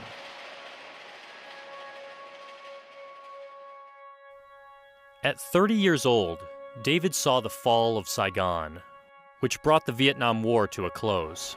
When Vietnam changed to communism, they stopped any business. The new Vietnamese government considered ethnic Chinese, like David and his family, an unwanted minority, and pressured them to pay their own way out of the country on crowded, dilapidated freighters. All around me, my friend, my relative, they live in Vietnam, so I follow them. After a 5-day voyage, 3,300 refugees, codenamed Frozen Ducks, arrived unannounced in Hong Kong waters. This is an immigration control area. You are to leave immediately. Do you understand? They sat stranded on that ship for an entire month before British authorities allowed them to land. And David, like many refugees, was relocated to the U.S. But we start from nothing. David needed a job, and all over Los Angeles were thousands of Vietnamese immigrants eating their national food, a noodle soup called pho. And they like it spicy. Everyone like me, we need our hot sauce. So I try to make it. In 1980, he poured his new sauce into glass bottles. And we fill by spoon. One spoon to fill it. And personally delivered orders all over Chinatown in his blue Chevy van. They liked my product. But some merchants suggested he change sriracha. And they said, you make little minor and you can sell it more. So I said, no, hot sauce must be hot. We need the fresh chili. When he first started making the chili, he would have to manually dump the chilies into the grinder. And what that was doing is causing juice to run down his arm. And I don't know if you've ever had chili sauce on your arm or anything. It's not comfortable. And it doesn't go away quickly. So often he would come home and not be able to hold his daughter for fear of having that transfer over to her, you know, the spice. So he's a tough guy, you know. He's a tough guy. When I start a business, we need to create a company name. What name for me? So I said, okay, Huy Fong. So I can remember it. Huy Fong Foods makes 3 products, sriracha and 2 others, chili garlic and sambal olak. They all use the same chili mash that's mixed with salt and vinegar and stored in these blue barrels. If you just want to taste chilies, that's sambal olak. But add some garlic from Gilroy, California to make chili garlic. And if you take that chili garlic, add a little sugar and puree it, you have sriracha, which is by far the most popular. The past 30 years, the economy sometimes up and down. For me, I feel nothing. Every day, every month, the volume increased, the market increased. Every year, sriracha sales have increased almost 20%. But that requires a lot of fresh chilies. This year it's going to be 48,000 tons grown on 1,750 acres. It's a lot of peppers. That's 100 million pounds of peppers. If sriracha was grown in New York, you'd have to fill all of Lower Manhattan, south of Houston Street, with pepper fields. I would say we're probably the largest red jalapeno grower in the country. A green jalapeno, as it matures, goes from green to chocolate to red. Sometimes the sauce will be a little bit different color because of the weather and the nature of the variety that we're growing. You know, with that volume, we'll be shipping about 30 semi-loads a day to Hui Fong Foods. We'll have it on their doorstep in about 2 hours from the time of harvest, and we're their sole supplier. Craig only sells his peppers to David, and David only buys peppers from Craig. It's highly unusual in the processing business. As long as they're selling more product, we have to be able to grow it for them. It's a big job. Yeah. Huge job. 17. Old messages. Now, I like your sauce a lot, and I just wanted to call the number on the bottle and appreciate it. So I'll talk to you later. Bye. I'd just like to compliment your hot sauce. Thank you so much. It's the best hot sauce I've ever had. Thank you, Sriracha. Almost everyone love my product. I feel very proud. Hi there, how you doing? This is Texas calling. We bought some of that sriracha, and we love it. We just had a question. Do you refrigerate it after you open it? Sriracha does not need to be refrigerated. Make bigger bottles, like gallon bottles. That's a good idea. In addition to their 17-ounce and 28-ounce bottles, the new factory is adding a gallon size and a 9-ounce sriracha. Hi, I just want you to know that your sriracha or spiracha, however it's pronounced. You omit the R. You just say Sriracha. 3 very distinct syllables. There's a little break in between each one. Sriracha. Not Sriracha or Sriracha, no. Sriracha. But I don't say that every time because people look at me funny. It's just here, I think it's Sriracha. That's kind of what everyone says. Before, they cannot pronounce sriracha. They cook sauce or rooster sauce. In your rooster on the front of the bottle, it is just magical. That's because David was born in the Chinese year of the rooster. Wow, you learn something new every day. I think that you should have some more advertising and such because everybody needs to know about this. Never advertise for it? That's crazy. It makes it a little more hipster. Every day we have not enough product to selling it, so we don't have time to make the advertising. Hui Fong Foods has seen massive success with no advertising, with no real online presence to speak of other than their website. It looks like it's straight out of 1996. Busy to looking the chili, so I don't have time to go to the Facebook or Twitter. But if you search Sriracha on YouTube, you will find plenty of fan-made ads. Oh yeah, Hui Fong Sriracha. Oh yes sirree. It's made in America, land of the free. Though it may look peculiar, don't let the bottle fool you. It's Hui Fong Sriracha, the American garlic chili pepper sauce. What we about to do right now is drop the rooster sauce on your cock-a-doodle-doodle ass. The only condiment that's in my fridge, don't give me a smidge, just send it straight to my veins with a tip syringe. There's a special sauce that I overuse. I'm talking about sriracha, it's a sauce I choose, sriracha wrap. Generally speaking, there are a lot of sriracha freaks out there. Haha, sriracha sauce. Definitely has a nice kind of hipster following. It's absolutely iconic, and I think completely unintentional too. We're surprised where my chili sauce go. We always enjoyed getting the emails or pictures sent to us.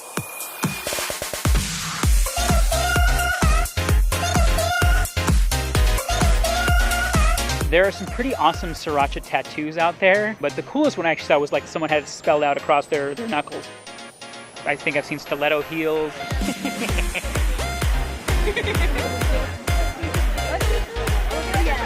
Even myself, one bottle lasts for 3 or 6 months, but every day we're selling 100,000 a bottle. Don't know where to go. Storage.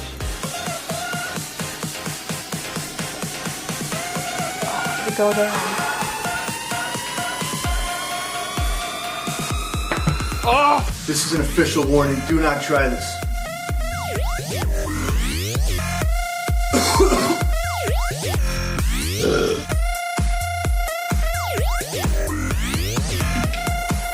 Am I sweating?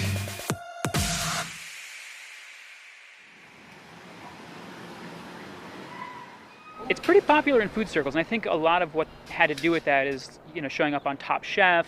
Harold Dieterle, who won the first season of Top Chef, is a big fan. One of my favorite ways to use it is just fold it into some mayonnaise and make an aioli out of it, and it's like, bam, do whatever you want on it. Throw it on a crab cake sandwich, throw it on a hamburger.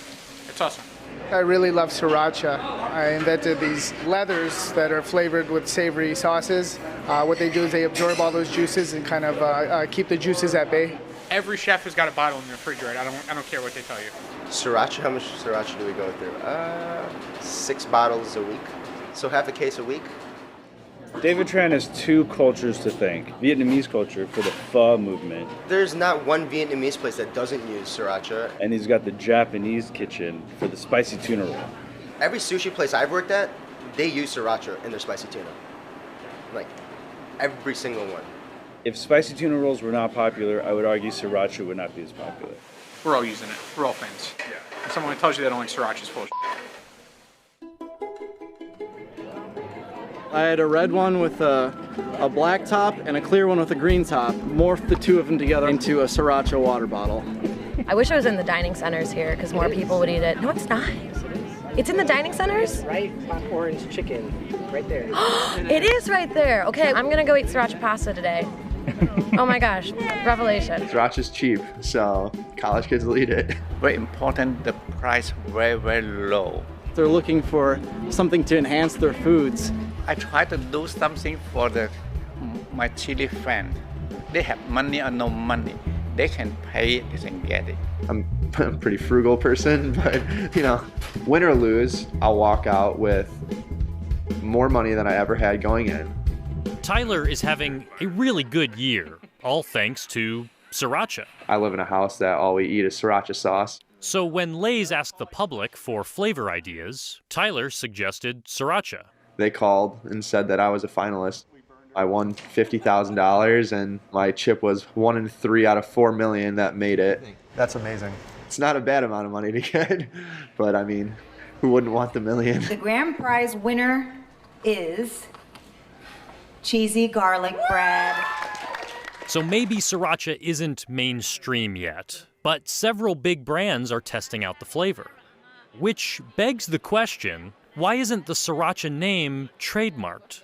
Because the sriracha, the name of Thailand, Most people don't know where sriracha came from, right? And it's actually Thai originally. And if anyone would know, it's Jet Tila. The Thai government appointed him the first culinary ambassador to the United States. It was created in Thailand, yet the most prolific version of this is from the Tran family, who's Vietnamese, but manufactures in America. So if David Tran didn't invent sriracha, who did? I met Ann Kiachinda, who represents Sriracha Panid. The original sriracha sauce from Thailand. And today it is one of the most popular brands in Thailand. Ann says it all started with a woman named Miss Tanam Chakapak. She's a mom at home making her own sauce.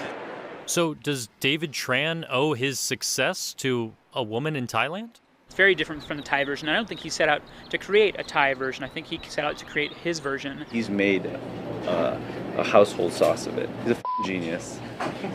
Business success story. But as a Thai person, I'm conflicted about how it's done.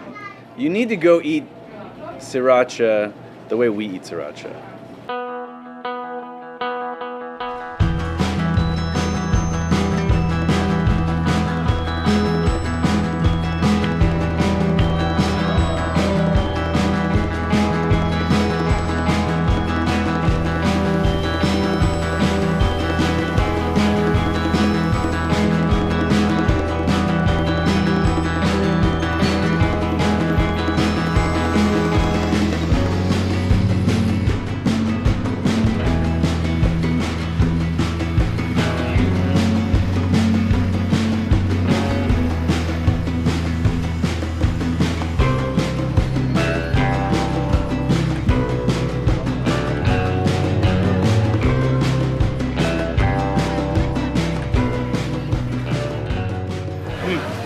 There it is. We arrived in Thailand not sure what we'd find, if we could even track down this inventor of sriracha. But we knew where to look. You will travel down the road along the seaside.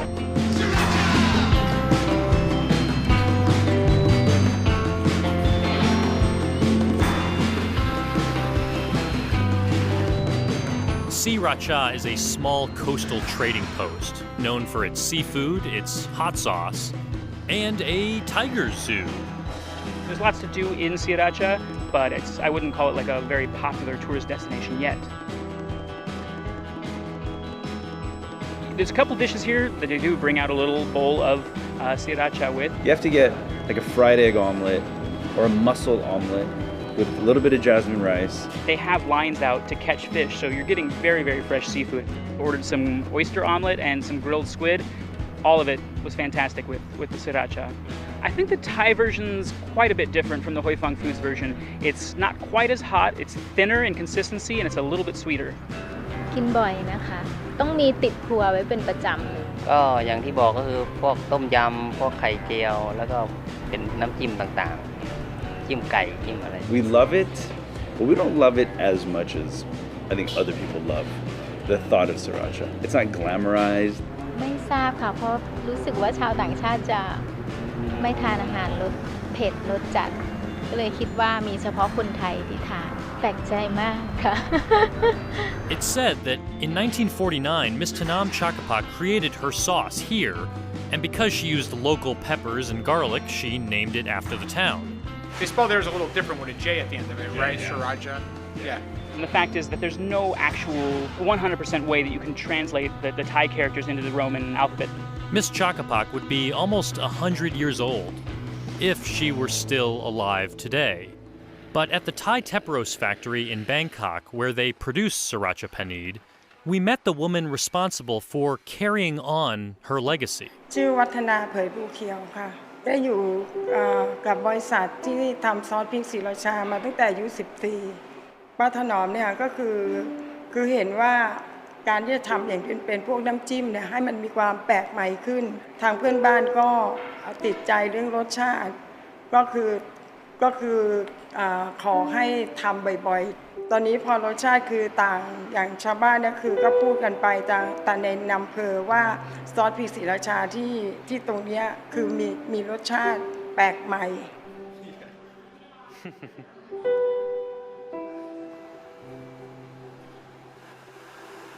Sriracha here is made with a long red pepper called prick chi fa and fermented in these large silos before bottling. It comes in two flavors, medium and strong hot. And they're testing Sriracha mayo, which is genius.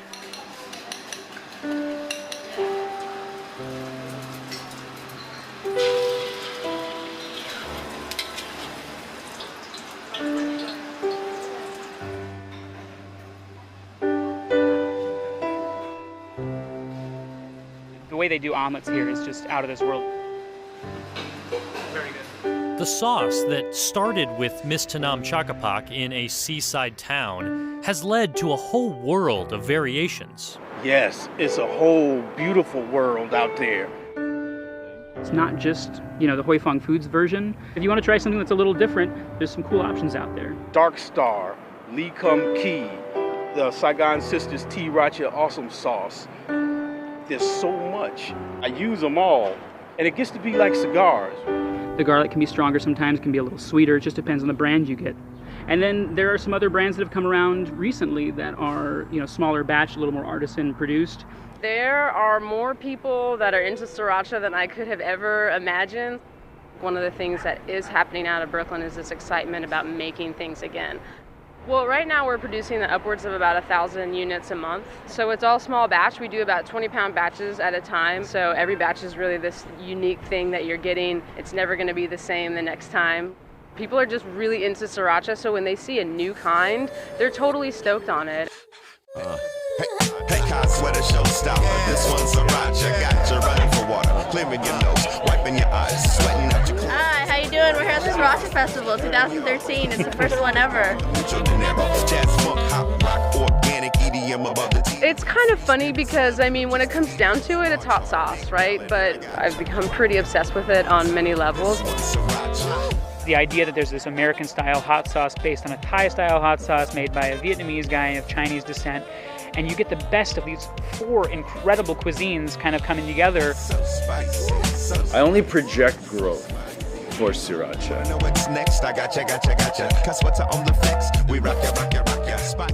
David Tran doesn't often make public appearances, so when he stepped into a crowd of sriracha fans, no one really noticed. At first. Once word got around that this is the guy, everyone wanted to talk to him, and David finally connected with his chili friends. I mean, that's the most important thing, is that we care about our customers, and we'll continue to work hard for them and for our family. I need someone to handle, to take over. So only my children, the right person to handle it. This is my loved one. I don't share my loved one for anyone. I'm trying to paint a picture of a hardworking man that cares about his family, that you can see through his hard work and the product that he's created. I try to continue to make my good product for my fans. Until someday they don't like it, I stop to make it.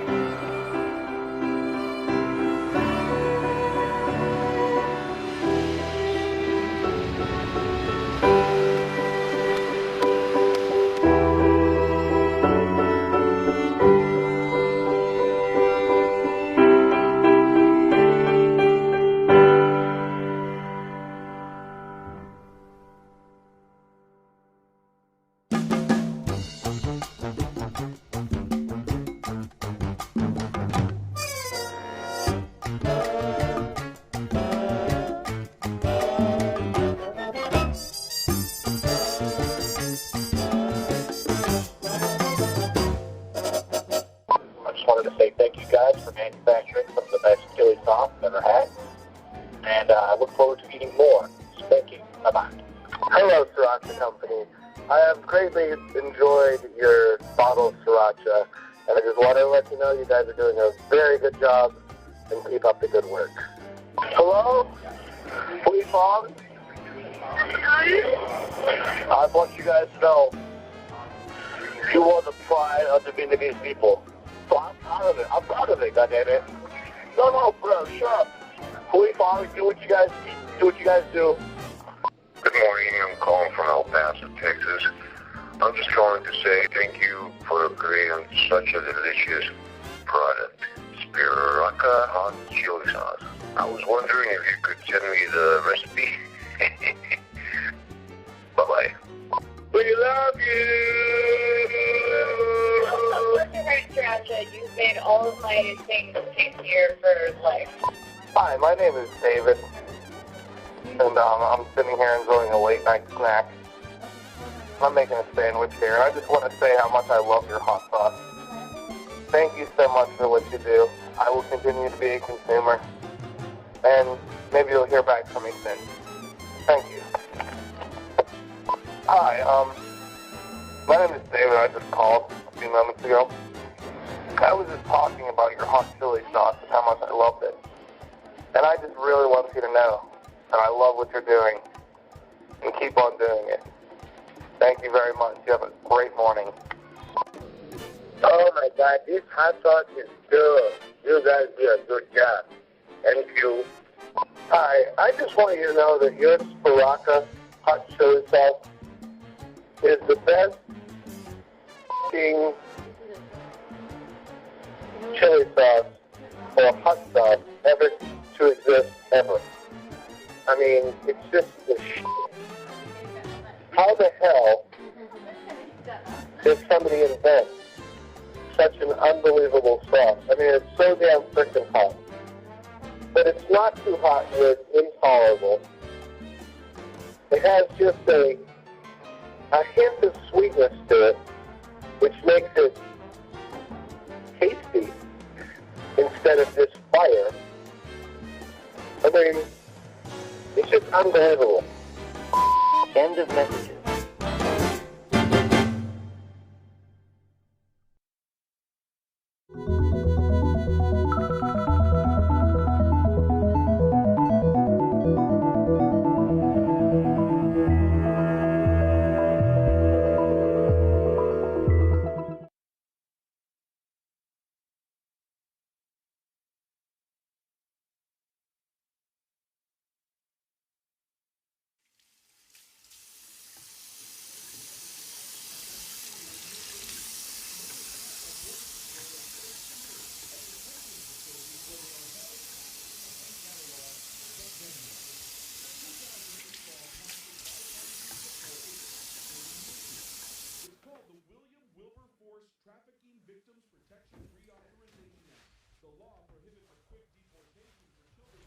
I said 825. But the reason I go ahead after the delivery is the stuff comes in, we put them in place before 11, before starting the business.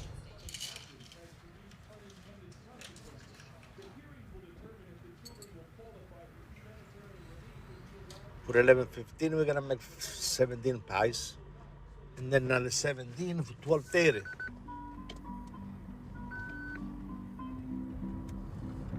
So we gotta do what I gotta do. Even if I should be on the beach someplace now at this age, after 45 years, and relax in the sun, but for how long I stay here at the place, I would like to do things get done in my way. Even if sometimes I'm wrong, I know I'm right all the time, but that's the way I am. L'occhio del padrone ingrazia il cavallo, perciò. That means the eye of the owner make the horse fat.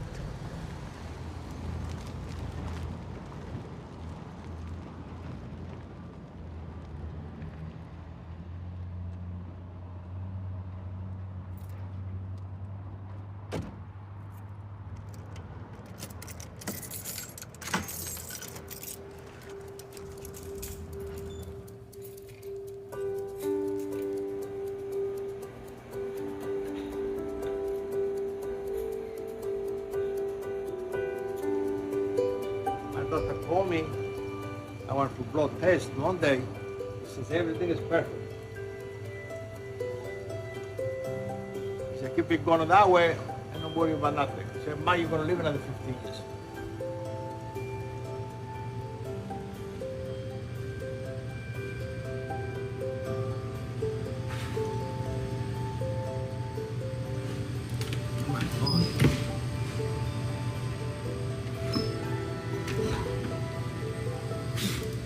That's it.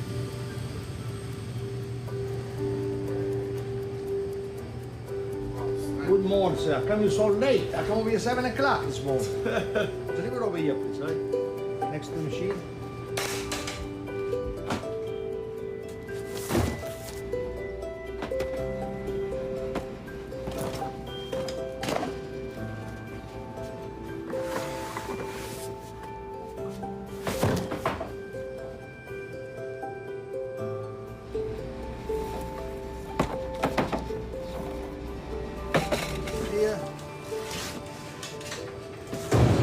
You're a very strong man for your age, Charlie. You're not the only one saying that. I'm 36 and I don't want to work no more. You're 36? Yeah. I think I could beat you. Yeah, I bet you can. I'm making 2 sandwiches for the delivery guys. So I give them a sandwich and a soda each. They do that extra work. See, this kind of business, sometimes you gotta lose $1 to make it 25 cents. Johnny, that's 2 sandwiches. Thank you very You much. deserve this. The best sandwiches in New Jersey. Don't be late next week. No, I'll be here. You All will right. be here today. Take care.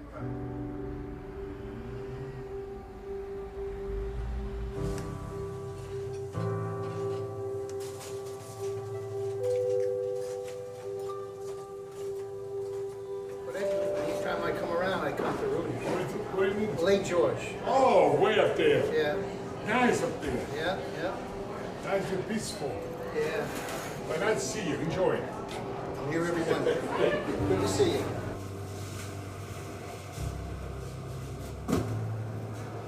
Well, I started messing around when I was young.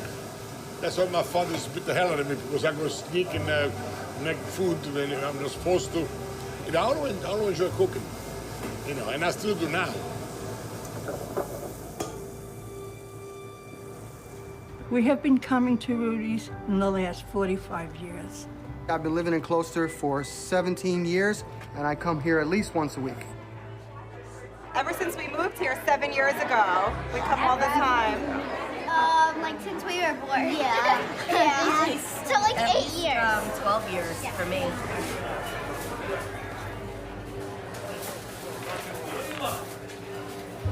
We've been coming to Rudy's for 27 years. I've been coming here since I was little. Very little. And then we used to do the drawings on the On the placemats placemats. every time. I think every family needs to have a place, a go-to place where they can be comfortable, have a great meal, and also get to know the people who run the restaurant and they know your name. James Beard used to say when people would ask him what's his favorite restaurant, he'd always answer, the place that knows my name. Large cheese and Caesar with grilled chicken dressing on the side, correct? Anytime I come through that door, they know who I am. They respect me, I respect them, and we just have a good time when we come in there. This is home to me. This is home.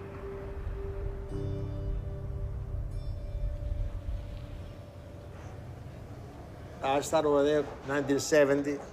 I worked for somebody else 5 years.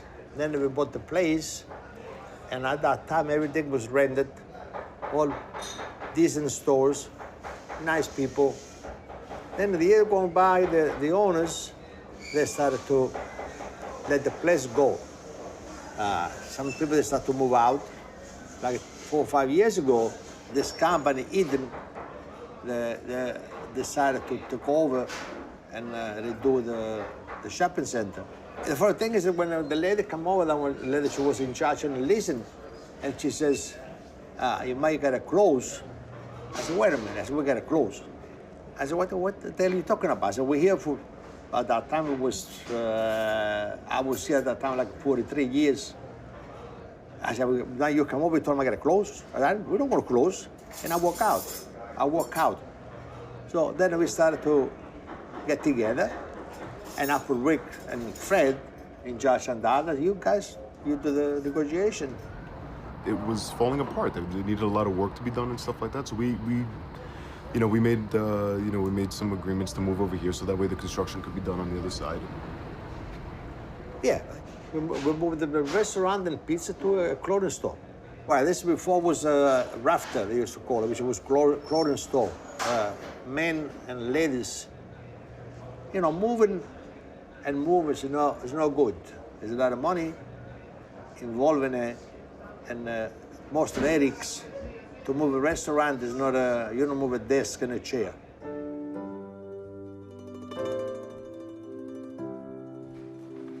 Hi, Nan. Hi. How are you, babe? Good. Good. Are you hungry? The food's here. Are these the spare ribs? Should I put them on a plate? Yep. Oh, perfect. Rick, we're waiting for you. Yeah, I'm coming. This guy never changes. Oh, we can switch it. Rick, what's the put the Formica table situation?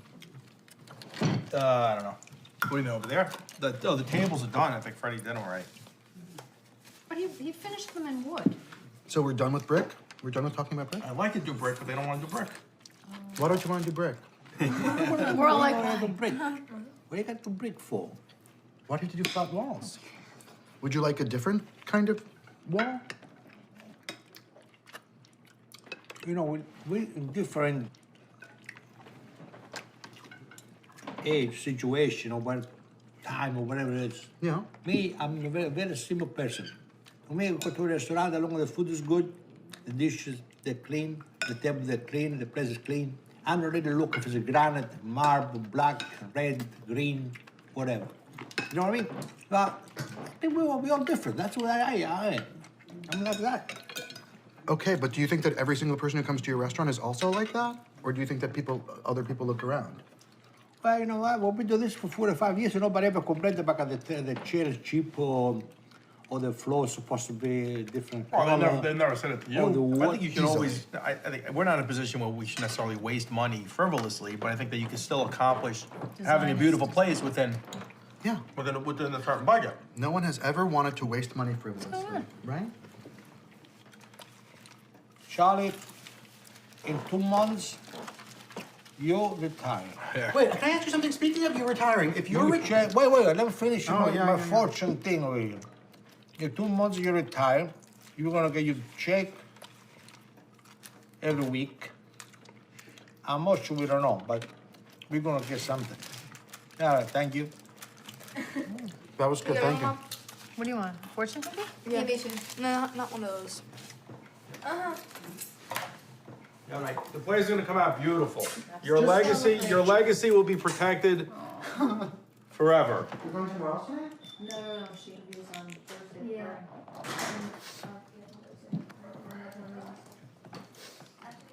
It's really the truth. The pub does not see, he does not even see, Aesthetics. he doesn't see anything around. Like in a restaurant, he doesn't see anything.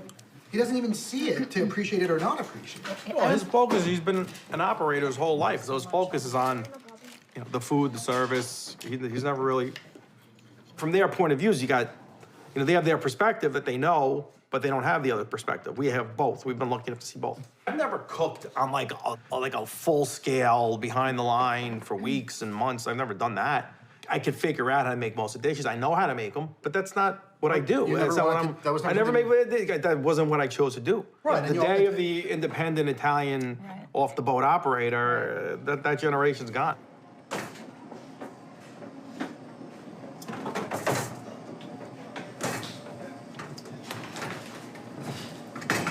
Whatever we make today, we use tomorrow. Whatever we make tomorrow, we make always the day before. Do the same thing for 45 years. And this scale over here, this is about 90 years old. This was there when I started work there, day after Labor Day, 1970. This is small. Wait, wait. You see that? Yeah. I roll it with two hands. John rolls with one hand. Two, and not even one, see?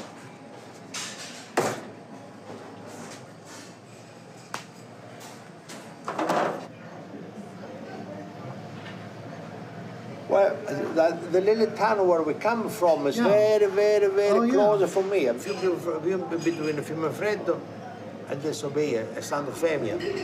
To get this Fiumefreddo, it's about 15 minutes drive. Well, we grew up in Italy, in a farm, in 1945. I'm the first of 7 of us. We're 7 altogether. I'm the first one. And most of the time I had to take care of him, because 2 years younger than me, and then the others. And then with Antoinette was just 5 years younger than me. I take care of Doreen, John, it was a pain in the neck.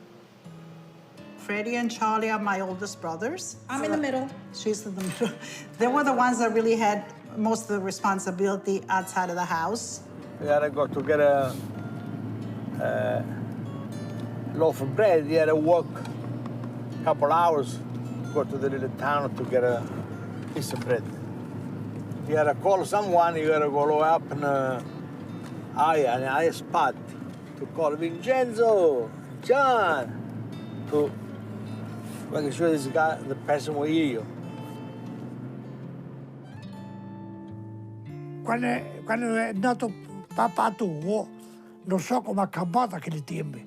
È perché non c'era niente, capito? Non c'era zucchero, non c'era latte, non c'era niente. C'era un amico mio che aveva le ape, faceva le mele. Ciccia quando aveva le scarpe, lui mi dava una bottiglia di mele che ce ne mettevano un cucchiarino in due latte. È stato un miracolo che ha cambiato.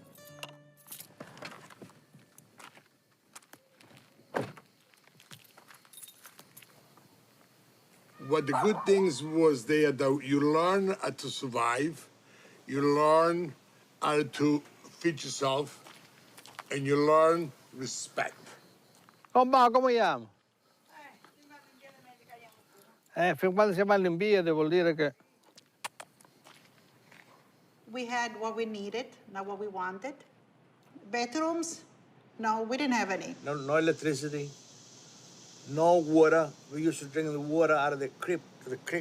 There was like streams of water, right? Yeah, getting the Streams of leaves water. sometimes and we drink would it from the get leaves. a fig leaf. Yeah, We and would drink make it it from like a cup, and drink it. and we would use that, or we would use our hands.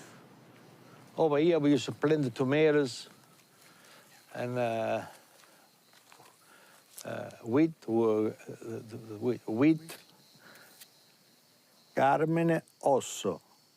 That was my grandfather, my father. He's the one who fixed this. The house was here, but was in bad shape, and he fixed it up a little bit. Well, the room was a little kitchen down here, there, with wood burn stove. And there was like a little dining room inside there. In Italy, we share the same bed. In the wintertime, it was cold. You know, we had no heat in the house, nothing. So I go to bed, and I started pushing him, you know, and push him. So he moves back in the cold spot, and I get the nice warm spot. And that's the truth, too. That's the truth. I remember that. I went to school 5 years, from 6 to 11. First of all, there was no other school close to us. At that time, it was, like I said before, no bus, no cars. The only thing was a donkey. To go to a different school, continuing, you got to walk like an hour and a half. And my father, he said, you know what? I can't do that. So we got to start to do some work. By the way, I mean, in school, I was very smart. You know, there are so many things I could figure out my numbers in my head. And we'll get out of school, my father used to call us 6, 7 o'clock in the morning, get the hats up, and go turn that piece of land, that piece of dirt upside down to plant some more vegetable. And then at 12 o'clock comes, my mother used to make sometimes spaghetti with string beans and potatoes. I put them on the table. If you want to eat, that's what you eat today. If you don't want to eat, go take a walk. There was no choice.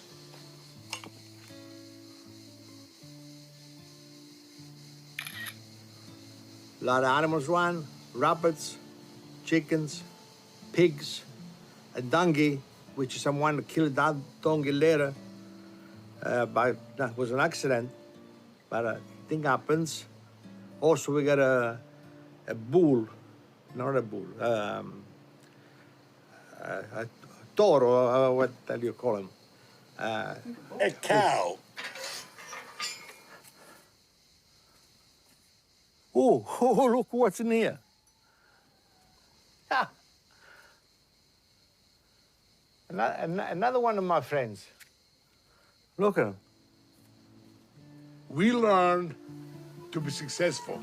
We learn to be disappointed and live with. And never blame anybody. That was life there.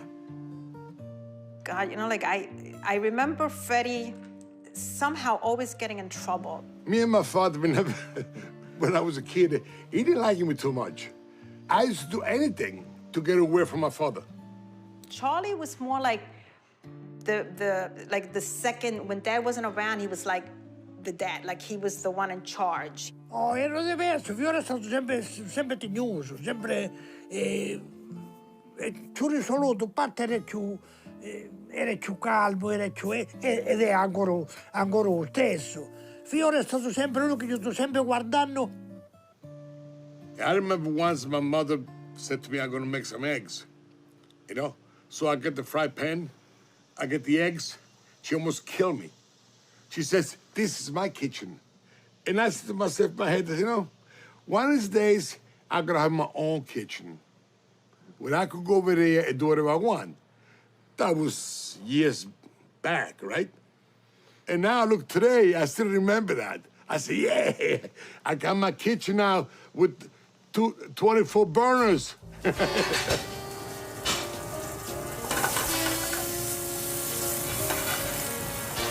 This is gonna test it just like those looks. I don't usually go out for Italian food because nobody makes it better than at home. But that's why this is so good here, because it's home cooking. If my father came back to this place for puttanesca, that means it was as good as my mother's. And you can't beat that. They would never buy anything unless it's only the freshest and the best, because it shows in, you know, the presentation and what you're eating and how good it tastes. I just came back from Italy, and they're just as good as Italy. I think it's one simple thing in a restaurant business. Do not sell any food that you not eat yourself.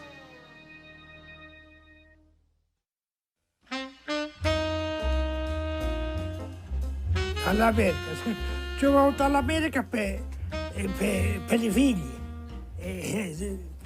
troppo figli, all'Italia non c'era il Roma. We came to America in 1963. Get on a ship at that time, 1963, Cristoforo Colombo. My father and my brother, they were getting ready to leave. I was not too happy about that, you know? So he left me there with half a dozen kids and my mother and all the other mess that Charlie described, the chicken, the pigs, and whatever. So I told myself, you know what?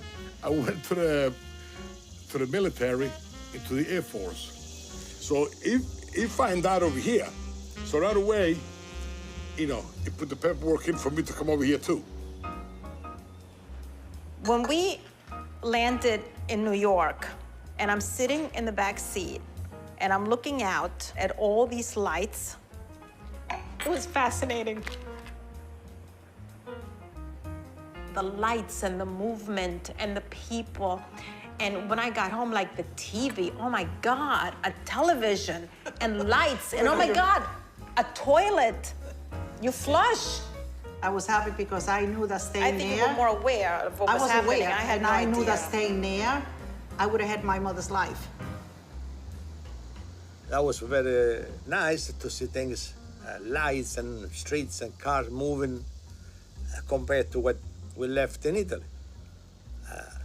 My father had no money. I remember once he gave me a couple of bucks, a couple of dollars. And they said, well, you gotta get a job.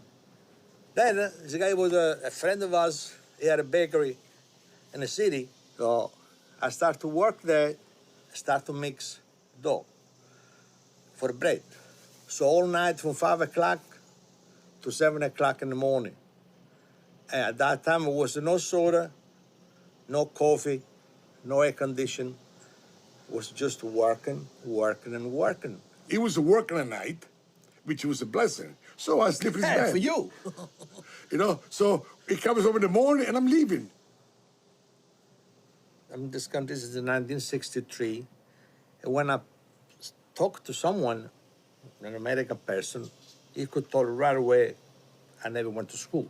The thing I went to school, night school, when I used to work in a bakery, from 5 to 7. I went to that school one night. The second day, the owner of the bakery, he said, the guy who mixed the dough leaves tomorrow. And now you gotta come up at 5 o'clock and start to work. So that was my old school in the United States. 2 hours, about 2 hours one day. No, I know my English is no good. I know that. Sometimes I ask my granddaughter to spell something for me. But you know, I'm not ashamed of it. I'm not. It's not in the wrong spot. It is. I'll tell you what, I buy your lunch. Buy me lunch anyway. You're right. You know? We're gonna go over there and measure. I'm telling you, it's in the wrong spot.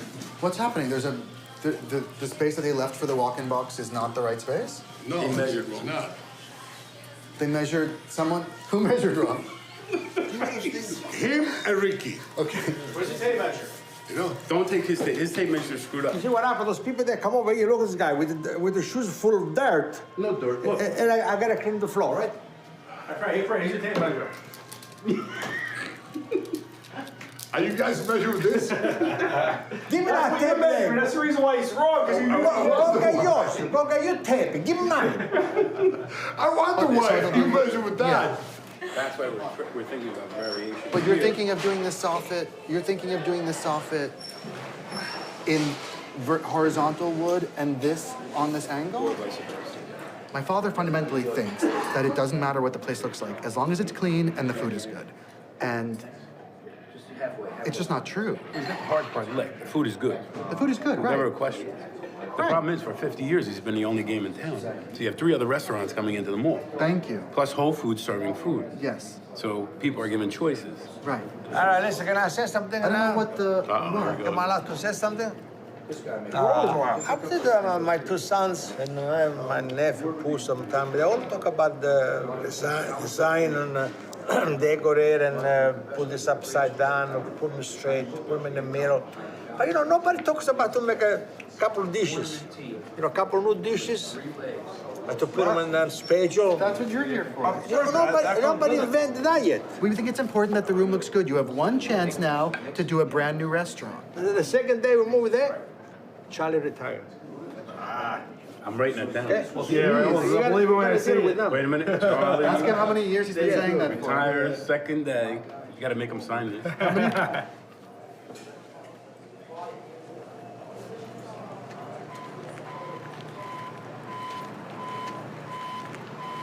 So tell me what's going to be in these shops, do you know? This shop where we know now is going to be 2 Mexican restaurants. Oh. And burger place. Ben Burger from the city? Bear Burger. Bear Burger, whatever you call it. It's going to be Target up there. All Home Goods. The movie theater is going to reopen when everything is done. It's going to be one of those movie theaters which you could eat inside also. You watch a movie and eat. So in other words, you're going to have like 6 different restaurants besides Rudy's. Mexican cinema, I tell you call it. Cinemax. Cinemax. But Rudy's is the original one. The only one. Original since 1960.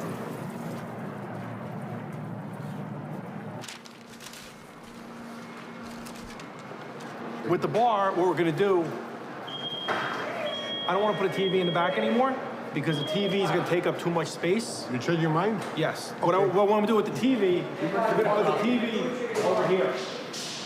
50-inch TV, put it up there, and then that serves everybody. The kitchen's gonna have the 2x4 ceiling tile, the rectangle ceiling tile. There's gonna be sheetrock over there. So this is the pizza ovens? Yes. The pizza better go from here to here. Okay. You're going to make the pizza here. Okay. The ovens are there. Okay. And then this is the counter. Right, this is the counter. Well, close to it. I have to measure the whole thing. And where's the register? Where's the other place?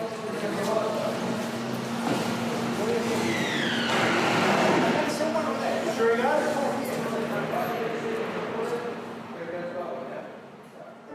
I'm just figuring out the bar top. We have to get a plumbing inspection, and then we need to just finish ordering the materials to do the walls, and just start thinking about the finishes for the space. It's really 6 weeks? It's supposed to open in 6 weeks? 6 weeks, April 19th. Do you feel like you're on track? Yeah, feels that way. Pop said today that you're gonna have to be at the restaurant several days a week starting when the new place opens. Probably. But is that possible? Anything's possible. The thing that concerns me is all these new restaurants in the shopping center. I mean, right? It's a real thing that all these restaurants are real competition. No, I don't. There's more than enough to go around. Restaurants are going to open and close, but if you control what you do within the restaurant, your own place, you don't have to worry about competition, right? With 50 years of history and a big following, I don't think that they need to worry about that. You know, I think if anything, it's always a plus. It brings more people to the mall. Yeah, but my question is, Whole Foods is still gonna have a pizza, don't Whole Foods pizza, it's $7 for a slice. If someone spends $7 for a slice, they can all drive into Manhattan and get a slice of pizza. They're not gonna, if they're gonna be close looking for a slice of pizza, they're gonna spend $7 for a slice of pizza. Have you ever had Whole Food pizza? Everything's good at the Whole Food takeout thing. It's good, it's super expensive. It's expensive and it's shishi and it's organic. And if you're eating organic, you're probably not gonna be going for a pizza. Well, I think to make pizza good, the most important is to use the good ingredients. And in this dough, you can use flour, water, yeast, and salt. And nothing else. Yeah. No oil, no sugar, which some other places that do that, sugar gives it a brown color. But if you make the dough every day, you don't need that. I had my first slice of pizza at Rudy's in 1963. My mother would give me $1 and let me go to Rudy's for a slice and a soda during lunch. I think you can get pizza anywhere, but if you want to get really good pizza and at a really good place with really great people, Rudy's is, you know, your pizza spot. 50 years old, I won't eat no other pizza. Well, this home is 60 years old. That's the same home as when Rudy's, the original Rudy's, opened a place in 1960. The company makes these ovens 30 years ago.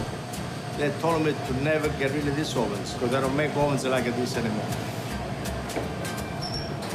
These ovens are the best. You can't beat them. They're the best. Stone's so thick, it takes an hour and a half in the morning to get the stone hot enough. And then when you put dough on a hot stone like that, you get a crispy crust. That's what people are looking for. At least I think they are. Okay, bro.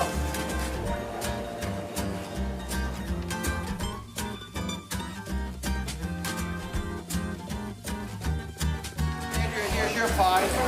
And you get a chef salad and you get a chopped salad. All right.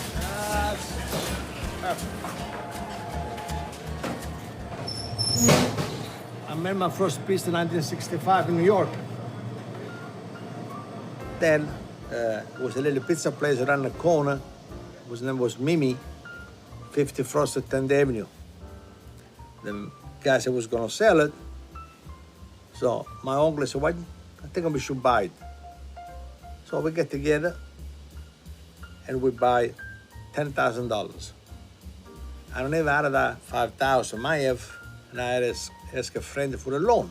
So I put $2,000 of my money at this friend to give me $3,000, which I pay back.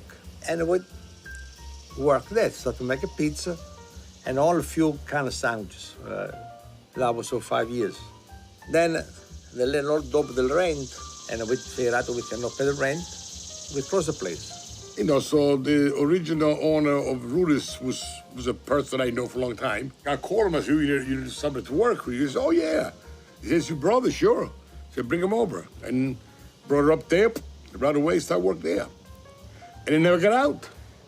That's it. He got stuck there. He's still stuck at Rudy's. Rudy's in Gloucester started September 1963. So here's my mom. Where it is. There's my dad, and he and my mom were fantastic cooks.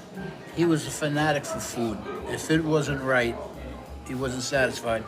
He would make a pot of sauce, and he tasted it. If it wasn't right, he'll dump it. He had no qualms of throwing it out. Rudy's, just like Jack says, was a businessman, nice person, a little bit tough. Maria, we used to make a dough with Maria, Rudy's wife. She used to go and bake, mix the flour, put the water in the machine and mix the flour, 50 pounds of flour. She pick up the bake, put them in the machine and mix. Then I used to go back there, put the dough on the table. I used to roll it with 2 hands. It was like, she was like my mother, really. I worked for him 6 months for the original Rudy's. Then he sold the place. He asked me, he said, Charlie, why don't you buy? At that time, I was 25 years old. I don't have $10, maybe I had $10, but not much. So I said, what am I going to do with this? I'm not capable to run this yet. So 3 Sicilian brothers bought it, and they had 3 places, and I worked for them for 7 years. So the guy says, Leo, his name was Leo, he said, Charlie, we're going to sell the place. He says, why don't you guys buy? So I called Fred, we get together, and we bought it. I don't know how to fit for my brother, but when he asked me that, I wanted to hug him, but where we come from, we don't hug too much. We took over October 17, 1977. We did a $420 gross for the day. I'll never forget that. When I worked with Rudy's, your mom was there, and I worked with her for many years. We used to do the dining room together because your dad was the best pizza man. I mean, he could make his specialty was pizza, and he could do like, you know, the other dishes. But when it came to the white wine, the more delicate dishes, it was all your mom. And I remember her going from the dining room, serving the customers, getting into the kitchen and preparing those dishes with a certain elegance. She did everything with a certain elegance.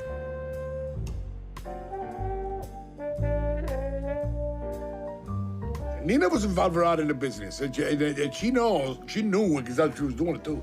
Very smart person. We really worked together. I mean, we come up with some ideas and everything. I would run by him, you know. And then if he didn't agree with, all I gotta do is go talk to your mom, and the next day was fine. she pushed him a lot of things, which if it was enough for her, I don't think I was going. Few things I was never going to do, even to buy Rudy's. Work with your mother was like a blessing. I mean, me and her, we get on so well, you know. And I still thinking about drinking espresso. We'll have all the time. If she was day off, she comes over there having espresso together. You know, if I had a party, I bring espresso to your mom to the last day. You know.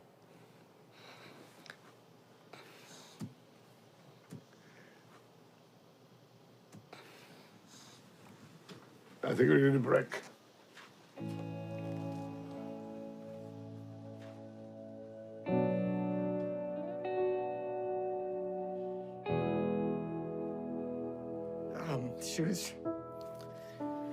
She was one of the nicest people I ever met in my entire life.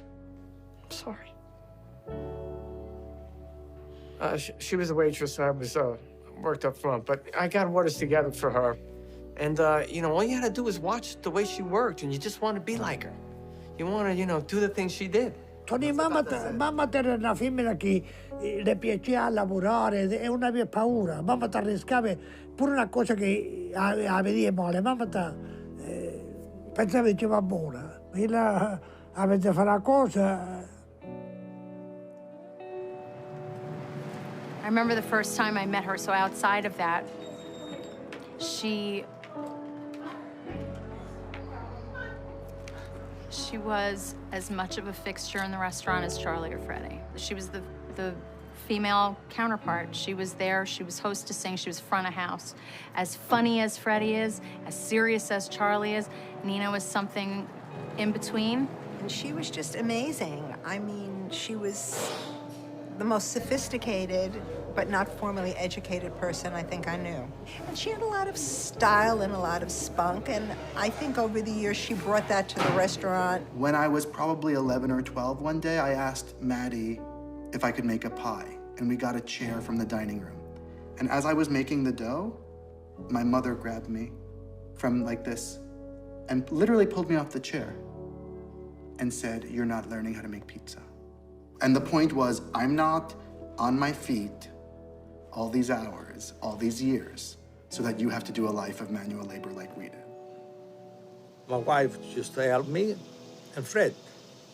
I had no time to wash the dishes. At the end of the night, we had like 100 dishes to wash. So after all the day was working, we wash the dishes. We did it to get our money back. As soon as we get our money back, then we started to get a little help. I started working at Rudy's at 14.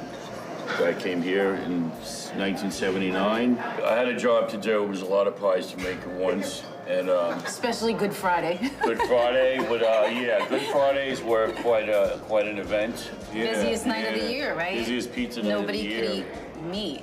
So Rudy's was like the record-breaking pizza night. Right. We'd have the A-team on, let's put it that way. The A-team, that's actually right? what Didn't we call it the A-team? Donna McCleary, Donna right? McCleary, me, you, Maddie, of course, right?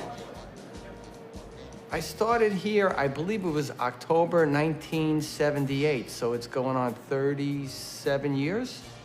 The owners here, they're very fair, but they can be tough at times, which is fine. They want done things the way they want it done, which is their right. And you know, they really do know how to run a restaurant, these guys. My name is Gregory Rosario, and I've been working at Rudy's for 17 years. We don't have that normal relationship where the boss and employee have. We don't have that. We're like family. I have been working here, I believe I started in 1992, so going on 23, 24 years.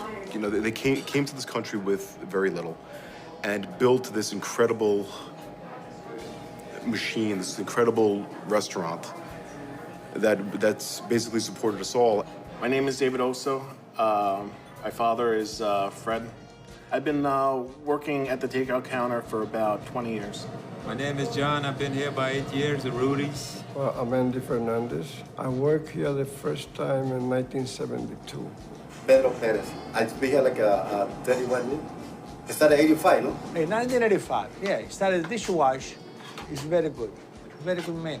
But within 11 years, he wash dishes, he cut the chicken, does a Fred to work, just like me, all right? He's a very good cook, very good chef, very good person. I love him. He's here for how many years? 18, 17. 17 years. The workers are like family. The customers is like family. I am like the family, like a big brother. Not big brother, he's older than me anyway. I mean, for Rudy's, I think the main thing is Charlie and Freddie. I think it's not Rudy's, it's Charlie and Freddie. I mean, they're always here together. You come into the place, you always see one of them here. They're very demanding customers as far as quality. They won't tolerate anything unless it's top quality. And you know, sometimes they teach us a few things. Well, Charlie, I would say, is more of a back of the house. You know, he works with the dough, with the ordering, making sure everything's running according to plan. Very regimented, very regimented, very organized. He's a man of routine. You know, the hair is combed the same way, the outfits are always, you know, just so, and he's structure. I've never met a 70-year-old man that works the way he works. So I didn't appreciate if you could come over today because we didn't need it. All right? Please, thank you. Call me, all right? Bye. Fred is a people person.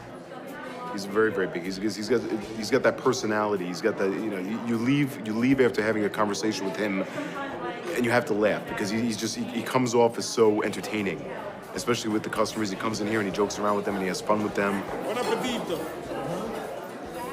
Freddie is a comic, you know, on the floor. Freddie can everything rolls off his shoulders and just laughs it off. They complement each other very well because I think they're like polar opposites. And that's why they've been together for so long. And they just work perfectly together. It is not just my boss and my friend. Yeah. Chi secondo me? Si erano parlato con un altro, si mancava l'uno e l'altro, se c'era una cosa che non andava bene, passavano per sopra, non ci facevano caso e si sono mantenuti assieme. Le papà e le Freddy sono venuti d'accordo per tant'anni, è una cosa rara, L'occhio di un padrone ingrassa il cavallo. Charlie and Freddie took Rudy's from Rudy's and they brought it to a new level. And what Rudy, the original Rudy, maybe was lacking, they brought it in. And that's them being here all the time. Concept. All the time. You give up your life. You don't have weekends. You don't have holidays. I have 4 kids. I don't remember when they took their first steps, when they got their first teeth, because even if I was there, I was preoccupied with, you know, the business becomes a huge part of your life. But to be successful, you have to give up a lot, and you have to put that time in. 40, 60, 80, 92, 50. There. Thank you. Number 15, come up. There. Thank you. Good All night, right. Charlie boy. Good night for now. Good night. I never thought it was cool that my parents owned a restaurant when I was a kid.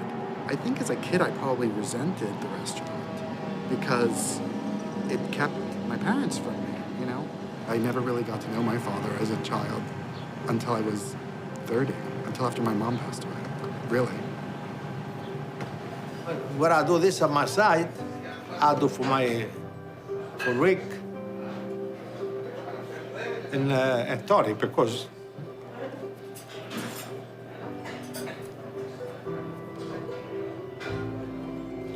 after 45 years, I think it's time for me to not retire, because even if I retire, I'm still not going to be every day, you know.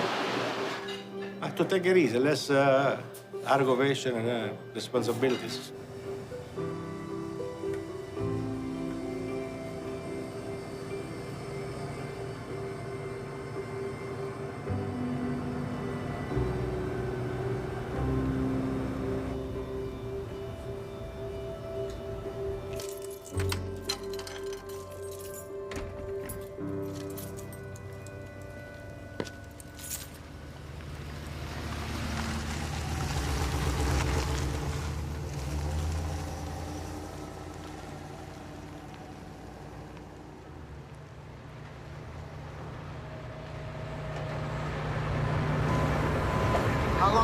building over there now? Over there, it's about 2.5 months.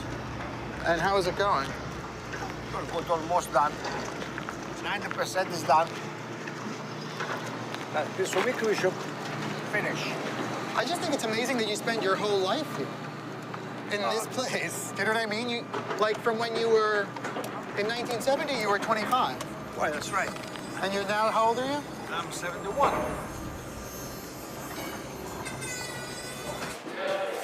So this is the men's room? That's the men's room. Can you believe this though? You turn around and look at what's in here. You gotta take all this out of here. Which one are you gonna see? Tell me. I'm good.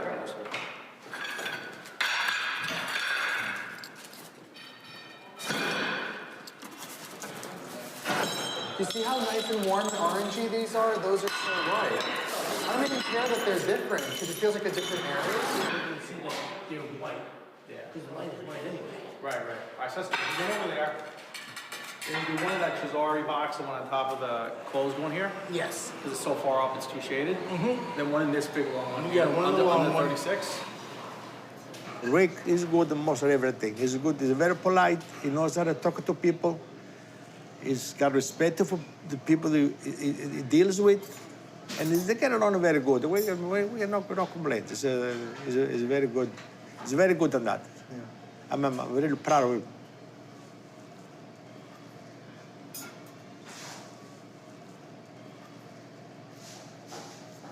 Oh, I tried to get Pop today to say nice things about you, and it was. Well, he's done everything. Well, my father didn't He doesn't have exactly. to say anything. I know.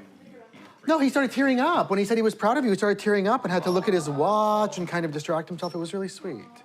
But I was really trying to get him to, like, enumerate your qualities. And he did, but it was not that easy. He was much more comfortable saying, there's a few things I don't agree. Yeah. Most restaurants fail when you have family transition, when you have contention and people start forcing things.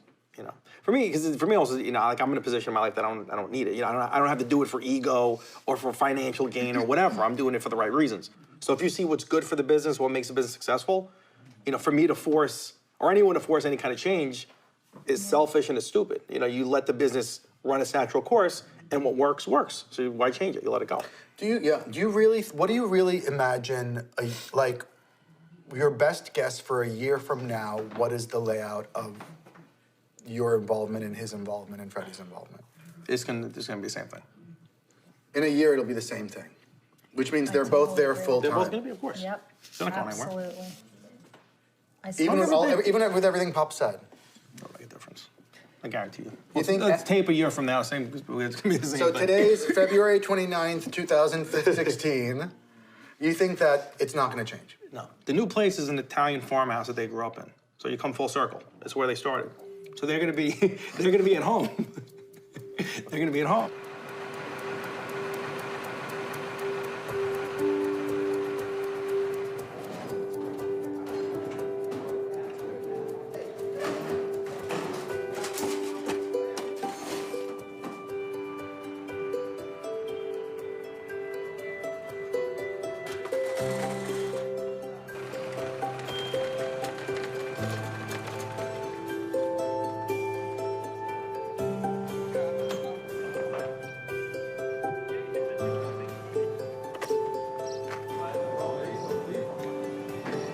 Avanza!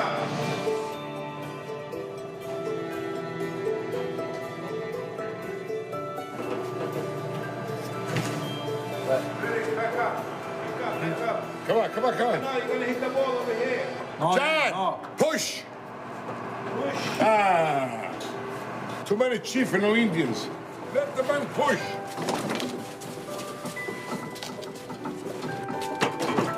All right, put it right here.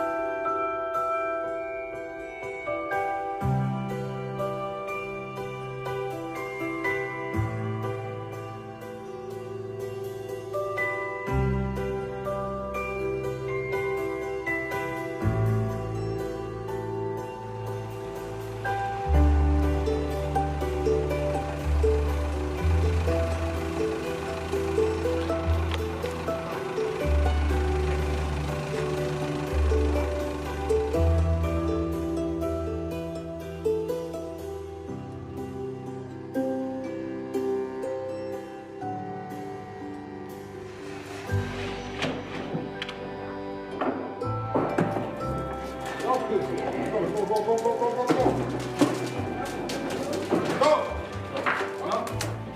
you clear over there? Yeah.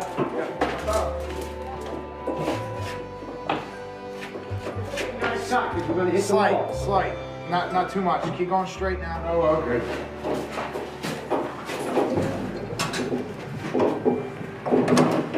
Okay. So I gotta move a little bit.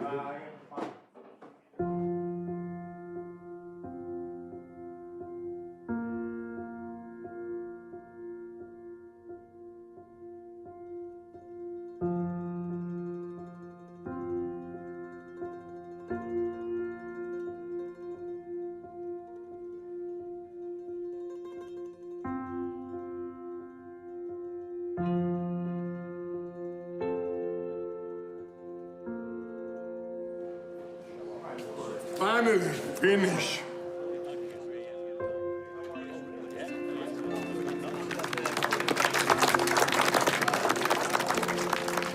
I'd like to thank everybody for coming today. I mean, this is a great day for Closter. I would like to recognize the owners of these fine establishments, folks that have been around here for a long time, Charlie and Fred also.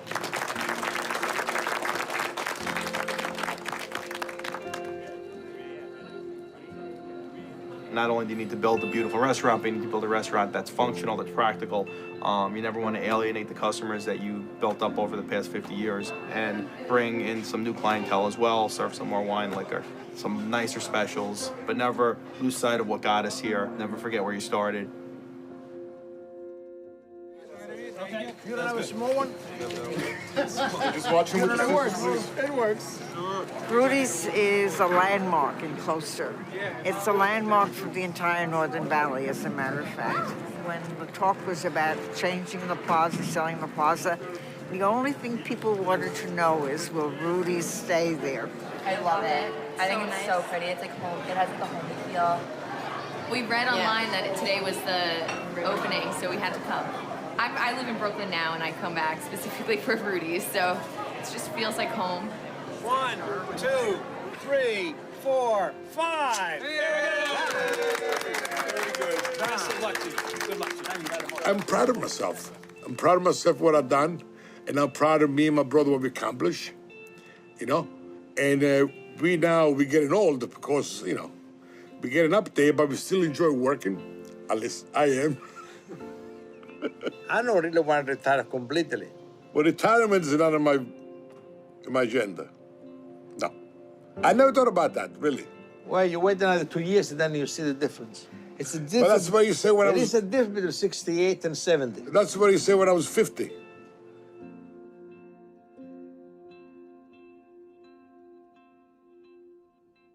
was a pleasure, sir. Yeah. After so many years. I don't know if we can make another 35, but we try, you know. Well, even if I'm not doing much work, but still I come and see you.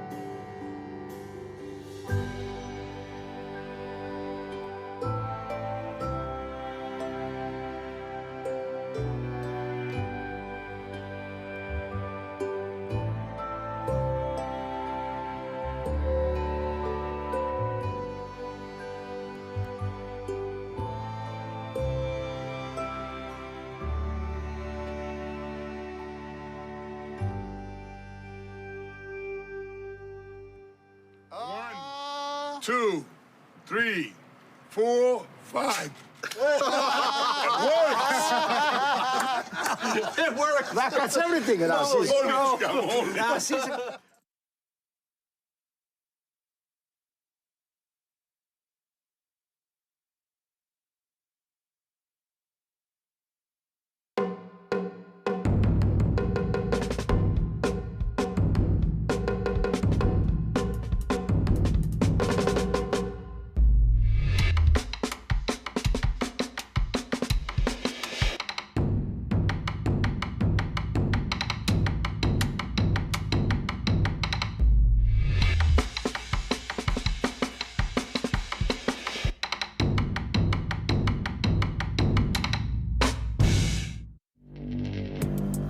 Access the financial world on demand. Hear from leading economists, policymakers, and industry experts via live and on-demand webinars, only from Bloomberg. Start exploring to see what's moving the markets. Visit Bloomberg.com/webinars.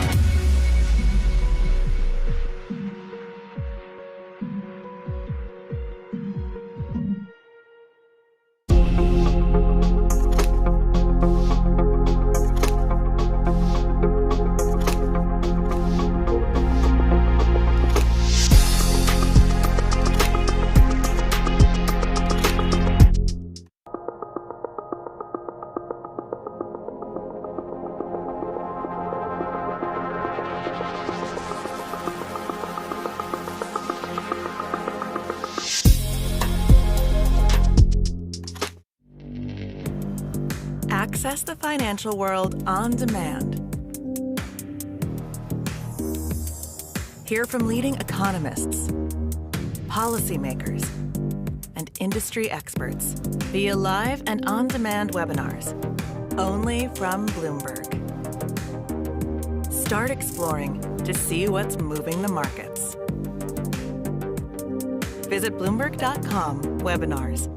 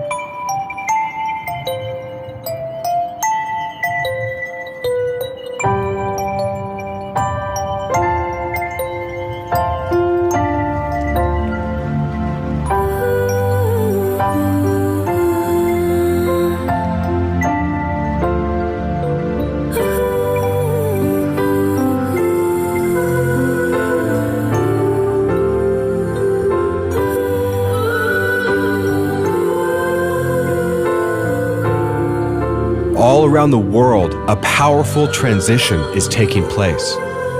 Communities are building local movements to address economic instability and the worst effects of climate change. Energy lies at the heart of our global society, and how we consume it impacts everything from the air we breathe and the food we eat to our jobs and the health of our families. Currently, the vast majority of this energy comes from the burning of fossil fuels, And while these resources helped to create the world we know today, they are now proving to be a threat. They threaten our safety, our economy, and the health of all life on Earth.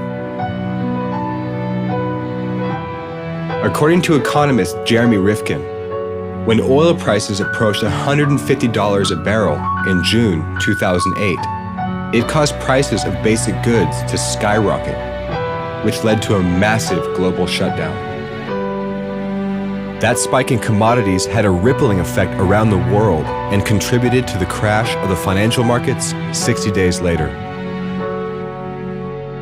The burning of fossil fuels is one of the main contributors to air pollution, which is now officially known to cause more lung cancer than secondhand smoke. Carbon emissions are the primary cause of climate change, which is disrupting our daily lives and destabilizing the planet at an increasing rate. Scientists say there's been a 40% decrease in phytoplankton since 1950 as a direct result of climate change. Phytoplankton produces half of the oxygen that you and I breathe. These life forms are at the very foundation of the entire ecosystem. If we keep destroying them by dumping excessive amounts of carbon into the atmosphere, we could be the cause of our own extinction.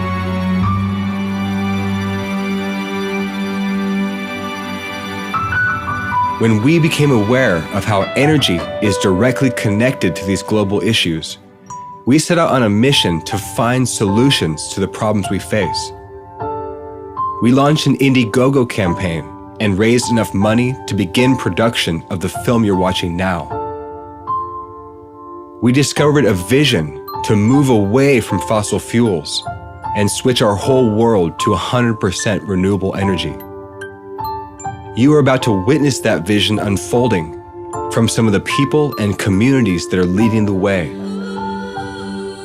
This plan has the potential to create millions of green jobs, a healthier environment, and improve economic equality for all.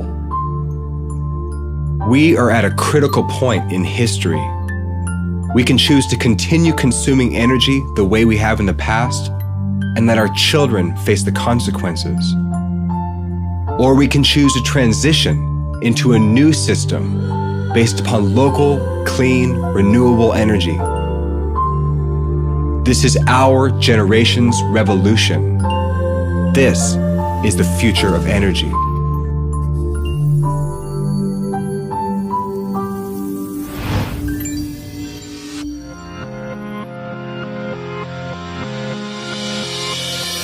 Millions of people around the world are creating 100% renewable energy projects and targets. Their whole cities, regions, countries, businesses that are targeting 100% renewable energy. Some of them have achieved it, some of them have surpassed it. It's very exciting to see. We began our adventure by attending the very first 100% renewable energy conference in the US, where some of the most brilliant minds in energy came together to share their visions about the future of the planet. These leaders are implementing a bold new plan to shift the whole world to renewable energy. A lot of people are still thinking about renewable energy like it's 1990. We're 5, 10, 15, 20 years out of date with reality of where renewable energy is today. We believe that it's technically and economically feasible to repower the entire world's energy infrastructure for all purposes with renewable energy. The main limitations are more social and political rather than technical or economic. We envision that these plans will result in 100% conversion to wind, water, and sunlight for all purposes by 2050. By 2030, we expect about 80% conversion. And really what that entails that by 2020 is that all new sources of energy will be wind, water, and solar. Vision without action is merely a dream. Merely a dream. And if you just have action without a vision, you're just passing time. So if we take action with true vision, we can change the world. But if you are an alternative energy and want to save this planet, I will move whatever I have to move for you. I will do whatever I have to do to make your project successful the moment you convince us it makes sense. Because we need a place that is literally going to save the world. Nobody else is volunteering. I'm volunteering. All around the world, people are implementing renewable energy at an amazing rate. Some cities have already achieved 100% renewable electricity, and many more are on their way. Some have set goals to be green cities and carbon neutral within the coming decades, while others are enacting policies to ensure that every building consumes only as much energy as it produces. There are even plans to build brand new 100% renewable energy cities across the globe. We traveled to the heartland of America to visit a city powered by 100% wind energy, Greensburg, Kansas.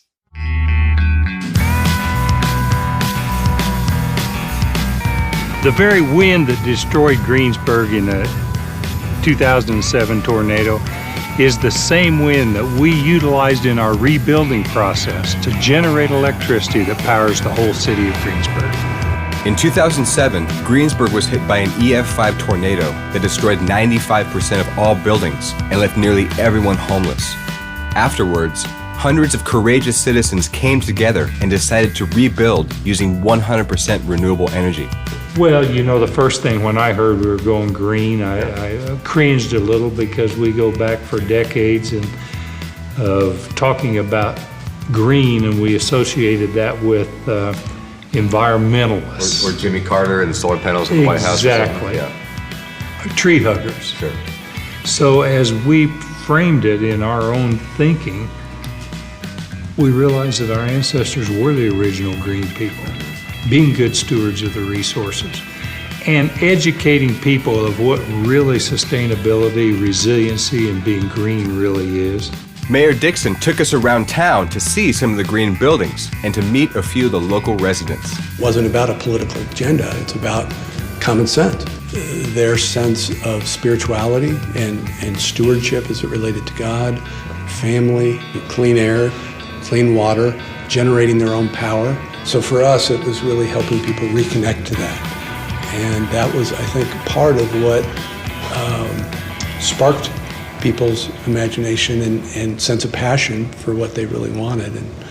And so here you see today this living model of sustainability.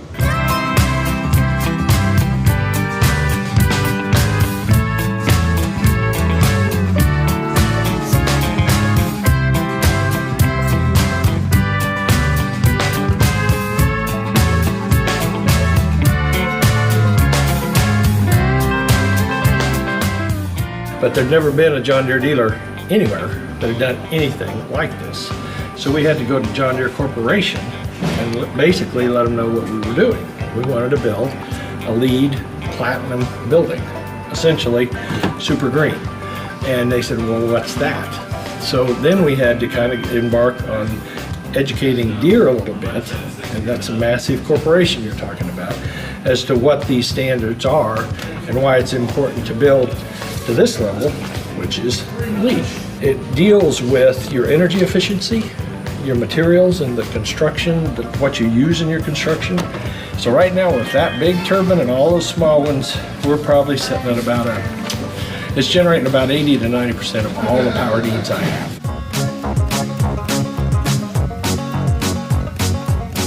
We're all very important, but we can't do it alone. We're not on an island. And so when we get together, cross-generational, and pull this together, it's just totally rewarding. If our community can teach the rest of the United States or the world some of the facts in front of them to just make their footprint a little bit smaller, it makes a big difference in the whole world. It just would.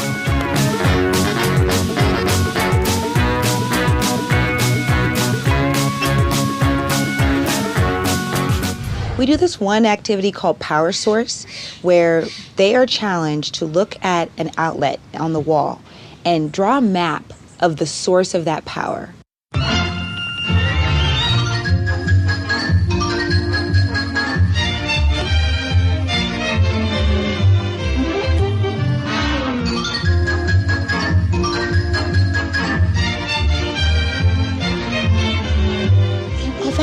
fossil fuels needs. It's actually fossils, dead things that are in the ground that we're bringing up. We're waking up these like elders, our ancestors. Yeah, they go that deep, and we're utilizing them instead of utilizing this living, breathing force that's the sun. Fossil fuels are scarce. They're governed by a different rule of economics, whereas we've got the technology curve and we come down in price with mass production. They go up in price with mass production because they're finite, and the more you use them, the more expensive they become. Whereas solar electricity has always tracked down, and now it's crossing over that line and becoming less expensive than conventional electricity.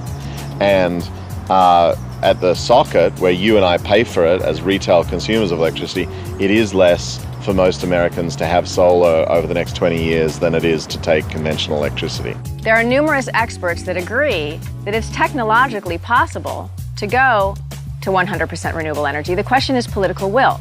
The question is not if we are going to go to 100% renewable energy, it is how and when. Lancaster, California became the first city in the US to mandate solar panels on all new buildings. They're almost at net zero, and their goal is to be one of the solar capitals of the world.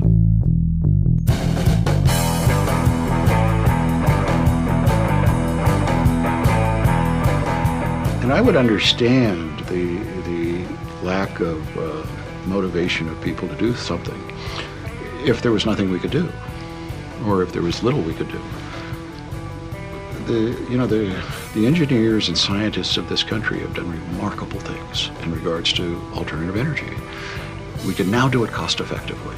We now have the ability to save the planet, increase the standard of living, and the well-being of everyone. We were able to put solar panels on every facility in the city, and also provide shaded parking in the process. Every school in the city, shaded parking in the process. And we've fixed our energy costs. We have 5 city facilities that have 1.5 megawatts of solar on them. It's offsetting about 97% of our usage, and in our first year, we've saved a real $50,000. From there, we learned that the school districts were interested in pursuing solar as well. They've seen a real $225,000 in savings. Wow. Over the first year. We installed solar on 25 of their sites, and it's a 7.5 megawatt project. We're going to be net zero within 4 years. So, and then it's going to be how far below net zero can we get? I mean, I put solar panels on my house. It's cheaper. It's the only business decision my wife said I've ever made that was a good one. And you first start with new construction. If you have sun, you got to go to solar. Now here, you want to put solar panels on your house, it's over the counter. You come up to the counter, 20 minutes later, you got your permit. It's easy, all new construction, so many kilowatts is going to be required this way. I do know, since that we've become engaged in this alternative energy and being a part of the solution, the well-being of everybody that lives here has improved. And nobody intended it, nobody planned for it, but we feel it.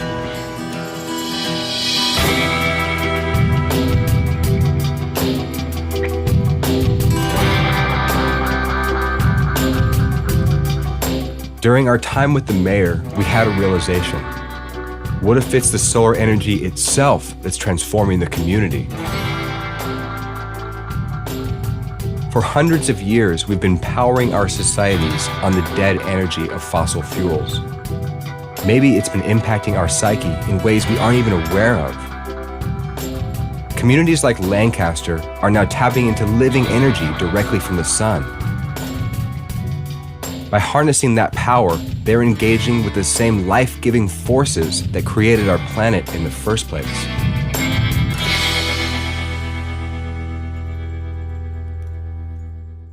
We are fortunate. We are right now on the cusp of a new convergence of communication energy, a powerful third industrial revolution that could potentially, maybe, get us over the divide into a new, sustainable post-carbon society in time to address and mitigate climate change and reheal the earth. This third industrial revolution is not rocket science. These 5 pillars to create a new post-carbon era is just plain common sense.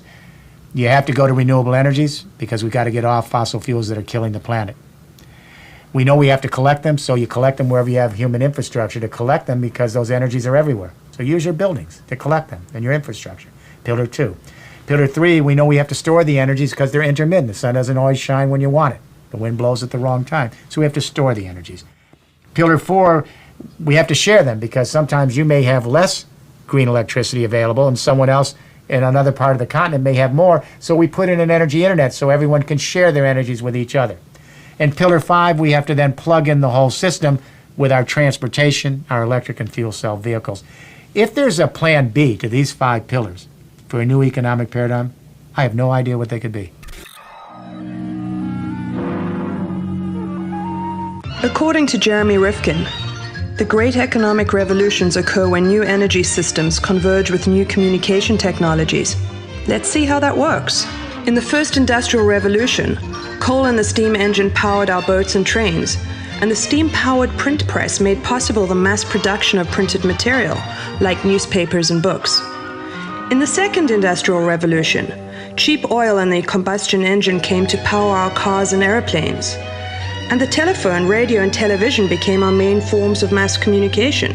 The third industrial revolution is the convergence of renewable energy technologies, such as wind and solar, with advanced communication technologies powered by microchips and the internet. The first 2 revolutions helped to create the world we know today.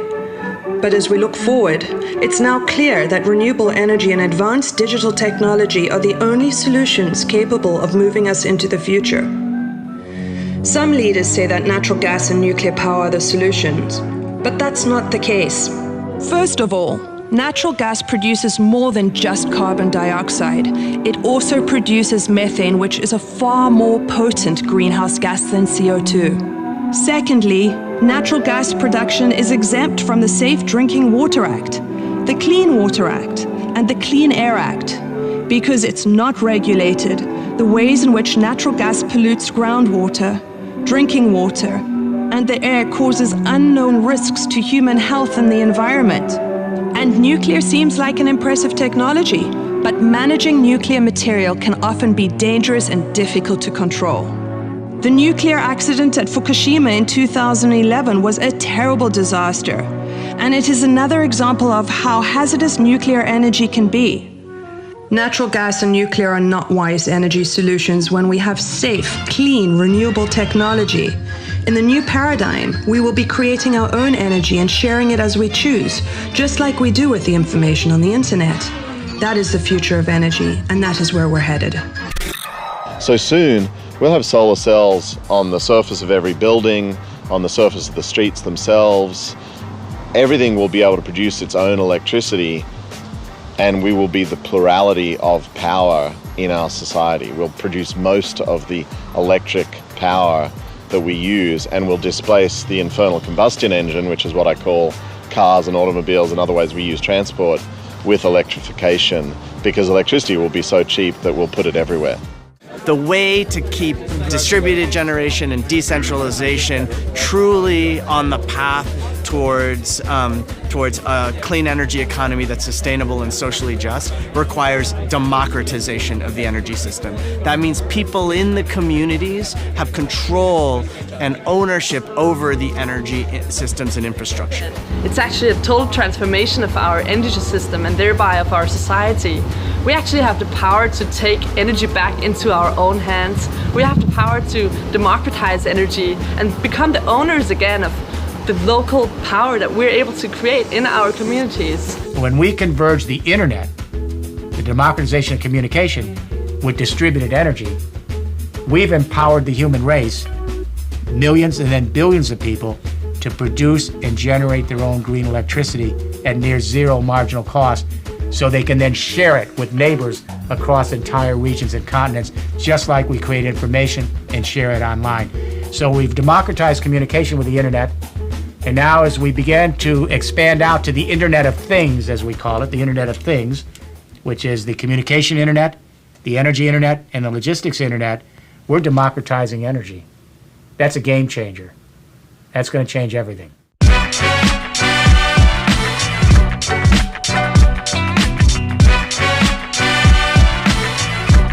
So we're in Oroville right now in Butte County in Northern California, and we're with Grid Alternatives. There's going to be an install today. This family's getting solar panels installed on their house. So this is really cool. There's student volunteers coming out. It's really exciting. We get to kind of see the whole process unfold right in front of us. So it's going to be a fun day.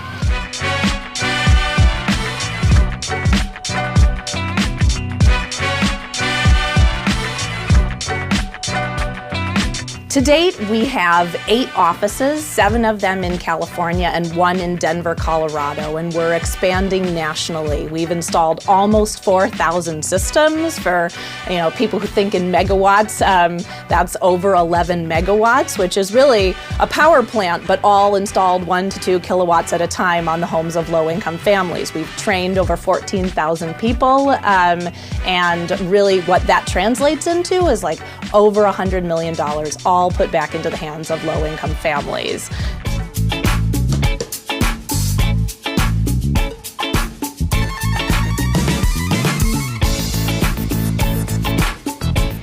We're engaging first-generation college students that are economically disadvantaged, and we're working on an internship program with them to give them hands-on skills and give them a competitive edge in the technology industry. I want to do this solar involvement or volunteer work in order to kind of give back to the community as well as nature, because it's given so much to us. I feel that we owe it to the earth, that we give back to it. I think it's really important that our generation really learns about alternative energies, because it's going to be really important in our future. Things are changing.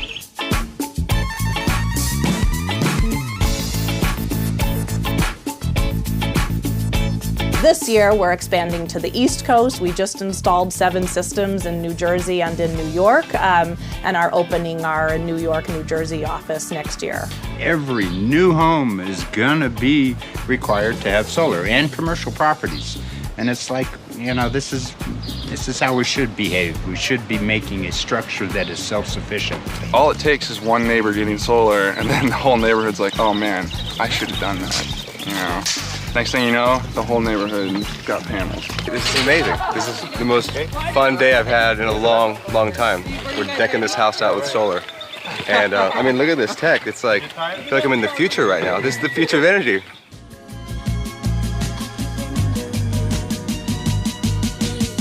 Community choice aggregation, where municipalities all over are taking back the decisions about where they get and how they get their energy, and applying from the investor-owned utilities, and actually asserting their democratic right to decide what kind of energy, where it comes from, who does that work.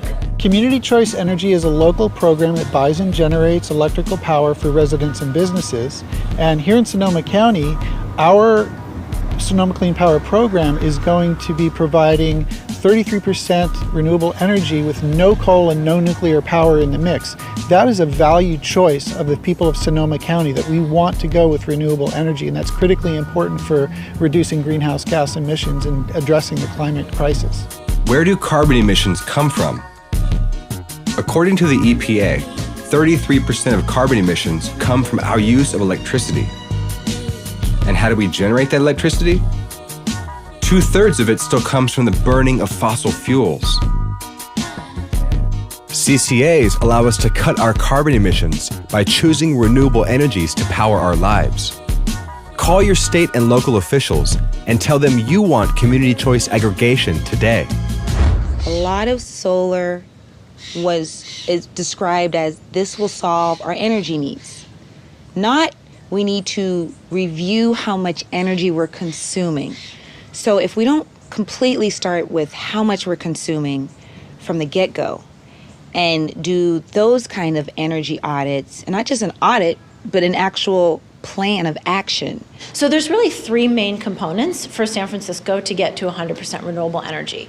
The first one is what we call shrinking the pie. So that's really focusing on reducing our energy consumption and reducing energy demand. So that's the first thing that we want to do, is shave off the excess energy use throughout the city and county of San Francisco. Vermont has been a historic leader on many energy initiatives, particularly efficiency. We began down the Efficiency Vermont path in the year 2000 in a comprehensive way, and are now getting over 12% of our annual electricity from efficiency alone. We expect that will be 15 and then 20% within the next few years.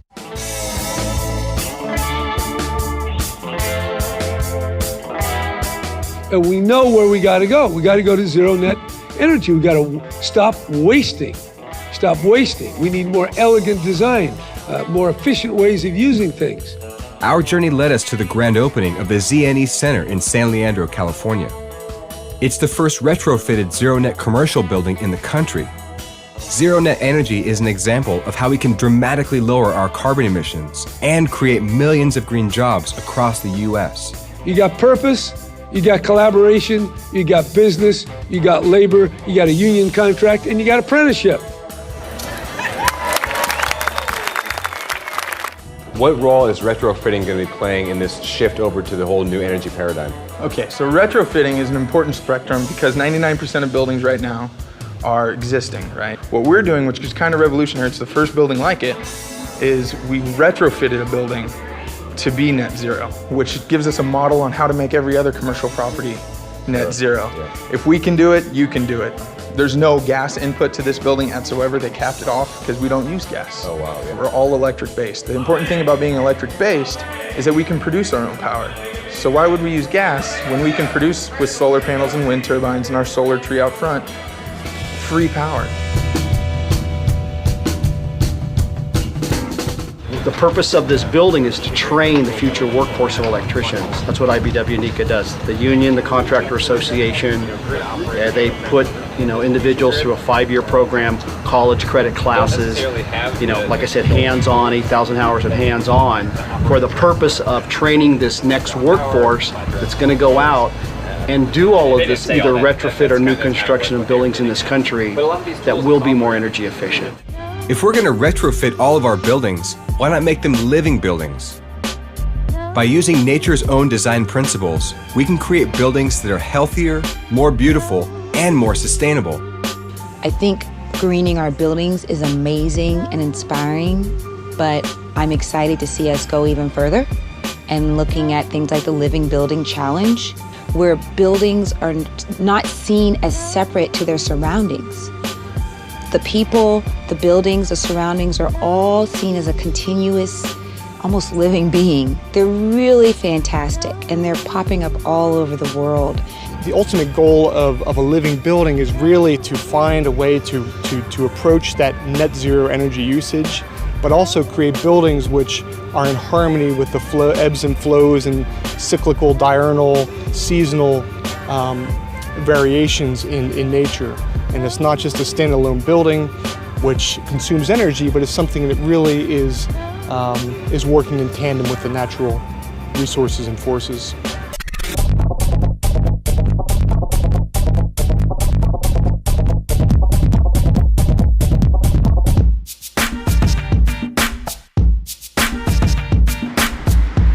Hey, welcome to the Green Idea House, a net zero energy, zero carbon showcase for sustainability.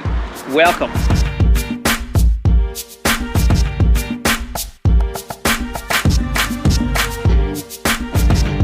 And we have built a net zero energy, zero carbon home, and we produce more energy than we use on an annual basis, and we're actually making money on our energy production.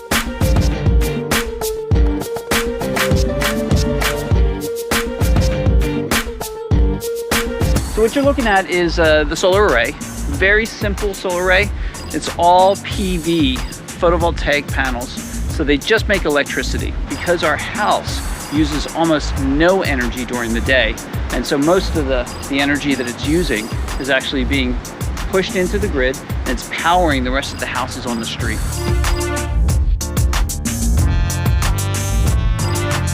The sun rides high in the sky in the summertime, and it rides low in the sky in the wintertime. And that means with just a 5-foot overhang, we can shade the building dramatically in the summertime. And then in the wintertime, that heat will penetrate the windows and actually heat the house. So that's accounting for 50 to 60% of the heating and the cooling of the house.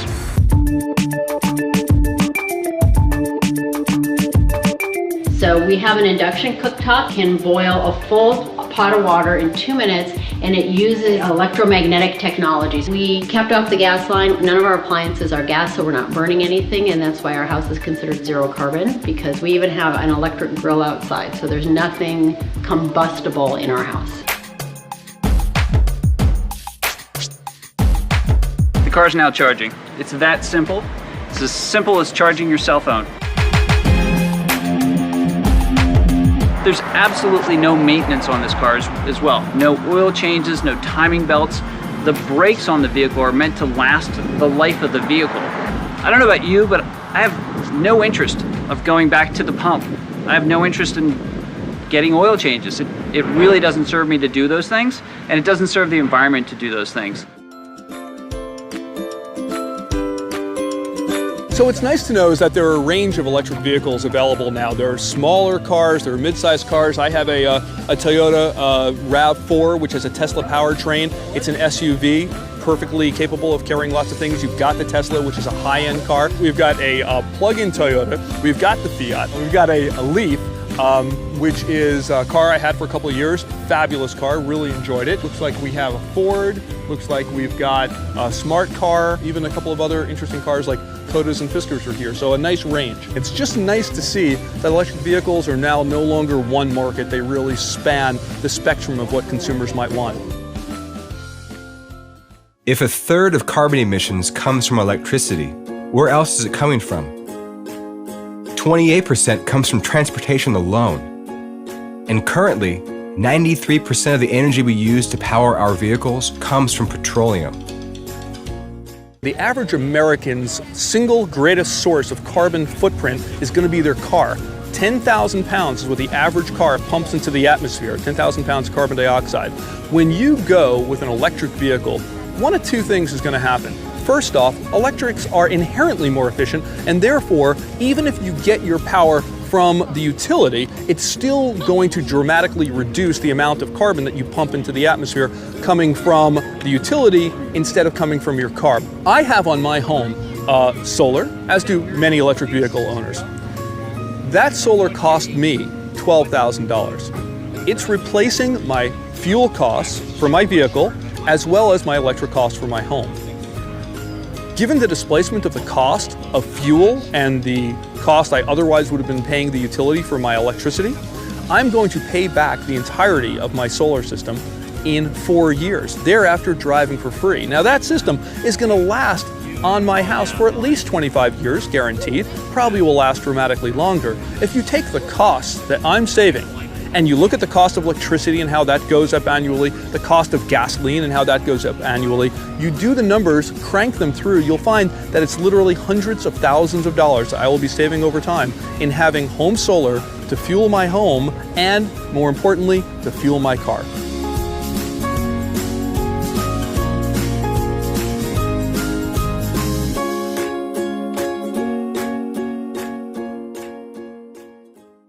I've been an activist on climate and energy issues for a long time, about 20 years or so, working with a bunch of non-profits on energy policy and climate protection.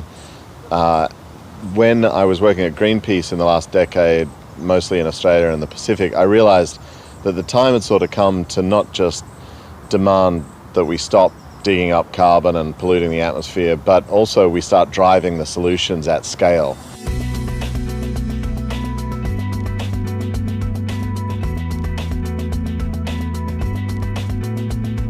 If you're a business owner wanting to be part of the solution, B Corps are the way to go.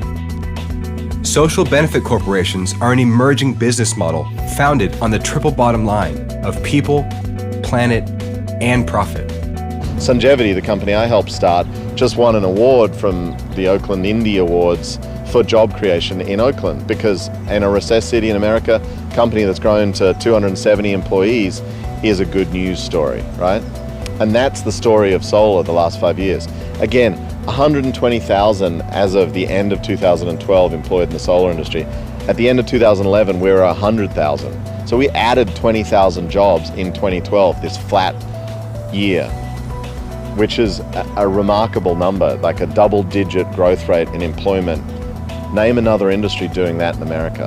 Danny Kennedy and I got together and thought, what would it look like if we could transform Oakland, starting right here in Jack London Square, into this place that's known around the world for solar innovation and ingenuity. So anyone around the country or the world who has an idea for a solar startup, particularly in software or finance, that they would know we better go to this fund cube because that's where it's happening. The founding partner, Sungevity, is doing an incredible job helping residents go solar. So people who otherwise couldn't afford, the $20,000 to $40,000 to put up a system, with Sungevity, they can get a solar lease. So zero money down, you get the panels up, almost immediately, and then you're paying less from day one on your energy bill for the next 20 years of the lease, wow. Whereas the prices of fossil fuel, dirty energy, coal are just going to continue to rise and continue to destroy the planet. And we have, 8 great companies already in this space and a couple of non-profits that support these sorts of openings in the economy. So, one great example is Mosaic, which is a crowdfunding platform. And Mosaic is connecting everyday investors, people like you and me, to solar projects that otherwise wouldn't be funded by big banks. So one of the challenges in the solar industry is that there are a lot of medium-sized schools, churches, hospitals that can't go solar.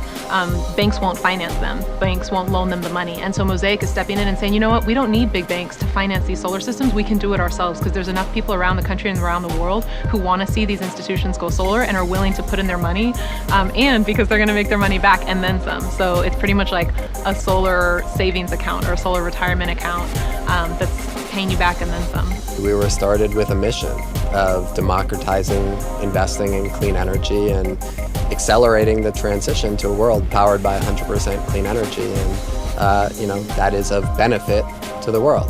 Most of our projects return between 4 and 7% annually. We have 0 defaults to date, 100% on-time payments to our investors. So if you structure these investments right, they're very solid. Yeah, I'm here to talk to you about money. I'm the evil banker in the room, and it's an honor to be in your presence, but it has to make business sense, right? So I want to talk to you a little bit about the economics behind financing renewable energy for us and why it makes business sense for us. Some of it's coming from the finance end of town, like big banks, US Bank, Rabobank, Citi, Goldman, they're all getting into the game. Warren Buffett didn't spend $7 billion on solar in the last couple of years because he thinks it's a passing fad. You have people like Tom Steyer and Kat Taylor in Oakland who are saying, you know what, we're billionaires. And you know what, we also are not okay with being alone, billionaires with our little private club. We're funding clean technology.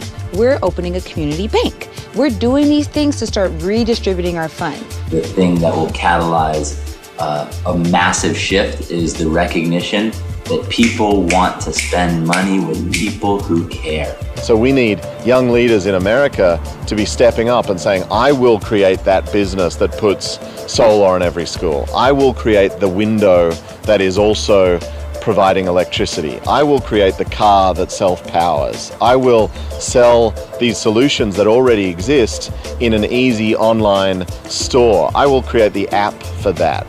There's software, there's finance engineering, there's all these opportunities that need the ingenuity and genius of young millennials to be applied to that will make this solar opportunity happen, this rooftop revolution take place. But that really requires entrepreneurs to grasp the nettle and do the work. It's inspiring because I think there's a lot of models right now, and I think big CEOs realize that if their business is not having some massive give back as part of their business model, they will become a dinosaur and die. We plan to chain ourselves to these oil barracks right here and hopefully try to engage dialogue in a non-violent, direct way. And then we'll be testifying later on in the meeting.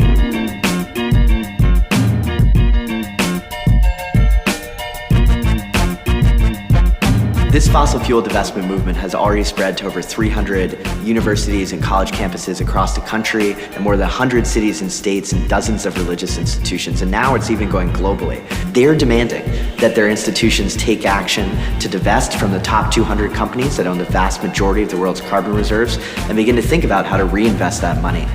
We're at a point where we don't have a lot of time to just get comfortable with recycling and changing our light bulbs. We have to take a lot bigger steps, and we have to demonstrate to the status quo, the business as usual industries that we're not going to take it anymore.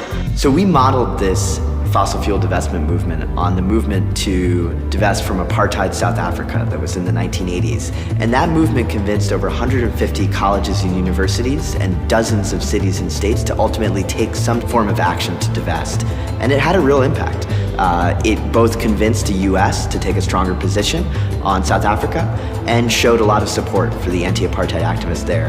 So much so that when Nelson Mandela was freed from prison and did his first international trip, the first place he went wasn't to the US Congress, it wasn't to the White House, it was to the University of California in Berkeley to thank students there for their role in the divestment movement. Our hope is that this fossil fuel divestment movement can have a similar impact.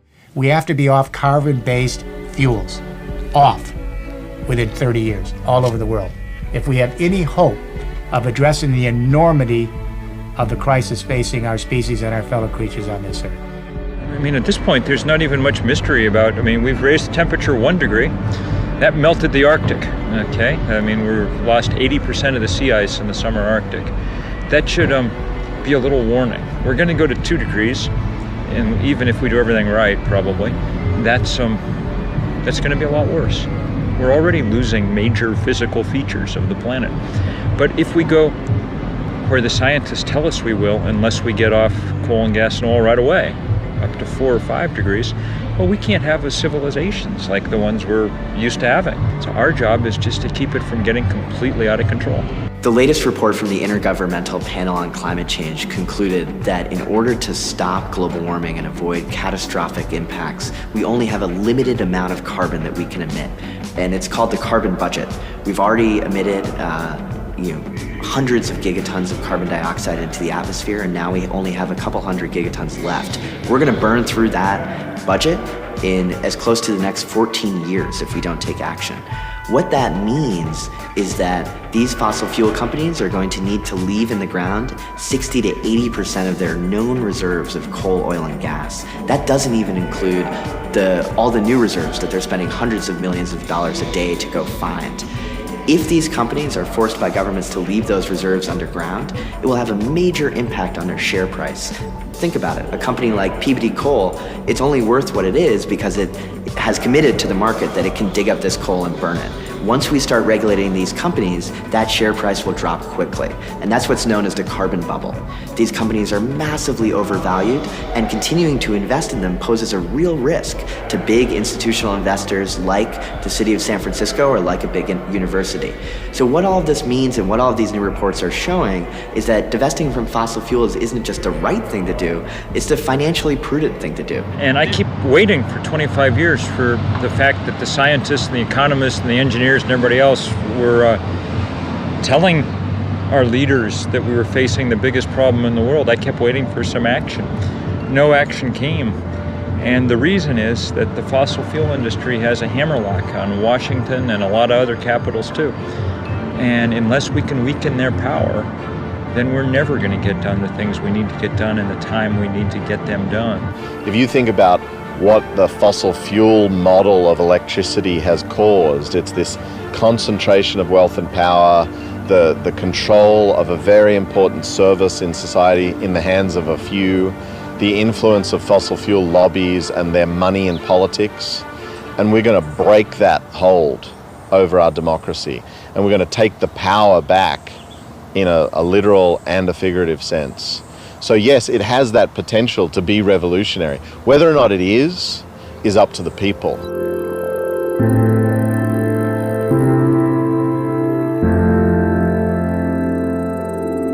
After talking with Danny and witnessing 350's divestment movement, we realized how critical our moment in history really is. How do we convince the most powerful companies in the world to stop burning fossil fuels and to help save the planet?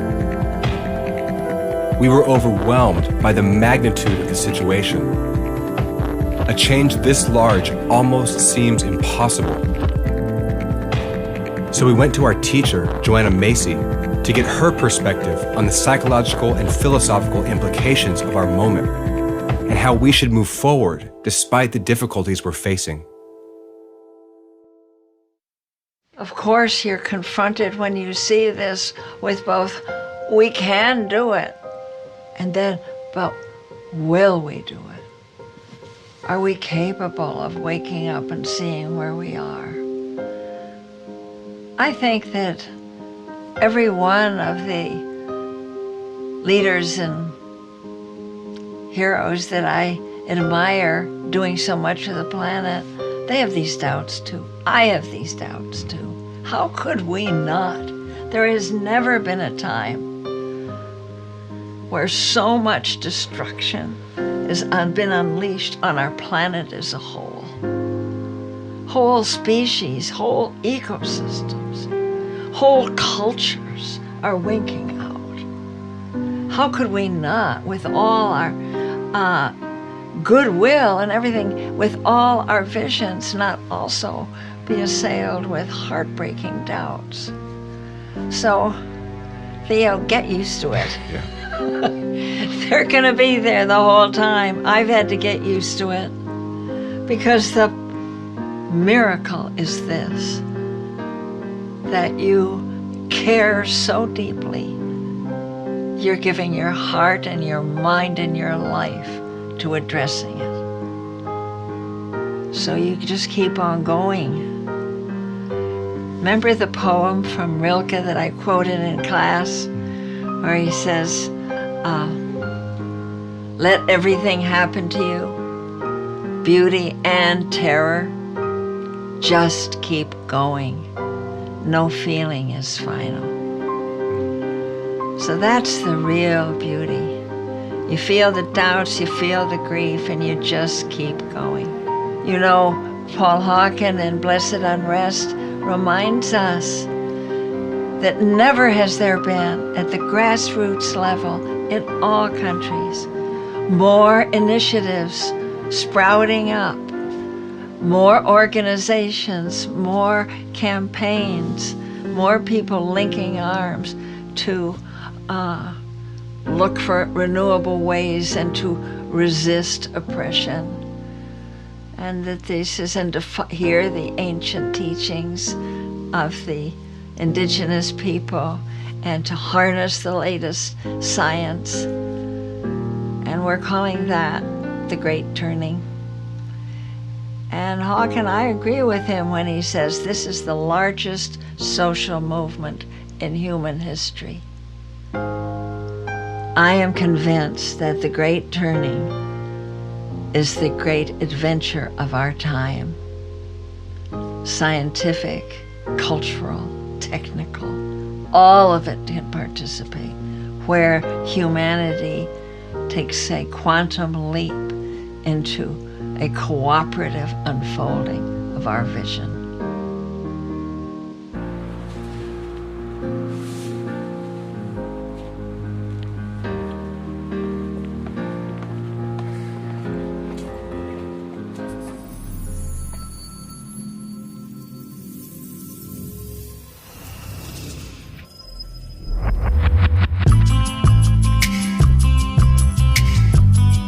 Joanna was right. We are part of the largest social movement in history. We are witnessing the emergence of a participatory universe where everyone has a chance to co-create our world. In the old paradigm, energy and information were centralized and controlled from the top down.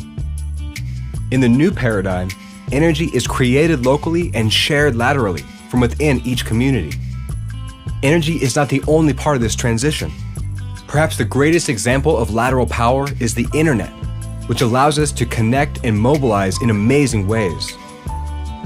Other examples include crowdfunding platforms like Indiegogo, local food movements like farmers markets and food co-ops, and new collaborative education models that are emerging around the world. Leading this shift towards lateral power is Green for All, one of the most innovative community organizations in the country. Green for All is a national organization. We were founded to develop an inclusive green economy strong enough to lift people out of poverty. And so we really work with communities all over the country to focus on solutions from the grassroots up and to really redesign how our economy functions so that it not only protects and respects the environment, but that it serves people. We have to do the work to ensure that as we build it, it's not built in the same old way, where the same people that got the jobs get the jobs, and the same people that were locked out, the poor people, the communities of color that were locked out of that economy are locked out of this one.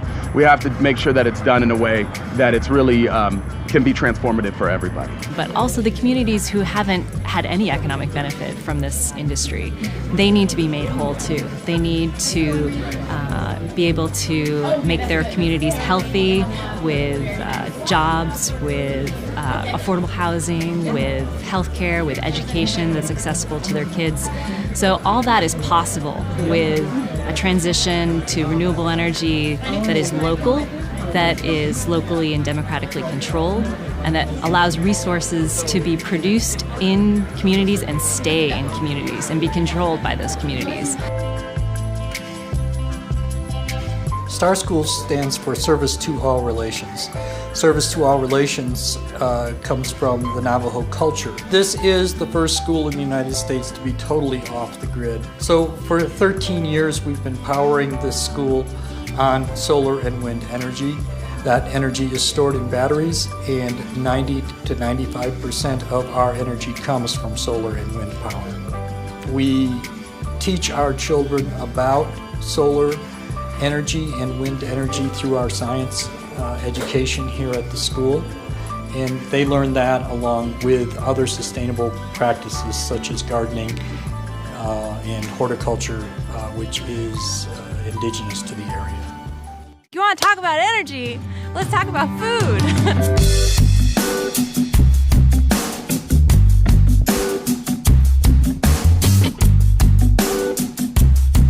I moved into this house and it was a garden full of dead grass in the middle of urbanized Oakland. But what we did was we had some garden parties and we ripped up all the grass and helped amend the soil, and now we harvest. For 2 years we've harvested a lot of food from the garden. It's given us organic produce and saved us money and helped offset carbon in the environment and create homes for the birds and the bees. And it might seem like just a garden, but it's actually a really powerful piece of land to help the world heal itself. So yeah, I would say it's worth it.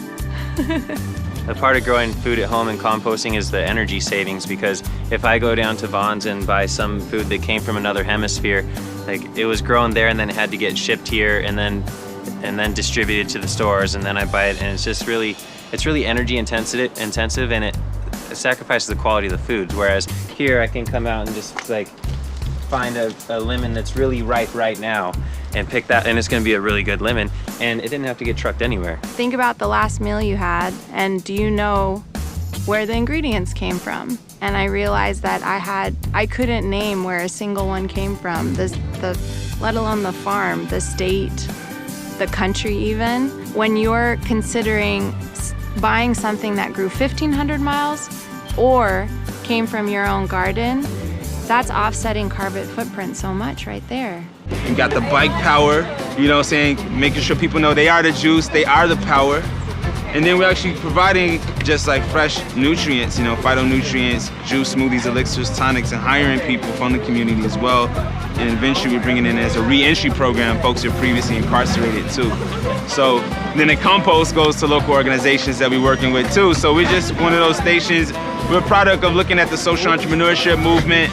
We're a product of the Green Jobs movement. We're a product of the Black Panthers. We're a product of like indigenous shamanism, all of that. When we fuel ourselves differently and give ourselves a different fuel, we actually see different possibilities.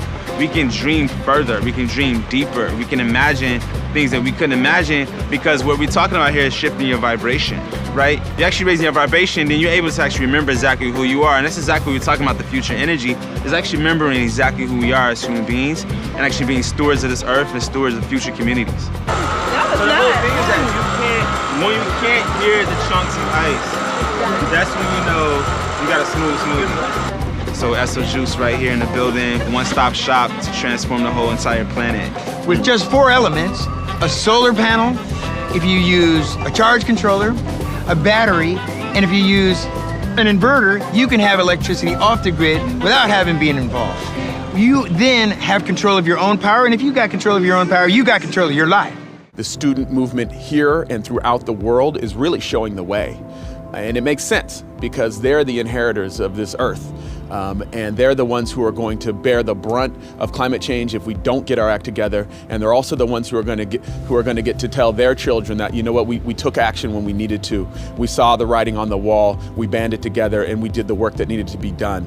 And they'll be the ones who really lead us towards, a sustainable world, a resilient world, a world where justice comes first, people and the planet comes first, and profit comes after that. Because I think there's a younger generation around the world that is basically upending the old gestalt. And I think more and more organizations around the country, especially environmental organizations, are recognizing that we need a translocal approach, an approach that is grounded in community, where the issues and solutions that are coming from community groups, from neighbors, from young people, is informing what we do at the national level. This is an environmental issue, it's a human issue. It's also about learning about civic engagement, leadership. The kids, when they go home and start to take action with their parents, they're leading the family. Across the country, organizations like PowerShift, Cool the Earth, and the Alliance for Climate Education are getting students actively involved in the larger climate discussion. We met with a group of young leaders to share with them what we had learned about the climate crisis. Here's what they had to say. I never really thought of it as like this big of a problem, but now I realize that, we're doing this to our own world, and if we keep it up, then we're really gonna destroy ourselves. Some humans just don't believe in global warming. They don't believe that our planet is getting hotter. They don't believe that the ice caps are melting. And I think something really needs to show them. They need to be more aware of it. And I think that's one of the biggest problems, is that people need to believe in this thing that's happening right now. That is the first step, realizing that we, as a humanity, have done wrong and that we need to change our ways is the first step to go. And that now, if we all realize that and work together, we can change it. I was just thinking that if a huge meteor was gonna come and smash into Earth, all the humans would be trying really, really hard and be doing everything they could to make it stop. I don't understand why we're all not trying to make it stop. If everybody was aware of this issue and wanted to stop it with tons of passion, then I think that would be very good for the environment and that would help.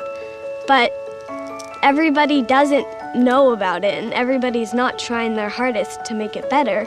So we have to get people to try their hardest to make it better. But I feel that everyone who lived in the past and never knew about climate change, or all the babies that throw their toys on the floor and break their plastic toys, which is a waste now because that goes in the trash, they did something bad, but did they know that they were hurting the environment? No. But if you learn it and learn that you're doing something bad and then do it again, that is when it becomes wrong. The young people across this planet are beginning to think of themselves as an extended human family and beginning to see our fellow creatures as part of that family. I am hopeful that a younger generation is going to be able to move this journey to an empathic civilization embedded in a great biosphere community so we can let life flourish again on this little earth that we live in. Climate change and the energy crisis puts it into perspective, the way that we as human beings have been evolving over time and how this moment is our opportunity to take that next evolutionary thrust. And I can't think of a better way to live my life than being in partnership with young people to create this incredible future that is unknown and exciting and the next frontier of our human imagination. We are witnessing the emergence of a new planetary consciousness, a new vision for humanity itself. It's a vision that reconnects us to the living systems that brought us here in the first place, and reminds us that we are stewards of this planet, active members of this Earth community. We find ourselves at a critical point in history, where the future of the planet rests upon the choices we make today. We now have a plan to move away from fossil fuels and rebuild our society to use 100% renewable energy. By implementing this plan, we have the opportunity to create millions of jobs in an inclusive green economy, improve our health and well-being, and create a more secure future for our families and communities. This is our time to be fully engaged. This is our time to cultivate the greatest gifts we have to offer and use them for the benefit of all beings. The future of the world is in our hands. The question is, what type of future will we create?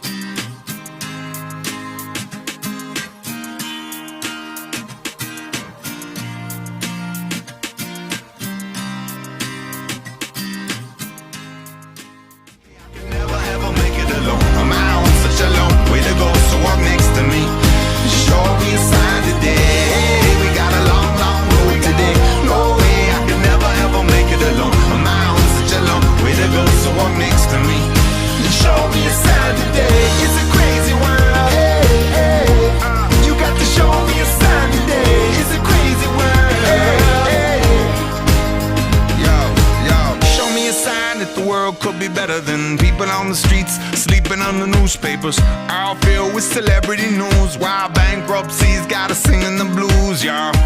And I just wanna know why it seems everywhere I go that nobody knows how it ends or started. Standing in the lines of the broken-hearted. It's just so hard to make it on your own, but you don't have to walk this world alone no more. I wanna know when you're coming home. Send me a picture on your telephone and say, hey, we got a long, long road today. No way I can never ever make it alone. I'm out on such a long way to go, so walk next to me. Show me a sign today. We got a long, long road today. No way I can never ever make it alone. I'm out on such a long way to go, so walk next to me. Cause I can never make it without you. It's a crazy world. I can never make it without you. It's a crazy world.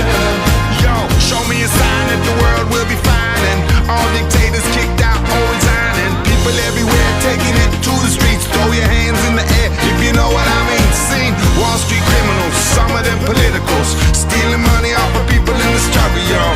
Everywhere on this planet I see people fighting back for humanity, yeah. I hold my camera so far away so I can take a picture of the world today. I wanna know when you're coming home. Send me a picture.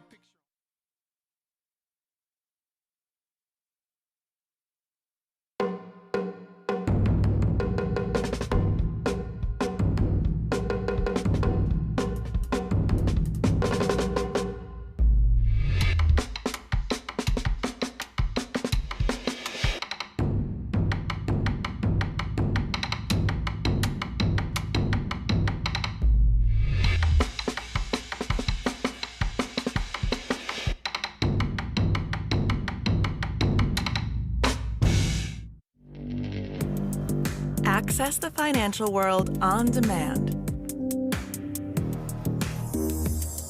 Hear from leading economists, policymakers, and industry experts via live and on-demand webinars, only from Bloomberg.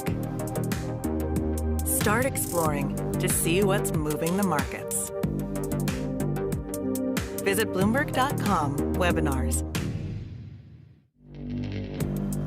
Access the financial world on demand. Hear from leading economists, policymakers, and industry experts via live and on-demand webinars, only from Bloomberg. Start exploring to see what's moving the markets. Visit Bloomberg.com/webinars.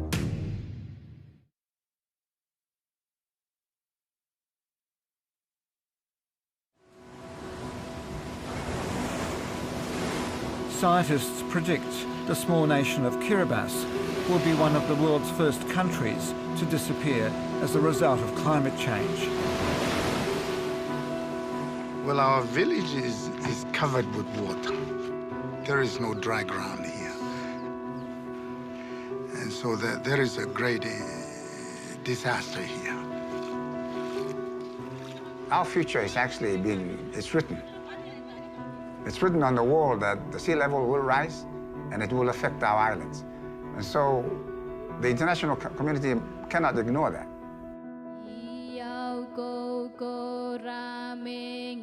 In the middle of the Central Pacific and spread over 33 coral atolls, Kiribati is home to 105,000 people, living an average 2 metres above sea level.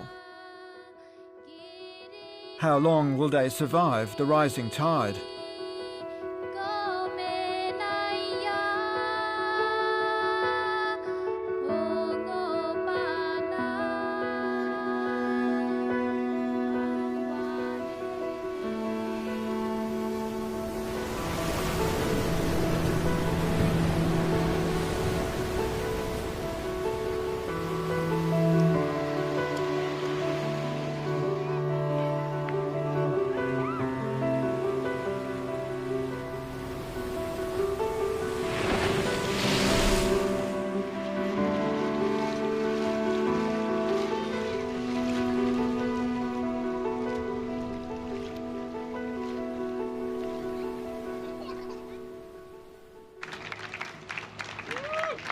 So I want to introduce our next speaker, Maria Timon.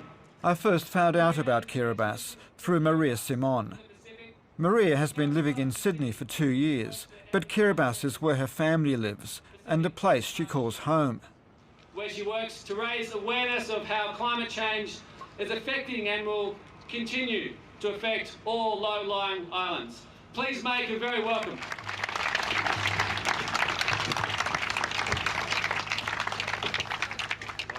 A few weeks back, I went back to Kiribati to visit my mom who was not well. Life is very difficult.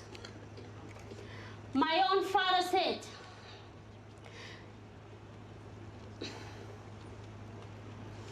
Maria, I know that I'm getting old.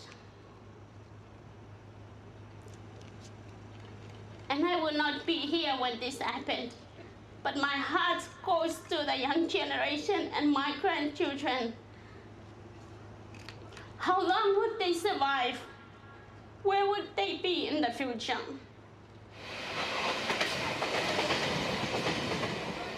There are many people who don't even know where Kiribati is. It's very frustrating when you want to tell the world what is really happening to your people. We are talking about the lives of people, the lives of human beings, and this is what I'm passionate about. Maria worked for a non-government organisation, the Edmund Rice Centre, and was part of a team preparing for the Copenhagen Climate Conference. The outcome of the conference will be critical for the fate of low-lying island states like Kiribati. I'm very eager to be out there and to tell the world leaders about my people. In the lead up to Copenhagen, we want to be communicating with as many community groups as we possibly can, with schools, with NGOs. We said to most Australians, where's Kiribati? Some may know Kiribati, but they won't know Kiribati and they won't know where it is. So that's part of the reason why we've got to get the word out. You know, in lots of ways, Maria. I mean, you can tell a story that no one else can.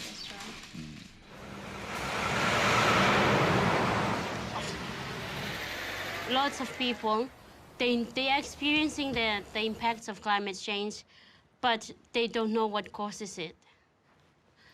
Especially our older people, even my dad.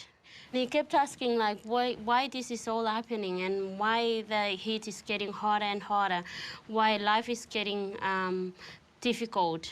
It seemed a big step from this one Sydney school to get the story out to the world. You get to involve in this, 3 claps, like 1, 2, 3. But I had the feeling that Maria was up to the challenge. Okay, can we do it now before we go?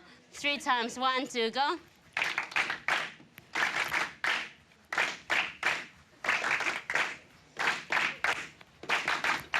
Thank you.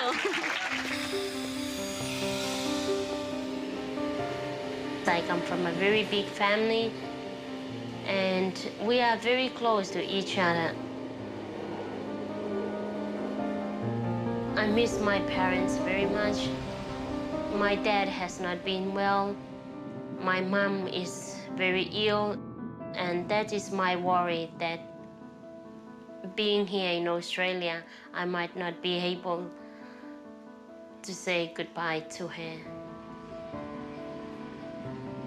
At times I feel very lonely to be here on my own while the rest of my family are back in Kiribati. Soon, Maria's climate change work was to take her back to Kiribati. But just days before leaving, she suddenly received the message that her mother had passed away.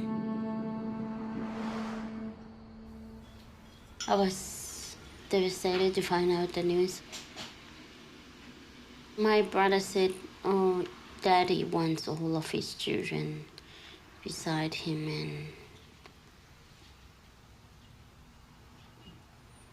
and he wants you to come back right now. My family is my priority. Yeah, my heart is always there."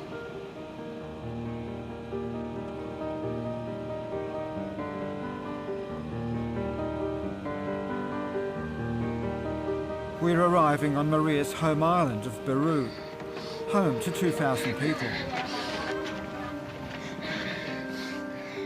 Maria's been the only one of her 13 siblings to leave the island to continue her education and make her life overseas.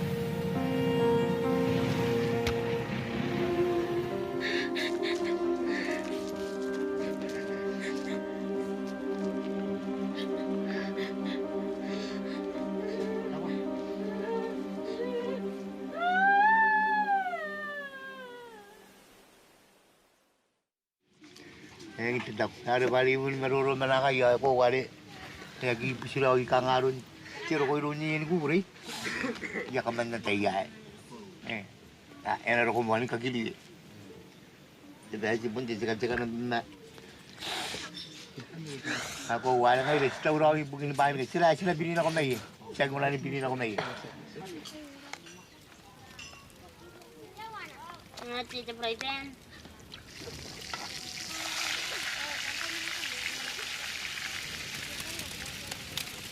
I noticed that life now is totally different without my mom. I miss her so much. But we still have a dad.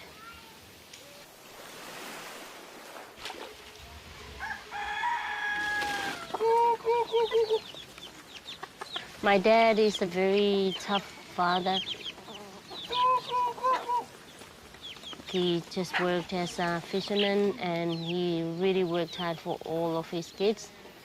Unfortunately, one of his foot had been amputated. My dad really encouraged all of us to go to school and complete our studies. I guess I was the only one listening to my dad.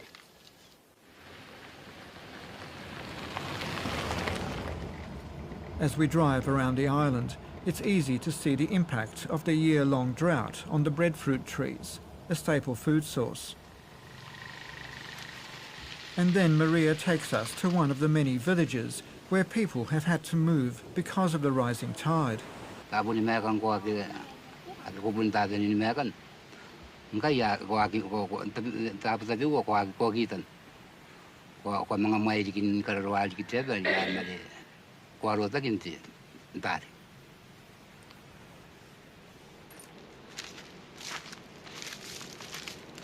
Mo ayo te kawai daya ke ya ka bunga na kiro ya kain biru araw ni ka nga ya ka to bibi ka nga yo raw ni roi chep nó non daya kai ke ta kawai ya ruột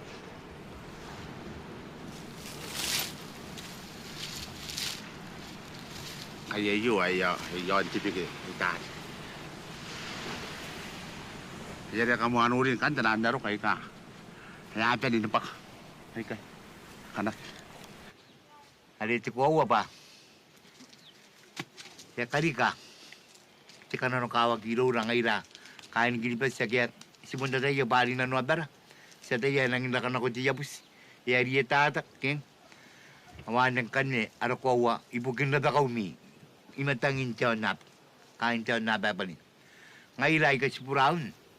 Iya ini kira-kira di mana-mana. Na kete Urupaya ay kaligya wana-wana. Ipun kau tak kukurin na ipukin na siwanaria. Ni nanamakuri ada sen ni ya ita ko ba te kamanen tamarwa. Ibukia kain kiripes sa kain tayo na babali. For Maria, it was very important to explain the concept of climate change to the younger generation. They'll be the ones affected for years to come.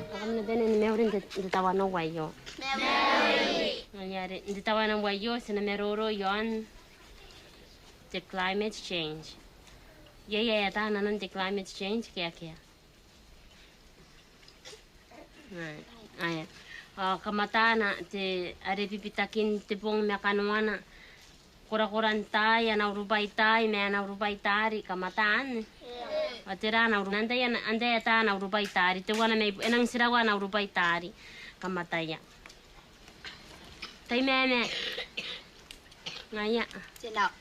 Tino, atira anaurubai tino. Yo kinakoyat. Ngaya yo kinakoyat. Enang ka kinakuha kikiripes. Tikin kora-koran di dikira kentari. O te pai ari naman kinakuya pon. Tiran. O anak kora-koran tay. Ya kadikatiran paya kimem paya aira.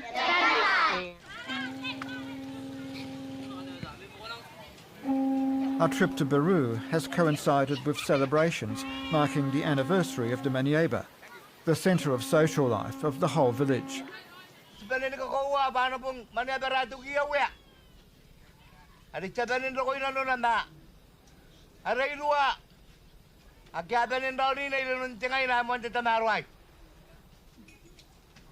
Ayo punta kasi ito wan. Manara di ka daw ni ko yari ko. Katira ngay rete na sinikirip sa sidik ngay rete ka bay o tukyan. Kanara pun rota kya pet ayo tukyan te kangang. Kamlop, metikira. Ya. Jadi ko nanti pun ko nanti.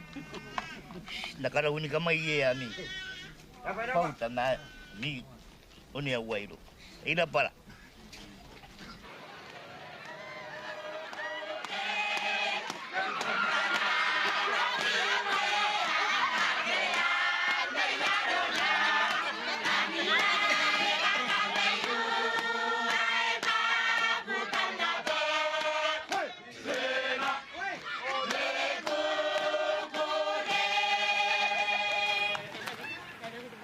We travel to the main island of Tarawa and call on Linda Wan. Linda is organising the Kiribati government side event at Copenhagen. The conference is now less than 5 weeks away.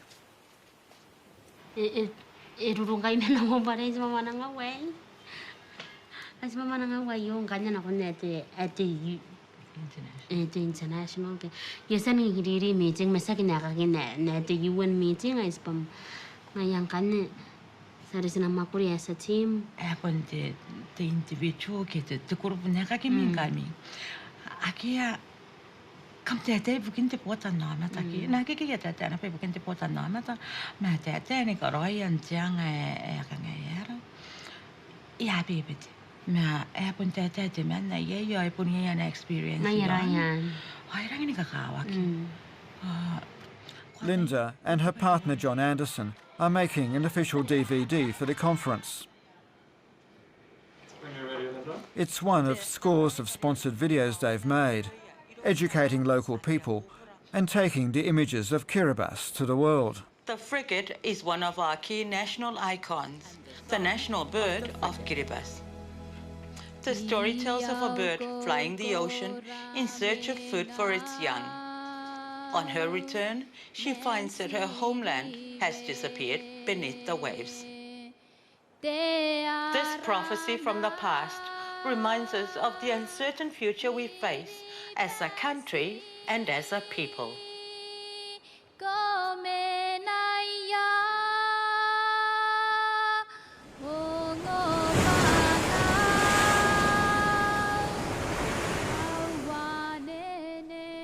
The worst high tide we ever had was 3 years ago. We were standing here and waves were just coming over from the lagoon onto our land. Our seawall was being eaten away. It went right through our house. We worked overnight. When that tide was starting to go out, we quickly had to mix cement so that we can at least strengthen some of the worst hit areas of the seawall. It was really, really scary.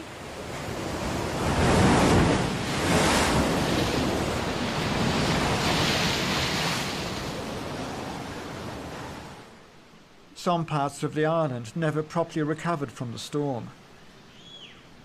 Seawalls protecting many communities were destroyed. Though they were repaired, they ended up being wrecked again and again by the combined impacts of tide and storm. Linda takes us to one of the communities that have been severely affected. People from the outer islands settled here 30 years ago. It was one of the last places left on overcrowded Tarawa.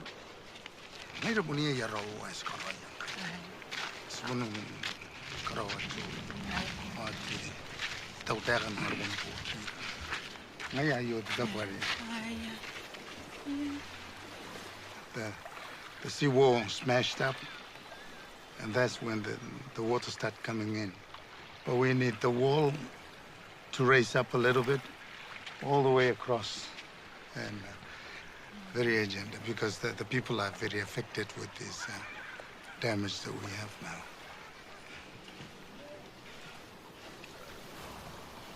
We once have a well by one of the houses back there, and the well was covered with water. And so there is a great disaster here.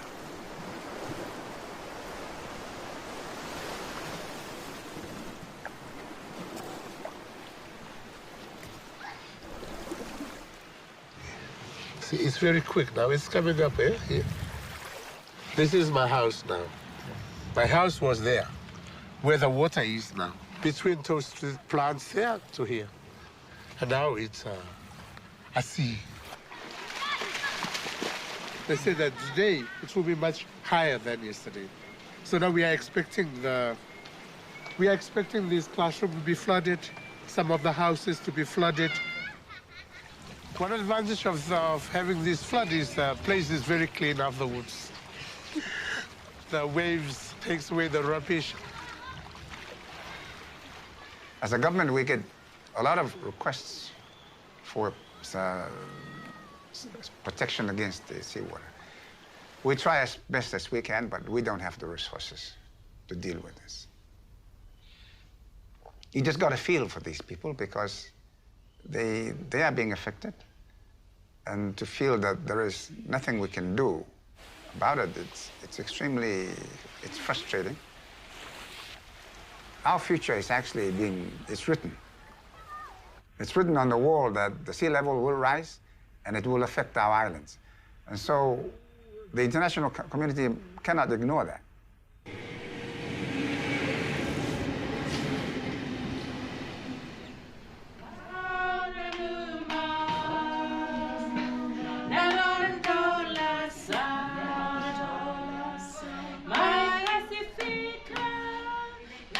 Back in Sydney, and it's only a week before Maria leaves for Copenhagen.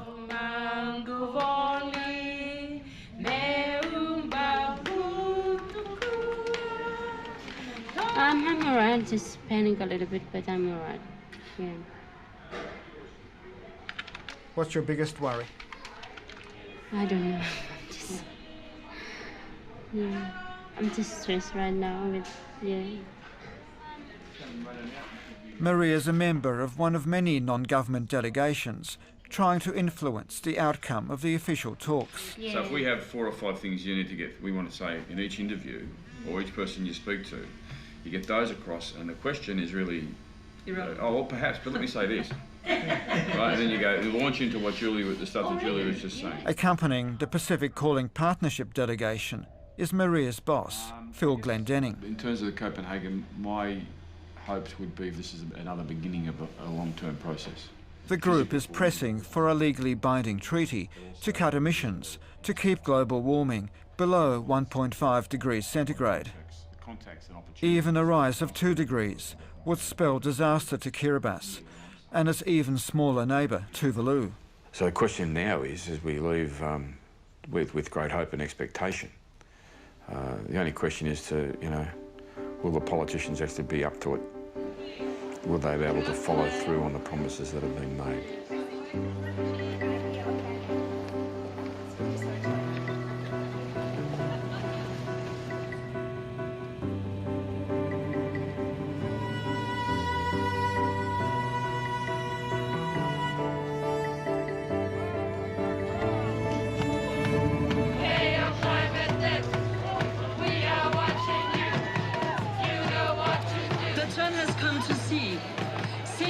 Copenhagen, but also C for constructiveness, C for cooperation, and hopefully, in the end, C for commitment and consensus.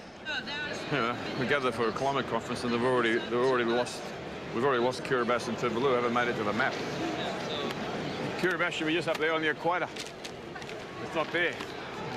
Tuvalu. We hope this isn't a globe as it would look in 70 years' time and just a mistake. This is our chance. If we miss this one, it could take years before we get a new and better one. Let's get it done, and let it get done now. The tiny Kiribati government budget means that John and Linda have had to stay 2 hours out of town. On top of that, to cut costs, dances for the official presentation have had to be cancelled. At the last minute, Linda has asked Maria to help out.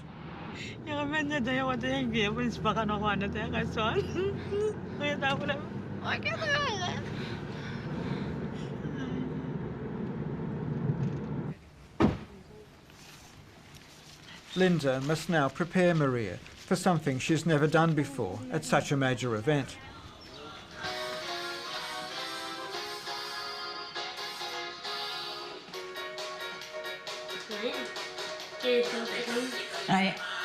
Are erok kukangai konanga still konanga pun na ikan na konaki koro ai kai ya na konaki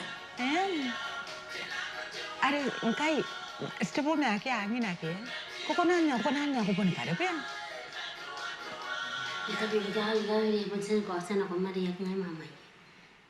You are celebrating what we do best in our culture. And just imagine you're doing it for your country. And isn't that quite something? I don't have that same feeling. I said, don't worry. You'll feel it when you get it all. I think she's good. I think she's doing it because she's needed. It's not easy to actually decline. Welcome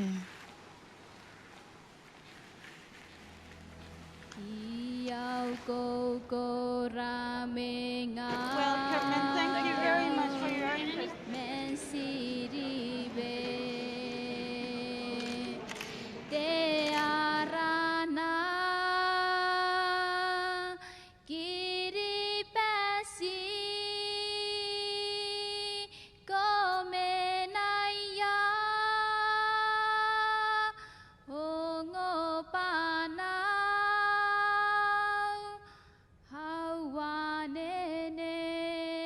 The outcomes of the Copenhagen conference will directly affect the future of my country and our people.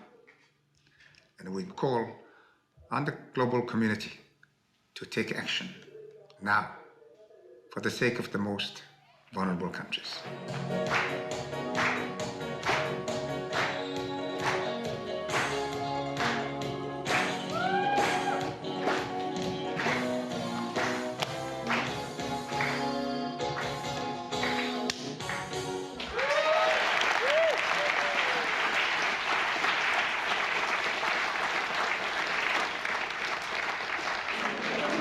Our end goal is to maintain the well below 1.5 degrees Celsius.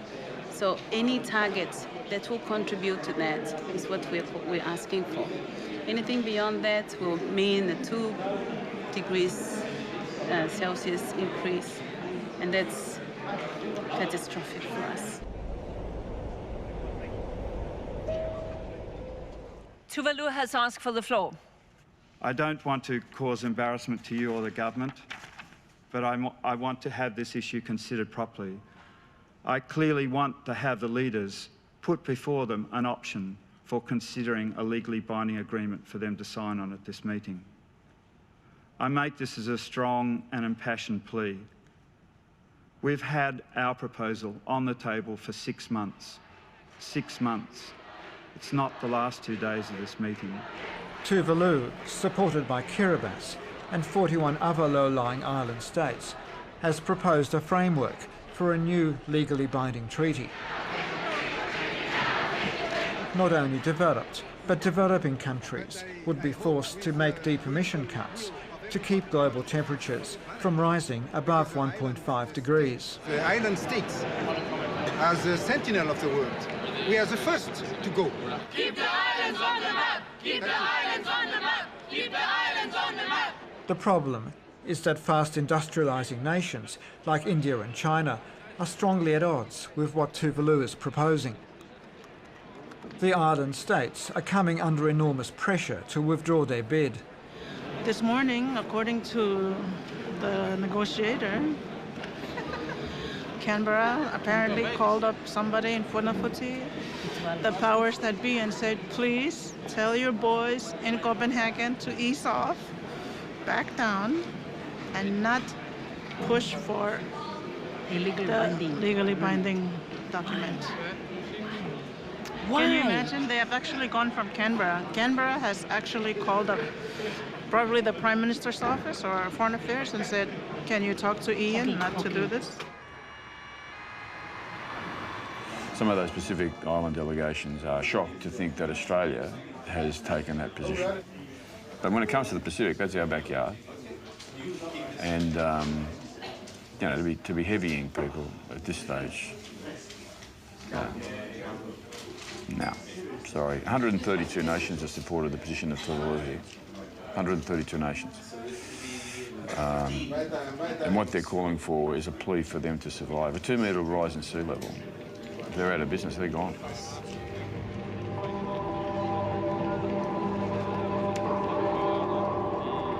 What's happening at COP15 is the death of democracy. It's an attempt to undo 20 years of work on a legally binding agreement. The earth must call the shots. The earth will write the rules.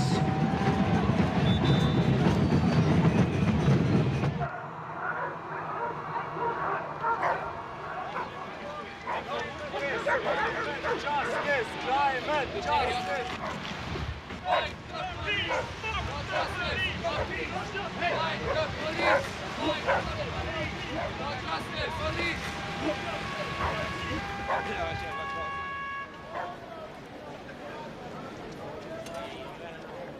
It's not about what degree but it's all about human rights.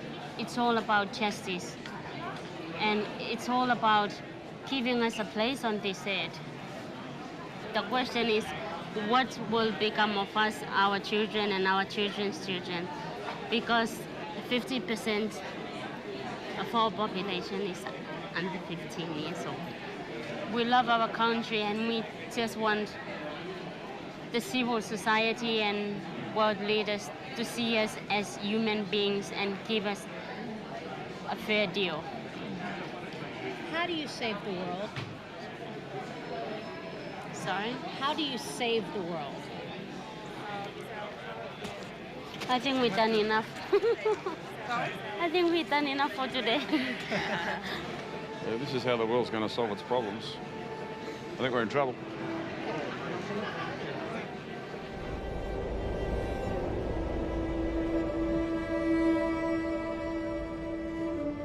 The conference fails to agree on a legally binding treaty, but in the dying minutes adopts a non-binding accord, asking nations to pledge carbon emission reductions. Meanwhile, Kiribati and other least developed nations have been promised a $30 billion fund to help them adapt to the impact of climate change. But how fast will the money flow?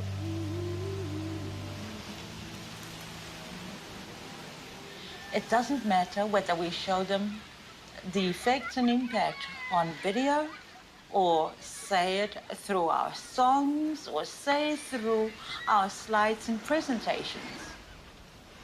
The people that we are talking to are deaf, and they're dumb, and they're also blind.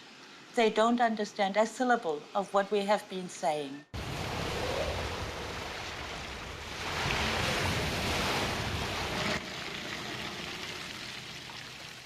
I return to a very different Tarawa.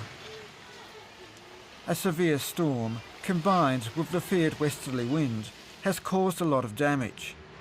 And in a week, the annual spring king tide is due.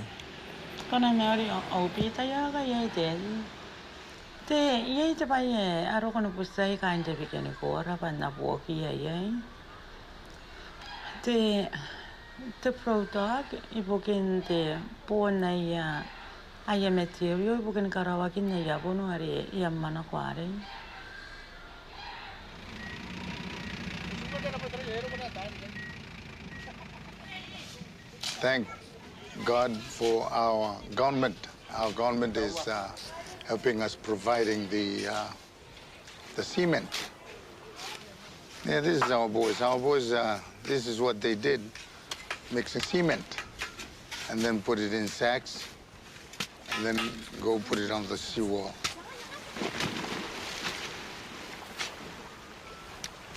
Thank God that there wasn't any waves last night because of no wind.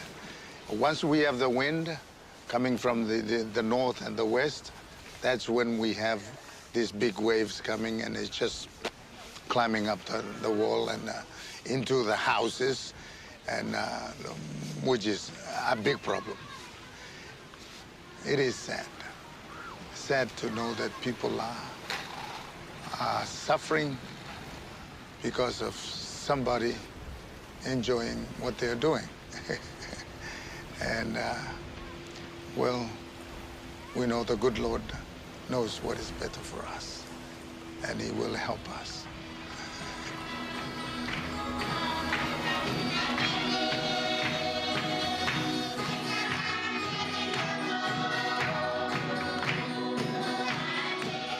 We're going to have another very high tide this afternoon. But what is that? We'll continue to pray that the Lord will give us his good hand and protect our place and protect us, our lives, and our little ones. I want you people to continue praying that the Lord will save our place. Praise the Lord. Looks like it needs to be higher than this. We need to make it higher. To add another 2 layers of sandbags. And it needs more sand to pack it up from over this side. We have to ask ourselves the question, if half a meter rise in sea level is projected, we're going to have a lot of problems. Unfortunately, our islands are scattered all over the place.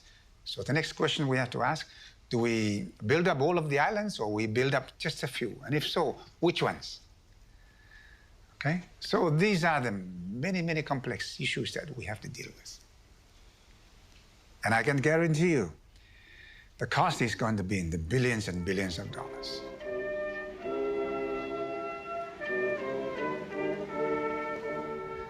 Well, ideally, what we want to see happen is that we would still be here.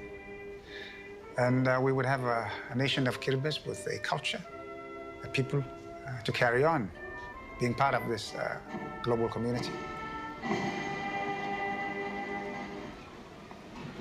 Eyes front.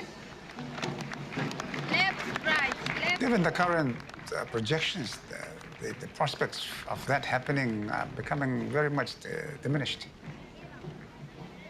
as much as we would like to deny the reality, I think as responsible leaders, we have to accept the reality. There may come a day when we have to look at the option of relocation.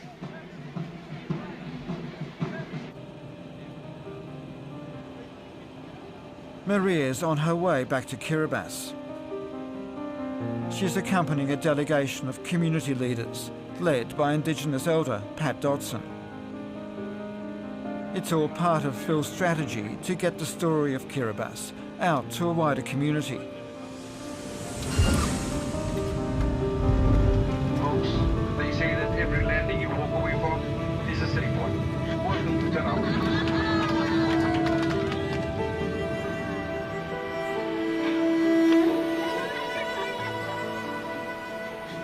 But it's interesting that it's Aboriginal Australia who've actually heard the call of the Pacific. So it's Patrick Dodson and the people from the Kimberley who've heard the needs of the Indigenous peoples of the Pacific and are going. It's a sort of leadership we don't see in politics.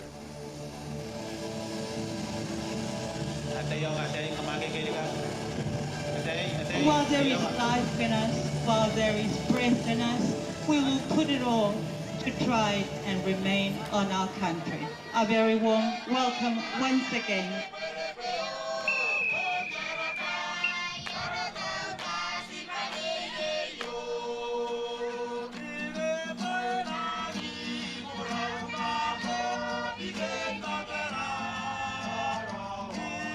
We want you to be able to get the information, the correct one, so that you go back and you speak like us.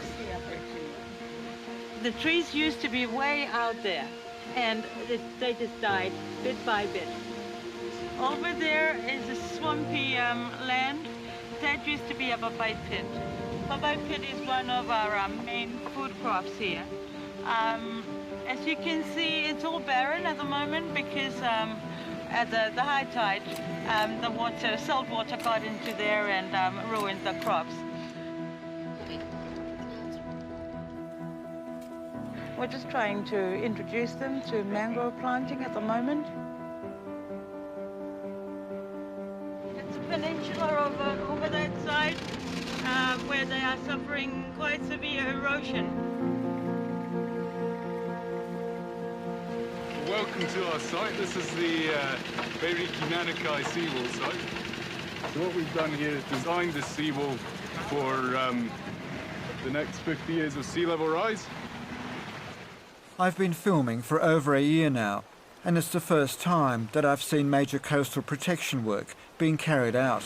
Here we identified that the erosion's very close to the road. So it's really trying to protect the major infrastructure of Tarawa. But we identified 15 sites, similar sites to this. Unfortunately, we've only got funding to do 4 this time. Finally, critical adaptation funds have started to flow. But these funds have come out of existing aid budgets. So what about the 11 projects that couldn't be funded? Whatever happened to the $30 billion pledged by the major emitters back in Copenhagen?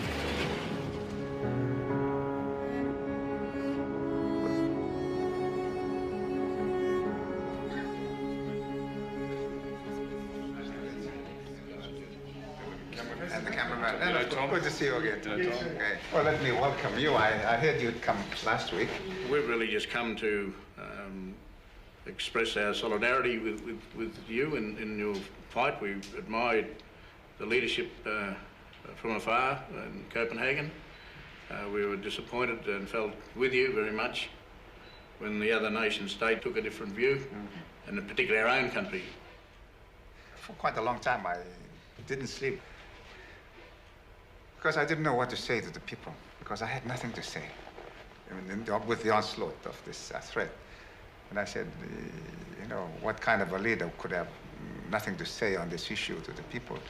But I thought it through for a long, long time, and eventually I went back to cabinet, and so we mapped out a scenario that we have to deal with this issue on a time-relevant basis.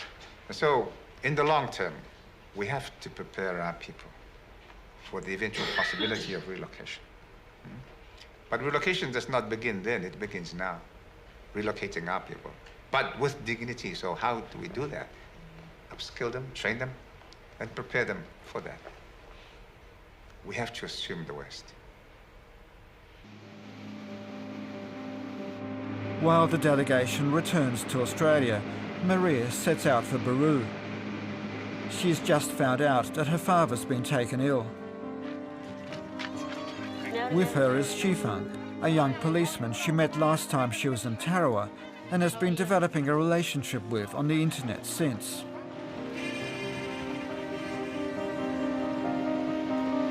Following tradition, Maria needs to introduce Shifang to her father.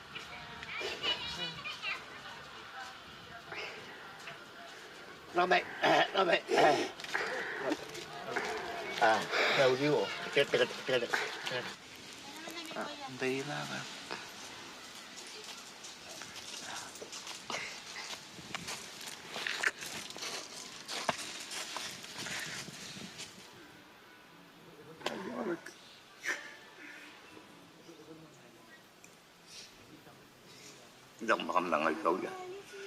Anh ta ra kì. Ra cái mà được.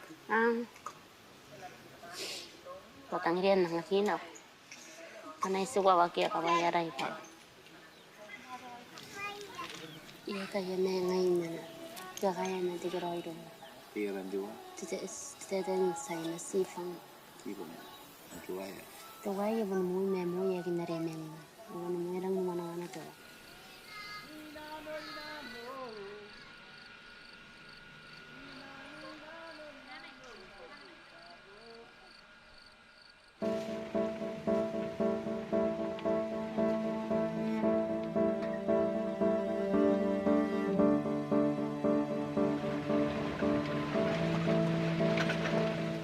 My dad said there were cemeteries there. There was a cemetery there. Oh, but they were gone by the sea.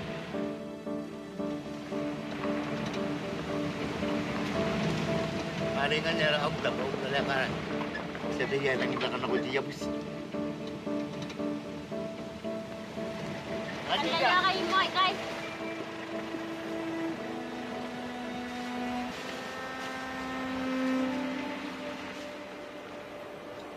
Coastal erosion on Beru is like all of Kiribati, getting steadily worse.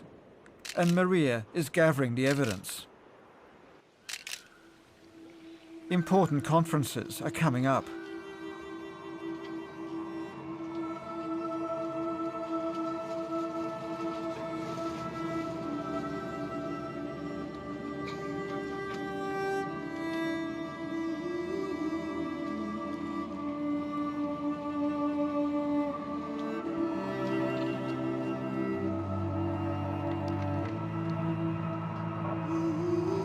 Actually had the opportunity to go back to my home island where I was born, which is called Peru, and I was really surprised to see a lot of changes. There used to be a place that my dad used to take a family to that very point where we would have a family picnic and enjoy the day. But now, sadly, it's all gone, disappeared. And I was really surprised because I left Kiribati and spent my life 11 to 12 years overseas. But when I went back, a lot of changes had been happening as a result of climate change. When I had an interview with my dad, I said to him, "Dad, now I live in Australia. Would you rather come and live with me in Australia?" My dad said, "I was born here, I grew up here, and I'd rather die here."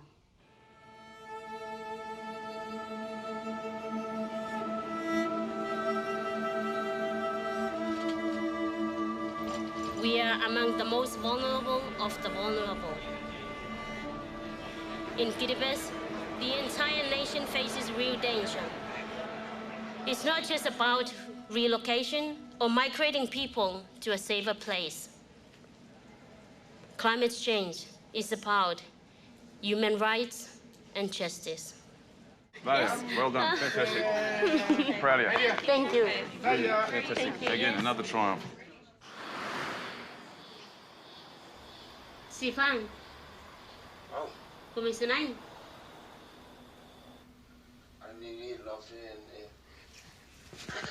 Tete Roy no ni natang you are a police officer, you should know. He said he's shy. Ay ni bako manen ko tam tangira. Kaya kita dia ke banan me pun tete.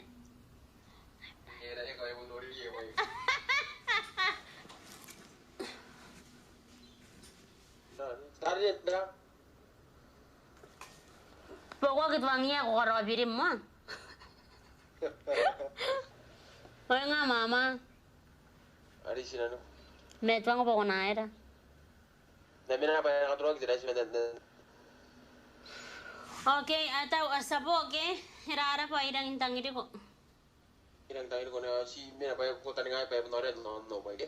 Okay, love you. Love you too. Maya po ko punta ko rabiyak. Ya mana kai.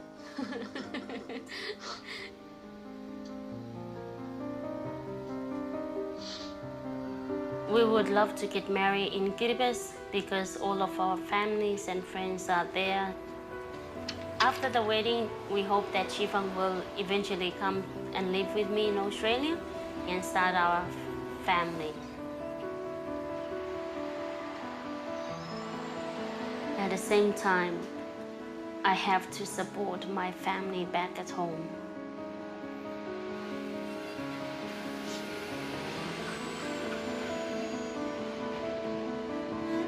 I committed to this job because I know that my people are benefiting out of it. I'm more confident now. I'm more confident to speak out and to talk about climate change and human rights and justice for our own people. The issue is very complex and it's very sad that world leaders are not yet listening to our voices. I won't stop to shout on behalf of my country.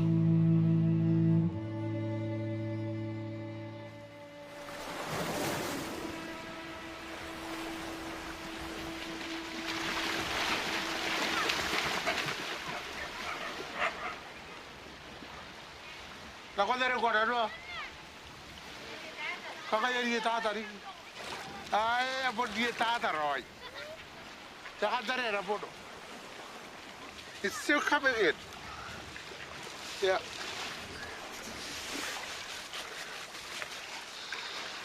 Tay makataka ko yon na po naman mo yapak. Ha, da. Nakaiga ko kitibere ang kami. Tara yate. Eh.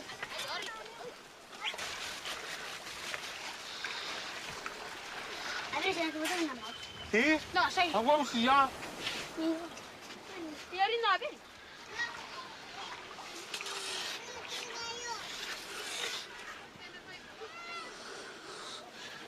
Is it a losing battle? No. I talk about with quite a lot of families, and their indication is that they want to move out, and that's for the sake of their children, you know. And but the question is now, where would they go? That's all. All they can go is to the next island, which is the next island in the Pacific in Kiribati.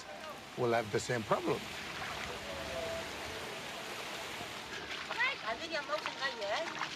Yeah.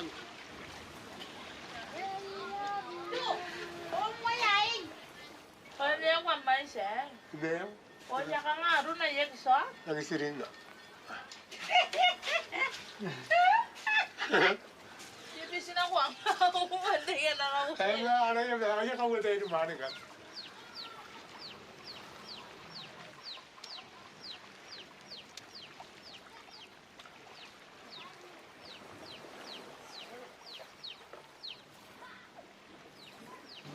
the only answer right now.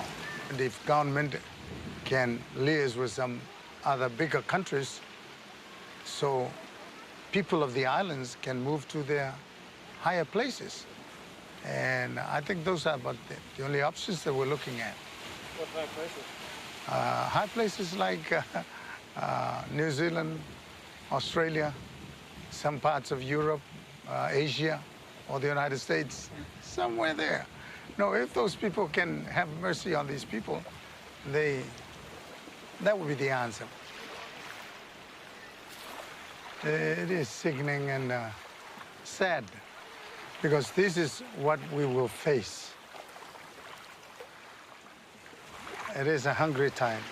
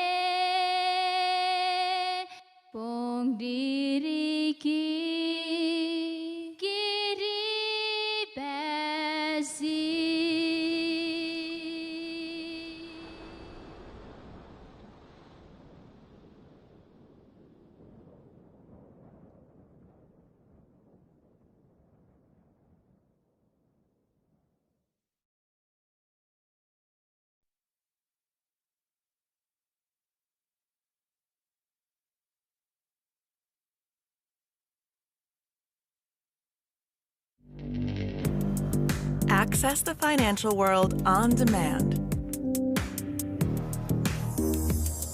Hear from leading economists, policymakers, and industry experts via live and on-demand webinars, only from Bloomberg. Start exploring to see what's moving the markets. Visit Bloomberg.com/webinars. Access the financial world on demand. Hear from leading economists, policymakers, and industry experts via live and on-demand webinars, only from Bloomberg. Start exploring to see what's moving the markets. Visit Bloomberg.com/webinars.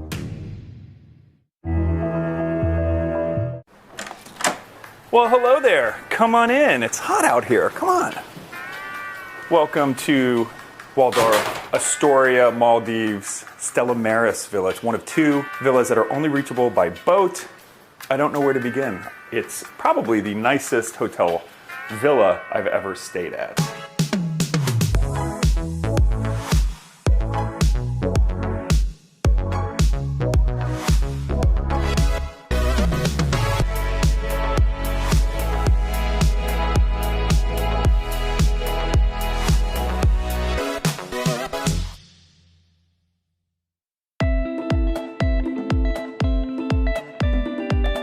Made up of over 1,200 islands in the Indian Ocean, the Maldives is unlike any other place on Earth, with countless white sand beaches and world-class scuba diving.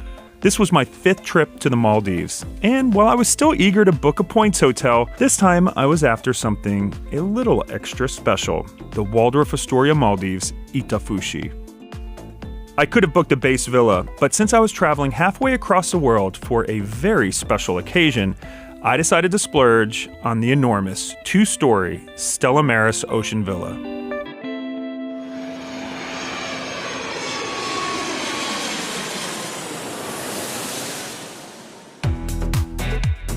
So we just touched down in Valana Airport in the Maldives. The main island's kind of a hustle bustle city. We're gonna take a 30 to 45 minute yacht ride. This boat ride costs $800 and change per person round trip. And no, you cannot rent your own cheaper boat and go to the island. With the Maldives, nothing is cheap. So even if you get a room on points, the seaplane or boat transfer can cost you an arm and a leg. But you'll see why it's worth it when we get there. Unfortunately, even if you book on points, there's only one way to get to the Waldorf Astoria Maldives from the airport.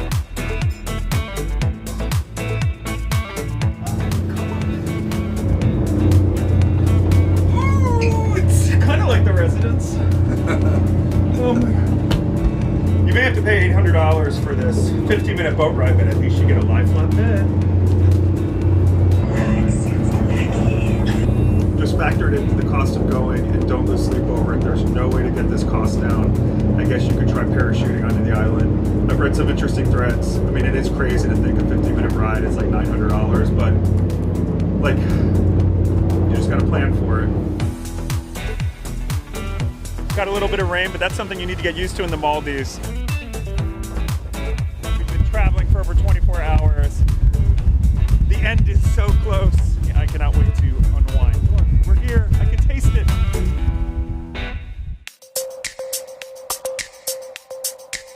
Many resort islands choose to set their clocks an hour ahead of Male to capitalize on the evening light. So even though our boat ride from the airport was just under an hour, we arrived at the resort nearly 2 hours later. For 2.2 million points a night, the Stella Maris Ocean Villa is not a valuable points redemption. But if you want to splurge, this is how you do it. Are you kidding me? I don't even need to see it. It's amazing from afar. We're not leaving. Sorry, we're not leaving. You gotta pull me out of here. Wow. This is insane. This is bananas, man. What do you think? Yeah. You know, you can go upstairs. We're not leaving. Yeah. Stay with us. Just stand back. Oh my gosh. I'm speechless, so if you could talk, that would be great.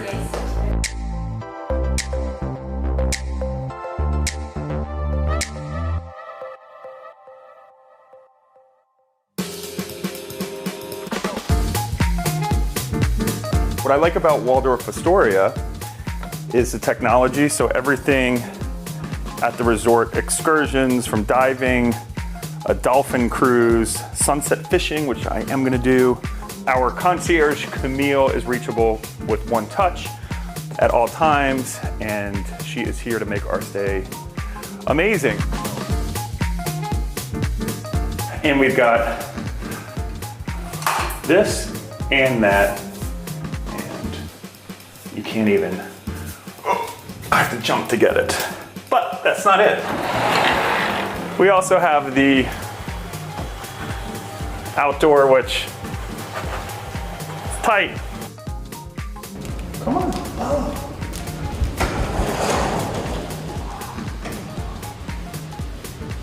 Out here, we've got our own grill, which they were like, you really can't use. You gotta get a chef, which I'm sure is not inexpensive. They've got some juice machines, frozen cocktails. Once again, you have to kind of hire a bartender to use them. While it was tempting to spend all day at the Stella Maris Villa, I knew I had to get some underwater experiences. We are here in the Maldives, Georgia's second dive after being certified. Look how beautiful it is. What's turning? Let's go diving. Yeah.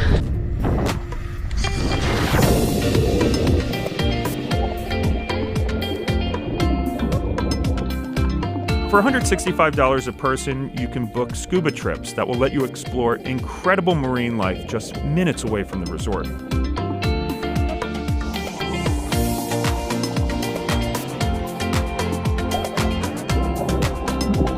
while they offer certification classes, make sure to get scuba certified before your trip. You'll save a ton of money, and you won't waste valuable Maldives time in a classroom. The Waldorf Astoria Maldives Itafushi offers world-class luxury experiences for guests of all skill sets and does an incredible job customizing experiences to their guests' wishes. We splurged our last day and chartered a boat to go out with Emma, the resort's amazing marine biologist, to check out one of my favorite animals, sharks. Let's go see some sharks. Right, Jordan?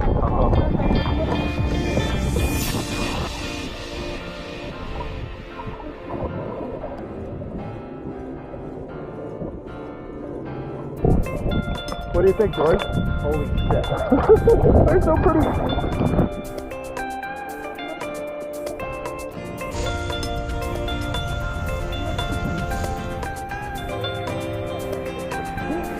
That was cool. Pilot whale, seen it. After experiencing the sweetness of the Maldivian nurse sharks, we stumbled across a heartbreaking scene. An olive ridley sea turtle that was stuck in a fishing net. Turtle is caught and we are going to save him. Save the turtle.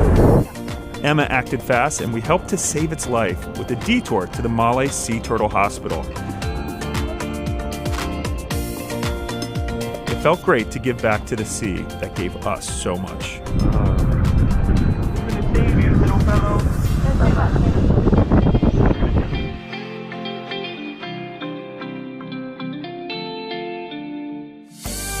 Our underwater workouts also made it easier to justify going all out with our meals. Most resorts in the Maldives only offer a couple of restaurants, but not the case here.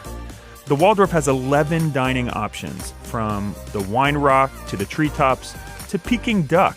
No matter what you want, you'll never get tired of the food. Oh, it's so nice and cold. After diving all day, we were starving for our exclusive booking at The Rock. This is a cool way to end a trip. Dinner was served around a 200-year-old Jarrah wood table in a cave-like dining room built from Jordanian limestone. It's amazing to be in the middle of the Indian Ocean, but feeling transported to the Middle East.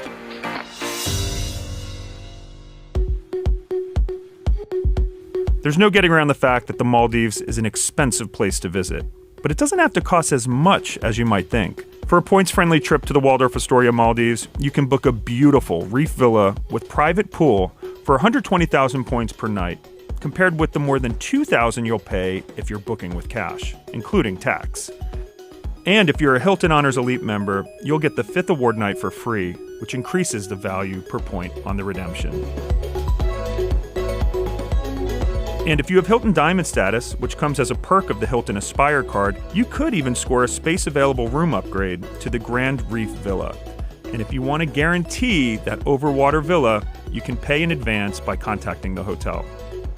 The Waldorf also includes a bunch of other surprise and delight benefits as well, including complimentary welcome champagne and an additional 30 minutes when you book a 60-minute massage.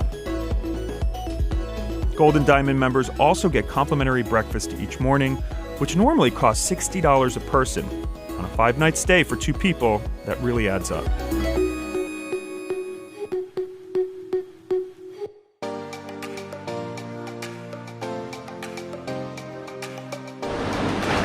I don't want to leave. After you. You'll definitely want to get Hilton Honors Elite status before your Waldorf Astoria Maldives stay. It's not goodbye, it's see you later. But fortunately, it's pretty easy to earn if you know how to play your cards. You'll automatically receive Hilton Diamond status with the Hilton Honors American Express Aspire card, or Gold status with the American Express Platinum card. If you decide to splurge and book with cash instead of points, I definitely recommend paying with the Aspire card. Sea light was like saving a turtle. And saving a turtle. We saved a turtle on vacation. You'll earn a combined 20% return based on my valuation of Hilton points, with the 20 points per dollar from your Diamond status and 14 points per dollar spent on Hilton stays with the Aspire card. Whether you go on points or cash, you need to visit the Maldives. It's by far the ultimate in luxury. And by the way, that special experience that I came to the Maldives for turned out to be a huge success. He said yes.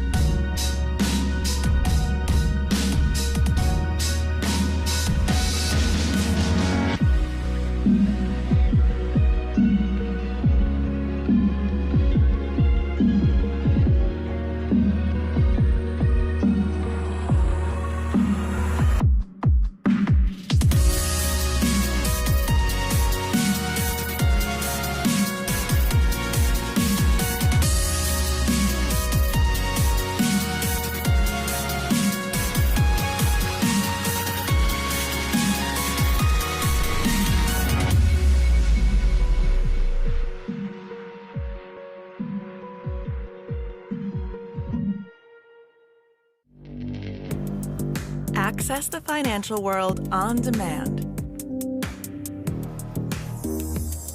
Hear from leading economists, policymakers, and industry experts via live and on-demand webinars, only from Bloomberg. Start exploring to see what's moving the markets. Visit Bloomberg.com/webinars. Access the financial world on demand. Hear from leading economists, policymakers, and industry experts via live and on-demand webinars, only from Bloomberg. Start exploring to see what's moving the markets. Visit Bloomberg.com/webinars. On solid ground, well not quite solid ground, but here's the seaplane. And here is the JW Marriott, which will be home for the next 3 nights. We are not messing around to begin with. I'm in my island Ferrari with Are, who claims he has a license, but he's driving like a lunatic around these island bends. What an incredible welcome. I've just been told that I've been upgraded to a beach villa, so let's see what that's like. But so far, this has been pretty special.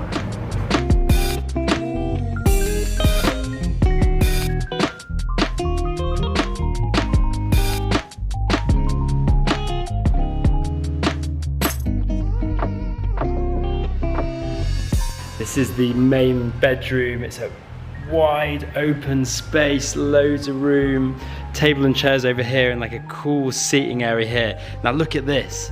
I've got snacks for days. This is my little welcome treat. Look at that.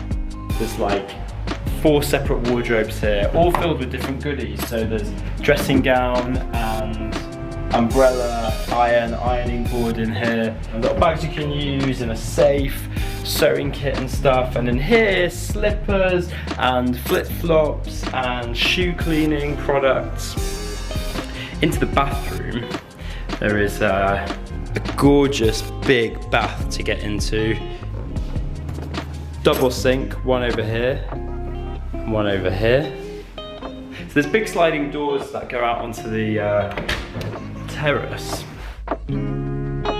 Out here there is an outdoor shower, a beautiful swimming pool, a chill out area, some beds over here, doors that go out into the main room, and this, my little private section of beach. Unbelievable.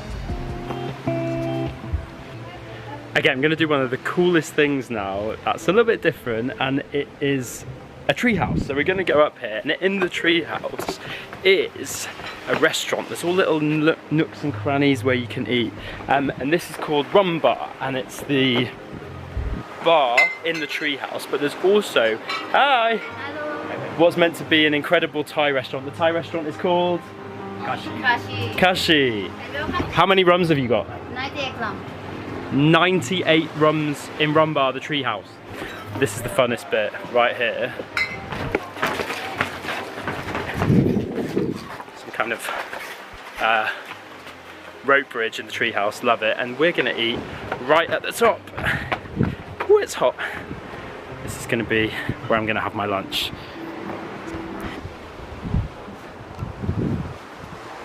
How cool is that? The famous Maldives experience is to dive, and diving is excellent from the dive shop right here, especially because it's so quiet here. There aren't many divers, and actually today they've told me if I go out I can have a one-on-one experience with an instructor and be alone in the water, which is absolutely incredible. So I'm at the dive school, I've seen the gear, it's looking brand new and fresh. The hotel is new, so everything's new and sparkling. The boat is being loaded up here, and we're gonna go diving.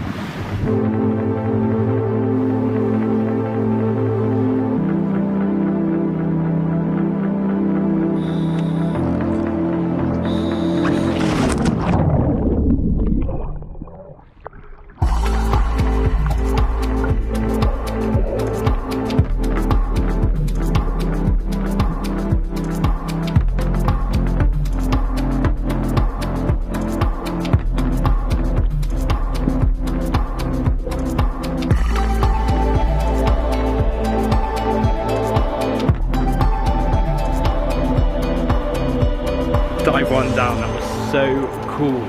We saw 2 nurse sharks that were snuggled up together inside a rock, which was amazing. I saw some amazing nudibranches, some bright yellow, white and black ones, and this amazing like green one as well. And it was really nice. Actually, the dive instructor said that there wasn't a lot of fish, even though I thought there was loads. For now, I have to have a bit of sleep.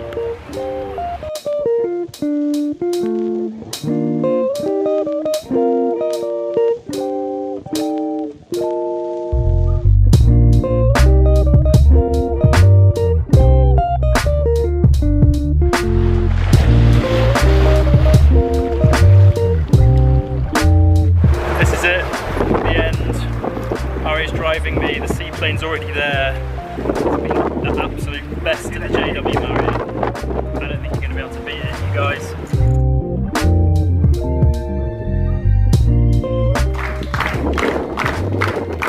I feel like the naughty one.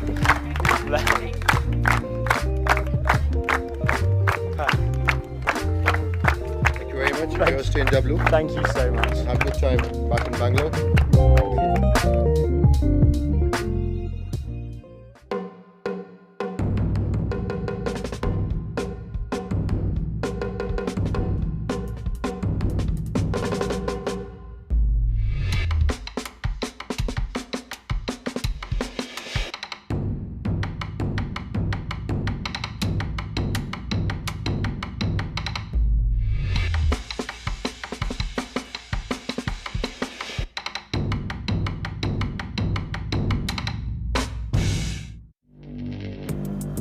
Access the financial world on demand. Hear from leading economists, policymakers, and industry experts via live and on-demand webinars, only from Bloomberg. Start exploring to see what's moving the markets. Visit Bloomberg.com/webinars. Access the financial world on demand. Hear from leading economists, policymakers, and industry experts via live and on-demand webinars, only from Bloomberg. Start exploring to see what's moving the markets. Visit Bloomberg.com/webinars.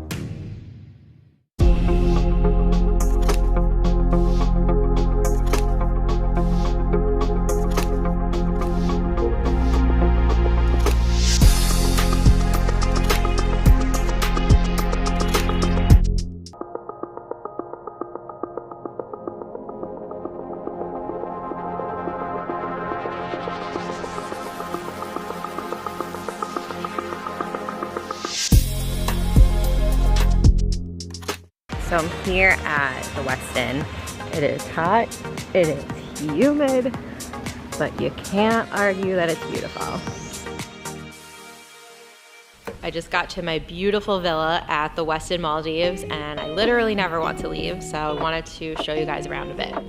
There's a really comfy little daybed / couch situation. I really like the small dining table. They left out some amenities. Those chocolate truffles are so good. I may have already had a few. You know, it's the little things that I really appreciate. So I also really like this giant bar situation. There's an espresso machine, which is truly the key to my heart.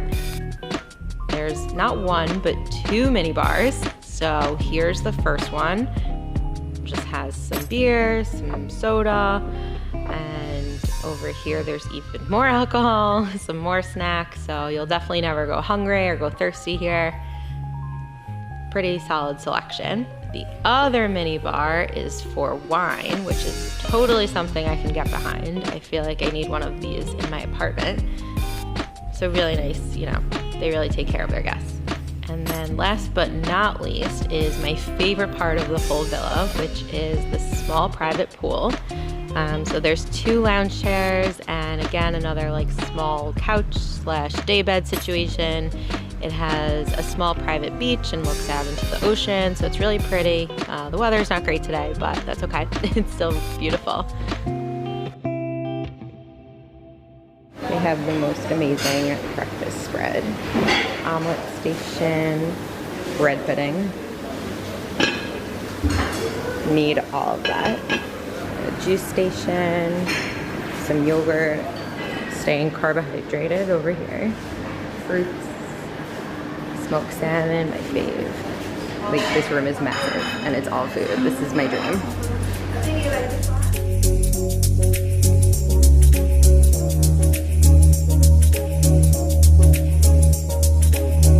I'm about to go parasailing. I haven't been in so long. I'm super pumped and going to take this little GoPro thing with me.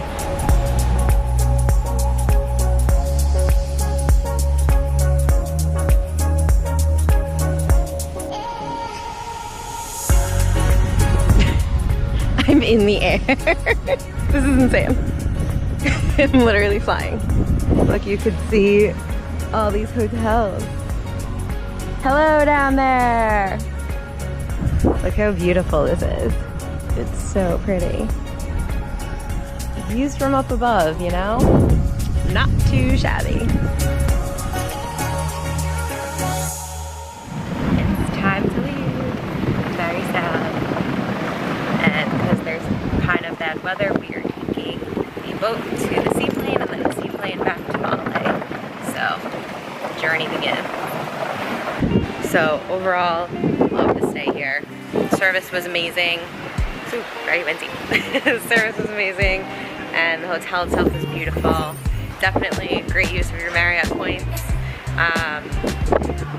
It's not the most luxurious hotel that you'll find. I think that goes to St. Regis, but great place to come with family or with significant other, whether on vacation or honeymoon, and I know that you will love it here.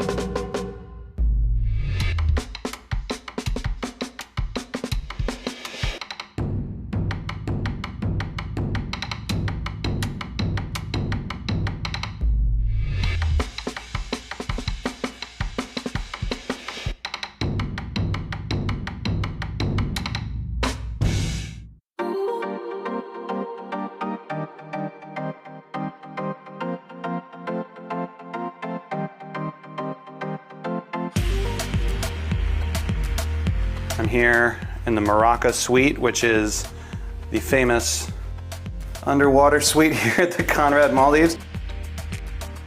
So this suite is 40,000 plus per night.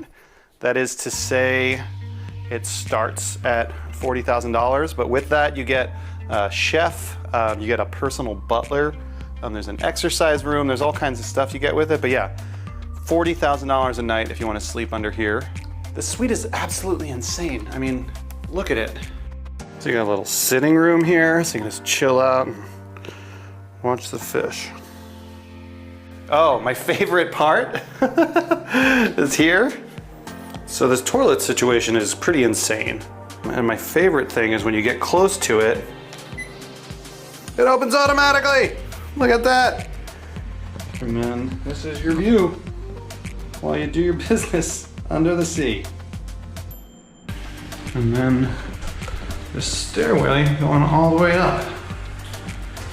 So the structure itself was designed by an architect named Ahmed Salim, and Moraka means coral in the native language of the Maldives, which is Diveki. So it's named after the coral reef that it sits upon. I mean, this is just absolute peak luxury. It is huge and spacious. If you've got a spare $40,000, this doesn't seem like a bad way to spend it.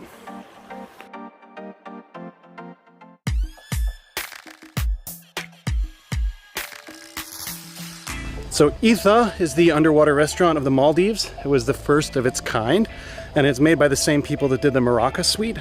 So it's pretty cool. You get to eat lunch with a bunch of fish swimming over your head. So let's go check it out.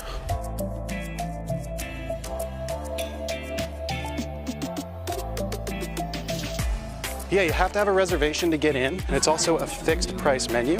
So you get 7 courses, and they just start feeding you. So I gave me a little face towel when I got in, which I always love. It smells really nice and cool on a hot day. Okay, so this is the first course here. It is a snow crab and hamachi salad. I don't see any snow crabs around, so hopefully we're not offending anybody.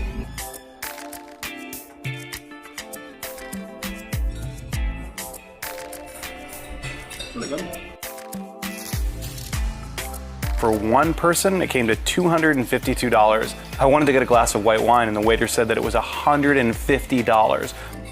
I passed on the glass of wine and just stuck with still water, and they still got me for $45. For prices in the Maldives, whatever you think it's gonna be more.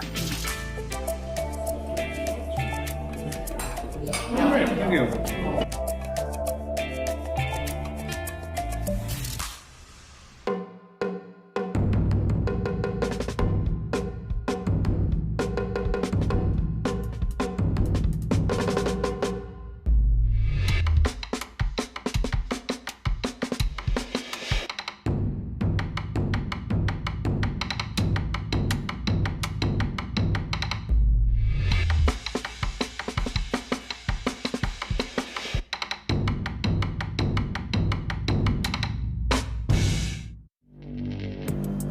Access the financial world on demand. Hear from leading economists, policymakers, and industry experts via live and on-demand webinars, only from Bloomberg. Start exploring to see what's moving the markets. Visit Bloomberg.com/webinars. It seems like overnight, much of humankind went from traveling more than ever to a complete shutdown. It's clear that the travel industry can grind to a halt overnight, but can it start back up just as quickly? While we're all stuck at home, the question on everyone's mind is, when can we travel again, and what will it be like when we do?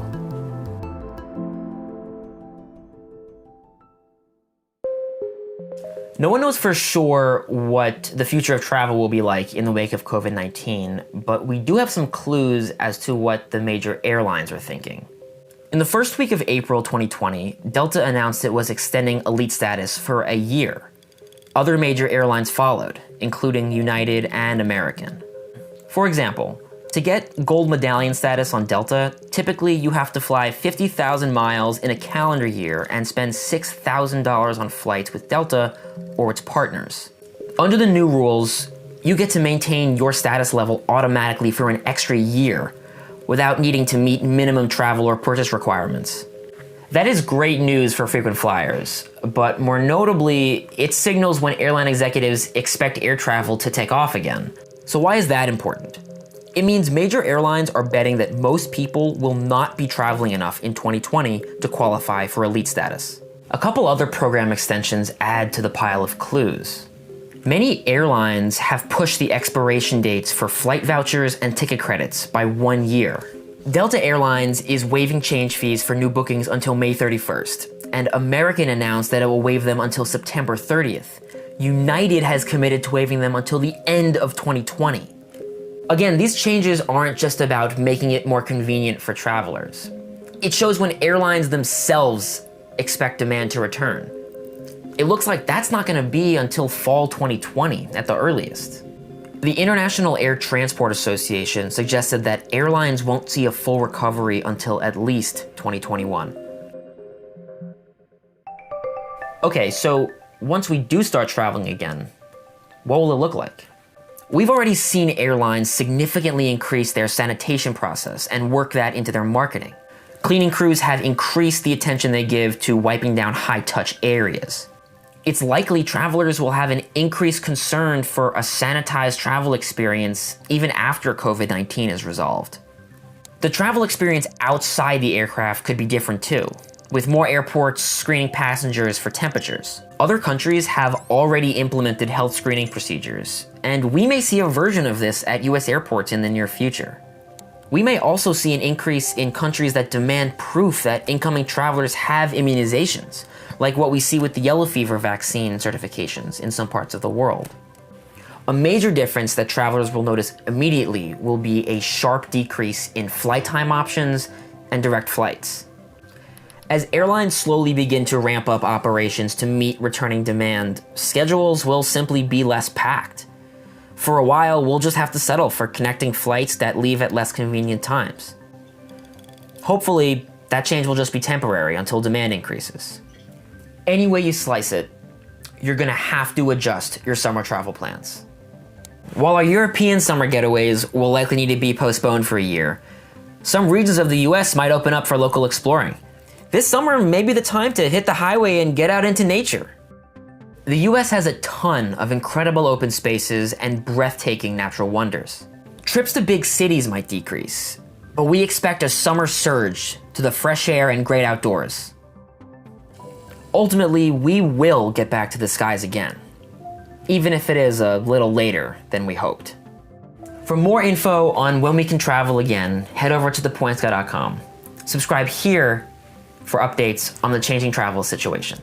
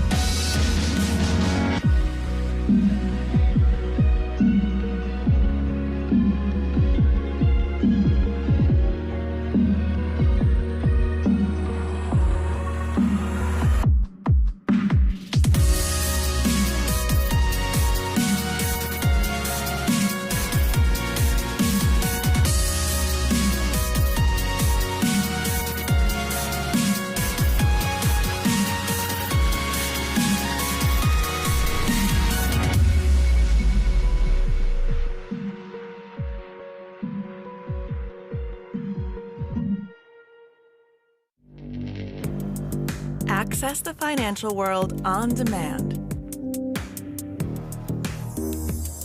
Hear from leading economists, policymakers, and industry experts via live and on-demand webinars, only from Bloomberg. Start exploring to see what's moving the markets. Visit Bloomberg.com/webinars. Access the financial world on demand. Hear from leading economists, policymakers, and industry experts via live and on-demand webinars, only from Bloomberg. Start exploring to see what's moving the markets. Visit Bloomberg.com/webinars. Airlines received the $50 billion aid package they asked for, but what's really in it? With revenue across the industry dropping to zero in some cases, without help from the government, many airlines were doomed to fail. While some costs have diminished with route reductions, airlines still have a slew of fixed expenses on their books, including aircraft leases, maintenance costs, and employee pay. The bailout funds are not free money. They come with some serious strings attached, including measures that prevent funds from going into investors and guarantee that cities both big and small stay connected.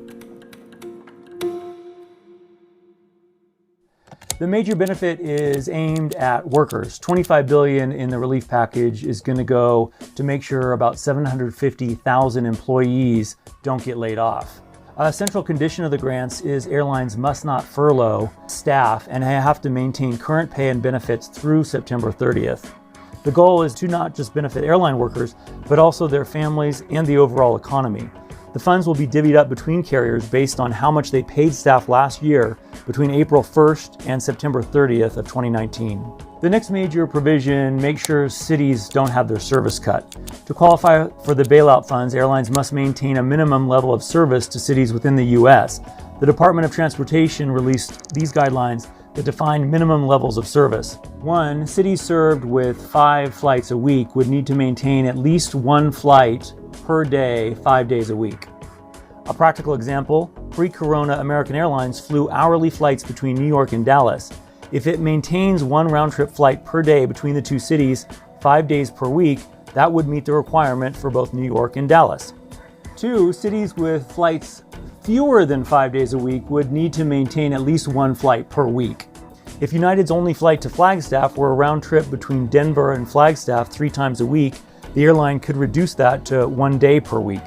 3, cities with multiple routes could reduce those routes as long as the minimums from guidelines 1 and 2 were still met.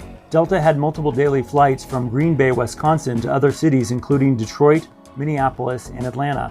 That service could be pared down to a single flight at least 5 times weekly between Green Bay and one of the other cities, such as Detroit.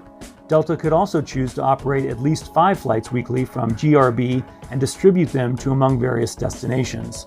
So what this means practically is that cities will never be completely cut off. There's always going to be 1 or 2 flights. Now, the amount of direct flights and connecting flights will be reduced, sometimes dramatically, depending on the city.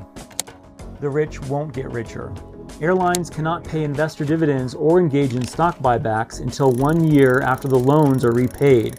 Executive raises and compensation are also limited, so we shouldn't see big bonuses like the ones handed out by banks bailed out in the financial crisis of 2008. Post-corona, airlines are likely to look a lot smaller and a lot greener. Despite the $50 billion aid package, airlines will no doubt be forced to shrink. While the package will help airlines stay in business, it does not cover the billions of dollars in lost revenue the companies must absorb in the months ahead. Routes have been slashed by more than 70% in some cases. It is unlikely we will see post-corona route availability surge back to pre-corona levels for years. Travelers might be stuck with more connecting flights. Thousands of planes have been grounded. The older models will likely be retired permanently. American Airlines, for example, has accelerated the retirement date of its 757s and 767s. Delta will probably ground its MD-80s and MD-90s for good. A Democratic version of the bill would have enforced strict environmental measures. That was stripped out of the final bill. However, the retirement of older aircraft is likely to mean a leaner and greener airline fleet going forward. The gas-guzzling E190s and MD-80s are likely to retire early. Their possible replacements, the Airbus 220 or the Boeing 737 MAX, if it ever returns to the sky, use 14 to 20% less fuel per passenger mile. While the economy will bounce back, travel will not be the same, at least for some time. It's quite likely that leisure travel will eventually return to pre-corona demand levels, but there is uncertainty around the future of business travel. Companies have been forced to adapt with innovative remote working strategies. That may convince some of them that using the now commonplace video calls may be better than paying for travel to in-person meetings. The thing we know for sure is that everyone's doing their best to limit the damage not only to the airline industry, but also to individuals and other businesses. Please subscribe to stay up to date with how the coronavirus is changing the industry.